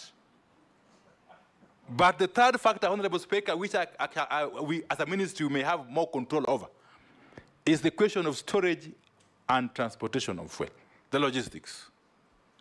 And on this score, I will be working closely with the Kenya Pipeline Company to enhance efficiencies. I'm happy to note that there are opportunities for the Kenya Pipeline Company to extend its pipeline, which is currently about 1,340 kilometers, from Mombasa to Kisumu and Eldoret. There are opportunities to extend that pipeline to Kampala and eventually to Kigali, and possibly to DRC, Honorable Speaker. If and when we do that, then KPLC will be able to generate more revenues, okay, and reduce its costs, operational cost, which of course goes into the pump price, you know. Honorable Speaker, you know, you are aware that Uganda has, since this month, I think, started importing its fuel directly. But even still, it's using our pipeline, okay? Which is a benefit to us. We're not losing anything, really. Previously, we would... The pipeline world over is a highway. Correct. Yes. And they're paying us. Previously, out of the 100% imported fuel or petroleum products, Uganda would take 20%. But now that 20%, it is importing directly, but still passing through our pipeline. How I wish the extended pipeline to Kampala and DRC could be owned by Kenya, you know, Honorable Speaker, if it's possible. Because pipeline makes money in two ways. One, by the volume that goes through it. Two, by the distance that volume travels. So I think we have got serious opportunities to make Kenya Pipeline Company more competitive, even though now it is posting fairly good profits. Kazi yako. pipelines all over the world are not constructed with domestic resources. They're so lucrative that any lender will give you money. So it's up to you to go and organize. Thank you. I think it's finished, basically. Yes. Yes. I'm going to look at yes. Why they are billing you incorrectly, Honorable Dawood and other. Okay, another consumers here. Nominee, let me ask you a question or two. Kenya Power is a monopoly. In fact, the biggest monopoly in this country. And yet we keep on seeing stories that it is technically insolvent or has serious financial difficulties. If you find favor and become the CS, what are you going to do to ensure that this monopoly that has a stranglehold over every sector of life in Kenya, that collects money from everybody, some up front with prepaid meters, becomes profitable and pays a dividend to the treasury? Because it is a state company. Number two, and this follows what Rahim was saying, there is a lot of erratic billing by Kenya Power. Yours truly here has been a regular victim. They give you one bill of 28,000 in 1 month, the next month they give you 89,000. And it's the same consumption in the house. There is one time they gave me a bill, nominee, of 550,000 for a month. And they came and disconnected my power from the pole. And they're the only supplier, so you have to pay. What are you going to do about this? Then you had Mbalambala MP. A breakdown has taken 7 months without fixing. Will you consider, if you are confirmed, to sit with KPLC and give them strict timelines and schedules within which to respond to public needs? If there's a breakdown, it should not take more than a day, time allowing or not allowing 2 days, but 7 months is unacceptable. If you are confirmed, you know we are giving, and the government has done very well for the last over 10 years. Schools have been connected with power in many parts of the country. But if you go to these schools, if you turn up as an MP, the first thing you are told is, we have not paid our electricity bill. Please help us to pay. Would you consider having an arrangement where schools and public institutions are charged subsidized rates so that they do not pay commercial rates like industries, factories, and other households? So that in some schools you go, there is power connection, but the only thing it's used is teachers charging their phones, nothing else. They cannot afford to use it for anything else. So if you can consider that. Lastly, if you are confirmed, you know, I was the first electricity regulator in this country, you remember? At that time, when we carried out a study, there was in the Southern Africa countries called the Southern Power Pool, where Zambia, Zimbabwe, South Africa, Botswana, Lesotho, Swazi were all interconnected. So if there was a shortage of power in Zambia, it automatically flows in from the connection in the pool and vice versa. Would you consider working with your counterparts in the region to create a power pool for the East African countries, including Ethiopia that now has enormous capacity after the Renaissance Dam, so that we can, in times of straits like droughts, it automatically flows into Kenya, there is metering, and we pay for it. Thank you, Honorable Speaker. I will answer them in the reverse. And I agree with you. We have no option but join in the East Africa Power Pool. First, as a way of creating for our actors additional market, so that if we do what we are promising to do of increasing our installed capacity, then excess energy can find an outlet, Honorable Speaker. And in the converse, if we are short of energy for whatever reason, we can get energy from the neighboring countries within the pool easily into our national grid, Honorable Speaker. There are no two ways about it. The issue of possible subsidy for schools is a great idea in my view, Honorable Speaker, and it's an issue I may have to pursue and see to what extent it can be actualized. If and when we adopt it, it looks very revolutionary because the schools are actually suffering a great deal in terms of struggling to pay these bills. And the issue of erratic billing by KPLC, which was clearly indicated earlier on by Honorable Dawood. The issue of KPLC profitability, despite being a monopoly.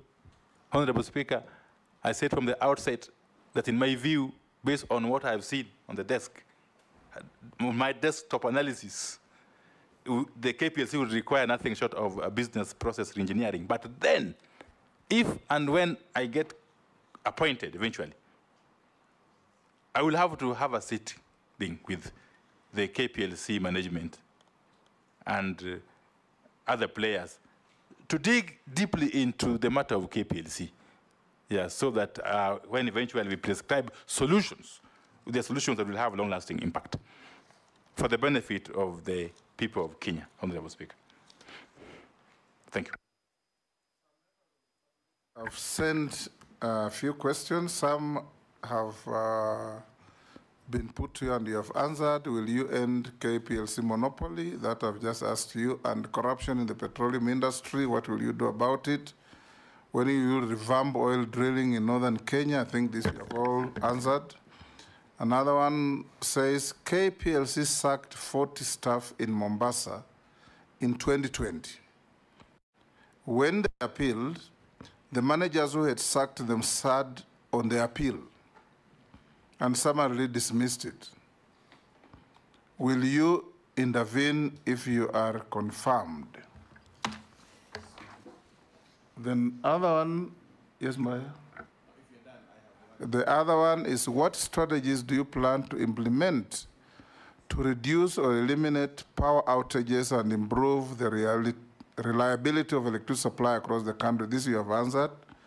Can you outline specific measures to enhance the efficiency and capacity of the national grid? You have answered. Illegal power connections not only result in significant revenue losses, but also pose serious safety risks. What steps will you take to curb illegal power connections and ensure that all consumers are legally and safely connected to the electricity grid? How will you collaborate with law enforcement and other relevant agencies to address this issue comprehensively? I think you have also touched on that. And finally, it's to also indicate to you, nominee, that in comparable jurisdictions like Philippines, power losses amount to just about 5 to 6%. And here you talked of what, 40%? 23%. It's unacceptable. Owen? Yeah, I have a question here from one of the people watching. It says, hello, Mheshimiwa, my name is Kibor, an employee of KPLC, and a skilled contract. Can you ask Honorable Opio why we've stayed almost 5 years under contract, yet they bring unskilled employees instead of hiring us? And he says, we have 892 skilled fundis who are under contract in KPLC, and they have refused to hire. You are not a minister. You will not answer that. And you are not solving industrial problems in KPLC. Yes, you are being vetted. Yes. Honorable members, we'll now, yes, Mary? From? No. You have? Go ahead. One only. Sorry. One is from a Kenyan who is complimenting you and saying if you open the refinery, they'll have opportunity for internship as students. The other one is asking, how long does it take to compensate a Kenyan whose house was burnt in 2022 through a transformer fault? So if you get to office, how long will you take to compensate such Kenyans? Honorable Speaker, I think if I am lucky to be appointed, I will take up these issues with the relevant persons in KPLC here. Yes, nominee, can you answer the following questions? Have you been adversely mentioned in any integrity-related report? Not at all. Not at all. Yeah. Do you hold any leadership position in any political party within Kenya? No, I'd resigned last week from both ODM and Azimio La Umoja Coalition Party. What is your net worth?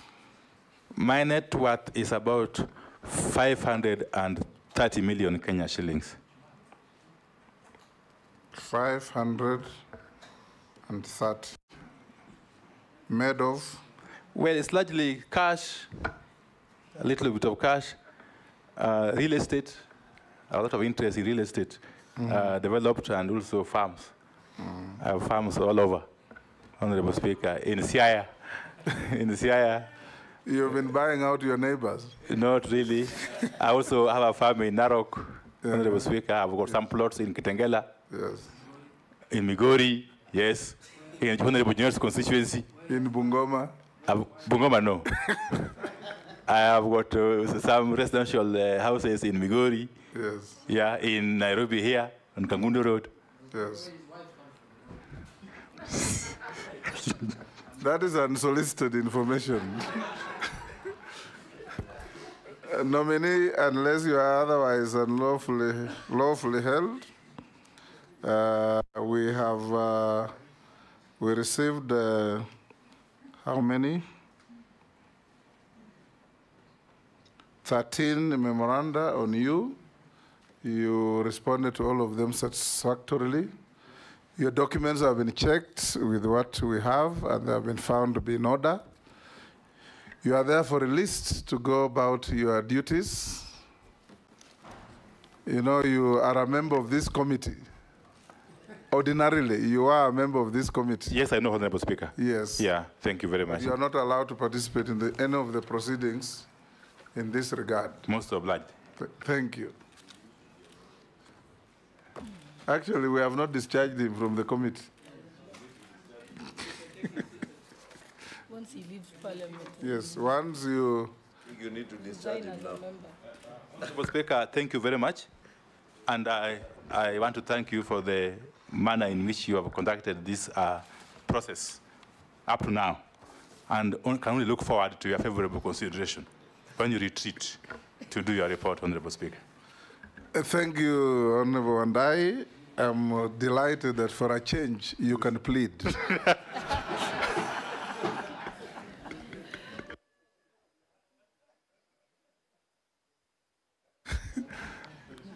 Honorable members, we break for 10 minutes. No, 10, so that the staff can also put on your desks the documents for the next. Yes.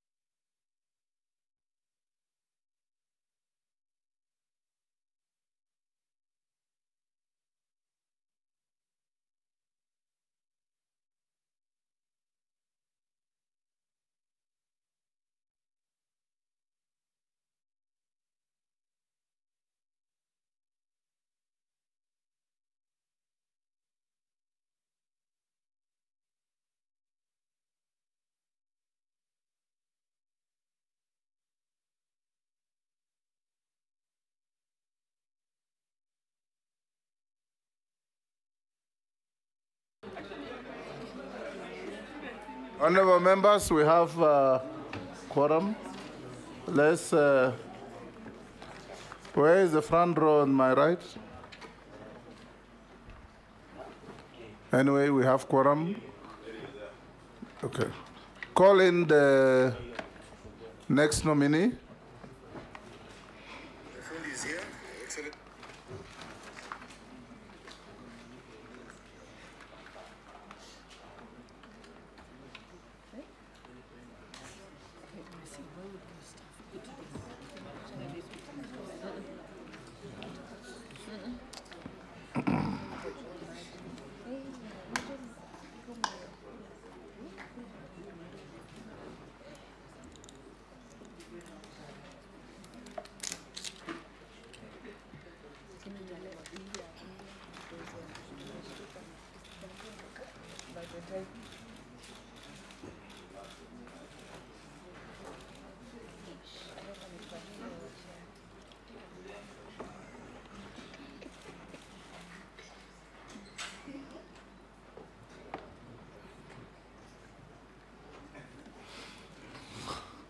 Good evening.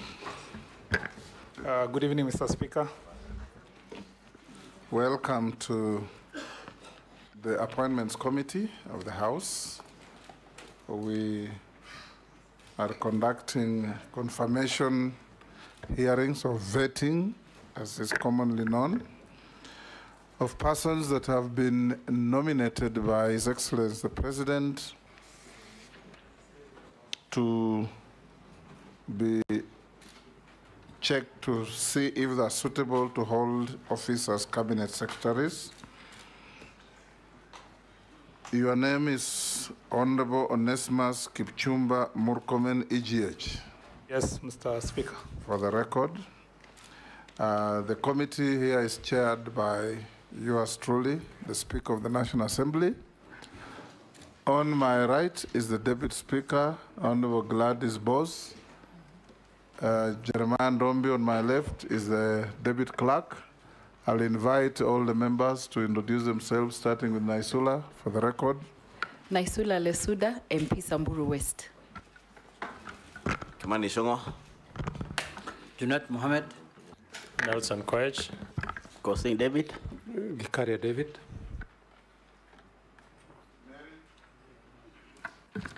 Mase Mary, Teso South. Abdul Rahim Daoud, Nordimenti. Owen Bayer, Kilifi North. Robert Mbui, Kadhiani. Stephen Mule, Matungulu. Didoraso Saku. Abdishurie, Balambala. Mishimboko Likoni. Rehab Mukami, Nyeri. Kitonga Murugara, Tharaka. Thank you, Honorable Murkomen. You will, of course, be asked questions to answer them on oath. We have the holy books there. We have the Bible, we have the Hindu holy book, and the Quran. Depending on your faith, which one do you swear by? The Holy Bible. Take it in your right hand and recite the oath. I, Onesimus Kipchumba Murkomen, do swear that the evidence I shall give before this committee of the matter under its consideration shall be the truth, the whole truth, and nothing but the truth. So help me God. I'm sure the mic is not.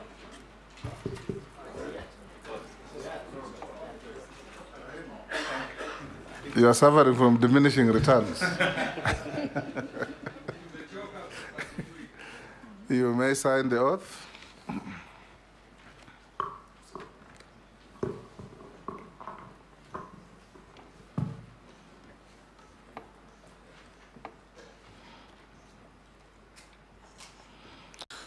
Honorable Murkomen, you are one of the few who have got the luck to be vetted twice within 2 years.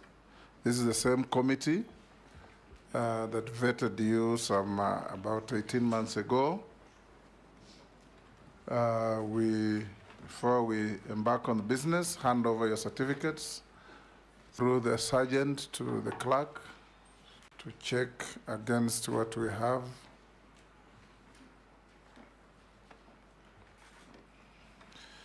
You've also been a colleague of all these members in Parliament for the last 2 terms.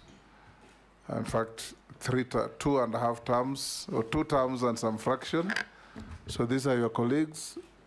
I have directed them in cases where we have met former colleagues like Wandai, like Badi, to ask questions without fear or favor, with dignity and respect to each other. And we want precise and concise answers to Punguze Story Mingi. And I've also requested the members that avoid unnecessary preambles to your questions. You just ask your questions so that they can be responded to. So to start in earnest, Honorable Murkomen, give us a short, no more than 5-minute opening statement, telling us your name, your educational background, your work experience, your key competences that make you suitable for the appointment to which you have been nominated as Cabinet Secretary. Thank you very much, Mr. Speaker, and thank you for this opportunity. First, let me start by appreciating His Excellency the President for nominating me for a second time to serve this Republic. And should I be approved by this House, I will do it with dignity and vigor. Mr. Speaker, I am born and brought up in the eastern slopes of Cherangani Hills, a place called Embobut, where I went to school, and thereafter went both to St. Joseph's High School, Kitale, and St. Patrick's High School, Iten. Both schools are sports giants. As a matter of fact, St. Joseph's Kitale did exceptionally well this year in the football matches, but St. Patrick's High School has always been known to be the athletics powerhouse.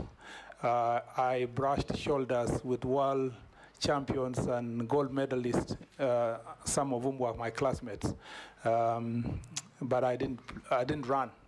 Instead, I was a footballer, Mr. Speaker, and I did fairly well based on the standards then in the district. Mr. Speaker, thereafter I joined the University of Nairobi to study law at the University of Nairobi School of Law, and graduated in 2004. Thereafter, I was awarded a scholarship to study for a postgraduate degree in law at the University of Pretoria, where I did a master's degree in trade and investment law in Africa.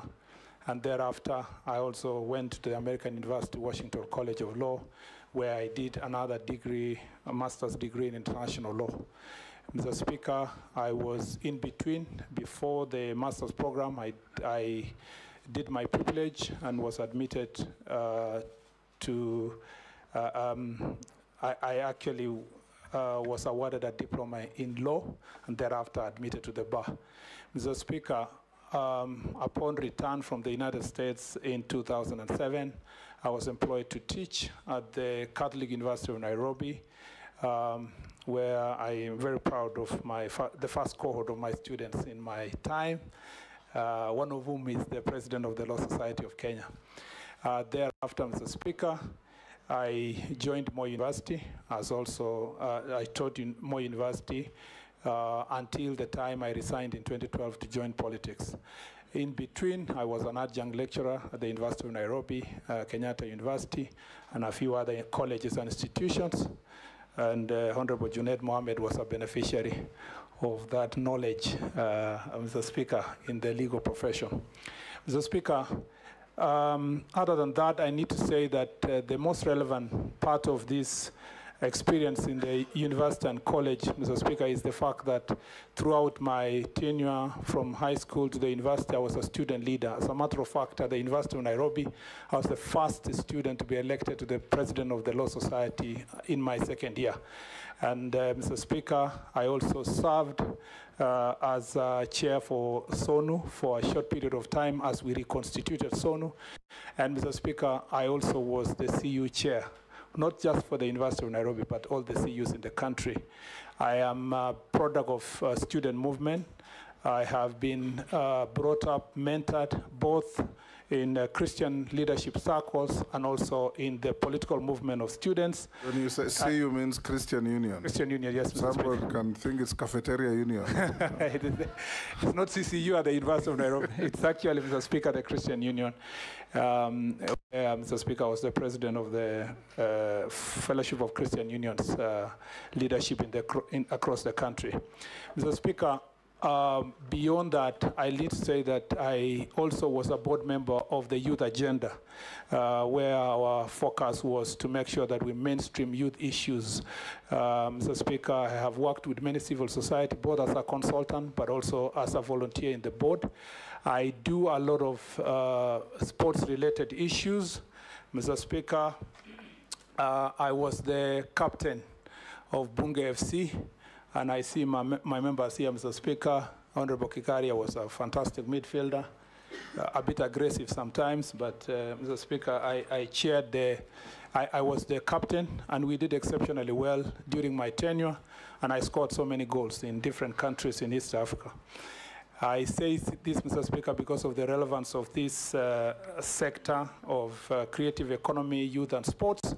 And Mr. Speaker, I'm a passionate sports fan, Mr. Speaker, and I believe that my nomination shall contribute to making the issues of the youth, Mr. Speaker, successful. I need to conclude by saying that I was elected in 2013 as a very young leader, not too young, but at least within the bracket of the youth. I was 32 years old. I came to the Senate, Mr. Speaker, and served immediately, nominated to serve in Pan-African Parliament, became the chair of Devolution Committee, graduated quickly to become the deputy majority leader. By second term, Mr. Speaker, I was the majority leader in the Senate. And Mr. Speaker, in my third term, in all these situations, the people of Elgeyo-Marakwet County elected me 3 times by a minimum of 75% of the votes. As a matter of fact, the last term, I was elected by 90% of the votes. Mr. Speaker, in all these processes of leadership, I got an opportunity to serve as a cabinet secretary for roads and transport, a position I held for until the 11th of November, 11th of July, when the president dissolved the cabinet. Mr. Speaker. He didn't dissolve, he dismissed. Yes, Mr. Speaker. Yes. Until then, I served in that capacity, Mr. Speaker. I thank you. Thank you, Honorable Murkomen. Welcome. I'll now invite the Deputy Speaker to be the first to ask you a question. Thank you, Honorable Speaker.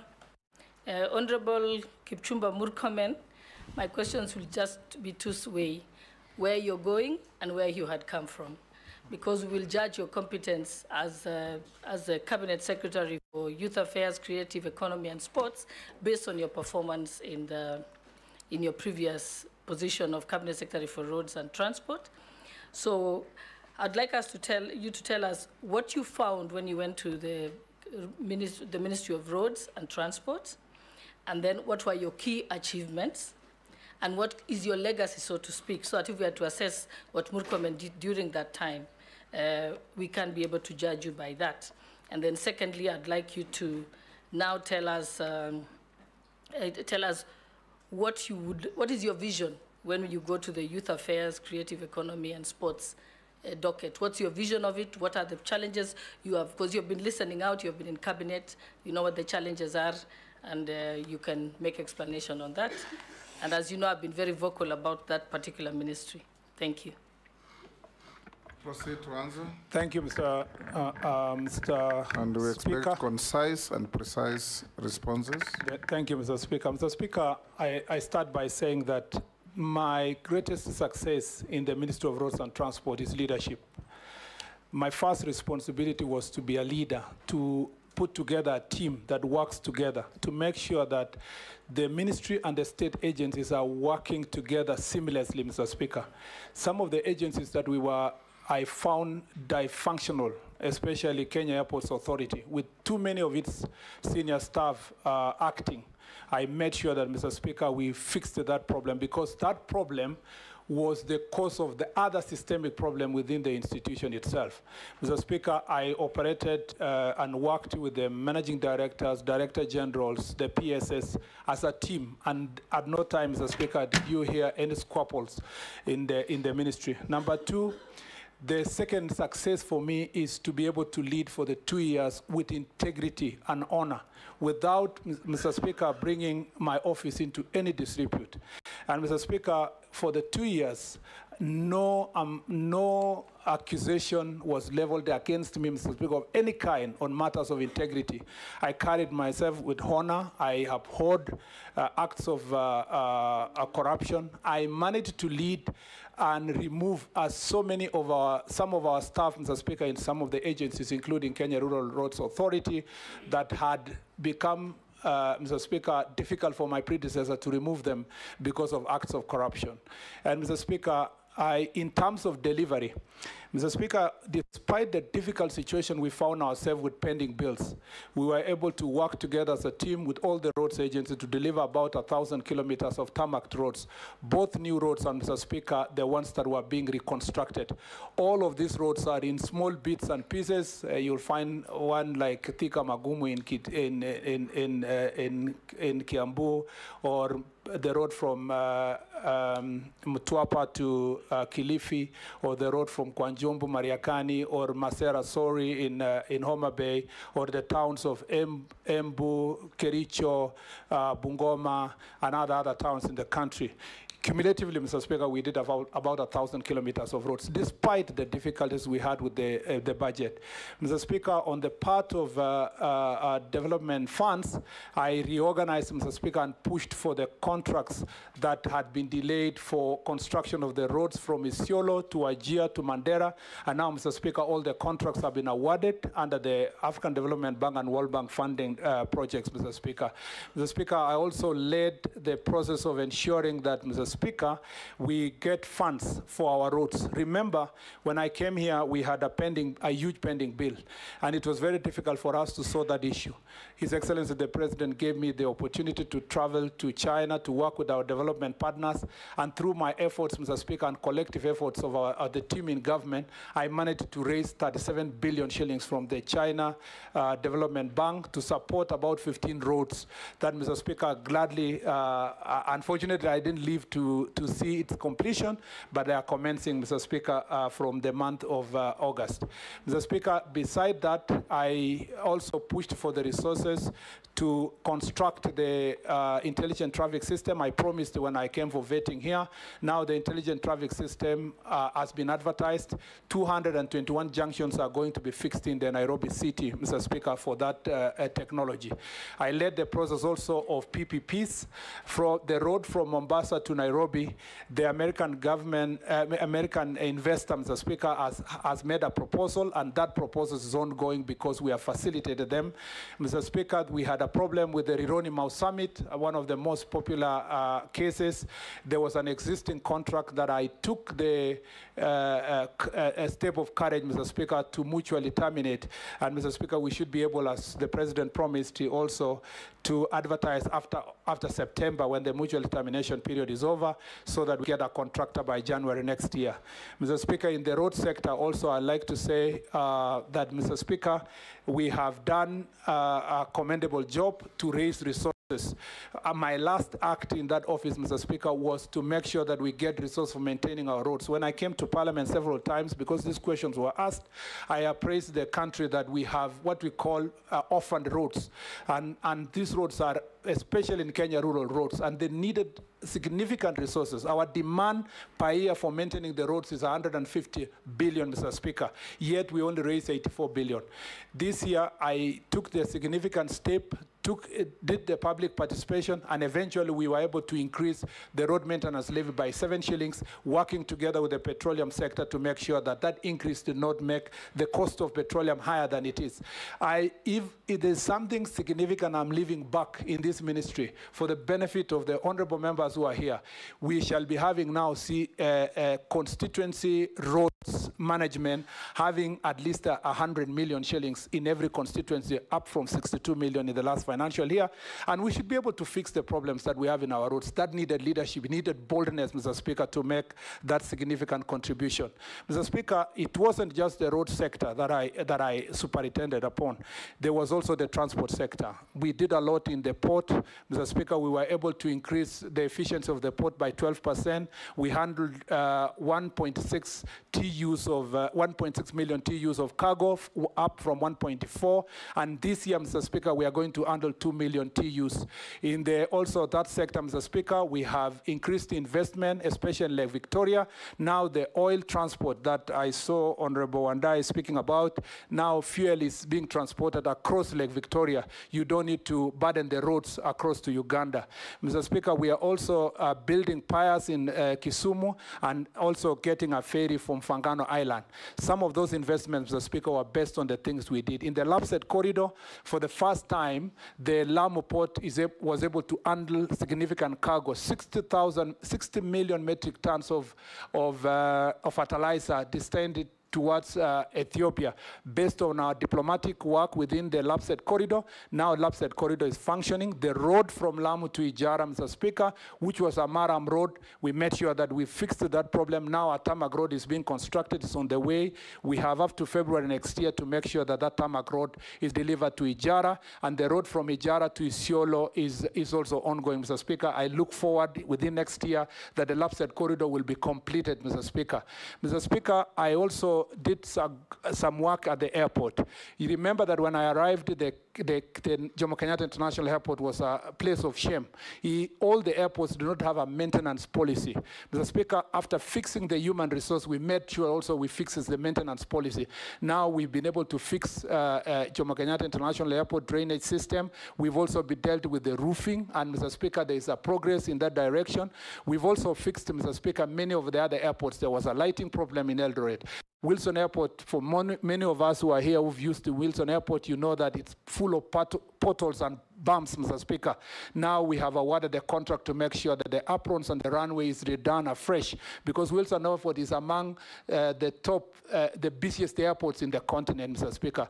Even as we did that, we completed also contracts that were pending for our airstrips in Anyuki, airstrip in Nakuru now are ongoing. We finished the Matulo airstrip, Mr. Speaker. We opened new routes for airlines to go to Kabundo in Homa Bay. We did in Migori, Mr. Speaker. We did also new route to Kakamega.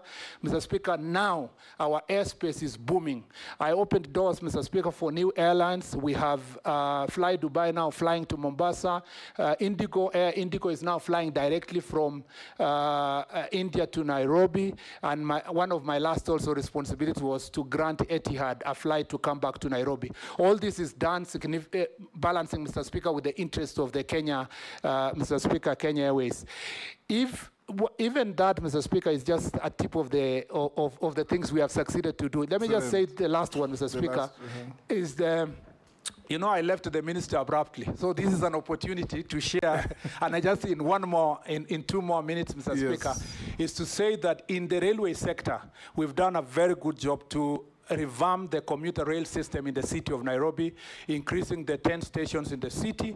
We significantly pushed the Kumi program of the World Bank, which will give us 60 billion shillings to revamp the commuter rail system in the city.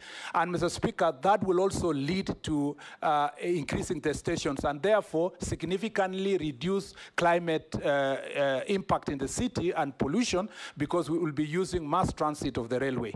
Mr. Speaker, we have done so also by connecting Mombasa to Miritini itself, and we are doing a construction of Riruta, Mr. Speaker, all the way to Ngong and hopefully then to Rongai, so that then we can significantly move our people using commuter rail. I was in the process of getting funding, working together with private sector and Ugandan government to make sure that we extend the railway from Naivasha to Kampala. I believe that my successor, the person who comes after me, my successor, Mr. Speaker, will continue from where we left insofar as that is concerned. There are so many other things we've done in the transport sector, in the Namata. All these will be now factors of history, and we shall have the time to be able to share. So I just want to say this, Mr. Speaker, that even as we accuse the government, and there is a general accusation across board that we've not done the communication, unfortunately, Mr. Speaker, no matter how much we try to publicize these great things we have done, it is trounced by criticism and predetermined programming, Mr. Speaker, to label certain people as a failure. I have worked passionately, committed to deliver my work, working sometimes up to midnight, Mr. Speaker, and this is a job I look back and say the last 2 years have been exciting for me, and I look forward to also taking the same energy and vigor to the next ministry. Mr. Speaker, the vision I have for the young people of this republic, there are many people who have asked themselves that, why Murkomen? Why is he being put here? I believe that, Mr. Speaker, the president carefully chose me because of my energy, my commitment, my passion, and my history with young people.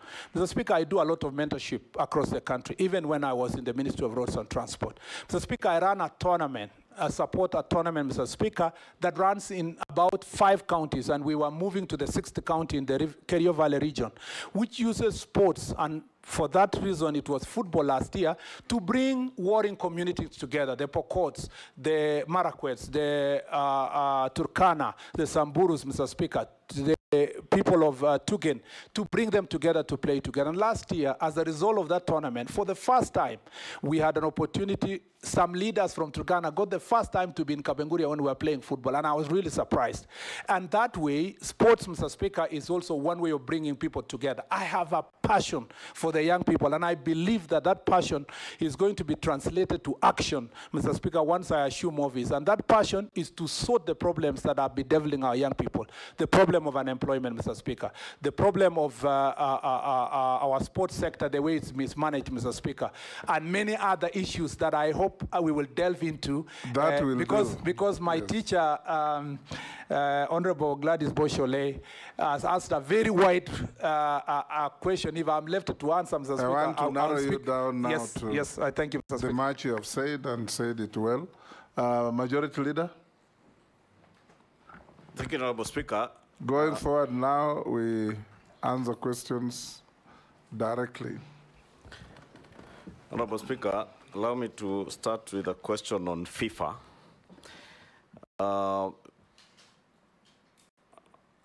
CS nominee FKF received a letter from FIFA in March threatening suspension following a litany of court cases bedeviling the Kenyan Federation. And to date, FKF has not held their AGM, nor released an election roadmap. If you get the opportunity to serve in this ministry or don't want to hear what you intend to do, I do know you're a football fan, but the teams that you support are not Kenyan teams, at least the ones I see you online supporting. What will you do to make sure that our football gets back its glory and at least Kenyans can be watching our Premier League the way they watch the English Premier League? 2, you have clearly put out your report card for the time that you are the Ministry of Roads and Infrastructure. I remember a year ago, you appeared in Parliament and promised Parliament and the people of Kenya that you would be exploring PPP as a model, an alternative model of financing huge infrastructural projects. I do know there was some work on Adani at the airport. Would want to hear whether this is a Kipchumba Murkomen who has been accused on social media of selling, in quotes, our airport. Did you or did you not sell our airport? And who did you sell to? Take Junet as well. Mr. Speaker. Yes. I have taken note that the CS nominee, last time we vetted him here under your chairmanship, and I've seen he has just come with the same suit that he came with that time. I have the picture with me here in my phone, Mr. Speaker. Yes. I was waiting for a different one. It's the same suit. The same suit and the same tie.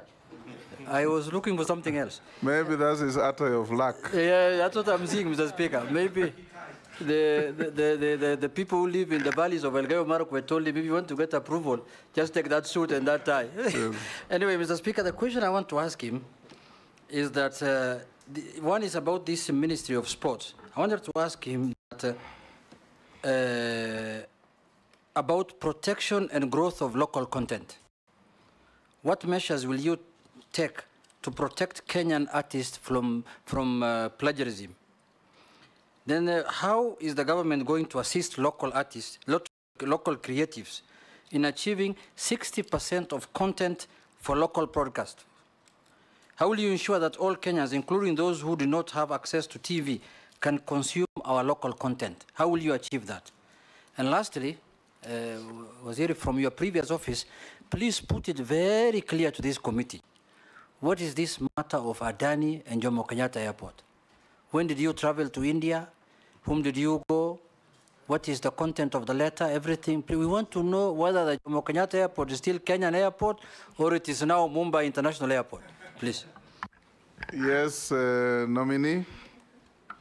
Mr. Chair, as a matter of fact, what... You either refer to me as chairman or speaker. I'm not a chair.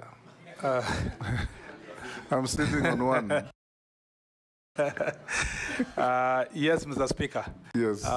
The chairperson or chairman. Yes. Why don't you like chairperson, Mr. Speaker? Because you don't want to give room for agenda. Yes. Mr. Chairman. Yes. If I say this, I will offend you and other people. I am an ardent fan. Contrary to what Mr. Kimani Ichung'wah said, I am a serious fan of Gor Mahia. I used to. Does that offend me? Because you are a fan. I suspect you are AFC. I'm a fan of Arsenal. No, my local team is AFC. On a light note, I used to. On Saturdays in the St. Patrick's High School, we used to be allowed to get out of school. So we used to sneak from Iten all the way to Eldoret to watch Gor Mahia play KCC. And I was really used to be thrilled. So I've been a Gor Mahia fan for a long period of time. Besides that, in UK, I support Manchester, and in Spain, I support Real Madrid. Mr. Speaker, sports is for fun. And Mr. Speaker, I agree with Honorable Kimani Ichung'wah. Those days when we used to support Gor Mahia, AFC, and all the other teams, Shabana, among others, KCC, we even used to know all the players, up to the reserve team. Now, Mr. Speaker, I don't even know our Gor Mahia players, who they are, even when they change. Why? Because the standard of football has gone down over time. It is a paradox because access to media has increased. Meanwhile, the accessing sports and publicity of sports and standard of sports has gone down.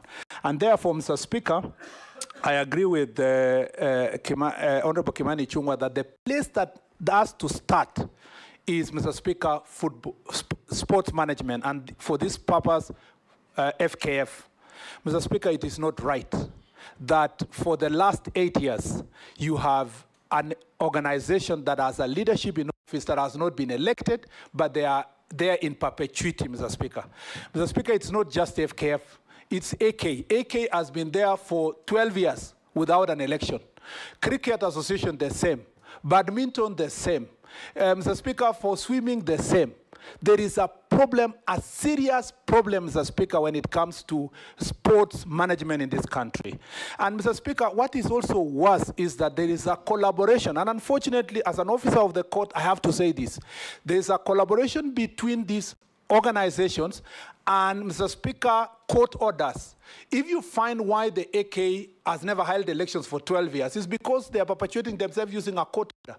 That is the same way the FKF is perpetuating itself along a court order.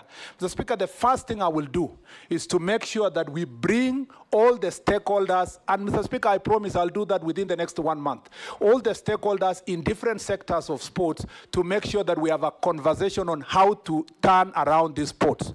Number two, Mr. Speaker, I would like, and I hope the Chief Justice is watching me, or even if she's not watching me, she'll be told.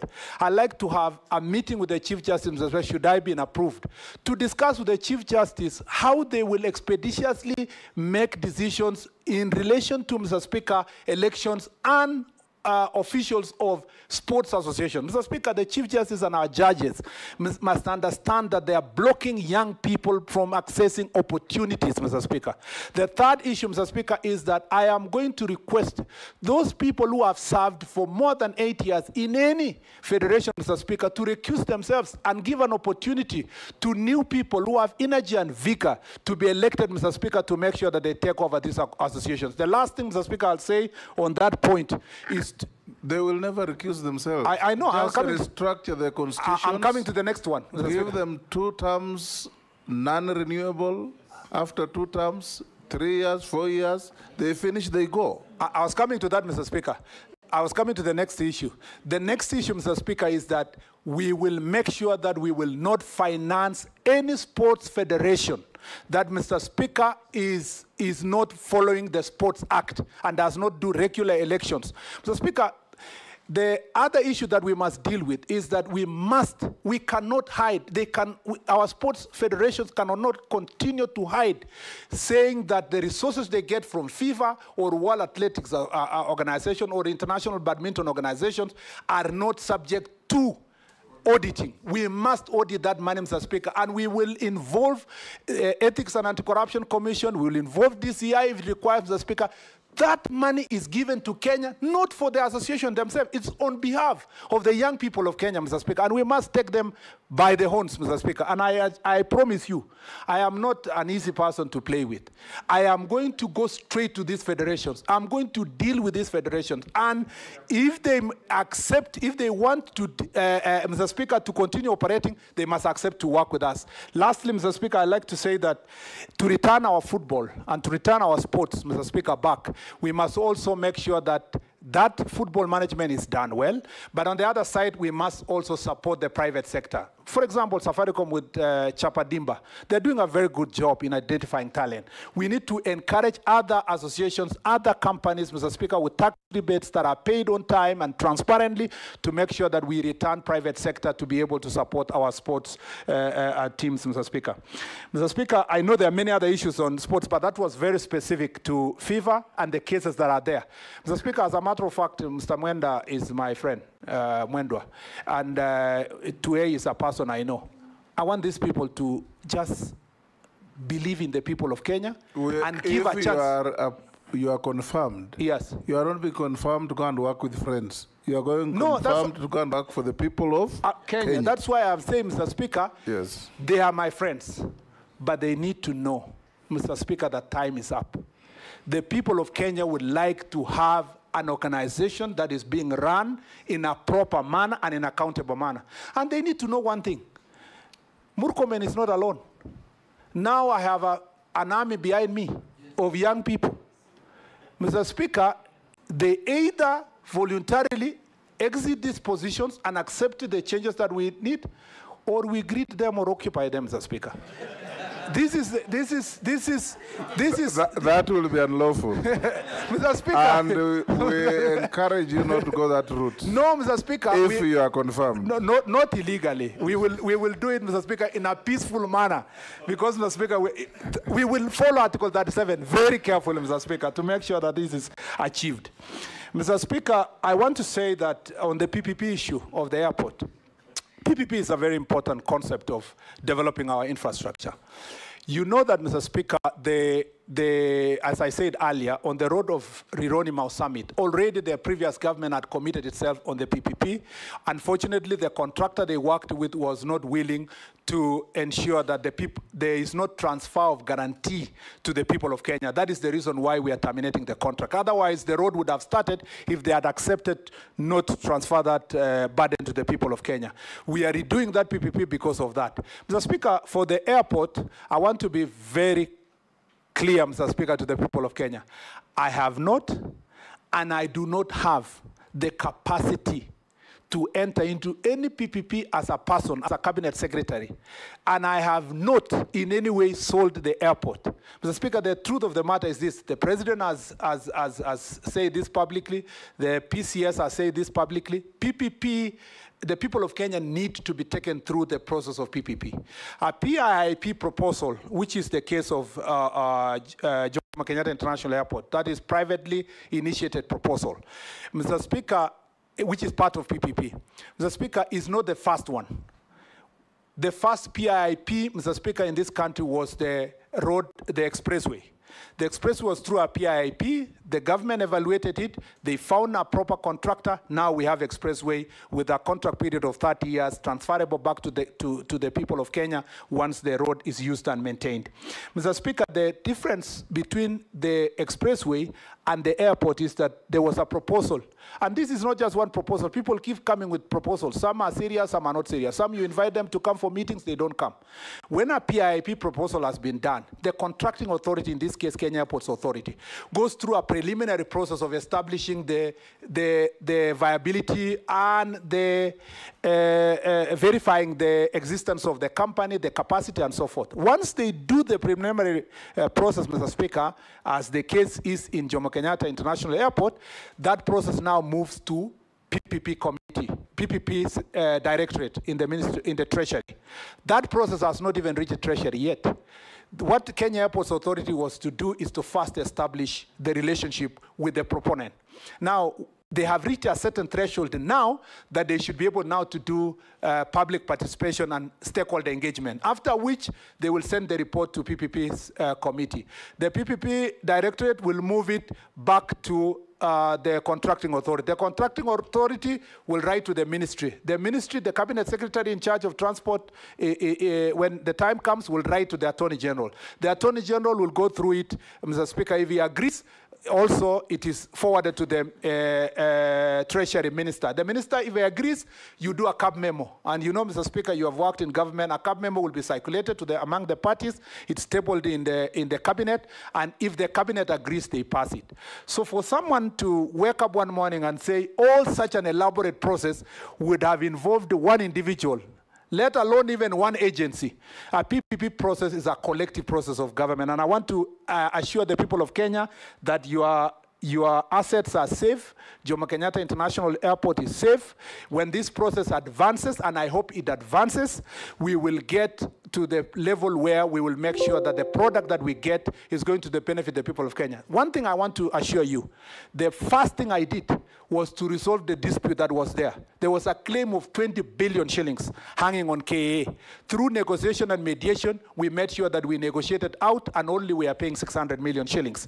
Mr. Speaker, that now the airport is ready for investment, ready to receive investment, like other airports. Once we are done with that, Malindi, for example, where Honorable Baya comes from, Mr. Speaker, has got funding from Italian government, and we are able to get funding from Italian government to build a modern airport in Malindi. This is how we should move. If we succeed to get PPP in Jomo Kenyatta, and again, another thing I want to assure Kenyans, where the proponent will build the terminal is the only size of land, maybe 20, 30 acres. It's not 1,000 acres, the total acres of Jomo Kenyatta International Airport. It's only a small section that will be concessioned where the proponent will build the terminal. And we need it. Otherwise, if we don't need it, Mr. Speaker, if we don't do it, we will become, Mr. Speaker, the last in this region. Ethiopia has defeated us. Rwanda is about to complete their airport. Tanzania has improved theirs. Even Uganda have a better airport. Even Entebbe is looking more presentable. The same Kenyans who are talking about leaking roofs, drainage systems, Mr. Speaker, very bad infrastructure at the CS nominee should be able to support that CS process. Nominee. Yes, Mr. Speaker. You're just confirming one thing. Yes. Even the president lamented that the weakest link in his government was public communication. You seem to have all the facts, but nobody has been told. Mr. Speaker, despite the fact that PCS has said, despite the fact that the presidents were communicated, but it remember this issue. It came because of the storm. But if it was explained along the way as you went about these things, the public would have understood you better. Let me absolve the KA for this reason. This is a proposal of March. Honorable of March. Yes. I think what we just need to we have to admit that we were bad communicators. Just assure Kenyans that you will communicate better in your next assignment and that you'll advise your successor to ensure that this message you have given us today of the great work you have done will go out to be known by the public. We can now. Yes, Unit. Mr. Speaker, I agree with you. You see, Jomo Kenyatta is the biggest airport in the country. In the region? In the region, actually. And that's the biggest, one of the biggest assets Kenyans have. You want to go PPP with it. And Adani has written a letter saying that he wants to go PPP. You are not informing Kenyans that Adani, a man called Adani, has written to us. And you expect Kenyans to keep quiet. And they can see the airport was almost going. They will not keep quiet. They will not keep quiet. Mr. Speaker, let's move on. For the record, let me just say for the record. You are being evaluated for Minister for Sport, so let's move to sports. But my integrity on this issue is important. We move on. That, Mr. Speaker, this is a proposal of March this year. Before you communicate to the people of Kenya, you always get every year 2-3 proposals. As a matter of fact, I can confess, we've received, for airports in Kenya, we've received more than 20 proposals when I was in office. But you keep evaluating to see who is a joker, who is a serious person. Once you achieve a certain threshold, the public participation engagement is done, which was supposed to be done from this July. But, Mr. Speaker, it coincided with the time that the president made the changes, when we were now supposed to do this. Number two, more than 5 times, I have communicated PPP on Jomo Kenyatta International Airport through Parliament. Several times I've been asked this question, and I've said there are proposals that we are working on, looking at, and we will communicate to the public about the PPP. So, Mr. Speaker, the time had not reached for us to make that public. You've made the point. The last thing I want to say is that Honorable Junet talked about protection of local content. I think, Mr. Speaker, we just need to be serious as a country. We need to implement our intellectual property laws, Mr. Speaker. I know that we have institutions in place, Kenya Copyright Board, Kenya Industrial Property Institute. We have also, Mr. Speaker, Anti-Counterfeit Agency, which I served as the first board member, who are supposed to do enforcement. I think that needs to be done. Suffice to note, Mr. Speaker, that is not within my ministry. It is in the Arts and Culture Department in the Ministry of Gender, Mr. Speaker. Mr. Speaker, also in the terms of local content, I totally agree with Honorable Junet. We need to bring Citizen TV and Royal Media have a product that they try to support local content. Mr. Speaker, they want to go the same way with Sony Studio, Universal Studios, and so forth. We need to support more of the same, of local companies that are going to take local content, air them, and, Mr. Speaker, pay our artists across the country. And this 60% local content is easily achievable if we find ways of engaging them. And I think what I have had for the short period after my nomination, I have engaged the sector. Many people think that this is one sector that has never had proper public participation. The people have the ideas, the stakeholders have the ideas. It needs just a leadership that is listening, and I'm going to listen to them, and we work together towards achieving this 60% local content. Members, one question each, and Minister nominee, you answer concisely and precisely. Naisula. Mr. Speaker, allow me to say this because PPP might happen again where the nominee will go to. And you heard what the nominee of Treasury said this morning, that Kenyans are scared of PPPs because most of the time there's so much miscommunication about it. We hope as a committee you will do better in your communication and also look at those PPPs that they serve the interest of the country more than the investors. That is what the nominee of Treasury said. But to my question, that is just a comment. You will it's not a comment. Don't answer to it. Yeah. So I have a comment. Kenya is hosting the African Nations Championship 2025 next year and the AFCON in 2027. Do you have any ideas on how Kenya can deliver this to world-class standards? What will we do differently if we find you suitable to hold that office? And how do you plan to incorporate stakeholder and public feedback into your planning process? And lastly, do you know if as a country we have a gender violence and abuse policy in sports? Nominee. In the interest of time, I will go straight to, as guidance, Mr. Speaker, to say that yes, I am aware that we are hosting CHAN next year. We are preparing Nyayo Stadium and Kasarani for purpose of, to be ready by December for purpose of CHAN, and then in preparation for the Africa Cup of Nations in 2027. Mr. Speaker, I'd like to say that to deliver this world-class, to deliver the tournament to a world-class level, Mr. Speaker, we are going to put in place a steering committee that has all the stakeholders. Mr. Speaker, I'm also inviting, and I will invite the private sector to quickly join in. We don't need to wait until late, Mr. Speaker, to make sure that they invest, Mr. Speaker, in the opportunities that come with, Mr. Speaker, the Africa Cup of Nations in 2027. Mr. Speaker, also we are working on the infrastructure. Talanta Stadium, which is going to be in Jamhuri along Gong Road, Mr. Speaker, is ongoing. I will make sure that it's delivered to the required standards. Mr. Speaker, also all the stadium where the players who are going to train, we are going also to make sure that the stadia are put to be world class. One thing that is lacking in our country as we speak, Mr. Speaker, is that we do not have standards put in place in regulation of infrastructure. The law itself, the Sports Act, says that Sports Kenya will set the standards, but the regulations must be put in place. As a cabinet secretary, I promise this committee that will be a priority for me to make sure that all the infrastructure across the country are going to be built based on world-class standards.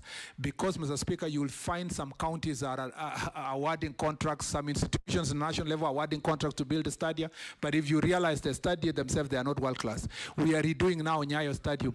Yes, we are redoing Nyayo Stadium. Something we used to think it has 30,000 capacity. The reality is that it can only accommodate 18,000 people. The same to Kasarani is going to come down to 50,000 from the 60,000 we used to think. Because when you now deal with the standards itself, required standards, it's going to be different. Mr. Speaker, I want to say that the gender violence is a serious issue in sports, and particularly more prevalent, Mr. Speaker. In fact, not just violence, gender violence, abuse, and sexual abuse, Mr. Speaker, among athletes who are women. Mr. Speaker, you know the case of Agnes Tirop. You are an ardent fan of athletics, who was killed, Mr. Speaker, in my county. Mr. Speaker, that is just one case. I know athletes, world-class athletes with world records, whom I have had to assist in the past as a senator, to call the DCI to protect them from attacks, from, Mr. Speaker, pests that call themselves husbands. Once they see an athlete as a potential, they present themselves as suitors, Mr. Speaker, pretend to be in a marriage, Mr. Speaker, and then they prey on them and take their wealth. Mr. Speaker, this is an area that I have a passion for, not just because I've been appointed here, but something I have thought through. Even when I went to the funeral of Agnes Tirop, this is some of the things I talked about. And as a result of what happened with the Agnes Tirop, there was a committee that was formed in the ministry that came up with a raft of proposals. One, Mr. Speaker, that all training camps must, if a lady is going to be in a training camp, we must have a female matron in the training camp. Mr. Speaker, for junior athletics, you match training camps with the neighboring institutions. We need to oversight also the managers and the coaches, Mr. Speaker. Not just enough to register them, but we must be able to oversight them to make sure that they are following certain procedures. We don't want our athletes. Some of them are the pests. Yes. Yes, if you don't evaluate them properly. Absolutely, some of them are the pests. Mr. Speaker, we will not allow as a ministry any of our teams to travel, women to travel for international assignments if they are not accompanied by a female matron. We will not allow them to travel with men alone. Mr. Speaker, this is an area with all those raft of proposals, we are going to make sure that those proposals are put into regulations and be part of also of the revised law, because we need to revise the Sports Act. The Sports Act, Mr. Speaker, does not recognize at all the institutions of county government, does not recognize so many things that are modern. We will make sure that these issues raised by honourable member, Mr. Speaker, are going to be incorporated in the sports updated sports policy. Let's take Nelson, Posing, and Gikaria, one question each in that row. Waziri, the Olympics are ongoing, and I like the fact that you've also raised the issue of athletes from the North Rift. There's a dire situation with our athletes. As much as they are doing Kenya proud, there's really nothing to show for in terms of infrastructure and support that the government has provided to athletes. What you see there is sweat and tears from athletes who've struggled with. Many of them actually have made it to the global stage just by sheer determination. Waziri, coming from that region, please tell the country what you will do different this time around. Your predecessor, when he was here, said the same thing. He said he was going to change. He actually said he was going to give them world-class treatment, but the situation is totally different today. Number two, the people of Kericho County have sent me. No, this is a comment. They can decide to answer or ignore, but just for the record, the people of Kericho County have sent me to you. I landed with you in Kericho County, in Kerenga Airstrip, and there was a contractor on site. Immediately we left, the contractor left. What really happened, Waziri? Thank you. They left together. Thank you, Honorable Speaker. Honorable Murkomen, many Kenyans think that you have actually been taken to the right place because you come from a county of home of champions, exactly. So I think many people are seeing that, including myself. But my question, Honorable Murkomen, is there is a gap. And again, people think the Minister for Sports is Minister of Nairobi, you know. So they think that it's Minister of Nairobi. There's nothing on the ground. So if you get the favor of House and you become the Minister, Honorable Murkomen, what will you do to bring the nexus between the national office, your office at national level, and the county, so that people in sub-locations or locations can actually feel that the Minister of Sport is their minister?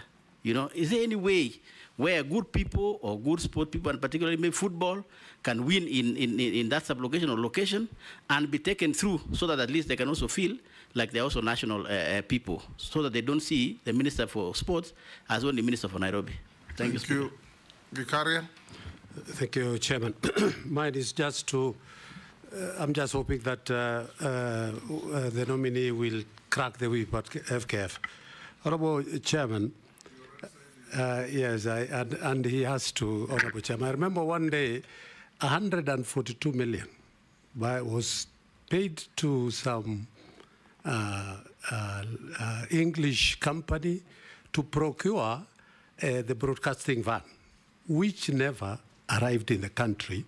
And after paying, we were told that the company that was given that money went into insolvency. So I think it is important for us to crack.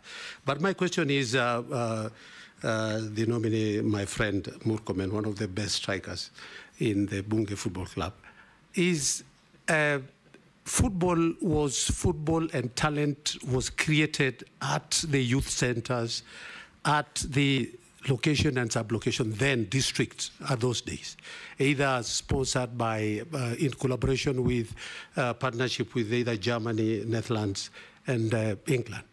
I don't know whether there's a policy for you to bring back, because when you talk about football, people think of Harambee Stars and AFC and Gor Mahia, but these players come from some place. So what policy is there to revamp the youth centers' sports, not only for football, but sports in general? Thank you, Chairman. Can I answer those three, nominee? Mr. Speaker, the Honorable Koech has talked about infrastructure. We have a number of pending stadia that needs to be completed. That includes, Mr. Speaker, Kapkatet Stadium in his county. It includes also, Mr. Speaker, the Wote Stadium in Makueni. It also includes the Kamarin, the famous Kamarin Stadium, Mr. Speaker, in Iten. In fact, I was so embarrassed. I'm sure most of you have seen this documentary in CNN, which has been running the last 2 weeks. Mm-hmm. And, you know, it's now Kamarin is a monument of shame, because the athletes there are complaining about the infrastructure, and the journalists are showing how the Kamarin has become what it is. Mr. Speaker, I have been briefed already, Mr. Speaker, in the process of preparing myself for this confirmation hearing, that some of the processes are ongoing in terms of delivering the infrastructure. Mr. Speaker, I appreciate that the President has already given direction that Sports Fund should be wholly supporting the sports activities, and one of which is delivery of the infrastructure. I will make sure that, unfortunately, I'm being followed by the problem of pending bills all the way to sports infrastructure, but we'll make sure that we structure the sports fund in such a way that we'll deliver our infrastructure. We need to complete Bugungu Stadium, Mr. Speaker, in Bungoma. We need to complete the stadium, Mr. Speaker, in Bungoma. Masinde Muliro. Masinde Muliro, yes. I was confusing with the one in Buhungu is also installed. Yes, installed, but the main one was to make sure that Masinde Muliro is covered properly and completed. The one is Kericho is completed because we built it recently because of these Madaraka issues. We are going to do a Kwale one. It must be also up to standard, but also all the other stadiums, Mr. Speaker, that are still pending will be completed to standard. Speaker, also Udaya Stadium and Ruringu Stadium. Ruringu and Udaya, Mr. Speaker, have also, especially Ruringu is in advanced stage. We'll make sure that we complete and restructure it. It is part of the stadiums, Mr. Speaker, that are going to be used in African Cup of Nations for training, and we will make sure that we deal with that. Mr. Speaker, on the issue of, so the infrastructure is very important. The second thing is, Mr. Speaker, it's not just enough to do infrastructure. The government must invest in the training itself, in identification of talent, and I'll marry this with the question of Honorable Kikaria. We will use the Kenya Academy of Sports to make sure that we establish training centers in at least all the counties, Mr. Speaker, where we are identify talent are trained. We will work also with the schools. Schools are better placed to help us to identify the talent. There's some of our footballers, like Adrian, Mr. Speaker, who are picked last year to go to Spain, who are, as a result of sports championship in high school and in primary school. We will make sure that we work with them. In fact, one of the issues that I need to explore is to make sure that the Kenya Academy of Sports are going to train all the teachers who are coaches across the country. And not just training, they must also be certified, so that that certification is going to be recognized in their promotion, so that we need to use the teachers who are already in schools to make sure that we develop. That is really what is bottom up in terms of sports. Mr. Speaker, just to mention the Karenga Stadium in passing, as has been asked by Honorable Nelson, airstrip. It is true that we established and built the Karenga airstrip for purpose at that point in time to facilitate the travel insofar as the Madaraka Day was concerned. However, we had promised the people of Kericho that we will do a world-class airport there, and we needed land. Even when we built the airstrip, the land did not belong to the government of Kenya. It's still being owned by the private company that owns the tea farm. And the negotiations are in advanced stage, Mr. Speaker. I believe we have, that we will succeed to get, they had offered about 20 acres, but I said, it will be useful to get at least 100 acres in that place so that we build an airstrip properly with a proper terminal, Mr. Speaker, to serve the people of Kericho. The money had already been set aside by Kenya Airports Authority. Some of the money that was allocated at that time, part of it has been used, part has been left to complete the negotiations. I have no doubt in my mind that my successor will deliver Karenga airstrip, Mr. Speaker, in the fullness of time. Had I been given a bit of more time in the same ministry, I had no doubt that within the next 1 year, we were going to be able to deliver the Karenga airstrip. Not just Karenga airstrip, many other airstrips across the country that the people of Kenya are demanding, because we want to make travel become bottom-up, cheaper, and our country accessible, including the plans we had in Moyale and Marsabit County and a number of the airstrips, Mr. Speaker. I agree with Honorable Kosing. Honorable Kosing's county produces some of the best athletes in the country. Mr. Speaker, you know, Honorable Kosing and I come from the same area. Leland area produces some of the best athletes, world beaters. But, Mr. Speaker, the facilities are not there. There's a place that border both of us, they have a small training camp. There's also another training camp in Kapenguria, among other places. But, Mr. Speaker, most of those camps are owned by private people, and they're very small.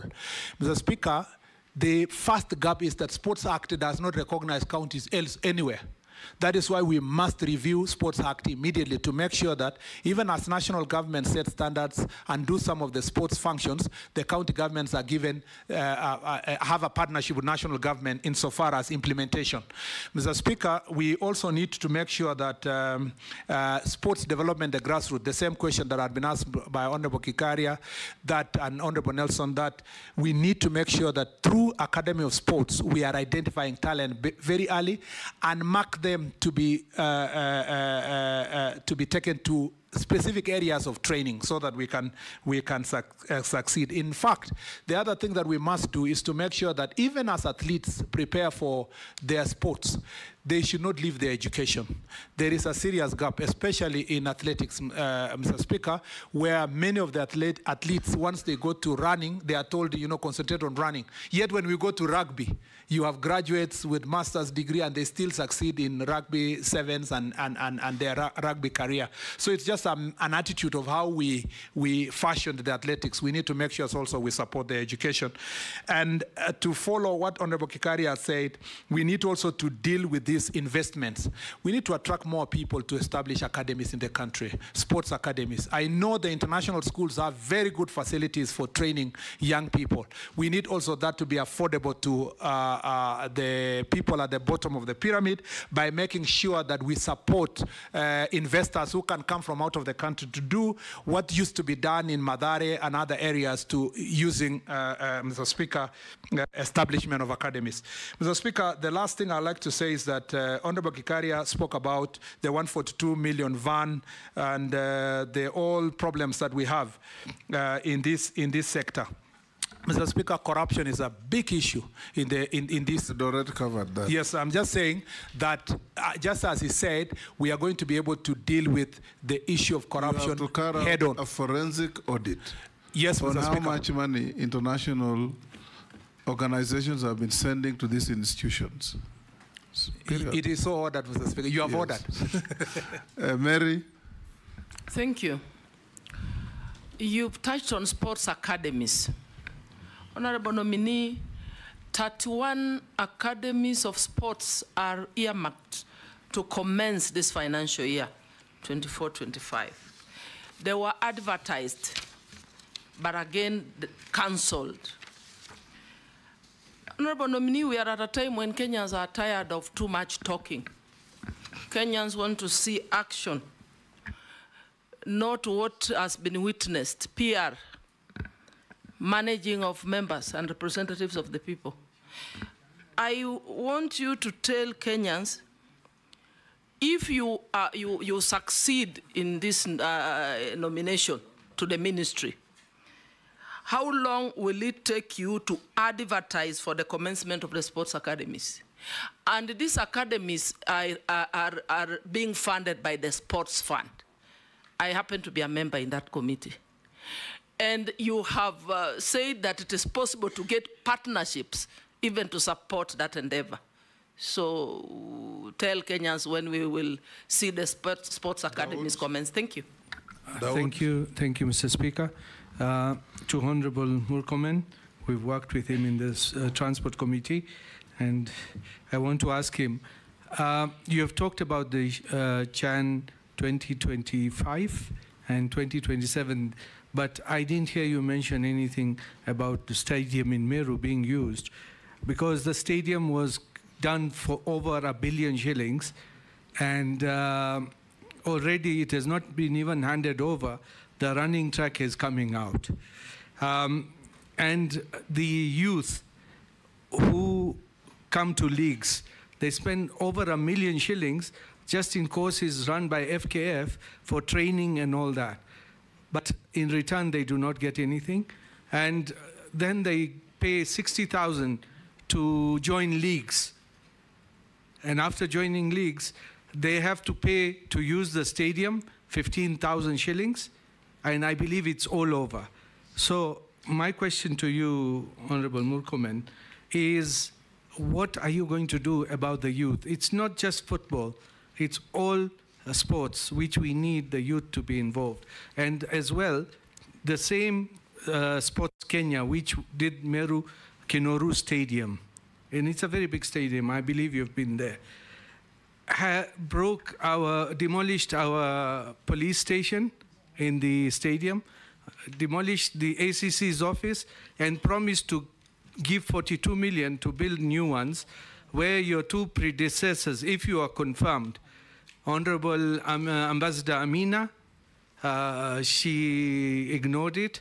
Honorable Ababu Mamba, when he came to Parliament, he says, yes, as soon as funds are available, he will give. So I want to know from you if that one for Kinoru, what you will do. And we've got even another stadium in Maua, which is waterlogged. We've got another one in Kobo. It's not there. And in Timau, and many other places. You are making a speech.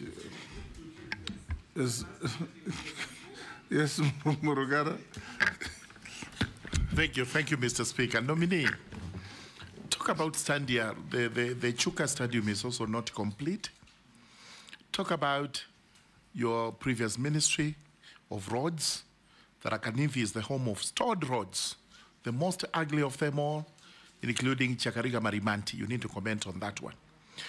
Then a comment on how you fed sports persons, because I had a young man who actually went all the way to Rwanda on the high jump, came back.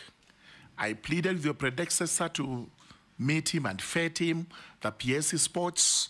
I received the cold shoulders and nobody did any of that. What is the policy you're likely to have as regards the feting of sports persons? Young people, actors or artists, they are occupying us because they're not happy. They are doing all this work, but their royalties are not being paid. What are you likely to do about improvement on payment of royalties for these artists, including what benefit Kenya gets from all these nice movies we see internationally with the Animal World, National Geographic, Animal Films, Wildlife? What benefit does Kenya get from all this? Because this is where we should be selling our property and receiving payment for. Thank you. Nominee, answer those three. Mr. Speaker, again, I'll try to summarize. On the Honorable Daud Chan, 2025, yes, we are prepared, and I would love to get a brief whether Kinoru Stadium is one of the beneficiaries in terms of either training or playing. I know, of course, Kinoru Stadium. I've even addressed a rally there, the famous rally before. And you speak to the same things I talked about. I told you about standards. A county starts a stadium, they build. Sometimes it is a money-minting project. There is no intention to complete, or even it's completed, it is shoddy. It is not just Kinoru alone. All the stadium across the country. There was the case of Kericho. They finished it and it was coming out. Machakos the same. There were many other places across the country. That is why it's important to put in place standards that you can measure against, so that if you don't achieve those standards, it is easy to even prosecute the contractor, because there is international standard adopted locally. And I promise you, that will be my greatest priority. And I hope I can do that within 3 months, because I have had a conversation and bring it to this house so that this parliament and parliament can be able to pass regulations that will make sure that standards of sports facilities are adhered to. I also want to say that on the question of your demolished DCC office and the chief's office, if I look at the money you're asking, that if we speak, if also Honorable Kindiki is approved, this government is one government. We can tell Interior, please find other resources, because we are straining insofar as completing the infrastructure, find other resources and build a DCC office. And Honorable Kindiki is not just your neighbor, is your friend. So we can be able to sort that issue, God willing. The third issue is that on the Chuka Stadium, I think also I was briefed that it's not yet complete. We need to just make sure that we complete now within the standards, with the required standards, so that we don't also complete hurriedly, but in a shoddy manner. Sorry for Chakarika Marimanti. You know it's my pet subject. I was there with your senator then to launch it in 2014. And the biggest problem as our country, and I pity my successor in this sense, that you have a pending bill of about 165 billion for road construction. I don't know what we are going to do, because this is not just a ministry problem, it's also a budgetary problem. And when I see that Finance Act failed, and then the other Finance Act is also facing challenges to another gap of another 200 billion. I think we need to be serious as a country. If we really want this infrastructure, we must be able to raise our own resources and support the infrastructure sector. Unfortunately, or fortunately, our honorable member here, if he's approved, will be the Minister of Finance. I hope he will be able to solve that problems, because he also has tolled roads in the Sori Road in Homa Bay. In Migori, in Homa Bay, sorry. Mr. Speaker, on the question of the particular student, I will be very deliberate, very personal to solve individual problems. I know athletics, you can have, do you know there are countries that travel with only one athlete? You know, the whole federation goes with one athlete. Mozambique did so in more than 4 Olympics. Yes, so we are lucky as a country. She always came back with a gold medal. Yes, Maria Mutola, yes, 800 meters. So, Mr. Speaker, we can be able to make sure that we meet that person individually. They are very important. By the time they are reaching that level, I am ready to meet them within the first 1 week when I go to office. And George, being my senior honorable, should be able to bring them. You know, the nominee has been responding like he has already been approved. He's just said when I go to office, he's not used the word if at all. I have used so many times. Hearing him say, if I'm approved. Yes. Should I be approved if I am approved, Mr. Speaker? I think Mr. Speaker, have a go at you. There is a problem with the royalties issues, Mr. Speaker, for our musicians and performing arts. Mr. Speaker, that responsibility, it's very important that we sort out corruption in the CMOs. The people who have been given the contract to collect, we should not give them a free hand to collect and distribute without government having a view of what, Mr. Speaker, is being collected. And I think this is an issue Parliament should take up seriously. I know it's not in it will not be in the ministry that I've been proposed to. It is in the arts and culture, in the gender ministry, but it is something that I have been following personally. And I hope that KECOBO, the Kenya Copyright Board, will be a bit more serious. There is a lot of corruption-related issues have been raised insofar as identification of the CMOs and, Mr. Speaker, distribution of those resources. People must be able to earn from their sweat, Mr. Speaker, and I hope they will be supported. On the film industry, I know it's part of creative industry in the ministry that I've been proposed to serve if I am approved. Mr. Speaker, I have been told that the law that governs this sector is a 1963 law. Mr. Speaker, the association itself and the policy is also an old policy.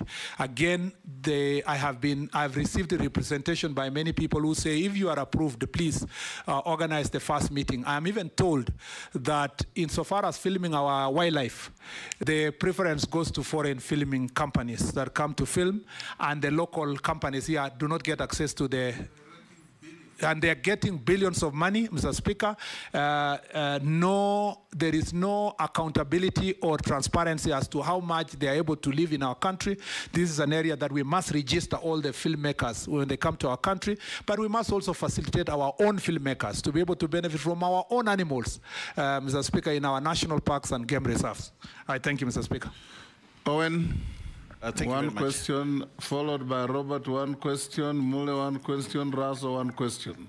My one question, Honorable Speaker. In that order. Kipchumba Murkomen, you're my good friend, you know, but that notwithstanding. Causing with the nominee. Okay, I said notwithstanding. You know, you've mentioned Stadia all over Kenya, but you've not mentioned any in the North Coast. Unfortunately, this government has never invested anything in the North Coast in terms of Stadia. And you know the coast in its own would be a very good place for sports. Even parliamentary games are coming to coast, but where will they play? You know, because we have no. So as you take, if you are given this opportunity, would you consider investing in stadia in the lower coast to promote the youth there, where there's immense talent in terms of football and other things, but it has never been tapped because of lack of infrastructure? I thank you. Robert? Yeah, thank you, Mr. Speaker. Nominee, I just want to mention one thing that I've heard you mention here about growing talents from schools. Maybe one of the reasons that this fails is because the capitation given for activities in school is totally inadequate, and that is under the Ministry of Education. So maybe you can talk to your counterpart, if approved. Just one question. We've seen delegations going for sports activities, international sports activities, where the officials, that is government, officers, carry huge delegations and, are living lavishly. Whereas the athletes and players are actually sometimes even stranded at airports. Can you tell Kenyans what you will do so that this kind of situation that embarrasses this country does not recur? Mule? Thank you very much, Speaker. Nominee Murkomen, if you are proved by this House to be the seers of youth, creative economy, sports, I just want to look at the youth right now who are part and parcel of you, because I've seen your CV, you are part of Millennium. And then the army you have talked about, Cogency. What new programs you'll bring on board to accommodate them to work with you in this ministry?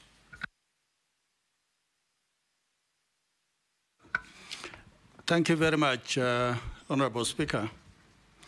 Honorable Murkomen, my issue is about land for sports. If you move around Kenya, you find a lot of development.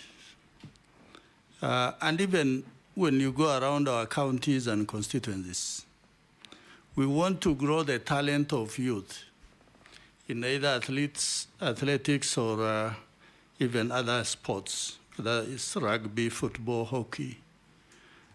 But there are no pitches. People build everything, and then the youth, sometimes they play on the road. So going forward, I want to ask you if you will come up with even a cabinet paper or a white paper to suggest that counties or even constituencies must put so much land available so that you can develop pitches, small stadia, not necessarily the big stadiums that will cost a lot of money. And finally, Marsabit and other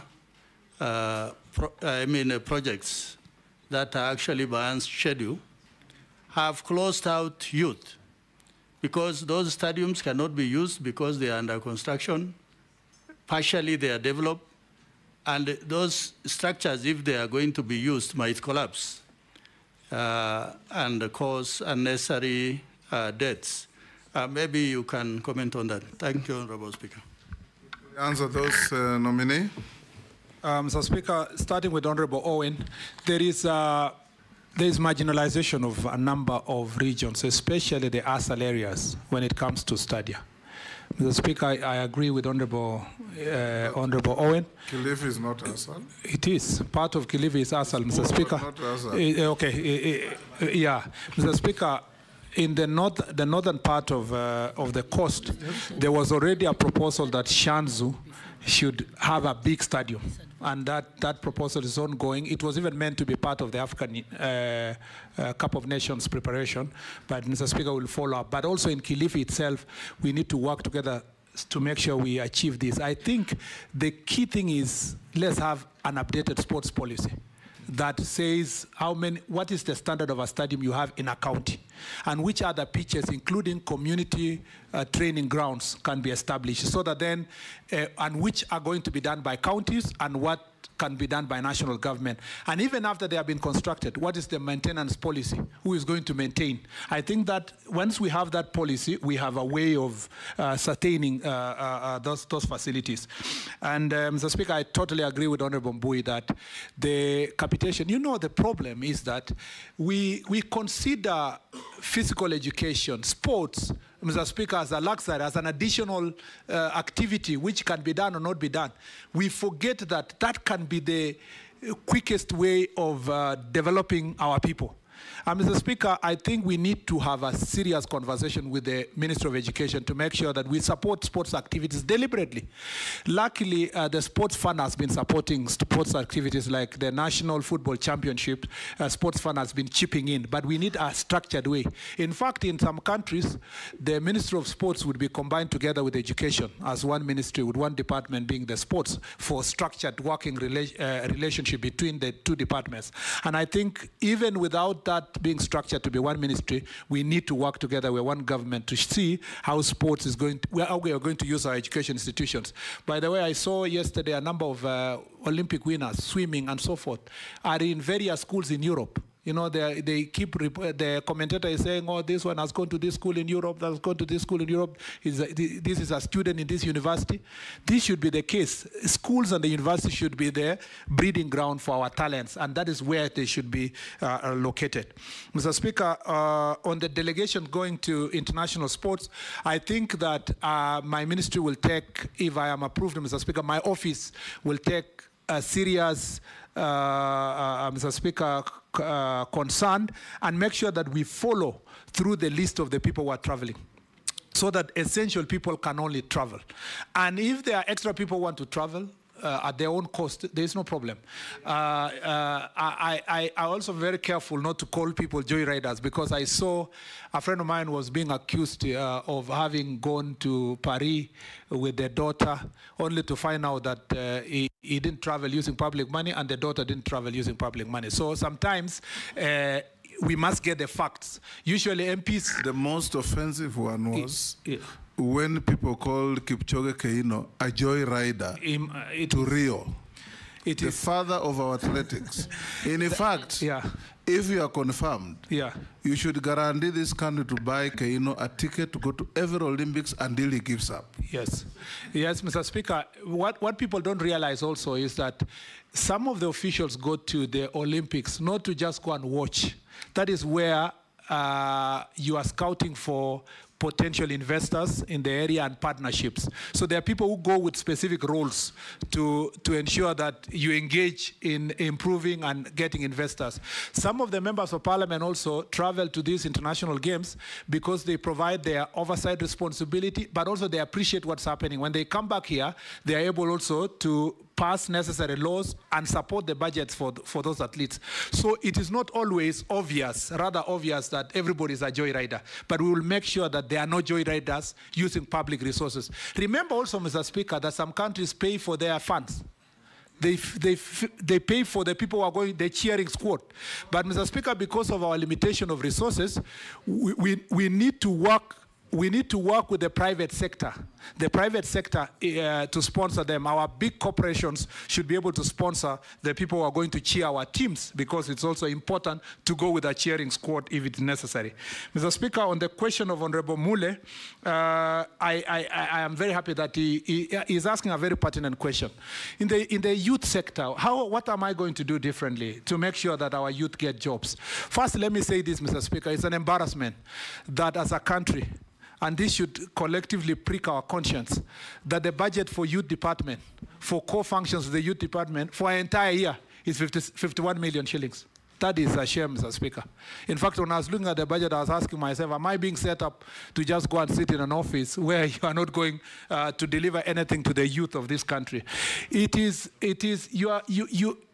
how you budget is demonstrating your priorities, because if you really want to sort out youth issues, we must put resources for youth resources. You will remember, Mr. Speaker, after the post-election violence, is when a serious discussion, and you were part of the negotiating team for the coalition government and for peace. You remember one of the discussion was, what are we going to do with the youth? And that's how Mzee Kibaki's government came up with Youth Fund, and they came up also with National Youth Council, and they came up with all those youth initiatives. You remember, Mr. Speaker, the youth ministry at that time had about 10 billion for implementing projects. Now the youth department has 51 million shillings. What happened to us? Because in 2013, when we lumped together the youth ministry with public service, the whole resources were channeled to National Youth Service. And then we forgot about the other core functions that are affecting the youth. This department has moved with 8 PSS within 10 years, Mr. Speaker. And so it has not had a proper institutional memory of implementation. Mr. Speaker, that is one area that we must fix the resources. Number 2, there is a program, luckily, Mr. Speaker, that is supported by the World Bank, that's called Nyota. Its intention is to make sure that it reaches 19 years old up to 28 who have not gone past Form 4 in terms of recognition of their skills, improving of their skills, and attaching them to a specific work environment, and thereafter supporting some of them to do businesses. Mr. Speaker, that program is huge. It's about 20-something billion shillings in 5 years. I am going to be prudent in terms of managing and making sure that it achieves the objective of reaching 800,000 young people across the country. I ask members of parliament that we work together to make sure that the identification of the beneficiaries is per constituency, because the constituencies are the most equitable units at the country. The other thing, Mr. Speaker, we must do, and I was prepared to do that in the roads ministry, we must do what President Roosevelt did. After the Great Depression, between 1933 and 1938, President Roosevelt came up with something called the New Deal. The New Deal was to work on deliberate mechanism of finding jobs through government projects for young people. And the plan was to make sure that when they were building the beltways, the airports, the postal corporations, the bridges, they made sure that they infused in the contracts the number of young people that are going to be employed.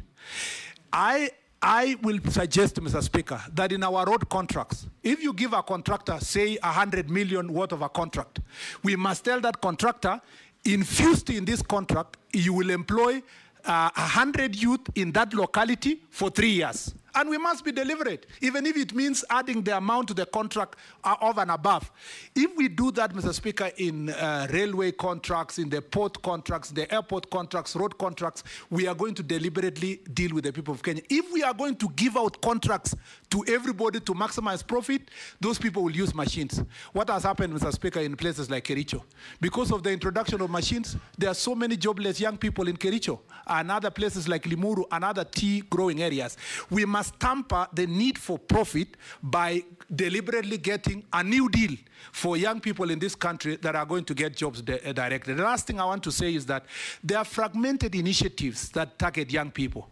You will find that the AGPO, the program that is ensuring that contracts go to young people, is being managed by Treasury. There, the Treasury only see the registration of the company as a young person. They don't even realize that this young person is just a facade. You have another initiative in ICT that is called Ajira. You have another initiative in Public Service Commission that is called internship. So all these initiatives are fragmented. What we are going to do in the Ministry of Youth, if I'm approved, is to make sure that there is oversight.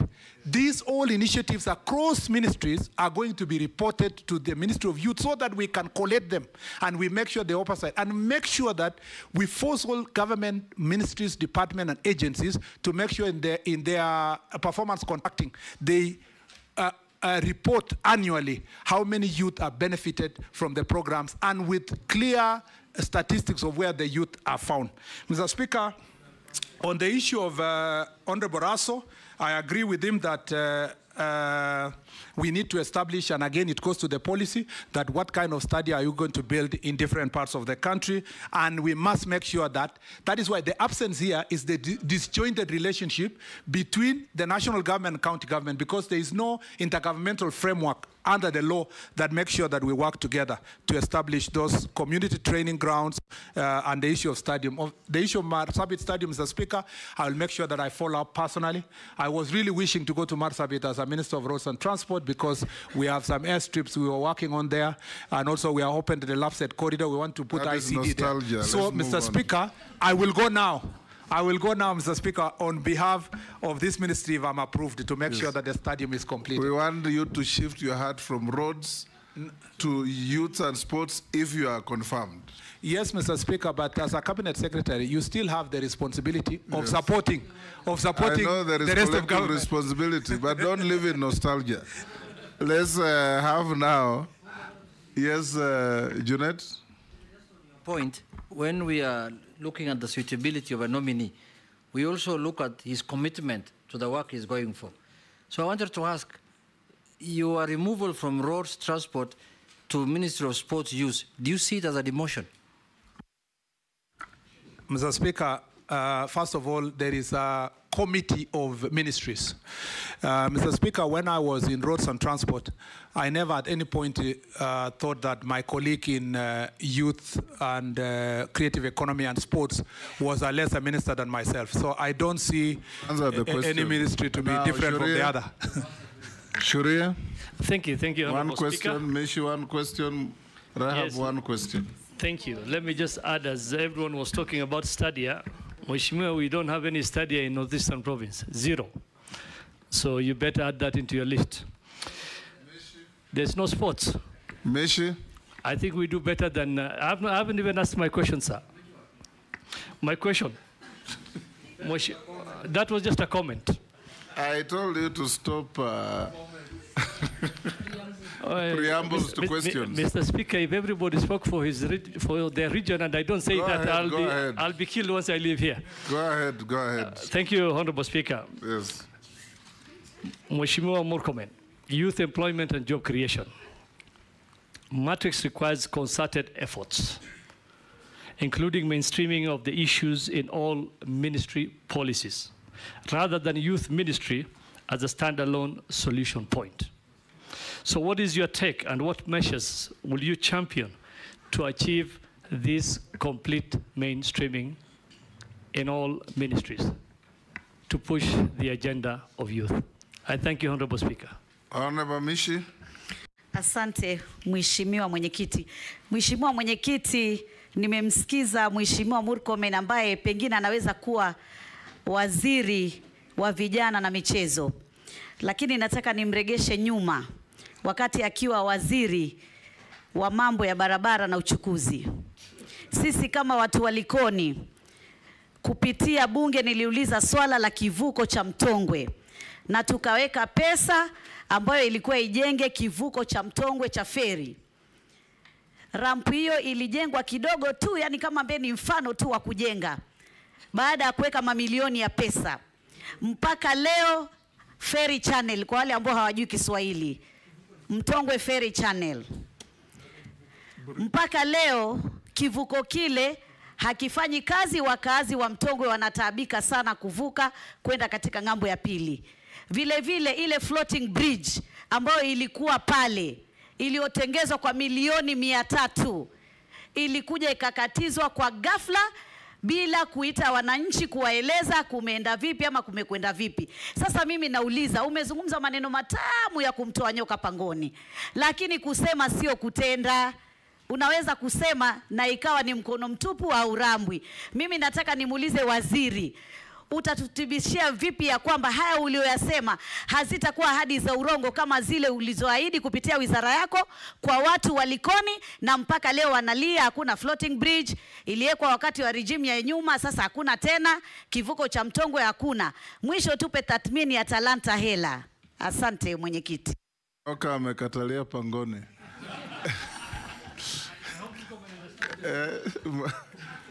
Yes. Thank you, Mr. Speaker. Rahab. Yeah, to the nominee. I don't know whether you are aware that most of the constituencies, we don't have youth officers for the last 5 to 7 years. And I'm sure you need those youth officers because they'll help you to go on the ground and do mapping and know exactly what is happening on the ground. Honorable Speaker, I've also received another question from your friend, Honorable Murkomen. They are asking, if you are confirmed, what are you going to do to gain their confidence, your youth? Thank you. Nominee. Thank you, Mr. Speaker. Mr. Speaker, let me start with Honorable Shuria. First of all, youth, no, I agree first that there are no studies in the, as I said earlier, in the arid and semi-arid areas.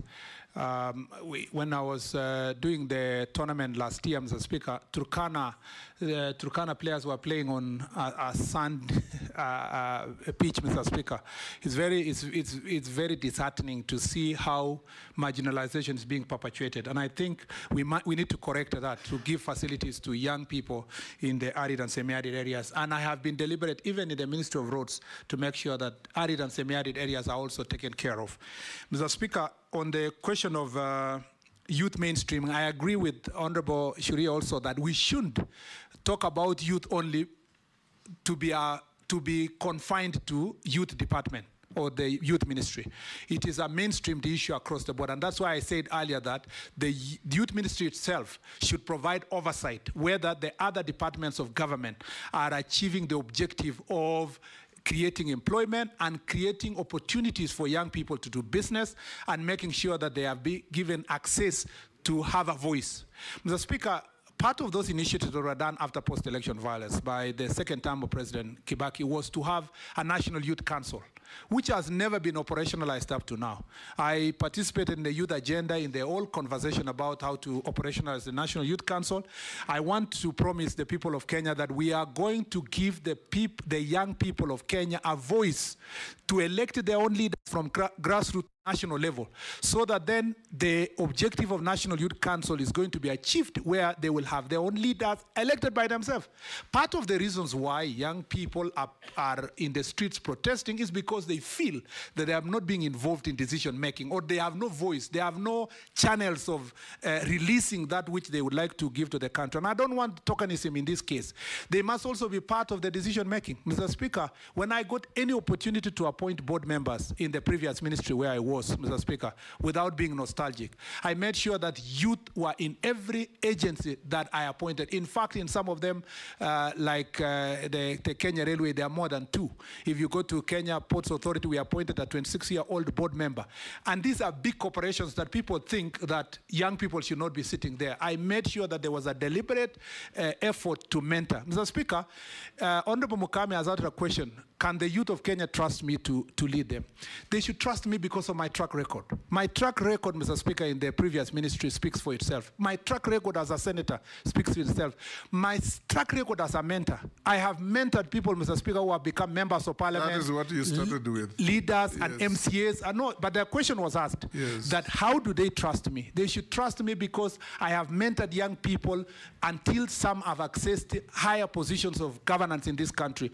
And if they got a minister that they should be proud of, and they will be seeing it is Kipchumba Murkomen. If you are confirmed. Yeah, if I'm confirmed. Mr. Speaker, on the question of Honorable Mishi, ningependa kusema jibu Kiswahili kile sanifu watu wangu pia waelewe. Bwana Speaker, tumetenda Kiswahili sanifu or the opposite? Bwana Speaker, tumetenda kazi nyingi sana katika poti ya Mombasa, na nilianzia hapo awali wakati niliposema tumeimarisha biashara katika poti ya Mombasa. Sasa hivi uongozi wa poti ya Mombasa mkurugenzi, kwa nini hukumaliza kivuko cha Mtongwe? Ndio nakuja kwa nini floating bridge ilitolewa? Ndio ninasema hivyo Bwana Speaker. Kuimarisha utendakazi katika poti ya Mombasa ilikuwa pamoja na kuondoa ile floating bridge yenye ilikuwa pale, kwa sababu ilikuwa inapoteza masaa 8 ya biashara katika poti ya Mombasa. Ukisikia kwamba biashara kwa poti ya Mombasa imeinuka, ni kwa sababu tulitoa zile vikwazo ambazo zilikuwa zinatufanya tusifikie malengo yetu kama wizara ya uchukuzi. Na kwa hivyo kuna mara nyingine lazima uhakikishe ya kwamba unaangalia faida yenye inatokezea kwa watu wote wa Likoni, sio wachache. Ya pili, Bwana Spika, tumeharakisha ile barabara ambayo ni Southern Bypass yenye inaweza kufukisha wananchi kupitia Dongo Kundu bila kutumia ile bridge. Ya tatu, Bwana Spika, nilisafiri na Mheshimiwa Rais tukahakikisha kwamba tutaanzisha ile bridge ya Likoni Bridge, mpango kubwa sana ambayo itabadilisha maisha ya watu ya Likoni na Mombasa. Na kwa hivyo Mtongwe Bridge ferry, Bwana Spika, kweli ni kweli kwamba tumeanza kazi, na ninaamini ya kwamba wale wamebaki pale watahakikisha wamemaliza yenye imebaki. Bwana Spika, nakubaliana na Mheshimiwa Mwishi kwamba kusema si kutenda, na ni ukweli kwamba Bwana Spika, nilitenda mengi bila kusema. Ni wazi ya kwamba wewe na naibu spika Mheshimiwa Gladys Sholei mlisema wazi ya kwamba makosa kubwa ya serikali hii ni kwamba hatujatangaza vilivyo yale yote ambayo tumetenda. Kwa hivyo, kwa sababu nimepata nafasi hii, hayo ni baadhi ya mambo ambayo tumetenda katika wizara hiyo. Bwana Spika, kwenza uvoda mwenyekiti. Bwana Spika, mwenyekiti, nataka hapa ieleweke, kwa sababu huu mradi wa floating bridge haukufanyika kitambo, na ukumbuke ulitumia milioni 300. Sasa ukisema muliitoa tu kwa mambo mengine wakati ilipokuwa inatekelezwa, hamkufikiria hizo milioni 300 za Wakenya zimepotea tu kiholela. Bwana Spika, ni kweli kwamba tumepoteza milioni 300, lakini tumetengeneza bilioni ngapi? Tumeongeza faida ya poti kwa bilioni 10. Ukilinganisha milioni faida au mapato tuseme, but it's faida because it's the difference between the 60 billion we raise and the amount that is Mr. Speaker. I didn't want to call it profit, but yes, if you really want to call it profit, it's profit by 10 billion shillings. And so to chase 300 million at the expense of 10 billion, it was a wise decision to make sure that you do away with that floating bridge for the benefit. Mr. Speaker, Mheshimiwa aliuliza talanta hela. Yes. Hii ni kusema kwamba tuko tayari kubadilisha talanta yako ikupatie hela, na ni kwa njia nyingi, kwa kuweza kuanzisha katika mashinani yale miradi ambayo yatahakikisha kwamba kuna mchipuko, Bwana Spika, ya michezo hali mbalimbali, pia ya kuhakikisha kwamba tumeleta teknolojia kusaidia kuhakikisha kwamba Wakenya ambao wako na talanta wanaweza kutangaza talanta yao na kuweza kupata hela kwa mifuko yao, Bwana Spika, kulingana na ile bottom up economic transformation agenda ya serikali hii. Bwana Spika, mwisho ningependa kusema yale maswali ya Mheshimiwa Rehab Mukami, that we don't have the youth officers. It is true. As I told you, the youth department has been neglected. And even where we have youth officers, they are not utilized. Because if you have 51 million to run your core projects across the country, it is evident that you are not going to be able to utilize those people. There was a request already that has been made to Treasury to support programs for youth. And also because of this Nyota program that we are going to start, we will need these youth officers in every constituency to be replaced and to be supported to make sure that they can do the work that they need to do. What are you giving to do there? To gain the confidence, Mr. Speaker. There is no other way. There is no other way of gaining confidence except to work. I've already answered that. Yes, Mr. Speaker. We're going towards the end. Deputy Speaker. Honorable Murkomen, I just want some undertaking from you.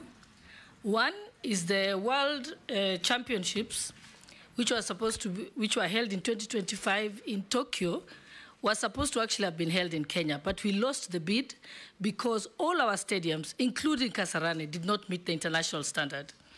Right now, because you're building, the stadiums are being refurbished, assure us that you will ensure that we bid for the 2027 2029 or 2032, at least in our lifetime, because it was sad that we actually lost this. Also, and I will volunteer to help you do the bidding documents, because I'm good at that. Number two. In what capacity? He has not been confirmed. As a pro bono. If he's confirmed. Pro bono if he's confirmed. Also, one other suggestion, the reason why Nigeria, Nollywood is very successful is because they have a law that provides that 70% of their content in their local television stations are local. That's how Nollywood grew. Also, there is a question here by Agenzi. Let me just look at that question. Okay, here. I have a message here that says, please ask the incoming Waziri, what is his plan on ensuring that there is no gap of miscommunication or disconnect between the government and the youth Gen Z and Gen Alpha? Does he plan to have an advisor who is this age group so that they can advise him? Asante. Yes, Junet? I wanted to ask one last question. Mr. Speaker, I want to ask the nominee.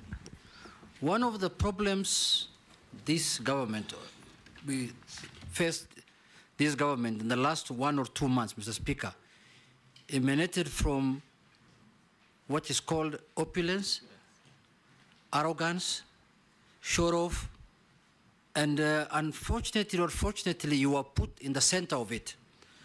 What is your reply to that? Or what do you say about that?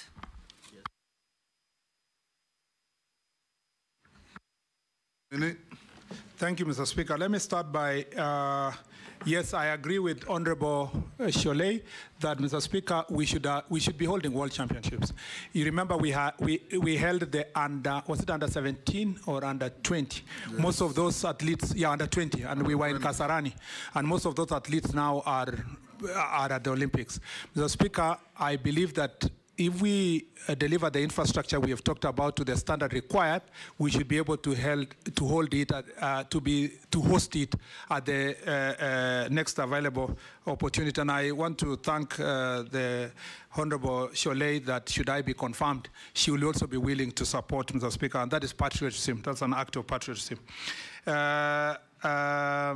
And number two is that this law, I know we have a policy in Kenya, I think it was put at the time of Honorable Tuju, if I'm not wrong, that says 60% of the content should be local, but as a policy, as a directive. But I think we need to move it to law. So when we are revising because we have now a draft creative industry bill and policy, I think as we move to that direction, we should include that in the bill.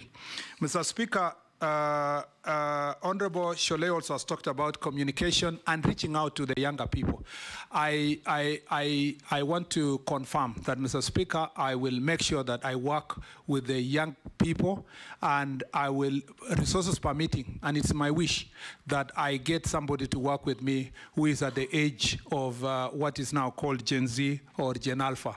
That group, Mr. Speaker, who are in their 20s to 30s, Mr. Speaker, I would like to have one of them work in my office, but also I'd like to make sure that the internship programs that we also have in the government, some of those who will intern within the ministry to intern in my office, so that they can also help me build my capacity among young people, so that I continue benefiting from the benefits working of these young people. By the way, I want to assure our young people that they should not fear anything about.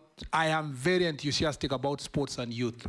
And that, Mr. Speaker, is important to make that assurance. Mr. Speaker, Honorable Junet has asked a very pertinent question. I'm very happy to have this opportunity to say this. Mr. Speaker, I am not arrogant.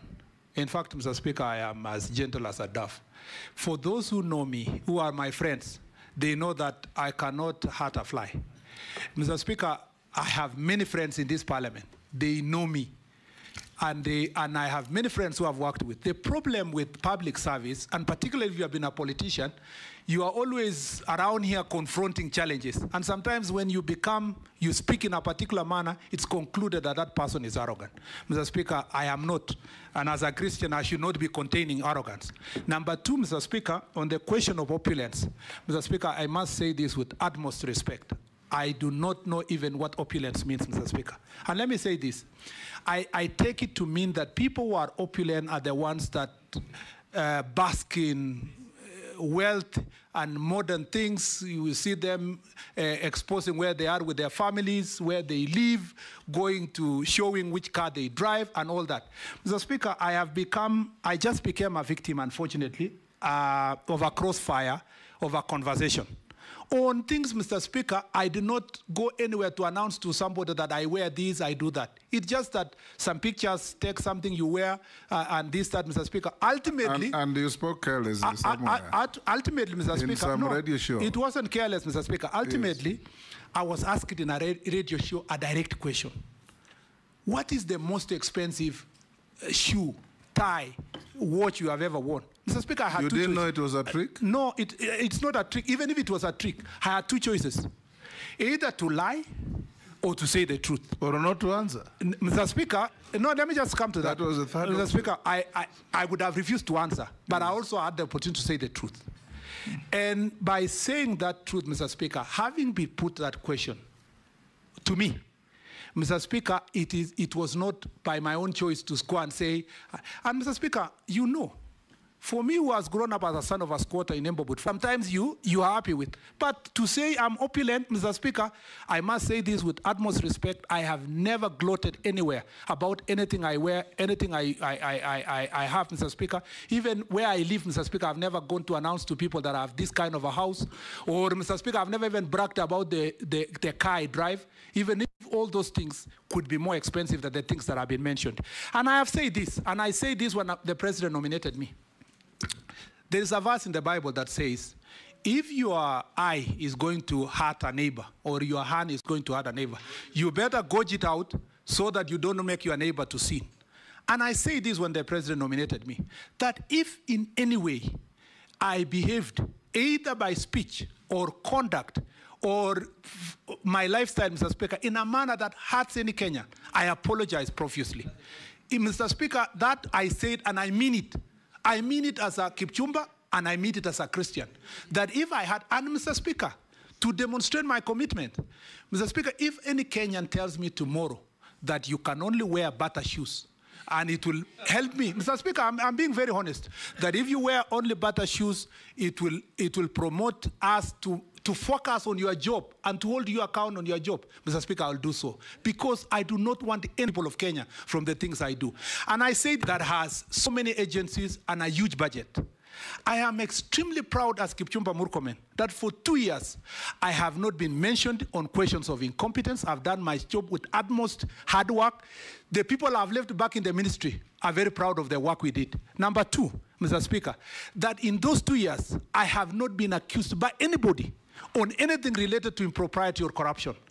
Integrity is my middle name, Mr. Speaker, and I intend to keep that integrity, Mr. Speaker, notwithstanding the misconception that came around this. And I will remain in that narrow path, Mr. Speaker, for the benefit of our country. Don't fear, don't live in fear. Honorable Murkomen, I'll ask you two short questions. Number one, I'll take you back to football, because football is the most captive sport in the world. You know that. In this country, there was a time when our second president, out of probably misadvice, outlawed social football clubs. World over, if you go to Germany, if you go to UK, all those clubs are born out of social groupings. Emirates, we have Bayern Munich, Bayer Leverkusen, all this. Can you, pardon? Our team. You also have our team, and you have Murkomen's team called Manu. If you find favor with this committee and become a CS, would you consider formulating policy to the extent that corporates don't have to run football teams, but they can sponsor football teams. I don't understand why breweries should be running a football team. Soon, perhaps Safaricom will run a football team and others. Why can't they channel those resources to social groupings that have got emotional attachment to the game that will promote football in this country? Number two, when FIFA continued unreasonably interfering in the management of football in Nigeria and Cameroon, the government deliberately tell them, go to hell, suspend us for 2-3 years, it doesn't matter, we'll organize our sports, hold elections, have accountable leadership, and we'll come back to play with you. At some point, you might just have to bite the bullet and take us in that direction, because the mess that we see in the management of football in this country is not taking us anywhere. Remember the good old days of Muhammad Abbas, Josephat Morila, J.J. Masika, Onyango Jogo, all Ayoi, all those greats. And those are about 20, 30 years ago. We had better football in Kenya 30 years ago than now. You should undertake to Kenyans that you are going to correct this mess. And if it means Kenya missing out on FIFA activities for a year, so be it, so that we can put our things right. Number 4, you already alluded to this. Please change the law, manage organizations that run our sports, give them proper legislation that will say you can be elected, whoever you are, but you run 3-4 years, renewable ones, and you go. So that we don't have people living in sports in perpetuity without giving room to others. I also want to ask you about our athletes. I know you are not a minister yet, hoping you might get favor. Our athletes are treated very badly. I went to the Olympics in London in 2012. All the managers of our athletes who are going to bring us gold medals are flying first class, business class. Our athletes are flying economy, and they go there and they're put in dormitories where they're given a stipend of $50 to $100 maximum, and the managers who do nothing are sleeping in 5-star hotels. You must change this if you are confirmed, because this country can manage its marketing worldwide through our athletics. Which country in the world has its national anthem played in capitals of the world every other day, other than Kenya, because of our athletes? None. Not even the American anthem or Chinese anthem or Indian anthem is played as many times around the world as our anthem. So we hope that you'll do that. If you can respond to that, then I'll read you a few things from Kenyans. Thank you, Mr. Speaker. Quickly, I think there must be a question why AFC and Gor Mahia have survived this long. Shabana to a good extent, yes, even Shabana. It's because it's linked to community. Yes. Yeah, and I think I can't agree with you more. When we are revising this sports policy, we need to support community clubs. Yes. You wonder why one would have a problem with that. I think it was a misconception then that where there was... Moise said he was fighting tribalism, which was not true. Yeah, because it's one thing, there are positive things about communities that it doesn't become negative tribalism. You know, the fact that our community owns a particular club is something we should be, and we will do that. Number 2 is that, Mr. Speaker, as I have said earlier, with utmost respect, our colleagues and friends who are now managing FKF must be ready for change. Mr. Speaker, I know when I say this, they are dangling a particular threat that, oh, you know, if you interfere, we will be banned, and if we are banned, we will not do AFCON. If we are banned, the junior team will not go to Dominican Republic for the World Under-17. Mr. Speaker, we will not operate in this ministry using blackmail. And we are not saying we hate the people who are in that office. They have done their bit.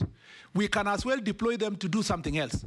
But let's open the door for other Kenyans to elect sports leaders of sports federation. Do you know, Mr. Speaker, that sports like tennis, like basketball, like cricket, like badminton can really employ so many people? Do you know what? Most of those federations are in people's briefcases. You know, they are walking around with it. You know, there is somebody in this country who is in the badminton federation who travels to Malaysia, where the headquarters is, and he is getting some small allowances and filing returns. And nobody knows. As I have said, transparency must be achieved. You must publish your accounts. You are receiving this money on behalf of the people of Kenya, and we must make sure that FKF, AK, and other federations are going to be run transparently.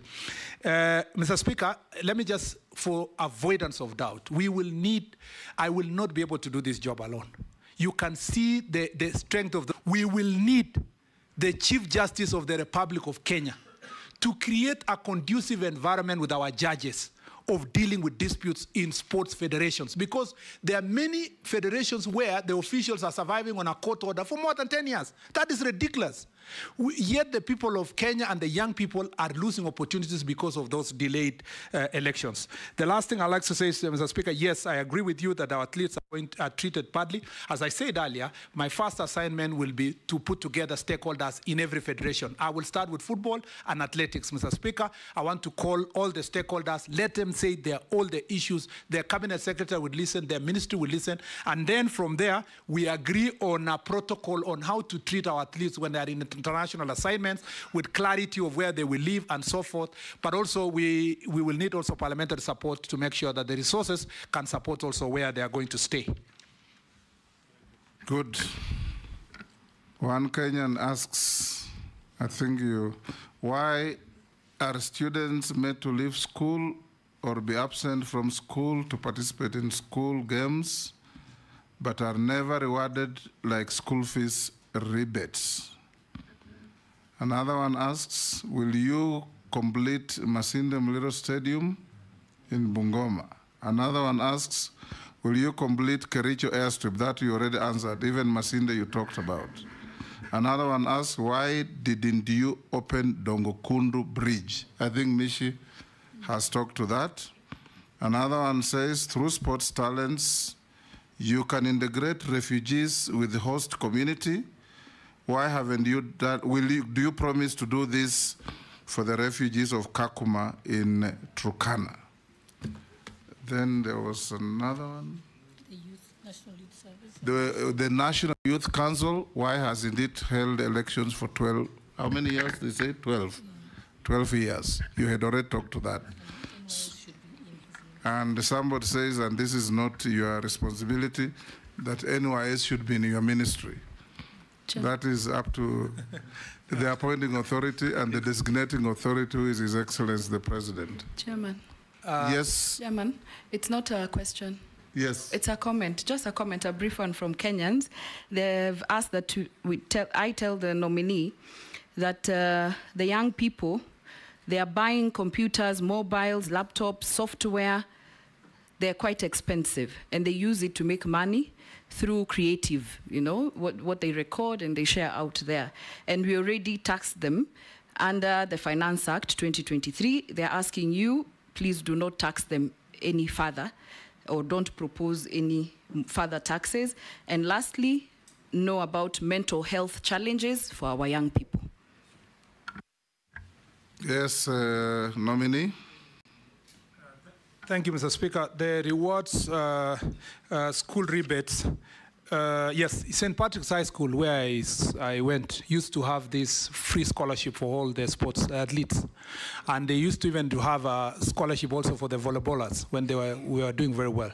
Schools should be able to have that kind of a scheme, because their sportsmen promote the school, and they can be given scholarships with the Board of Management working together with the administration to make sure that they support the schools. What we can promise is that we should be able to push a policy where winners in regional, national, whatever, are recognized. I don't know how CBC will work further beyond grade 9. Hopefully, even in the next stage, it's going to be able to integrate these sportsmen and women, or girls and boys, to make sure that they are rewarded max for their performance in the field. I hope that can be done, and that's a policy decision that is in the Ministry of Education. As I said, it's a very important ministry in terms of working together with the sports department. Dongokundu Bridge will be opened soon. It's nearly complete. That is almost there. Sports integration of the refugees with local community. Mr. Speaker, a little bit of this is not in our ministry per se. That is the sports, the integration of the local community and the refugee. That is a decision that has to be made from the interior, from immigration, on the status of the refugee. But as you know, the refugees have a chance to also compete in Olympics. Man called Losike was trying to link it to sports. Oh, okay, yeah. Yes, Mr. Speaker, then I understand what he was trying to do. On the National Youth Council, I spoke to it and I said that I am going to make sure that we do the elections from the grassroots level. On the question of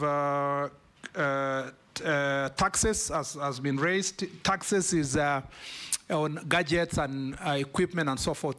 A GIRI program and Jitume, which is being run from the ICT ministry, had a plan around giving affordable gadgets to young people, including the hubs in the constituency. My proposal is that all these constituency-centered initiatives, community training grounds, Jitume hubs, sports academies, we should make sure that they are in one place, so that when we identify public land in one constituency, we put all these facilities in one place so that youth can benefit from all of them.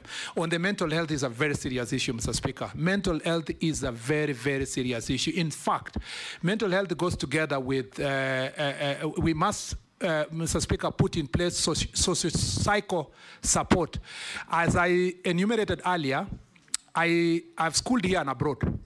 In Kenya, you go to university from first year up to fourth year, you don't meet a counselor anywhere.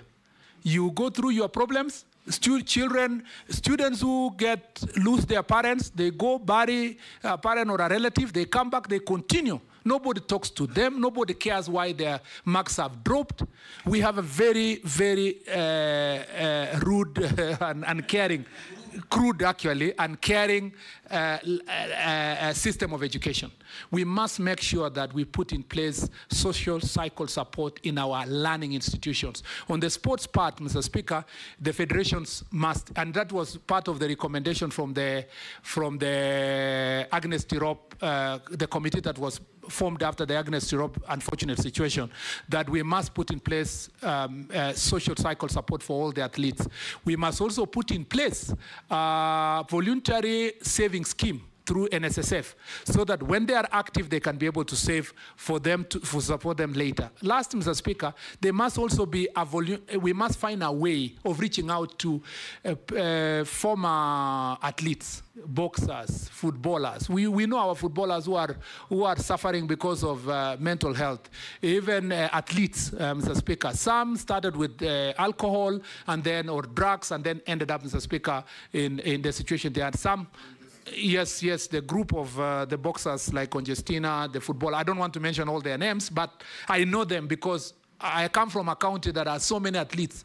Mr. Speaker, you go to Iten or neighborhood, you will find former world beaters. Mr. Speaker, people who won marathons. Somebody sleeping in a trench, Mr. Speaker, drunk because of frustrations. Perhaps the little resources they got was swept away by parasites, Mr. Speaker, that come in form of women or relatives or neighbors. Mr. Speaker, their mental health. Women are not parasites. Mr. Speaker, as I said even earlier, even men are parasites. I said that earlier. I said some of our girls are being preyed on by men who pretend to be husbands. So. Mr. Speaker. Lastly, yes, Mr. nominee, in case you are approved, for our athletes, I started a policy when I was in foreign affairs. World beaters like Young, Faith, Kipyegon, Mora, and others. you should have a policy of giving them protocol services when they travel. Translators. You know, I remember one of our athletes, when she finished a marathon and had won, she was asked, how did you find the sport? She says, I just ran and kept running, and then God came into me, and I continued running, and I won. You know, if you give them support services, media, and there is nothing that outlaws speaking in mother tongue after you have won, as long as you're somebody next to you who can translate what you are saying to the world. So you should consider a policy of giving them that. Then, lastly, under President Kibaki, there was a policy of rewarding our athletes who won medals in the Olympics and elsewhere. President Ruto started awarding those who get gold medals. Is it medals or break world records? Who break world records? We should also extend that to those who win gold medals, silver medals. You know, to some countries, even coming back with bronze is big business. It becomes a national celebration. So you should also have a policy of graduated rewards for these world beaters who bring glory to our country. Now, lastly, I'll ask you a few, those were just comments. But if you want to comment? Something. Mr. Speaker, I think the biggest problem is that we don't prepare our athletes for after career. If you see the commentators in the Olympics, you will have people like Lewis, people like Michael Johnson, yes. Maria Mutola, you know, former footballers, former athletes are now having opportunity for commentaries. Some, like Sebastian Coe, are now leading World Athletics Council. At least we have Tergat and a few others. Mr. Speaker, what is lacking is we need to make sure that when athletes are come up at 18, 19, 20, they should not leave their education. We must find ways of still linking them to education. If you see what Faith has done and Kipchoge, it is very commendable. You can see they can express themselves, they are able to speak, and they have a better career when they retire. And we need to do more of the same in terms of our athletes, and I agree with you on the same. The last thing is to say that the reward system, the policy, the draft policy has provided for how we will reward our athletes. And this, I will make sure that we complete it so that we have a standard reward system. Sometimes, the government of the day, because elections is about to happen, there's a world championship and there's a clamor in the country that, oh, they have not been rewarded and so forth. They quickly say this athlete will be given 10 million, this one will be given 5, this will be given 20, unsustainable in the first place. When elections is over, we go back to so having a policy will make sure that it's better to say a gold is 1 million and it's achievable, or 500,000, or whichever amount of money which will be agreed and is graduated and paid. I have been told that in the ministry there is almost, I don't know, 500 million or so, I can't remember the figure, of rewards that were promised that are pending, together with pending bills. So the athletes have already retired and they have not been paid. I will make sure those are expedited and paid out, Mr. Speaker. I thank you. Murkomen, have you ever been adversely mentioned in any integrity-related report or investigations? No, Mr. Speaker. Are you an official of any political party in Kenya? Mr. Speaker, no. What is your net worth? Mr. Speaker, I need to explain this. From the time I was here to now, Mr. Speaker, once I was approved, I got an opportunity. Answer the first question. No, I will add it, Mr. Speaker. Just give me 1 minute. What is your net worth? I will conclude with it. That, Mr. Speaker, there is a scheme in the public service where if you're a public servant, you can get a mortgage. So after I was approved, I took a mortgage of 40 million, Mr. Speaker, and invested it. Mr. Speaker, beside that, Mr. Speaker, my assets have generally appreciated, the ones that I had before, based on the calculation of the index existing by about 20 million. And Mr. Speaker, other earnings from farming and other businesses, I got about 10 million. So from when I was appointed up to now, I have increased by, Mr. Speaker, plus or minus 70 million shillings, meaning that from the 550 that I declared when I was last year appointed, it is now 620 million, Mr. Speaker. including all the loans and everything, Mr. Speaker. Wacha uchokozi wewe. You want to say including watches? I heard you. Not that one. Not that one, Mr. Speaker. Mr. Speaker. Yes, Murugana. Mr. Speaker, let him confirm. There's a Kenyan here who says you actually have 2 choppers, and they fly all over Kenya and doing all manner of things. Is that true? On any aerial transport? Not yet, in the Mr. name Speaker. of choppers? No, not yet, Mr. Speaker. Maybe in many years later when I've retired. Now, Honorable Murkomen, we have cross-checked your documents with what we have. We found them in order. You also had the distinction of receiving the highest memoranda against your appointment, 92 in number, and you responded to all of them satisfactorily. And we want to wish you well. You have answered all the questions in a good manner. And unless you are lawfully held, you are discharged to take your leave. Mr. Speaker, I plead with this committee to find my suitability favorably. And Mr. Speaker, should I be approved, once again, I will serve with great honor and dignity, Mr. Speaker. I thank you. Good night. Sergeant, can you escort the nominee and give him his documents?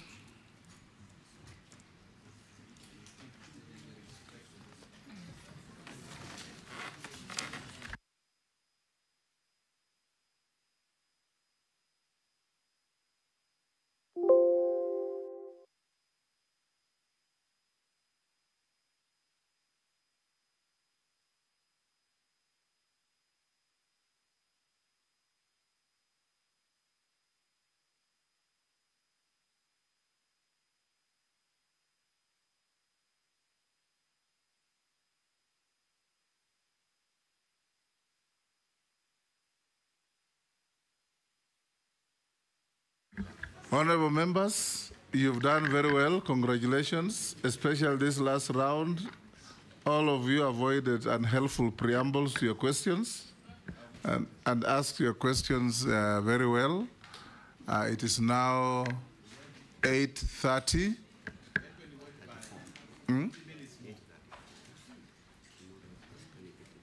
It is 8:34. Tomorrow, again, breakfast will be served here at 6:45. So you must be here by 6:45. Breakfast up to 8. You will have some little briefing at the breakfast.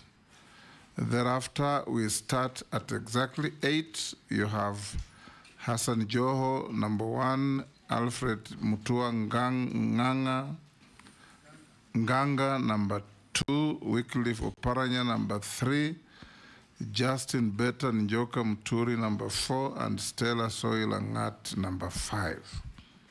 If we can do the way we have done today and yesterday, and day before, I think it will be good. Thank you and good night. It's 7:30. Yes. Should we start at 7:30? Yes. Let them know that.